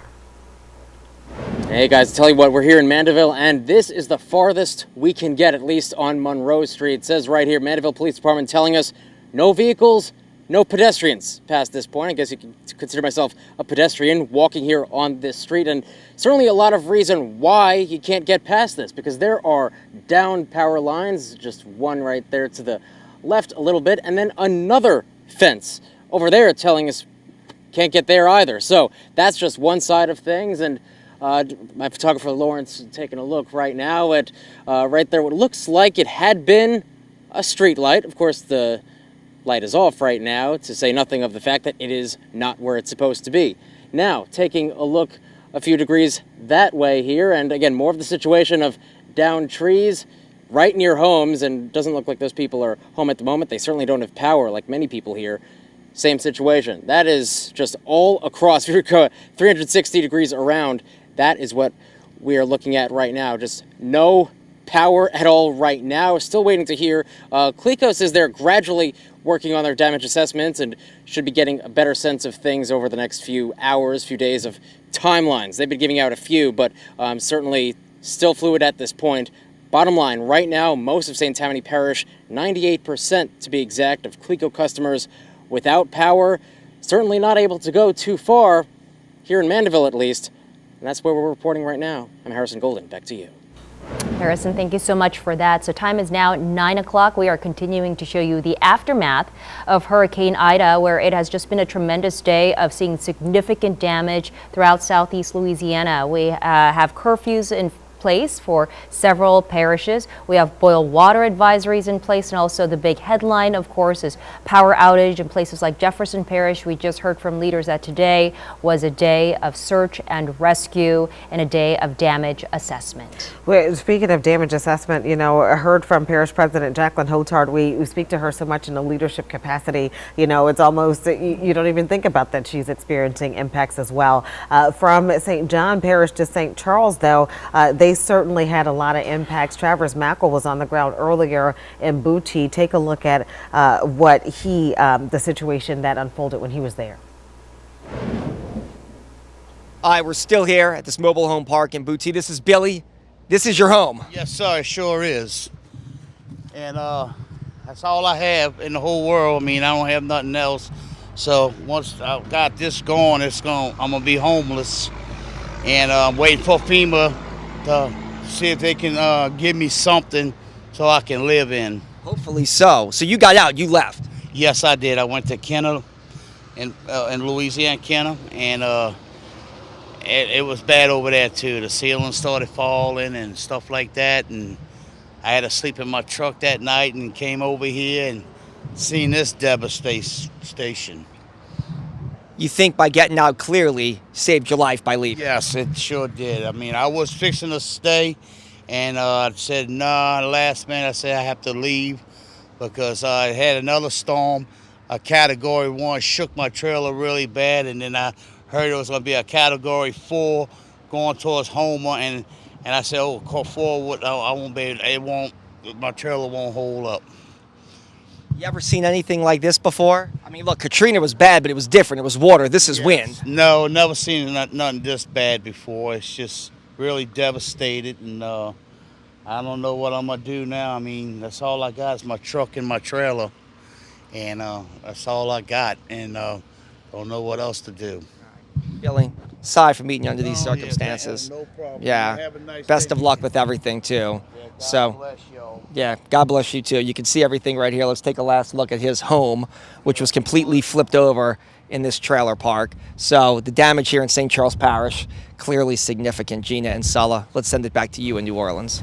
And you know, that's and heartbreaking to see that damage. And he said all he had is his home and his truck, and you can see the devastation there. But he's still alive.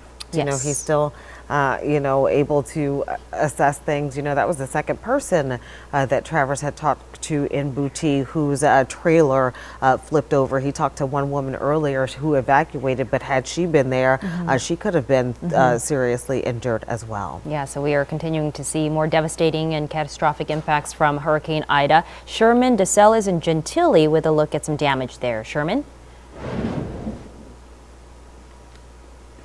Actually, no, there's no damage where I am. It's a lot of recovery, though. And I'm here, it's a mixed minus, so I'm going to take my ear set out.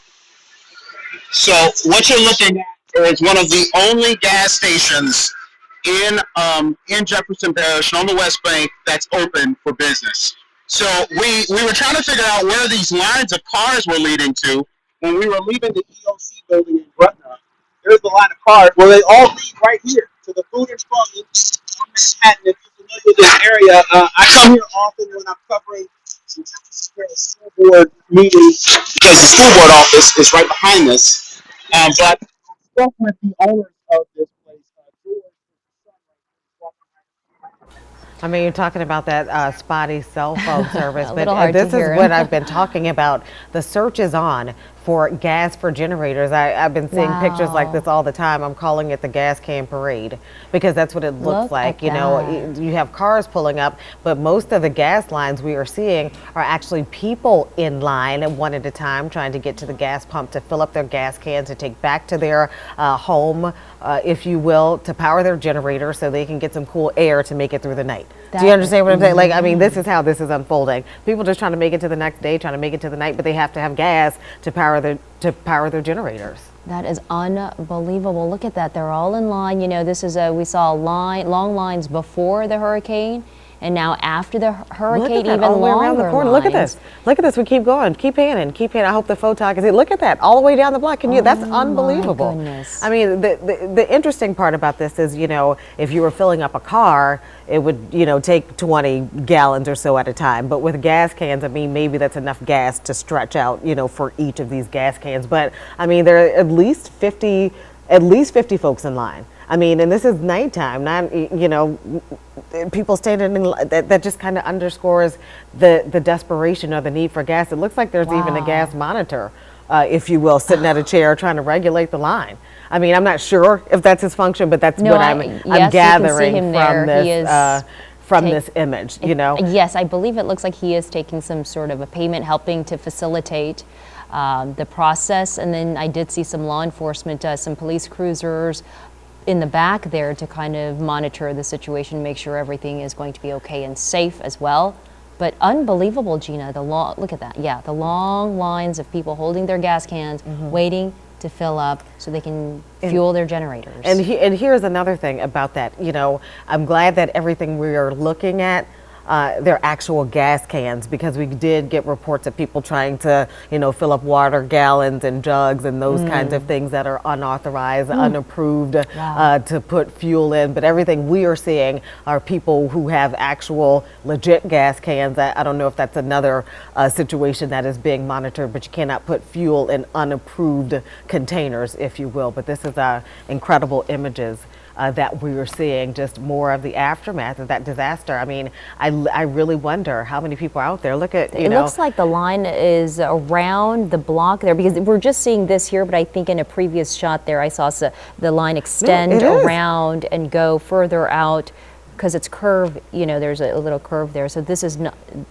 it. I think there's probably more than 50 people in line, if you were to ask me. See that? You see the line extend beyond what we're looking at right here. And it is just, you know, at 9:07, they've probably been in line for more than an hour. They will probably continue to stay in line for hours more into the night. And this is a long, difficult night ahead. And so for people who are looking for where gas is, clearly there's gas here now, but you're gonna have to get in that line. And so we don't know how long it's gonna take, and by the time you get there, we don't know how much gas will be left. Another thing that's kind of striking to me, folks out there with their kids, you know, it's hard to keep kids entertained in situations like this when there's no power. I know my son would be having a meltdown. Oh, you see that cute little at kid the gas down station. there. But I mean, you know, people just doing the best that they can, you know. But I just in situations like this, it's definitely difficult with young kids. But wow, incredible! Just that's tremendous. I've never seen anything like that. And I wonder why only one pump. Do you see that? There's a couple of pumps and only one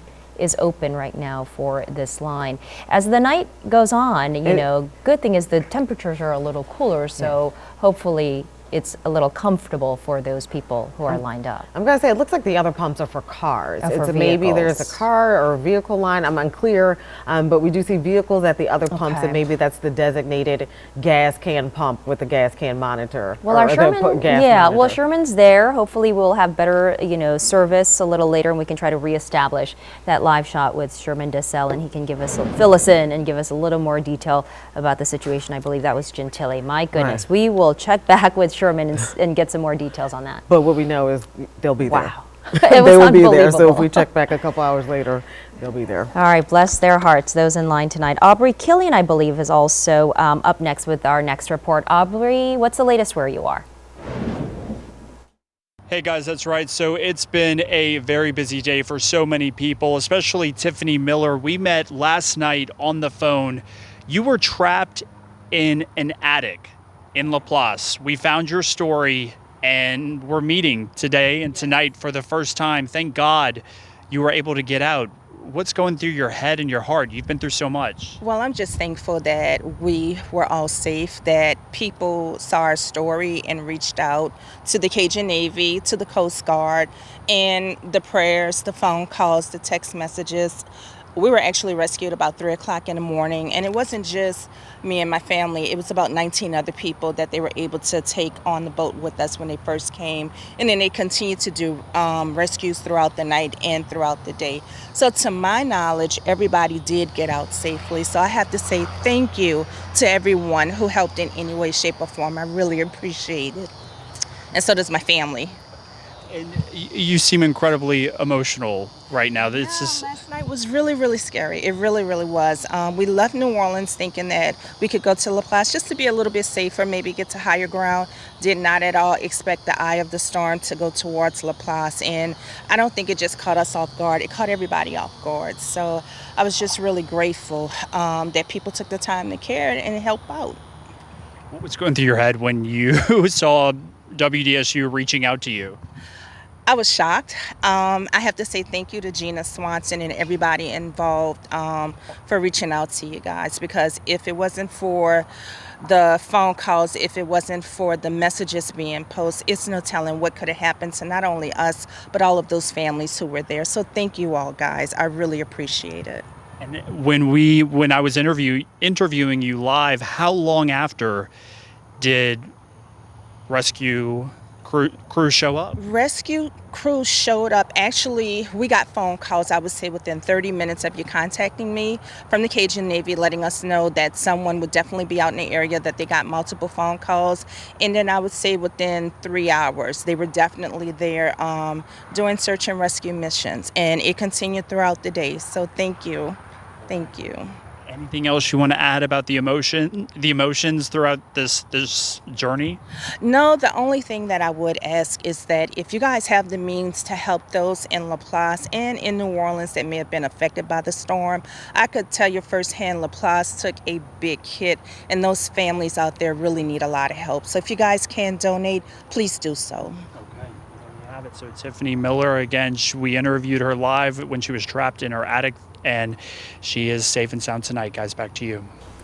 I'm so glad we got a chance to catch up with Tiffany. When I was saw sweet. that post on social media yesterday, I was like, oh, we need to try and figure out if there is a way to assist. But think about this. Even, after all she experienced, she's still saying, if you can figure out a way to help somebody else in St. John, please do so, just because of, the impacts that they're seeing. Tiffany, we are so glad to talk to you, and we're happy that you and your family are safe. Yeah, I love Tiffany. She has such a great attitude, and she's so positive. And she said, thank you, Gina Swanson, for reaching out. And you connected her with Aubrey. Aubrey went out and reached out. And as a result, this trickle-down effect of Cajun Navy, and even speaking with the parish president, Jacqueline Hotard, who dispatched the rescue team to go out and help. And she was one of the 800 rescues that took place overnight. So awesome.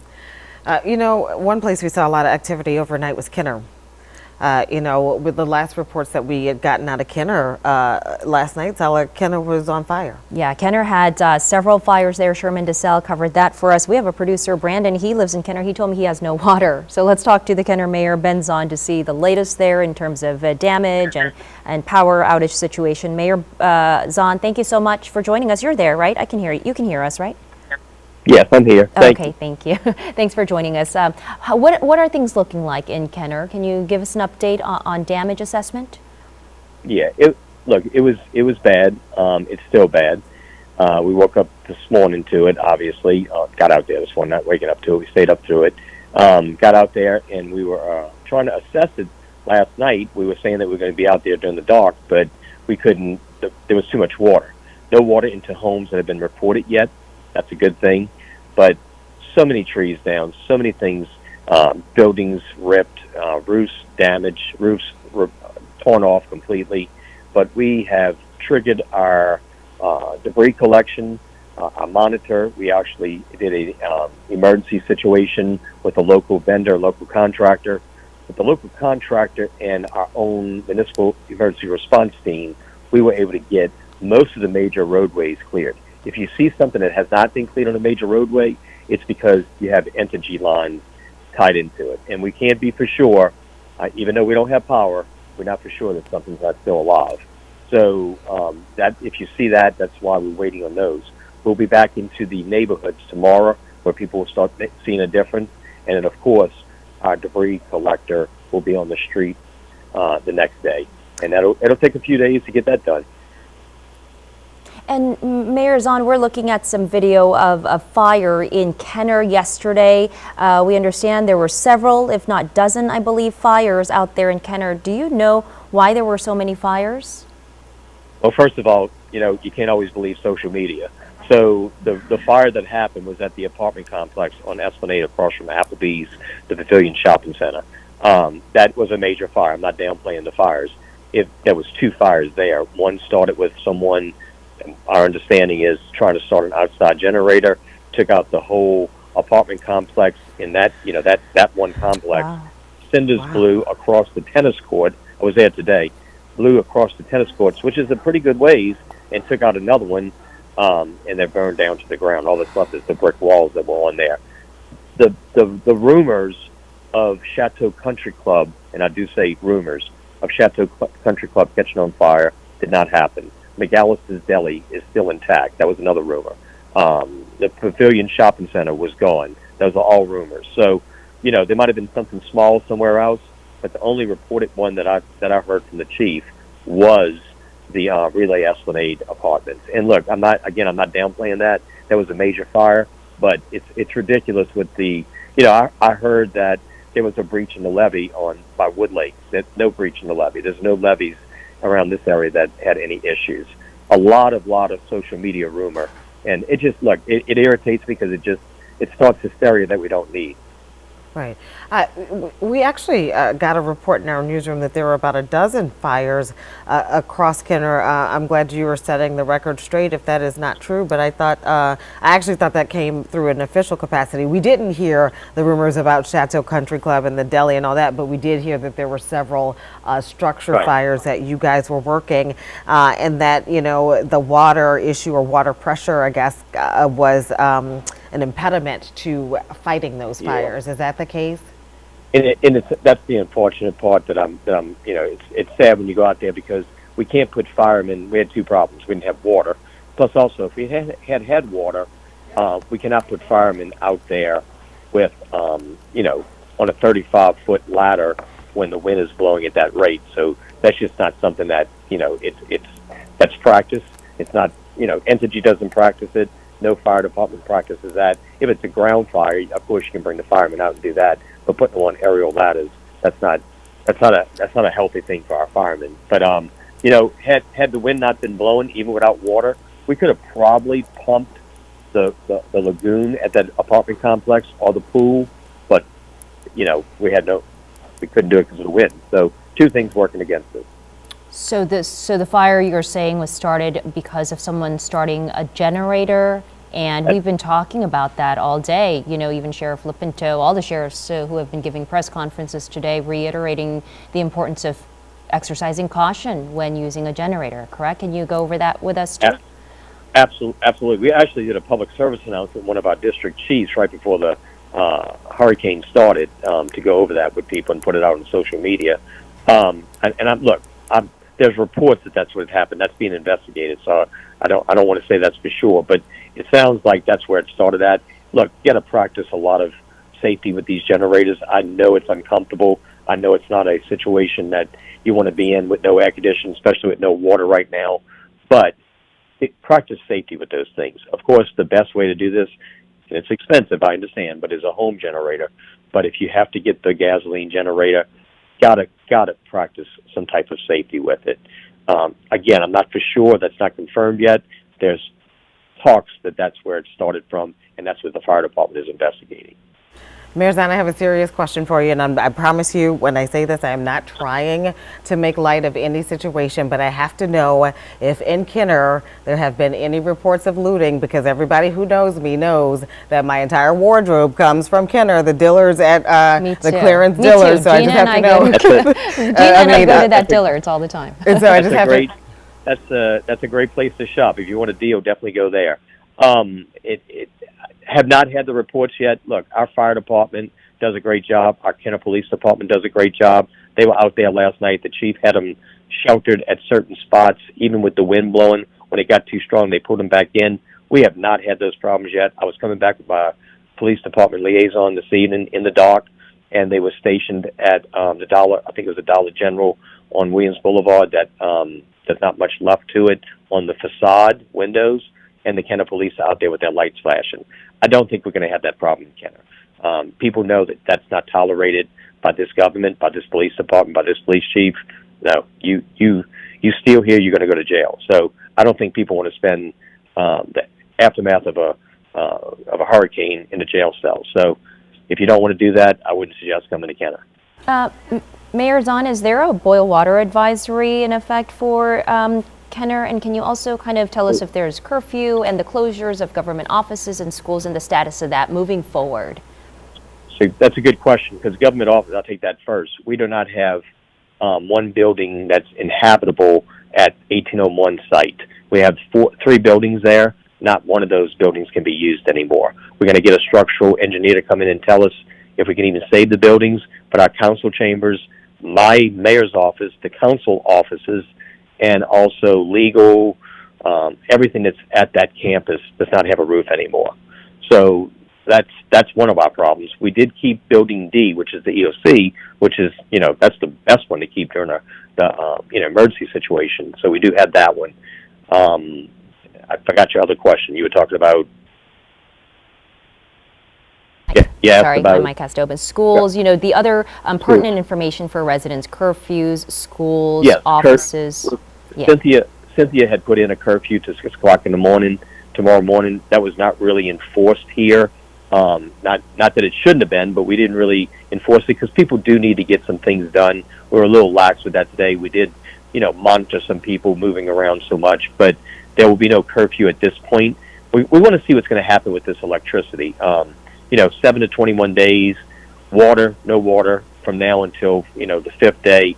We do see some water coming back in different spots in Kenner, very low pressure, but we're getting something back. So I have been in touch with some of the school principals here. One of them is St. Elizabeth Ann Seton.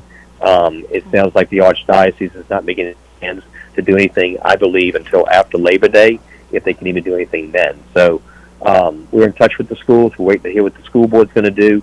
But it's kind of hard to have school without power and water. So those are the things that we have to explore with them. And I guess sometime by Friday or Saturday, when things start getting restored a little bit, we will explore that with those entities.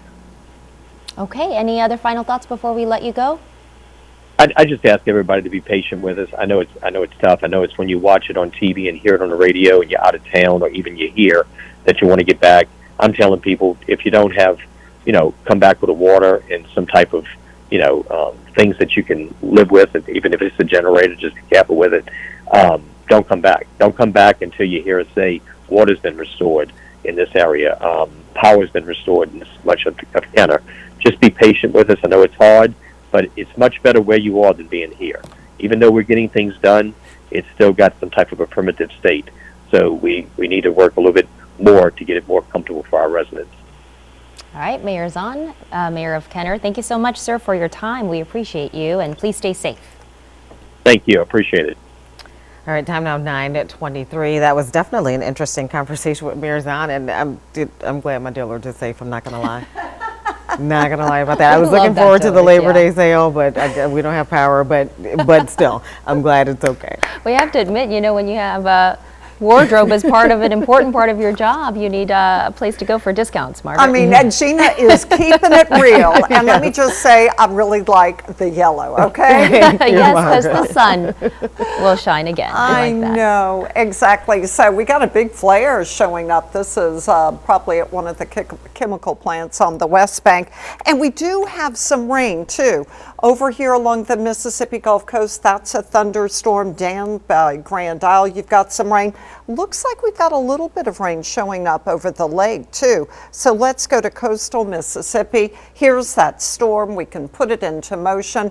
And generally, it's moving off to the northeast. Then we can also look right along the coast. This is the thunderstorm showing up at Grand Isle. You've got a little bit of rain at Boothville and then extending right along Terrebonne Parish. This is associated with Ida, kind of the tail end of Ida.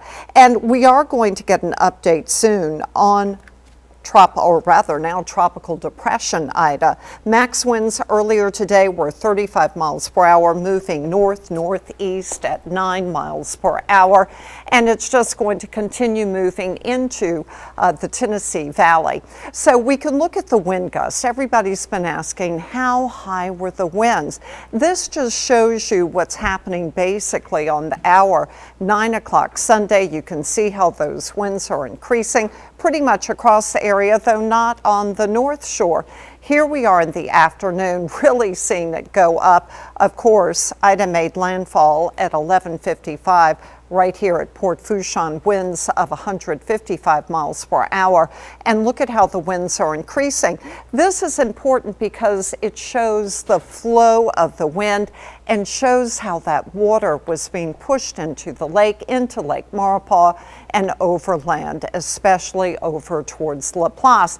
Then as the center moved towards Laplace, you really got that extra dose of high winds. And look at how all of our wind reports were beginning to fail, though 90 miles per hour at 8:30 Sunday night. Then the winds increasing on the North Shore. There's the center kind of running parallel right along Tangipahoa Parish. So I'm going to show you some of the higher wind reports. And at Port Fourchon, we had a wind gust of 172 miles per hour. In St. Bernard, 99 miles per hour. Wagaman, 80 miles per hour. Mandeville, we had a wind gust of 110 that was really just over the lake, but right by you. That's why you had so much tree damage. Duloc at 90 miles per hour. So this shows you exactly the movement of the eye. Of course, look at how much bigger it is, and that's one thing people tend not to remember. They just look at a point on the map and they forget how big the hurricane can be.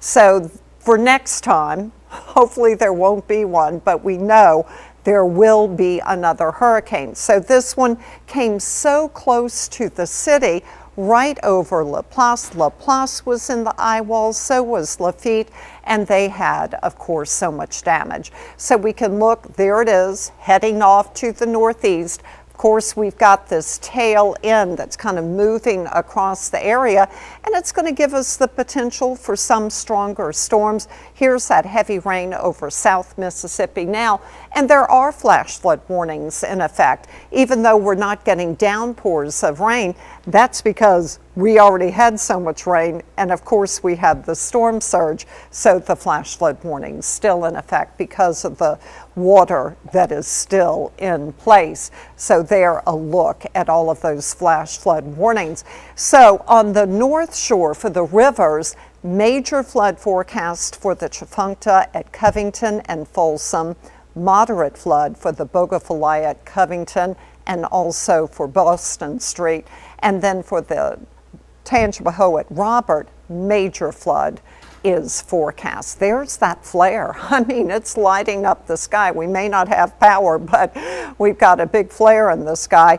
82 at the airport. We only have the wind southwest, 13 miles per hour, and winds are a little bit higher right along the Mississippi Gulf Coast. So as we go into the overnight hours, low to the upper 70s North Shore, South Shore upper 70s to near 80. So we're not cooling off much, and we don't have AC. And then along the coast, that potential to get some of that banding associated with Ida. As you go into the afternoon, I'm expecting highs to be near 90 to the low 90s. So it's going to be a hot day, and that's why we do have the heat index up to 100 and a heat advisory posted for tomorrow. Wednesday morning, mid 70s to the low 80s, so still really warm with some rain along the coast. Then you go into Wednesday afternoon, another hot day with highs upper 80s to the low 90s, and then into the evening, a few showers. Now, one thing that's going to happen as we get Ida moving off to the northeast, we'll get a north flow, and that's going to send in some drier air. As you go into Friday and Saturday mornings, you'll really notice it on the North Shore. There, a look at the rainfall forecast, over an inch, and the high temperature today, 88 degrees. The average is 90. So here is a look at the forecast, and there you can see that we do have I've just gotten new information in from Art. So we do have that flash flood warning for Hancock, Harrison, and Jackson counties, and that's for the heavy rain that was occurring there. So I'm just going to move over there real quickly and show it to you. Here is a look at that rain that we're watching over here by Gulfport, Biloxi. Some heavy rain occurring, and of course they've already had a lot of rain, so you've got that flash flood warning in effect until 2:30 in the morning. So much going on, and the problem is we've got so much water, already. Besides the ground being saturated, there's still water from the surge. So this additional rain, while it would not normally cause a flash flood warning, because we've already got so much water there, it's a flash flood warning. Wow. Yeah, and you were talking about how the ground's already saturated. That makes everything so much more vulnerable, Margaret. Well, it does, and there's water on that ground already. So much going on. All right, Margaret, thank you so much. All right, time now at 9:30, continuing to monitor impacts from Hurricane Ivan. And you heard Margaret talk about, just how much water we have, and we had another, I guess, flood watch or warning. It is a flash flood warning along the Mississippi Gulf Coast, Hancock, Harrison, and Jackson, and also southeast Pearl. Just into the weather center. So still, you think Ida is gone, but we're still feeling her. We still are, and we will be here to monitor the situation and keep you posted on the latest. Harrison Golden has also been monitoring things and damages and talking to people out there on the North Shore. He has the latest now for us. Harrison? Well, so as we were just talking about, when you have such high water for such a period of time, nature starts trickling in. So let's see if y'all could listen to this right now. Got some frogs, got some crickets, it sounds like, a few other creatures in there. Some of them, a few spend their time in the water a little bit, at least those frogs do, especially when we have water as high as this. This is really as far as we can walk here in Slidell. We heard just shortly ago a report of a third storm-related death. I want to kind of break down that claim, that report, what we know versus what we don't. So, St. Tammany Parish Sheriff's Office, they have said at this point that they responded this morning to a call that a woman who lives right on the other side of all this water had made, that she was looking for her husband. Her husband disappeared. She said an alligator had taken him away. So, right now, what kind of bit by bit, her husband was outside. The alligator came through the water, started attacking the husband. Then what happened there, she started calling authorities, couldn't. She had some trouble actually calling the authorities. She had to get her way down here, the closest she could get to any sort of phone reception.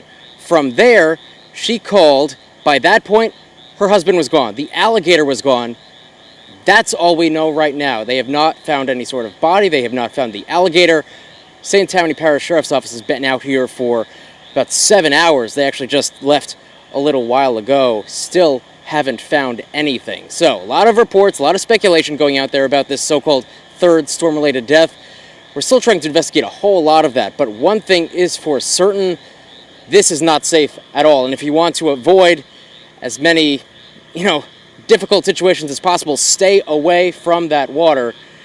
It's still high after all these hours. So, again, we're going to talk to some neighbors. A lot of them say that the man who had disappeared at the very least was quite, knew his way around animals, that he wasn't just playing around with this alligator. They believe the story as it is known at this point, what we know.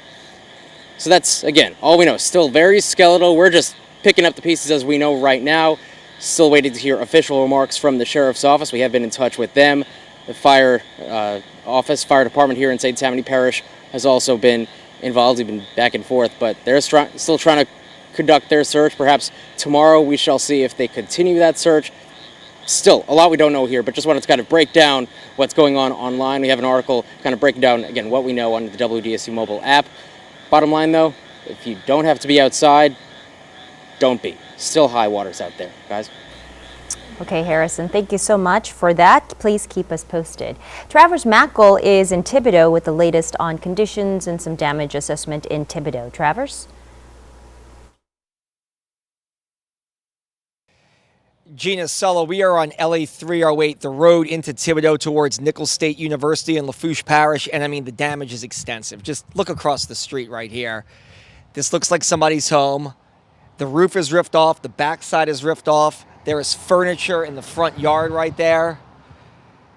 It's devastating to see something like this, and it's really everywhere you look across Lafourche Parish. Right here across the street, this business right here, they actually boarded up the front windows, but the roof came off. It's now sitting in front of the business right there by LA 308 as cars are trying to come in to Thibodaux right here. It's a scene that nobody wants to see, but the damage here is extensive. We all know that Terrebonne and Lafourche really took the brunt of Hurricane Ida's wrath, and you can see it when you come into places like Thibodaux here. We're going to have a little bit more coming up very shortly from downtown Thibodaux. For now, reporting in Lafourche Parish, I'm Travers Mackel, WDSU News. All right, Travers, thank you. Just trying to continuously get a look at the damage. Terrebonne, Lafourche are certainly areas that were hard hit. But right now at 9:30 at night, the scramble is on for gas. People trying to power their generators. Not many places are open that actually have gas, but our Sherman DeSalle, he found a place. Yes, let's take a look at we saw the incredible lines. Sherman, can you give us some more details about what's going on? And I believe you're talking to someone. Hey there, Sherman.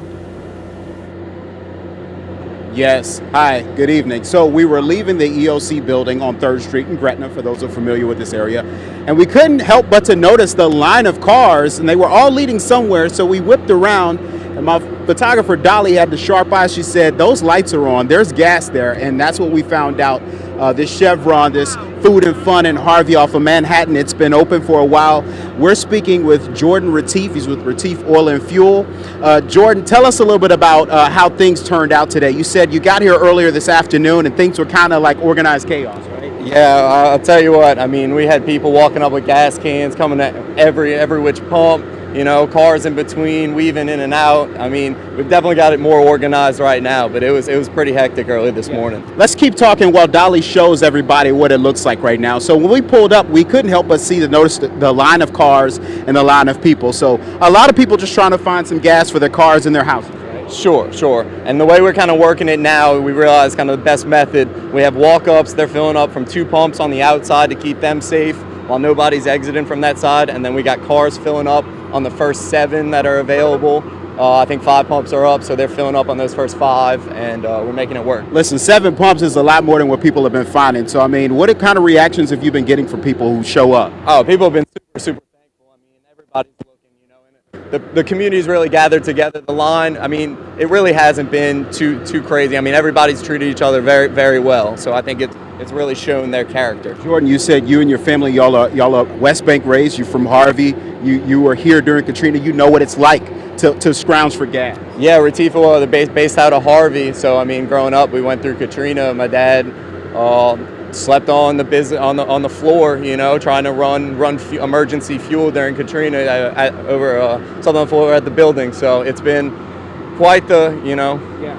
But we actually are very grateful, despite the fact that we're showing this on the air. I just want to personally tell you that we are grateful that you are providing this type of service to everybody. So thank you, Jordan. Oh, appreciate it. Yeah. All right. So we're going to actually walk around a little bit because I want you to see something here. This line, while he said it's pretty sophisticated and organized, make sure that you notice the depth here. So it goes around the building. It makes this nice little curve. And it goes all the way around here. If you're familiar with this area, the Jefferson Parish School Board building is back that way. It's going back towards their property, their parking lot. We're talking a few hundred people out here, not to mention people walking up with their dogs and their kids. That is a task in itself. Gina, you walk around with Junior trying to get things done in a hurried situation, trying to entertain kids. It's difficult, but people are powering through. A lot of people just happy that these lights are on and that the pumps are on and that they can fuel their homes tonight, that they can get to wherever they're going. We saw one guy literally pushing his car into the gas pump. And so a lot of people just thankful tonight. Back to you. Sherman, while I have you there, clearly my estimation is off. I said, oh, it's at least 50 people. There's a couple hundred people out there. But here's what I want to know. They have gas available. Is the Danny and Clyde's open? Because people are trying to figure out where food is as well. Are they cooking over there in the kitchen? Yeah, no. The kitchen is out of order tonight. The lady, whatever her name is, I don't know, Gertrude, whatever, she is not working tonight, baby, okay? But the store is closed, but the gas pumps are on. And take a look at this car line this way. So, you got just as long of a car line as you do a walk-up line. And that's what we noticed first. And we've also noticed that the Jefferson Parish deputies have been here kind of making sure that things stay in order as well. So everybody's just been patiently waiting to get what they've all been searching for, which is gasoline, to make sure that they can have some level of comfort in their homes. We were riding around Gretna. It's pitch dark, something I've never seen. I'm a West Banker. It's kind of weird to see that.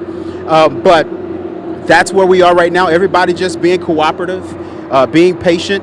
Some lady walked up, her name was Miss Jackie. She had been waiting in the car line since 4:30 this afternoon and just got her gas maybe 40 minutes ago.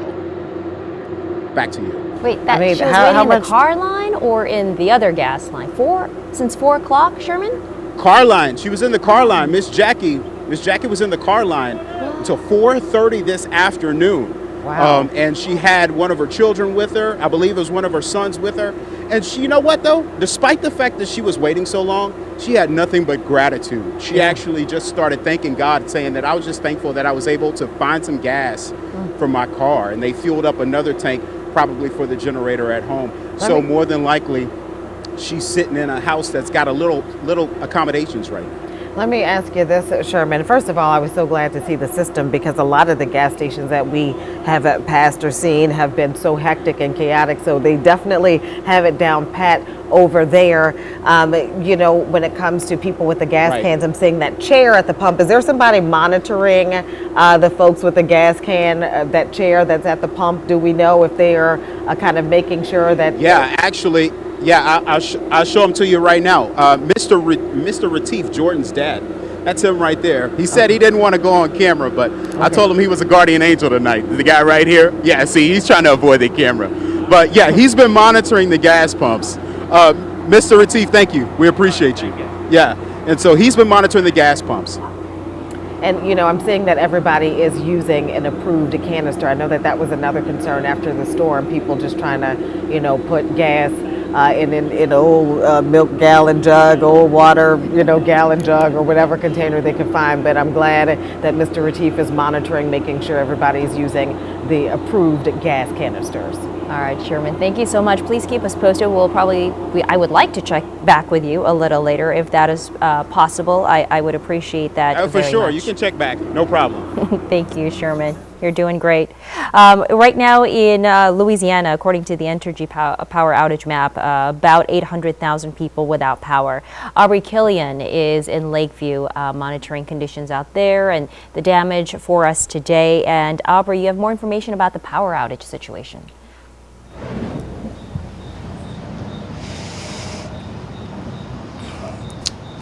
Hey, that's right. So there are so many people in the dark tonight. You can see it really here in Lakeview. There's really no power at all. We've just met Carrie Hayes. Now, you have gotten very creative, though, here at Lakeview Grocery. They have some outlets, and you've managed to charge your devices. Kind of talk me through what's going on right now. Yeah, we sort of found out earlier today that they still actually have Wi-Fi and electricity over here, probably from their generators. So we have our battery pack plugged in, we have all of our devices plugged in down here, and hopefully this will last us for a while. And you've brought Bean over, your dog. Talk about how, y'all have been sticking together as a family. You got your kids here, your dog here. Talk about how this has been. I mean, it's been tough. It's hot. And, we were lucky to have power until about 6 p.m. last night downtown in the Omni. And then, we lost it. And we thought it was best to check out and come home and assess damage and just to see what was going on. So, but yeah, we're doing okay. We stuck together, me, my husband, my daughter, my dog. So. And what was the what sort of damage do you have at your home currently here in Lakeview? We lost one of our sheds and the doors blew off the other, but the house was good, so we're okay.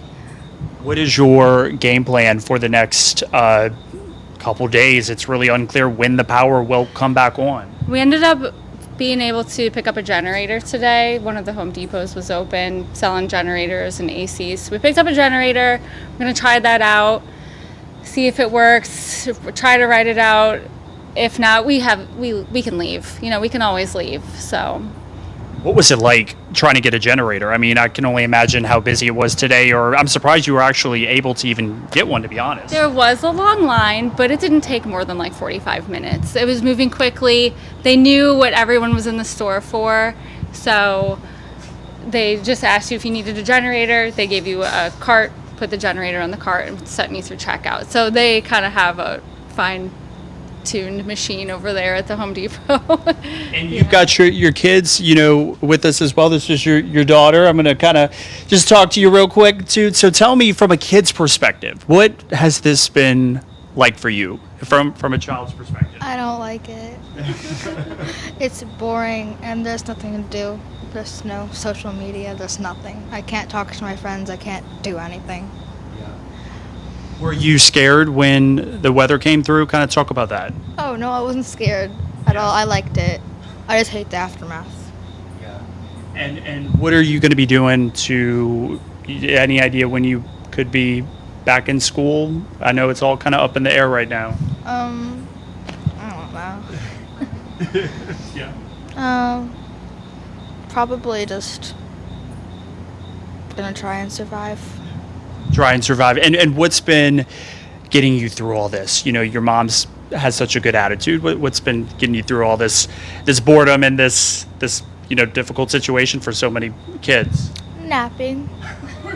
Sleeping.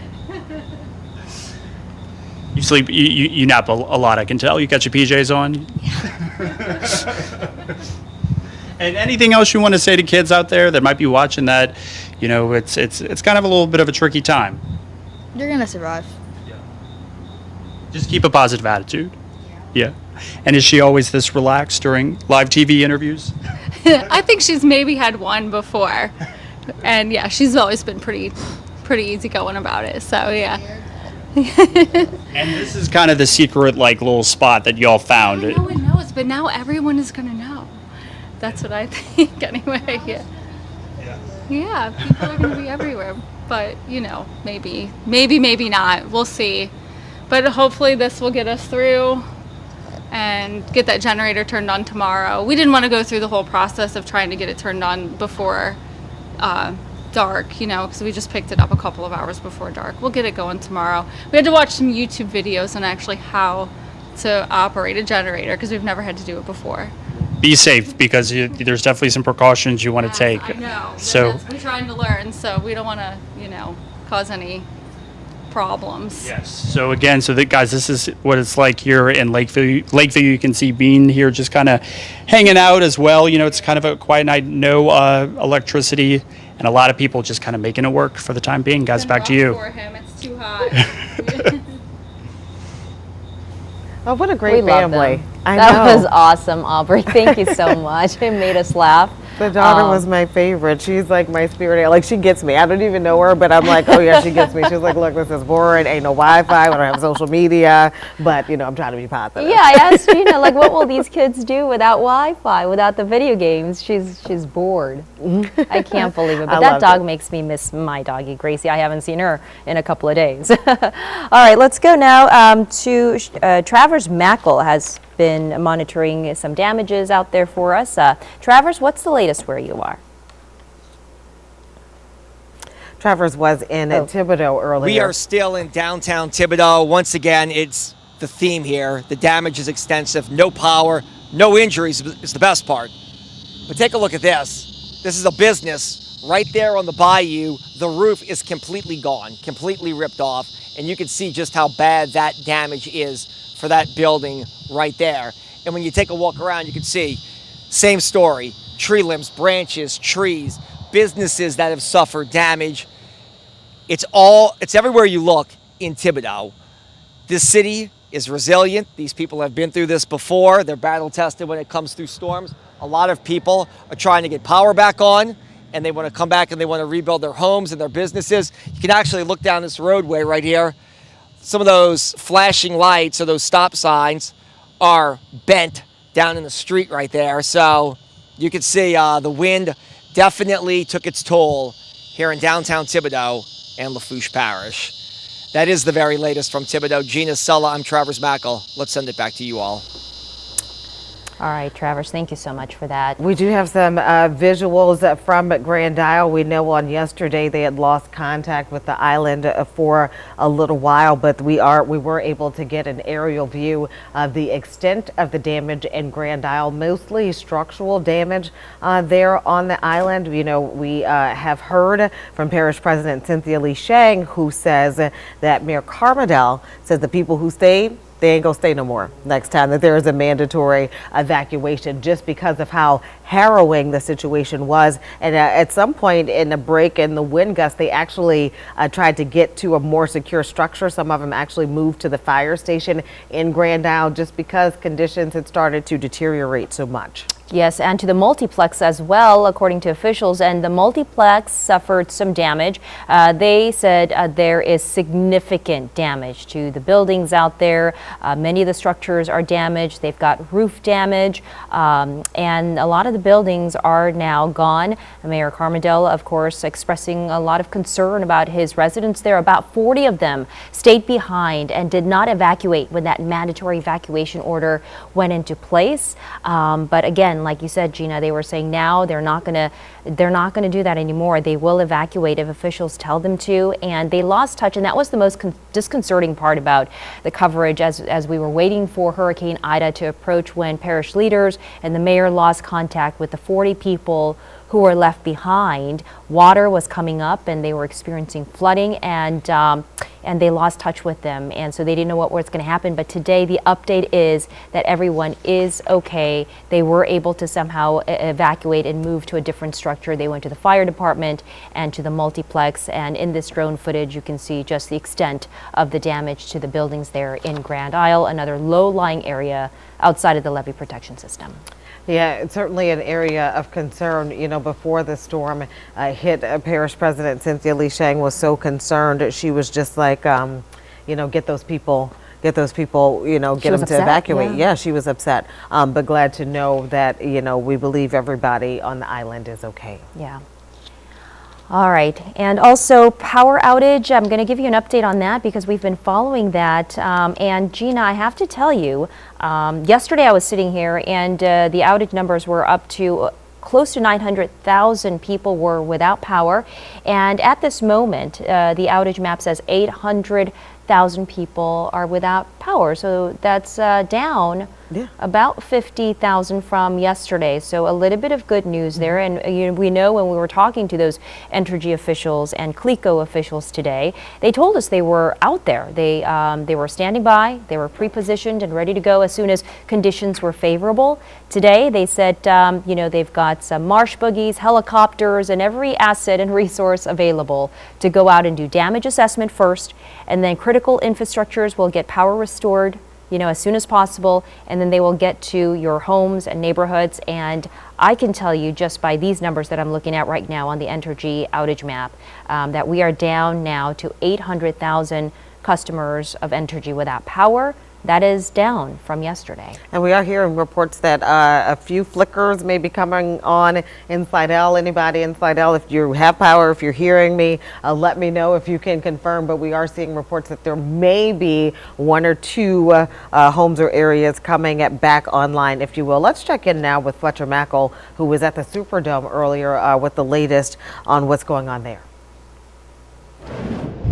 Saints and Pelicans owner Gail Benson has started a relief fund for those affected by Hurricane Ida. Her initial contribution, $1 million. As for the Caesars Superdome and the adjacent Smoothie King Center. Unlike Hurricane Katrina 16 years ago, when these structures were just decimated by the storm, they came through relatively unscathed. Leaders tell me that these buildings are in great shape. The storms did not affect them, so once power comes back on in the city of New Orleans, they could host games. The Saints play in less than 2 weeks, or are scheduled to play in less than 2 weeks. The NFL season opener September 12th against the Green Bay Packers. Right now, the Saints have relocated to Arlington, Texas, AT&T Stadium, the Cowboys' home.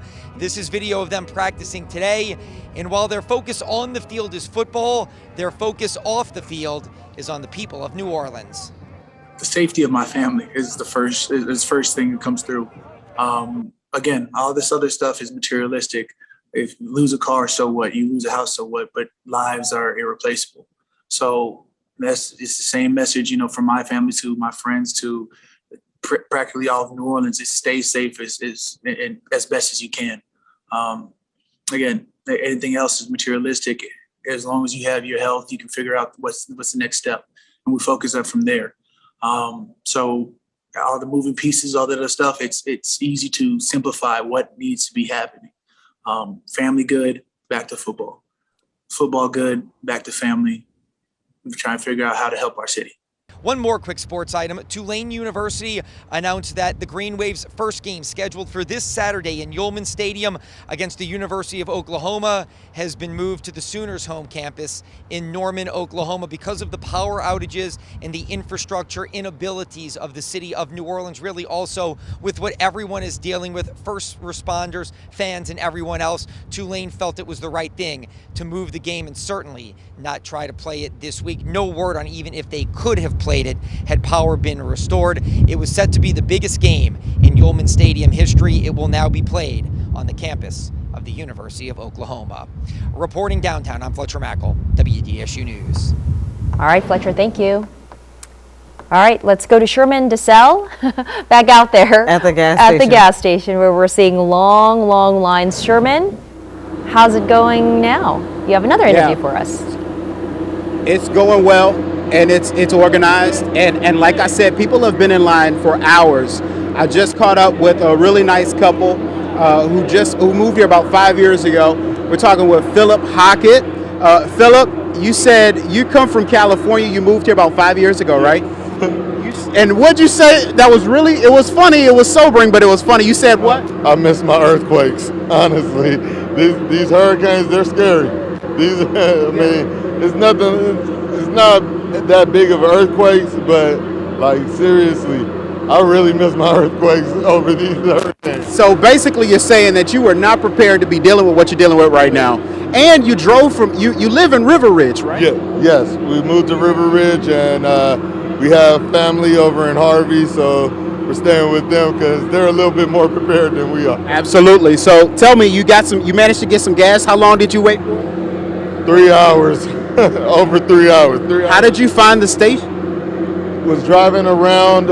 My parents were going the other way, and we were going this way, and ended up seeing lights. And it was like, okay, we have to get in line. Yeah. I mean, so now that you got your gas, you headed home. How are you feeling right now? I feel a whole lot better. My legs are begging me for a rest. Yeah. My back, everything. Yeah. Well, hopefully you can get some rest tonight, man. And listen, despite everything you're dealing with, welcome to Louisiana. Hopefully we can take care of you a little bit better. Hey, it's all been good so far. I mean, just these hurricanes and stuff. Absolutely. I'm glad you're okay, though, too. All right, thank y'all so much for talking to us. They waited to talk to us, and I appreciate that. But take another look. The line is still long, and the line is still long both in the drive up and the walk up line. People just like Philip have been waiting 4 hours. We actually are finally starting to see the end of the line back here, but we really feel like that won't be the end of the line. There's still going to be people showing up, and it's been broadcasted and been hit our social medias. Some people may try to find this gas, and we just talked to another family who they were trying to leave. They were actually listening to the Cynthia Lee Shang press conference, where she said, "Hey, if you want to get out, go ahead and do that. And they said, we're headed to Florida. So they got this gas and they're going to the beach. Back to y'all. Going to the beach, honey. Well, Sherman, how long did you say? Is the gas station going to close at any time, or do they expect to close? Or are they just going to stay open until they can serve as many people as possible? Mr. Retief, he said he'd love to stay open as long as he could. He thinks that 11 o'clock is going to be the cutoff time here. Not only is it a matter of having supply, but it's also the fact that there's still a lot of stuff happening across our area and in Jefferson Parish with the curfew and making sure that a lot of people aren't on the road. They just want to make sure that people get home. So 11 o'clock seems to be the curfew. I'm not sure if that's a lenient time, but that's what I've been told. Back to you. All right, Sherman, thank you so much. Appreciate that. Time Lots now. of people waiting for gas. Absolutely. Time now, 10 o'clock. If you are just joining us, we are continuing to monitor impacts from Hurricane Ida. We do have an update from the airport. Here is a live look at the flight board, if you will. The update: airlines have canceled all incoming and outgoing flights for tomorrow, Tuesday, August 31st, and 197 cancellations have been reported for Wednesday because of the impacts of Hurricane Ida. Please continue to check directly with your airlines for the latest information. So again, that's the update there at 10 o'clock as we continue to monitor impacts. But you know what? It's definitely going to be a long night still. A lot of people, I know that there's a curfew in a lot of places, but as you saw at the gas station in Harvey, a lot of people moving around, trying to make it work. It's interesting that they were listening to Cynthia Lee Sheng. She did say if you can't handle living without the modern day amenities, because it's very primitive right now without power, so there's no electricity, hardly any water, and they're asking you to conserve water. So some people have either no water or low water pressure. So a lot of the modern day amenities and things we take for granted, we don't have. So it's just back to a primitive lifestyle. And she said, hey, if you can't handle this, then you are welcome to do a post-hurricane evacuation. And some of those folks that Sherman was talking to, heeding her warning now and her advice and going to the beach to kind of hang out, because school is out, government offices closed, lots of businesses closed. So people will not have, for the most part, some people won't work. So they're taking advantage of this, filling up, and then going to the beach or maybe to a friend or somewhere else where they can get power, food, and water. Governor John Bel Edwards also just released this tomorrow. He talked about how he will be joined by FEMA officials and other leaders to tour the damage, and he will be doing flyovers tomorrow, visiting the parishes of Lafourche, Terrebonne, St. John the Baptist, where we've seen so many rescues happen, and talking to the president, Jacqueline Hotard. They've just suffered a lot of damage in St. John, and he will be conducting flyovers there. Also Grand Isle, Lafitte, the low-lying areas. They're going to do some damage assessment there with officials from FEMA, and then he will hold a briefing. So we will bring that to you tomorrow and bring you the latest on what they find and the damage assessment from tomorrow. That's what I just wanted to mention. The governor said that, he didn't feel comfortable personally going out today because that would have taken away resources from the recovery or the search and rescue effort. So he didn't want to put the state's air assets in the air for him to take a tour of the damage as much as they could have been used for the rescue efforts that took place. Like here's that Grand Isle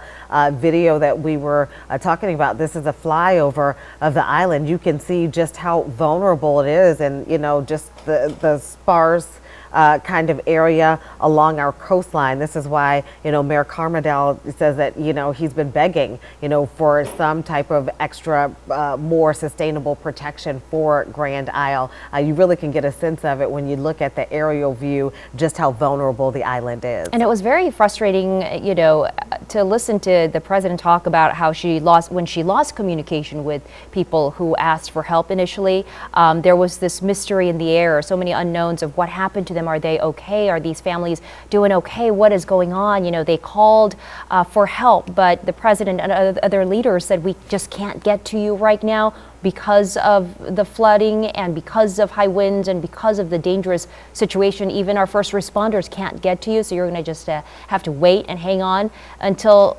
the condition is favorable, but today the update is that when they started to see water creep in and water get higher, they were able to find higher ground. They were able to transport themselves somehow, and with the assistance of some people, they went to some shelters and they went to the multiplex, which experienced some damage. So today the update is that they are okay, thank goodness, and that was such a a sigh of relief, Gina, as I heard President Lee and Mayor Carmidel and other leaders say. Those people who stayed behind, everyone was so worried for these 40 or so families who decided not to evacuate. But today, just a sigh of relief when we heard that they are doing okay. They were able to make it to a shelter. So that was some good news that we heard today. But as you can see in this video and as you can see in this aerial shot of Grand Isle, 100% of Grand Isle was underwater, significant flooding, significant damage, and people there told President Cynthia Lee Sheng today that they are never going to not listen to the mandatory evacuation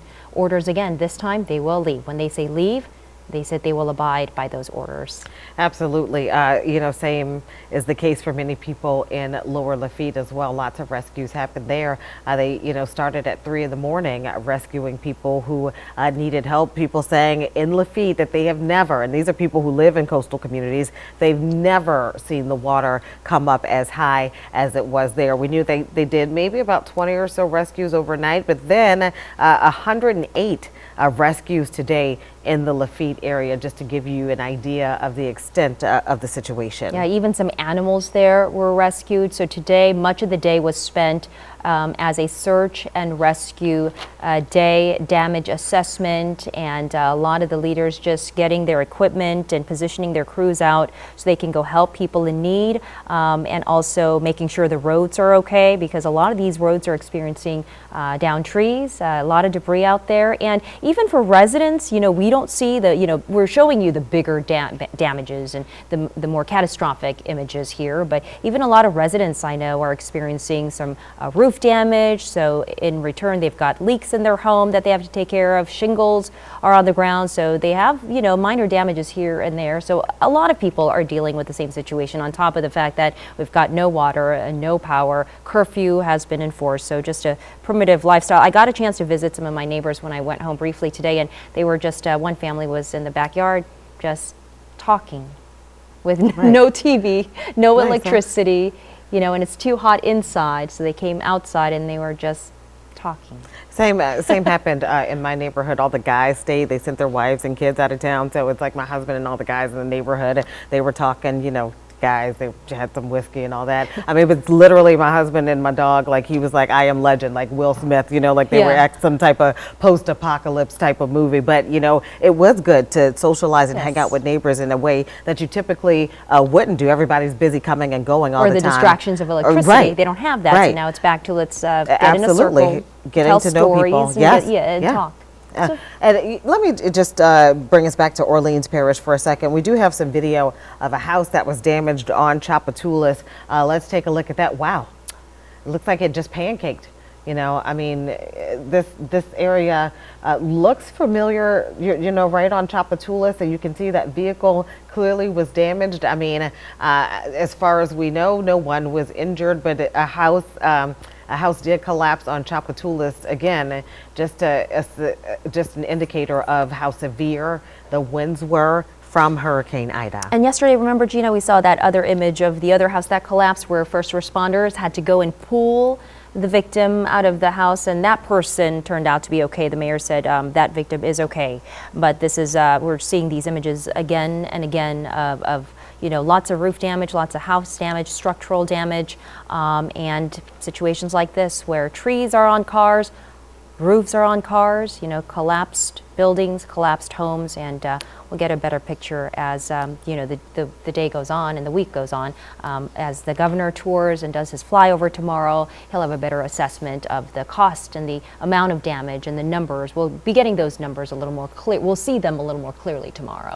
Before we check in with our meteorologist Art, we do have some video from Mississippi just to kind of give you an impact or look at impacts in Mississippi. I know that was still our still video early. still on Chapatulas. Let's check in at 10:08. Let's check in with our meteorologist Art in the Weather Center. Art, you know, I'm looking at the radar. Doesn't look too bad. Yeah, it doesn't look too bad. You have a little thunderstorm or two kind of rumbling right across the causeway here, working its way over to I-10, eventually past Slidell, going through Wrigley's and then off to Waveland, and then more of that rainfall is bugging out of Mississippi, my friends, and then you're seeing thunderstorm activity, so they're starting to clear things out. In fact, this is my first hurricane, by the way. I just want to let you guys know that, yeah, and I didn't know where you were going with your thing about when you're talking about, well, the mayor said you could pretty much kind of, you know.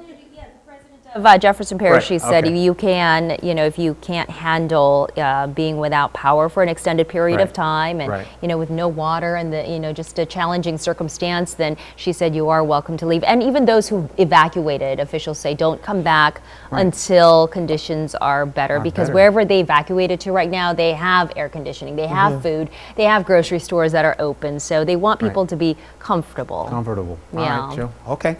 Speaking of comfortable, with limited rainfall now moving in through some parts coming into our west, you can see we're starting to dry out a little bit. And in fact, you're going to see that it's now a depression, this Ida here, kind of moving out of the area, starting to open up all the way into the Tennessee River Valley and Ohio River Valley.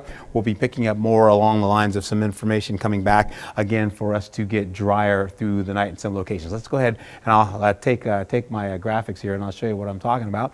There you go. You're looking at Ida. She is now a tropical depression. She is just about 60 miles about northeast of Jackson, Mississippi. Maximum sustained winds about 35 miles per hour.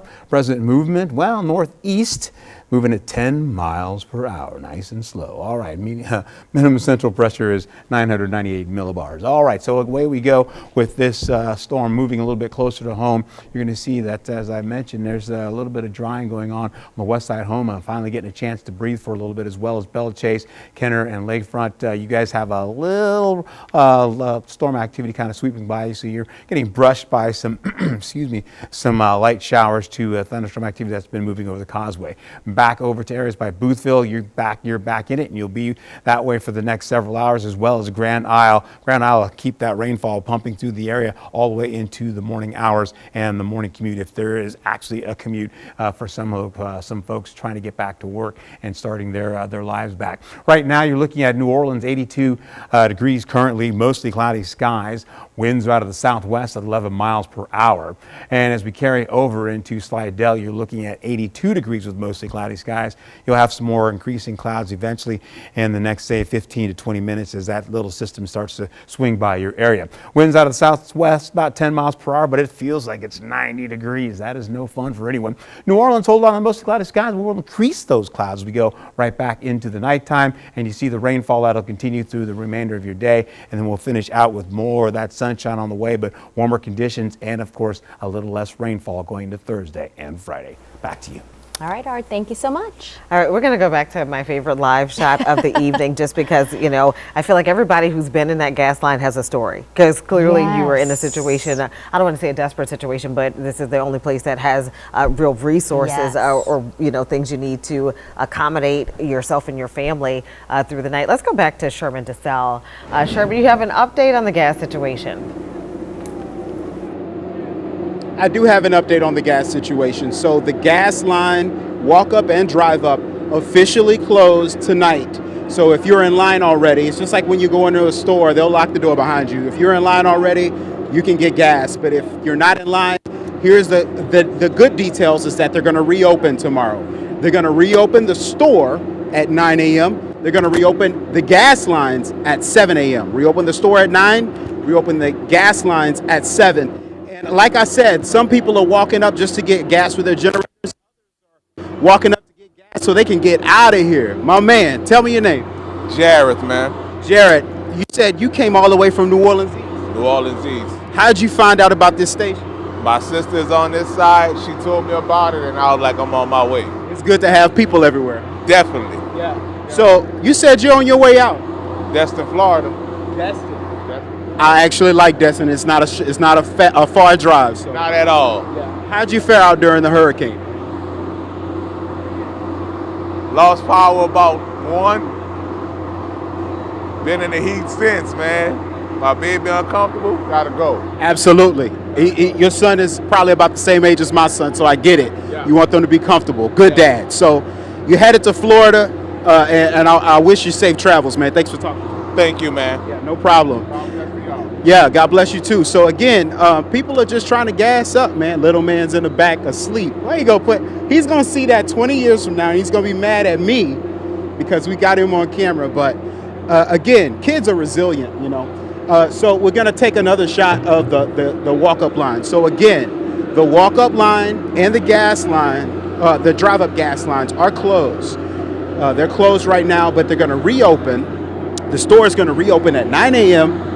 and then the gas lines are gonna open 2 hours earlier at 7 a.m. But this has been pretty sophisticated. People just walking up patiently with their gas tanks, waiting on their gas, and that's how it's been going. So it's been fantastic just to see a lot of people just willing to help each other out. That's what it's about, people, you know. And the owners, Retief Oil and Fuel, they've been here. They're West Bank born. They've had this company here for a while. They lived during Katrina. They lived during the major storms. They know what it's like for people to scrounge and find gas. So again, this gas line is officially closed for walk up and drive up. But a lot of people that we've been seeing tonight are just happy. Look, what's up, little man? He's cute. So they're just happy to see that, you know, that gas is available. Gina, Sully, you got any questions for me? I could talk all night. I have a question for that cute little man right there. I think he's raising up that he's 3 years old. Can you talk to him and ask him how old he is and how he's holding? Yeah, and how's he holding up? Are you 3? He's 3. So cute. 3 too? Oh, you're 5. Oh, okay. Oh, he's 5. Parents right now. How you doing, man? All right, man. I'm all right. How long you been in the line? Since 7. Since 7 o'clock tonight? How'd you find out about it? I was running out of gas, and I called my cousin. I was asking him where he got his gas from, and as I was coming down the ramp, my car ran out of gas, and he was like, "Yo, Manhattan, hurry up and go to the back of Manhattan." Bro, you on the expressway? On the expressway. Man, I'm glad you're okay. I thank God. Yeah, absolutely. Thank you, man, for talking to me. I'm glad you're all right. Yeah, the speaker thing, it's a microphone. Absolutely. You'll have it one day, I promise. All that enthusiasm. So, been seeing a lot of great people, meeting a lot of great people, not a lot of New Orleanians out here. There's a look at the line, and again, it's closed tonight. We'll be open tomorrow. Yeah, I love the actual word of mouth. Everybody was calling around talking about who got gas. I also saw reports that there was some gas at the Sam's on Manhattan as well, but you know, it's unclear if they were about to close down. But everybody, you know, everybody has a story. Everyone has a story. We would like to hear all of them. We're running out of time. Hopefully we can check back with him in a little while. Scott Boyle from DOTV is joining us on the phone. Mr. Boyle, thank you so much for joining us. I'm sure it's been a long night and a long couple of days for you, as it has been for us. How are you doing? Fine, thank you. Good evening, and thank you for having me on tonight. Our pleasure, Mr. Boyle. Any major road, I know that we're experiencing, you know, widespread damage across the state, as well as, you know, a lot of road closures because of flooding and downed trees and power lines. Any major roads or arteries or thoroughfares you want to tell us about that's of importance? We started recovery efforts this morning with our primary focus on removing debris from the roadway. We focused on the interstate, and we focused on the hardest hit areas, which include the Terrebonne and Lafourche area. As of now, we have Interstate 10 clear from Baton Rouge through the Twin Spans for emergency personnel only at this time, and we're going to keep going as far as we can down in Houma. We started on Highway 90 going from the west, and we're going to keep going down LA1 down south as far as we can go, as long as those areas are not impacted by water. And once those areas start to recede with water, we're gonna keep going until we push all the debris to the side of the road. Mr. Boyle, I'm looking at the map right now on 511la.org. It looks like on I-10 between once you get past Baton Rouge, if you're headed further west to Texas, that that area may still be closed. I'm just asking because, you know, we did see a lot of people gassing up, talking about getting out of town. They were heading the other direction. A couple of people were trying to head more east to Florida. But what's the condition I-10 headed west if you were trying to get to Texas? For the most part, those areas have been cleared. There are some spots with either utilities or with some areas of sparse trees or things of that nature. But we're getting the big spots taken care of right now. There's still water, but it's passable, and that's why we're encouraging just emergency services to use those roads and not the public. We're still doing our recovery efforts, and we want to keep people off until some of those spots can fully be cleared and the water can recede in those areas. For people who may not have the amenities that they desire and they are looking for somewhere to go in the meantime until water and power is restored, do you advise them to consult with 511la.org? Is this real-time or up-to-date, the latest information in terms of what's open and what's closed? Yes, we put those closures in. We have scouts on the road. We get calls. We consult with law enforcement and emergency responders who are on the roads, including our own scouts and people that are working, and we use that information to update the 511 system and try to make sure that it is up to date. And I encourage motorists to access that site, as well as looking on Google Maps. Google Maps is a wonderful resource to look at, and you can see real-time data as far as delays, and you can see a heat map type situation with either red or green to determine the intensity of traffic delays on major highways within the state. As you guys went around, or your crews went today to, assess the damage and to reopen some of the roadways, what were the biggest issues with this storm? Was it the flooding? And I'm sure this depends on which parish you're at, but was it the flooding or the downed trees blocking roads? What were the biggest issues you came across? It's primarily trees. The water, there's very little we can do about it. The trees, we can cut them, we can push them to the side. We're going to be working on what we call push and cut for the next week or so, and that's going to be the first phase of the recovery. Once we get the white lines clear, that allows our emergency services to come in to start doing and repairing the infrastructure, such as the electrical companies. They can come in and start working on these power lines. So it's critical that we come in first. We got to get the roads cleared. They can come in, start getting the infrastructure taken care of, and start getting things back to normal. Once we get past the first stage of push and cut out of the roadway, we're gonna go to where we start removing the debris. Actually, we come in with trucks and dump trucks and haulers, and we get it out of there. So we got to clear the roads. Emergency services can come in and start working on things, and it also we got to keep the roads clear for ambulance, fire, and police type activities that may occur during the course of this event. And Mr. Boyle, were there any damages to any major bridges or roads, or any bridges or roads? Yes, we did have from what we know so far down in Lafitte, there wasn't an incident where a boat had hit the Leo Kerner Bridge and it actually had struck it and knocked it off its pivot. So we're looking at that and assessing that damage. But that was the major incident there. We're still inspecting, and as the water recedes in some of the hardest hit areas, we're going to be having teams of inspectors go in and looking at what was the true effects of some of the roads that are still underwater and some of the bridges that may have been impacted. I'm looking at the map right now. It appears just from the looks of it that roadways beyond Southeast or South Louisiana may still be closed. Could you speak to roads, I guess, in Central or even North Louisiana? Did they experience or see impacts from Hurricane Ida?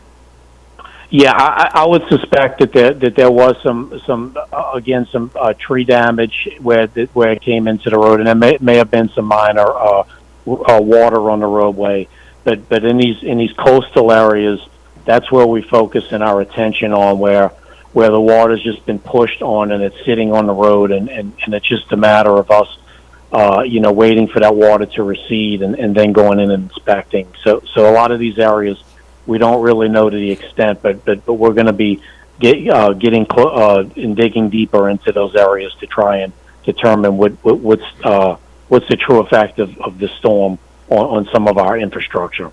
I know that you can only speak to, state roadways and the conditions there for roads that are managed and monitored by the state. But when you look at these closures, a lot of people, especially in Louisiana, they talk about, they think they're back road experts. Everybody got another way or alternate route. What would be your advice for people who are like, oh, I could just do this and hook around here and turn here and, take all these back roads? I mean, is that advisable at this point, considering, I guess, the state of our power being out or things of that nature? Is there any advice for motorists who are like, you know what, I'm just going to, take a back way around?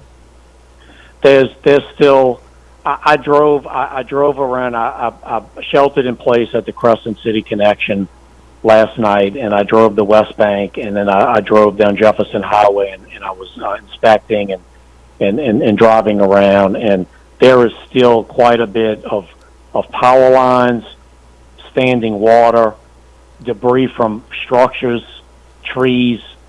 This is not an environment to be joyriding or to be inspecting. If you have business that must be taken care of, that you have to do, and it would be considered critical, please be careful. If it's not of that nature, please just let us. We're working as hard and as fast as we can. We're bringing in crews from other districts within DOTD, and there are resources coming from other states that are working on a power grid, and please be patient. We're doing our best, and we're gonna try to get things back up as soon as possible.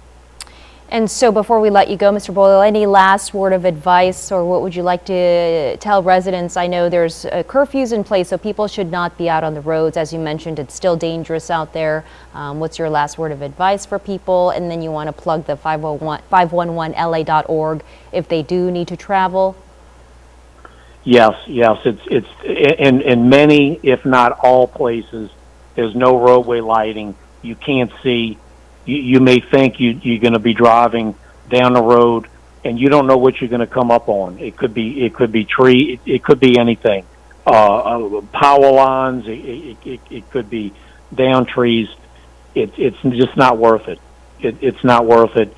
Please consult with on DOTD's website with the 511 system. We have up to the minute roadway closures and then in addition to the closures, as we start getting these roadways cleared, we'll update them and have those become roadway openings again, which is what we all hope for very soon. All right, Mr. Scott Boyle from DOTD, thank you so much, sir, for your time. Please stay safe. Thank you. Thank you. You too. Good night. Good night. Important information as people are trying to move around, making the realization that, you know what, I'm not about to stay here 3 weeks at a time without power. Let me figure out where I can go. But as you're figuring that out, you certainly should consult with 511la.org just to kind of, if you're planning your route, or figure out what's open and passable. But certainly you should heed his advice. It's completely dark in a lot of these places, and you never know what you may run up on. And you mentioned the back roads, G. You're right. The back roads is where you're going to see the down trees, down power lines, and standing water. So advisable not to be on the roads, but if you must, you can go to 511la.org for the latest on closures and updates on road conditions. Harrison Golden is live on the North Shore in Slidell with the latest out there. And what's the update for us, Harrison?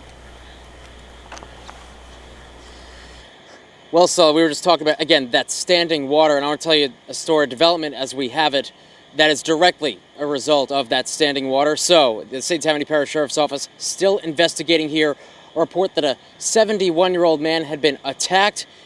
They claim right now he may have actually been killed by an alligator that had gotten into that high water and gotten his way toward this family's house. So the wife in all of this had called the St. Tammany Sheriff's Office at around noontime today, said that her husband is being attacked by an alligator. As she was making that phone call, he had disappeared. And so right now, they'd spent the past 7 hours, St. Tammany Sheriff's Office, looking for this 71-year-old man, looking for the alligator as well. No such luck. They are set to continue their search once these waters recede. They say hopefully by tomorrow in all of this. So still a lot we don't know with all of this, but we do have developments that, again, as of this past hour, we heard from the sheriff's office that they will continue the search for that 71-year-old man, although unfortunately right now they say he is presumed dead, but they are still looking, still holding out hope here. But say, again, speaks to the larger issue of high water, standing water, no matter where you are. Again, I get it, it's dark, and sometimes, your house, if you don't have a generator, the only place where you have any sort of lights is your car. Still, no excuse to get on the road right now, certainly if you could help it. And if you do get on the road, again, just don't at this point. So you've got the lights in your car, but if you have like any sort of spots in the way, things in the way, twigs, branches, trees, water, a lot to look out for. So again, we understand there are just very few places, if you don't have a generator, very few places where you can actually see any sort of lights or have any sort of electricity, but that is no reason at all to get on the roads right now, certainly. So still have a little bit of a wait to go, especially here in St. Tammany Parish. Just a heartbreaking story in St. Tammany Parish. Just hard to hear that a gentleman presumed dead out there after an alligator attack because the water had come up, and you never know what's in the water. A lot of times you fear there may be snakes or other things, but just to hear something like this, heartbreaking. It's so very sad. Keep us posted on the situation there. Harrison, thank you. Let's go to Fletcher now in Algiers Point. He's going to show us some more damage out there in Orleans Parish. Fletcher? Yeah, we are still here in Orleans Parish. Earlier this evening, we were uptown New Orleans, Tchoupitoulas and Cadiz. We showed you a collapsed home. More heavy winds from Hurricane Ida have caused another structure to collapse. This one here in Algiers Point, one of New Orleans' oldest and most historic neighborhoods. We were just driving along. We almost missed it. It's so dark because there is no power in the area. Photojournalist Jeff Battle is going to show you right now. This is really unbelievable. This is what the winds from Ida did to this structure. Again, the condition of this structure before the storm, a bit unknown to us, but nonetheless, after the storm, it is rubble. It has been decimated, pancaked, just like the one in uptown New Orleans. Now, there is some good news to tell you about this structure. The house right to the right of it is intact and unfazed by the collapse. Same thing goes for the house right next to it. Both of those properties are unfazed by this collapse. This collapse looks like the house, which is massive. I mean, it goes way back. It looks like a two-story house that fell forward onto the street here in Algiers Point because of the heavy winds from Hurricane Ida. Some of this stuff you never become accustomed to. No matter how long you cover storms, seeing things like this, you realize the power of Mother Nature. Reporting from Algiers Point, I'm Fletcher Mackel, WDSU News. All right, from one Mackel to the other, from Fletcher, we go to Travers, who has been in St. Bernard Parish. We believe he has an interview with Parish President Guy McGinnis. Let's listen to the update there. All right, we're here in St. Bernard Parish. Parish President Guy McGinnis is here. The storm made landfall yesterday. Where do things stand in St. Bernard Parish? The big thing is power for people in Chalmette and even down the road. Yeah. Well, we put power aside for a second. Today we met with staff and contractors, and, they're staged here in our parking lot tonight. So they've been out already pushing debris to the sides. We're going to start on that. We will be finished picking up debris inside of our levee system within about 2 weeks. So that's exciting. We can see that. It's progress. And while Entergy, they started assessing today, they will be, it will take them about a week or two to get the grid here in St. Bernard Parish up and running. The problem is we need power. So we're going to wait for that. We talked to Entergy today. In discussions with them, we believe in around 3 weeks, we're hoping that St. Bernard Parish will be 100% powered up with a few isolated areas that doesn't have power. But all in all, we're blessed here in St. Bernard Parish with Ida. Our thoughts and prayers are with our friends to the west. Listened to Carmidel today, Mary Carmidel and Archie Chase on. And those guys are going to do well. They're great leaders. And I know Mayor Carmidel done this before. Archie's a great guy. He's a young guy. And let me tell you, he's going to lead that community back. What is your advice for people in St. Bernard Parish who may be watching this, who are in Florida or Atlanta or Texas? Is it basically, if you can, stay where you are right now because things are going to get back to normal. It's just going to take a couple of days or maybe a week or two. Yeah, you know, if you can come home, you have a generator, and you can withstand no power for about 2 or 3 weeks, then you can come back home because it's safe. We do have a curfew from dusk to dawn. The sheriff's out there patrolling. You can relatively be safe right now on the roadways. But, you know, if you can and you have the means, you really need to stay as long as you can in the area you're at so that when you do come home, we may have power. It's hot too right now, so nobody wants to sit in a hot house. Yeah, it's hot. You know, it's in the summer, but, you know, everyone's very resilient in our region here in St. Bernard Parish. And, you know, we're just going to deal with it. We're going to get up every day. We're going to work until we can't work anymore. We're going to get up the next day and we're going to do the same thing. And we're used to this kind of stuff. So it'll come back sooner rather than later. And you said it, Travis, the power is the big thing. Yeah. Let me ask you this really quickly. Final question, too, because you lived Hurricane Katrina just like I did, just like we all did. Katrina was water. Same day as this storm. This was a wind event. Not a lot of flooding, not a lot of water, except if you're in St. John the Baptist Parish and some of the low-lying areas. But when you talk about storms like this, it's hard to compare any storms, and it's really hard to compare these because you're talking a water event to a wind event. Is that basically it? It is. You know, we have this $14 billion structure that protects us now after Katrina, so we don't even worry about storm surge anymore. So it's always wind or rain, you know, inside the levee protection system. This storm was relentless. I mean, for 9, 10, 11 hours, whatever it was, it just wouldn't stop. And it took that little jog to the east and came closer to us, and we got, you know, more of the higher winds. I'm just amazed that we don't have more debris on the ground. But you're right, you know, our people left not knowing what was going to happen. This levee system worked, and now they can come home. You were talking about that a little earlier. So it's way different than Katrina. Right. We know our friends to the west, and let me mention Jacqueline Hotard and Matthew Jewell and St. Charles. Those guys are going to band together, and we're going to help them. You know, we told Entergy today, get us up and running with your power so we can go help the rest of the region because we're ready to do it. Our employees are ready to go. So we're going to come back. We're going to look. You got to work every day anyway. You might as well work toward bringing your community back. I agree. Well put. Guy McGinnis, Parish President here in St. Bernard. We appreciate your time. That is the very latest from St. Bernard Parish. We'll have more reports coming up during our extended wall-to-wall coverage for Hurricane Ida and the aftermath. Gina Sulla, I'm Travers Mackel and Chalmette. Let's send it back to you all. Thank you, Travers. We actually heard from some other St. Bernard Parish officials earlier today, just kind of giving us an update.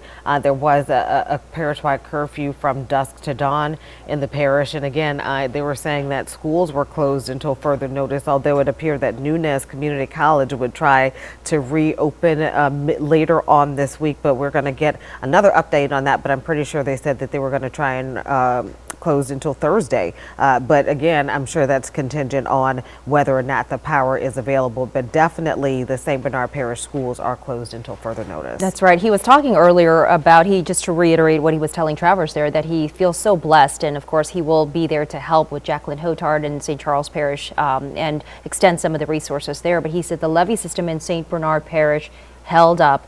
The main thoroughfares now there in St. Bernard open. Sewer lift stations will be manned with vacuum trucks. Services are limited, though, still in St. Bernard Parish with businesses closed. No shelters were open in St. Bernard, and there were no requests for shelters from residents. Garbage collection will resume on Thursday in St. Bernard, but all non-essential government offices and schools closed until further notice, and the courthouse will be closed too. There were several life-threatening calls, though, they had to respond to. And Gina, some burglaries there. They did report some burglaries in St. Bernard Parish.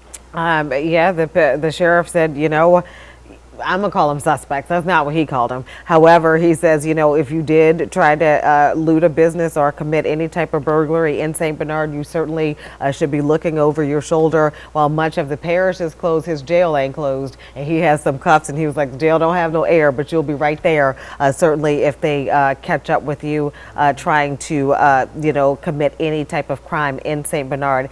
They did say that they had calls for life-threatening emergencies, but when they went down to check them out, you know, things actually were not that bad, but they did get a couple of calls. And they said at one point the 911 system was down in St. Bernard, but it is back operable. So, you know, things looking okay in St. Bernard. We're going to get an update on those barges. I know. I mean, that was the big talker in St. Bernard, the 22 barges. And Sala asked the best question. I mean, how do you wrangle 22 barges? I guess we will find out in the days to come. We'll have to get an update on that and so many other stories that we've been following. We want to tell you an update on all the curfews that are in place as well. Several parishes across southeast Louisiana have curfews now in place.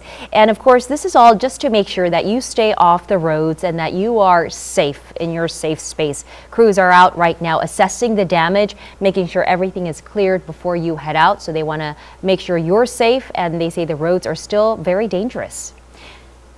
All right, now take a look at this. If you're in Jefferson Parish, you're under a mandatory curfew for the entire parish until at least 6 tomorrow morning. President Cynthia Lee Shang implemented that, and this may last longer than tomorrow, depending on how the cleanup efforts go. There are also curfews in Washington Parish and Thibodaux until further notice as well. All of these curfews are strictly, you know, enforced. You're advised not to be on the road right now. And deputies across these areas say they are assessing damage, and they'll be watching to make sure that people comply with the curfews. It is for your safety. And again, you know, people always who have evacuated always worry about, you know, if their property is being safe and if their property is being protected. But these deputies across all of these parishes keeping a close eye. Keeping a close eye. They are out in full force. Security is out there. Okay, Paul Rivera has been monitoring conditions in Hammond, and also he showed us some extensive damage. Remember, the tree was on top of a house in one neighborhood. Let's go to Paul for the very latest. Paul? The damage in this town is extensive. Look right down here and you will see massive pine trees just all over this road. We're right next to Southeastern Louisiana University. It's a college campus right here. If you take a look over here, you will start to see even more trees, power lines down. And look right over here. These trees damaging this home. 1, 2, 3 of them right through this house. We actually spoke to the next door neighbor who says he helped get the homeowner out of this house to safety. And right over there, that extensive root system, this massive tree toppled over, and some of these you will see they were just snapped in half. And take a look right here. Here's an example of more damage in Hammond. 1, 2, 3 big pine trees right across this property, stopping the homeowners from getting out of this house. In other parts of town, in other neighborhoods near this area, this is what you will see. The cleanup is continuing, and right now many people are just assessing the damage, trying to figure out how to move forward. But this is a small community here, very tight-knit. They tell me they will come together. They'll make it through and clean up what Hurricane Ida left behind. In Hammond, Paul Rivera, WDSU News. All right, Paul, thank you. Time now at 10:41. We want to get the latest update on your forecast. Let's check in with our meteorologist, Art, in the Weather Center. What's the latest? Well, we're going to be seeing a bit of rainfall continue to move through areas by Mississippi, where they're going to pick up again a flash flood watch through the morning hours. Yeah, it should go to about 2:30 or so. Again, you're seeing the heavy rainfall slipping through between Slidell and Wrigley's, right through Pearlington.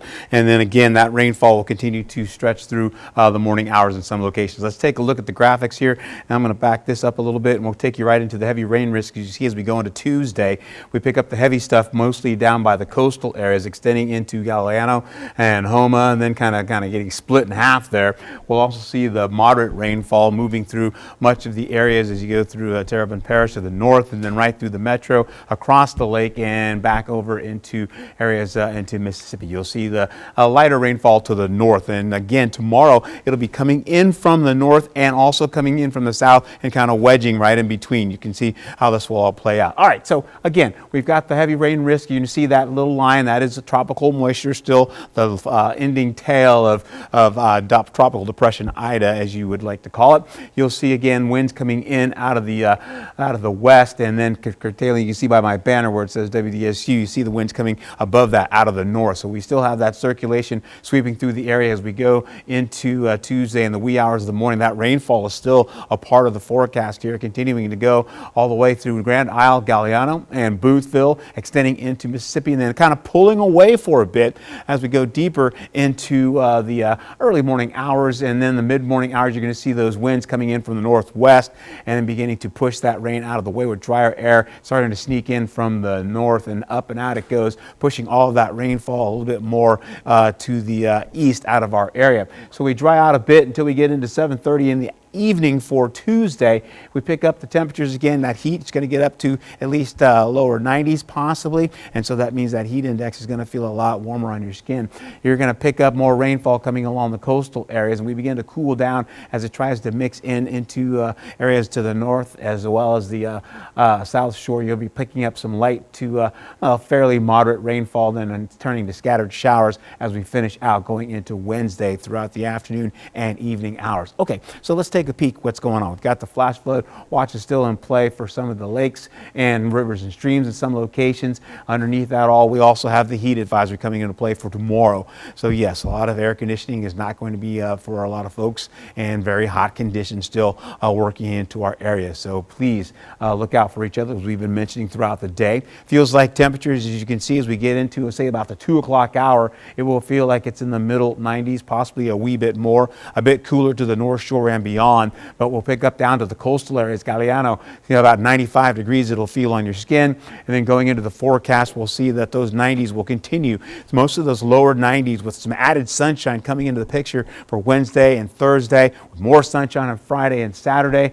And then rainfall is backing off a bit. You see it by Friday about 10%, and then we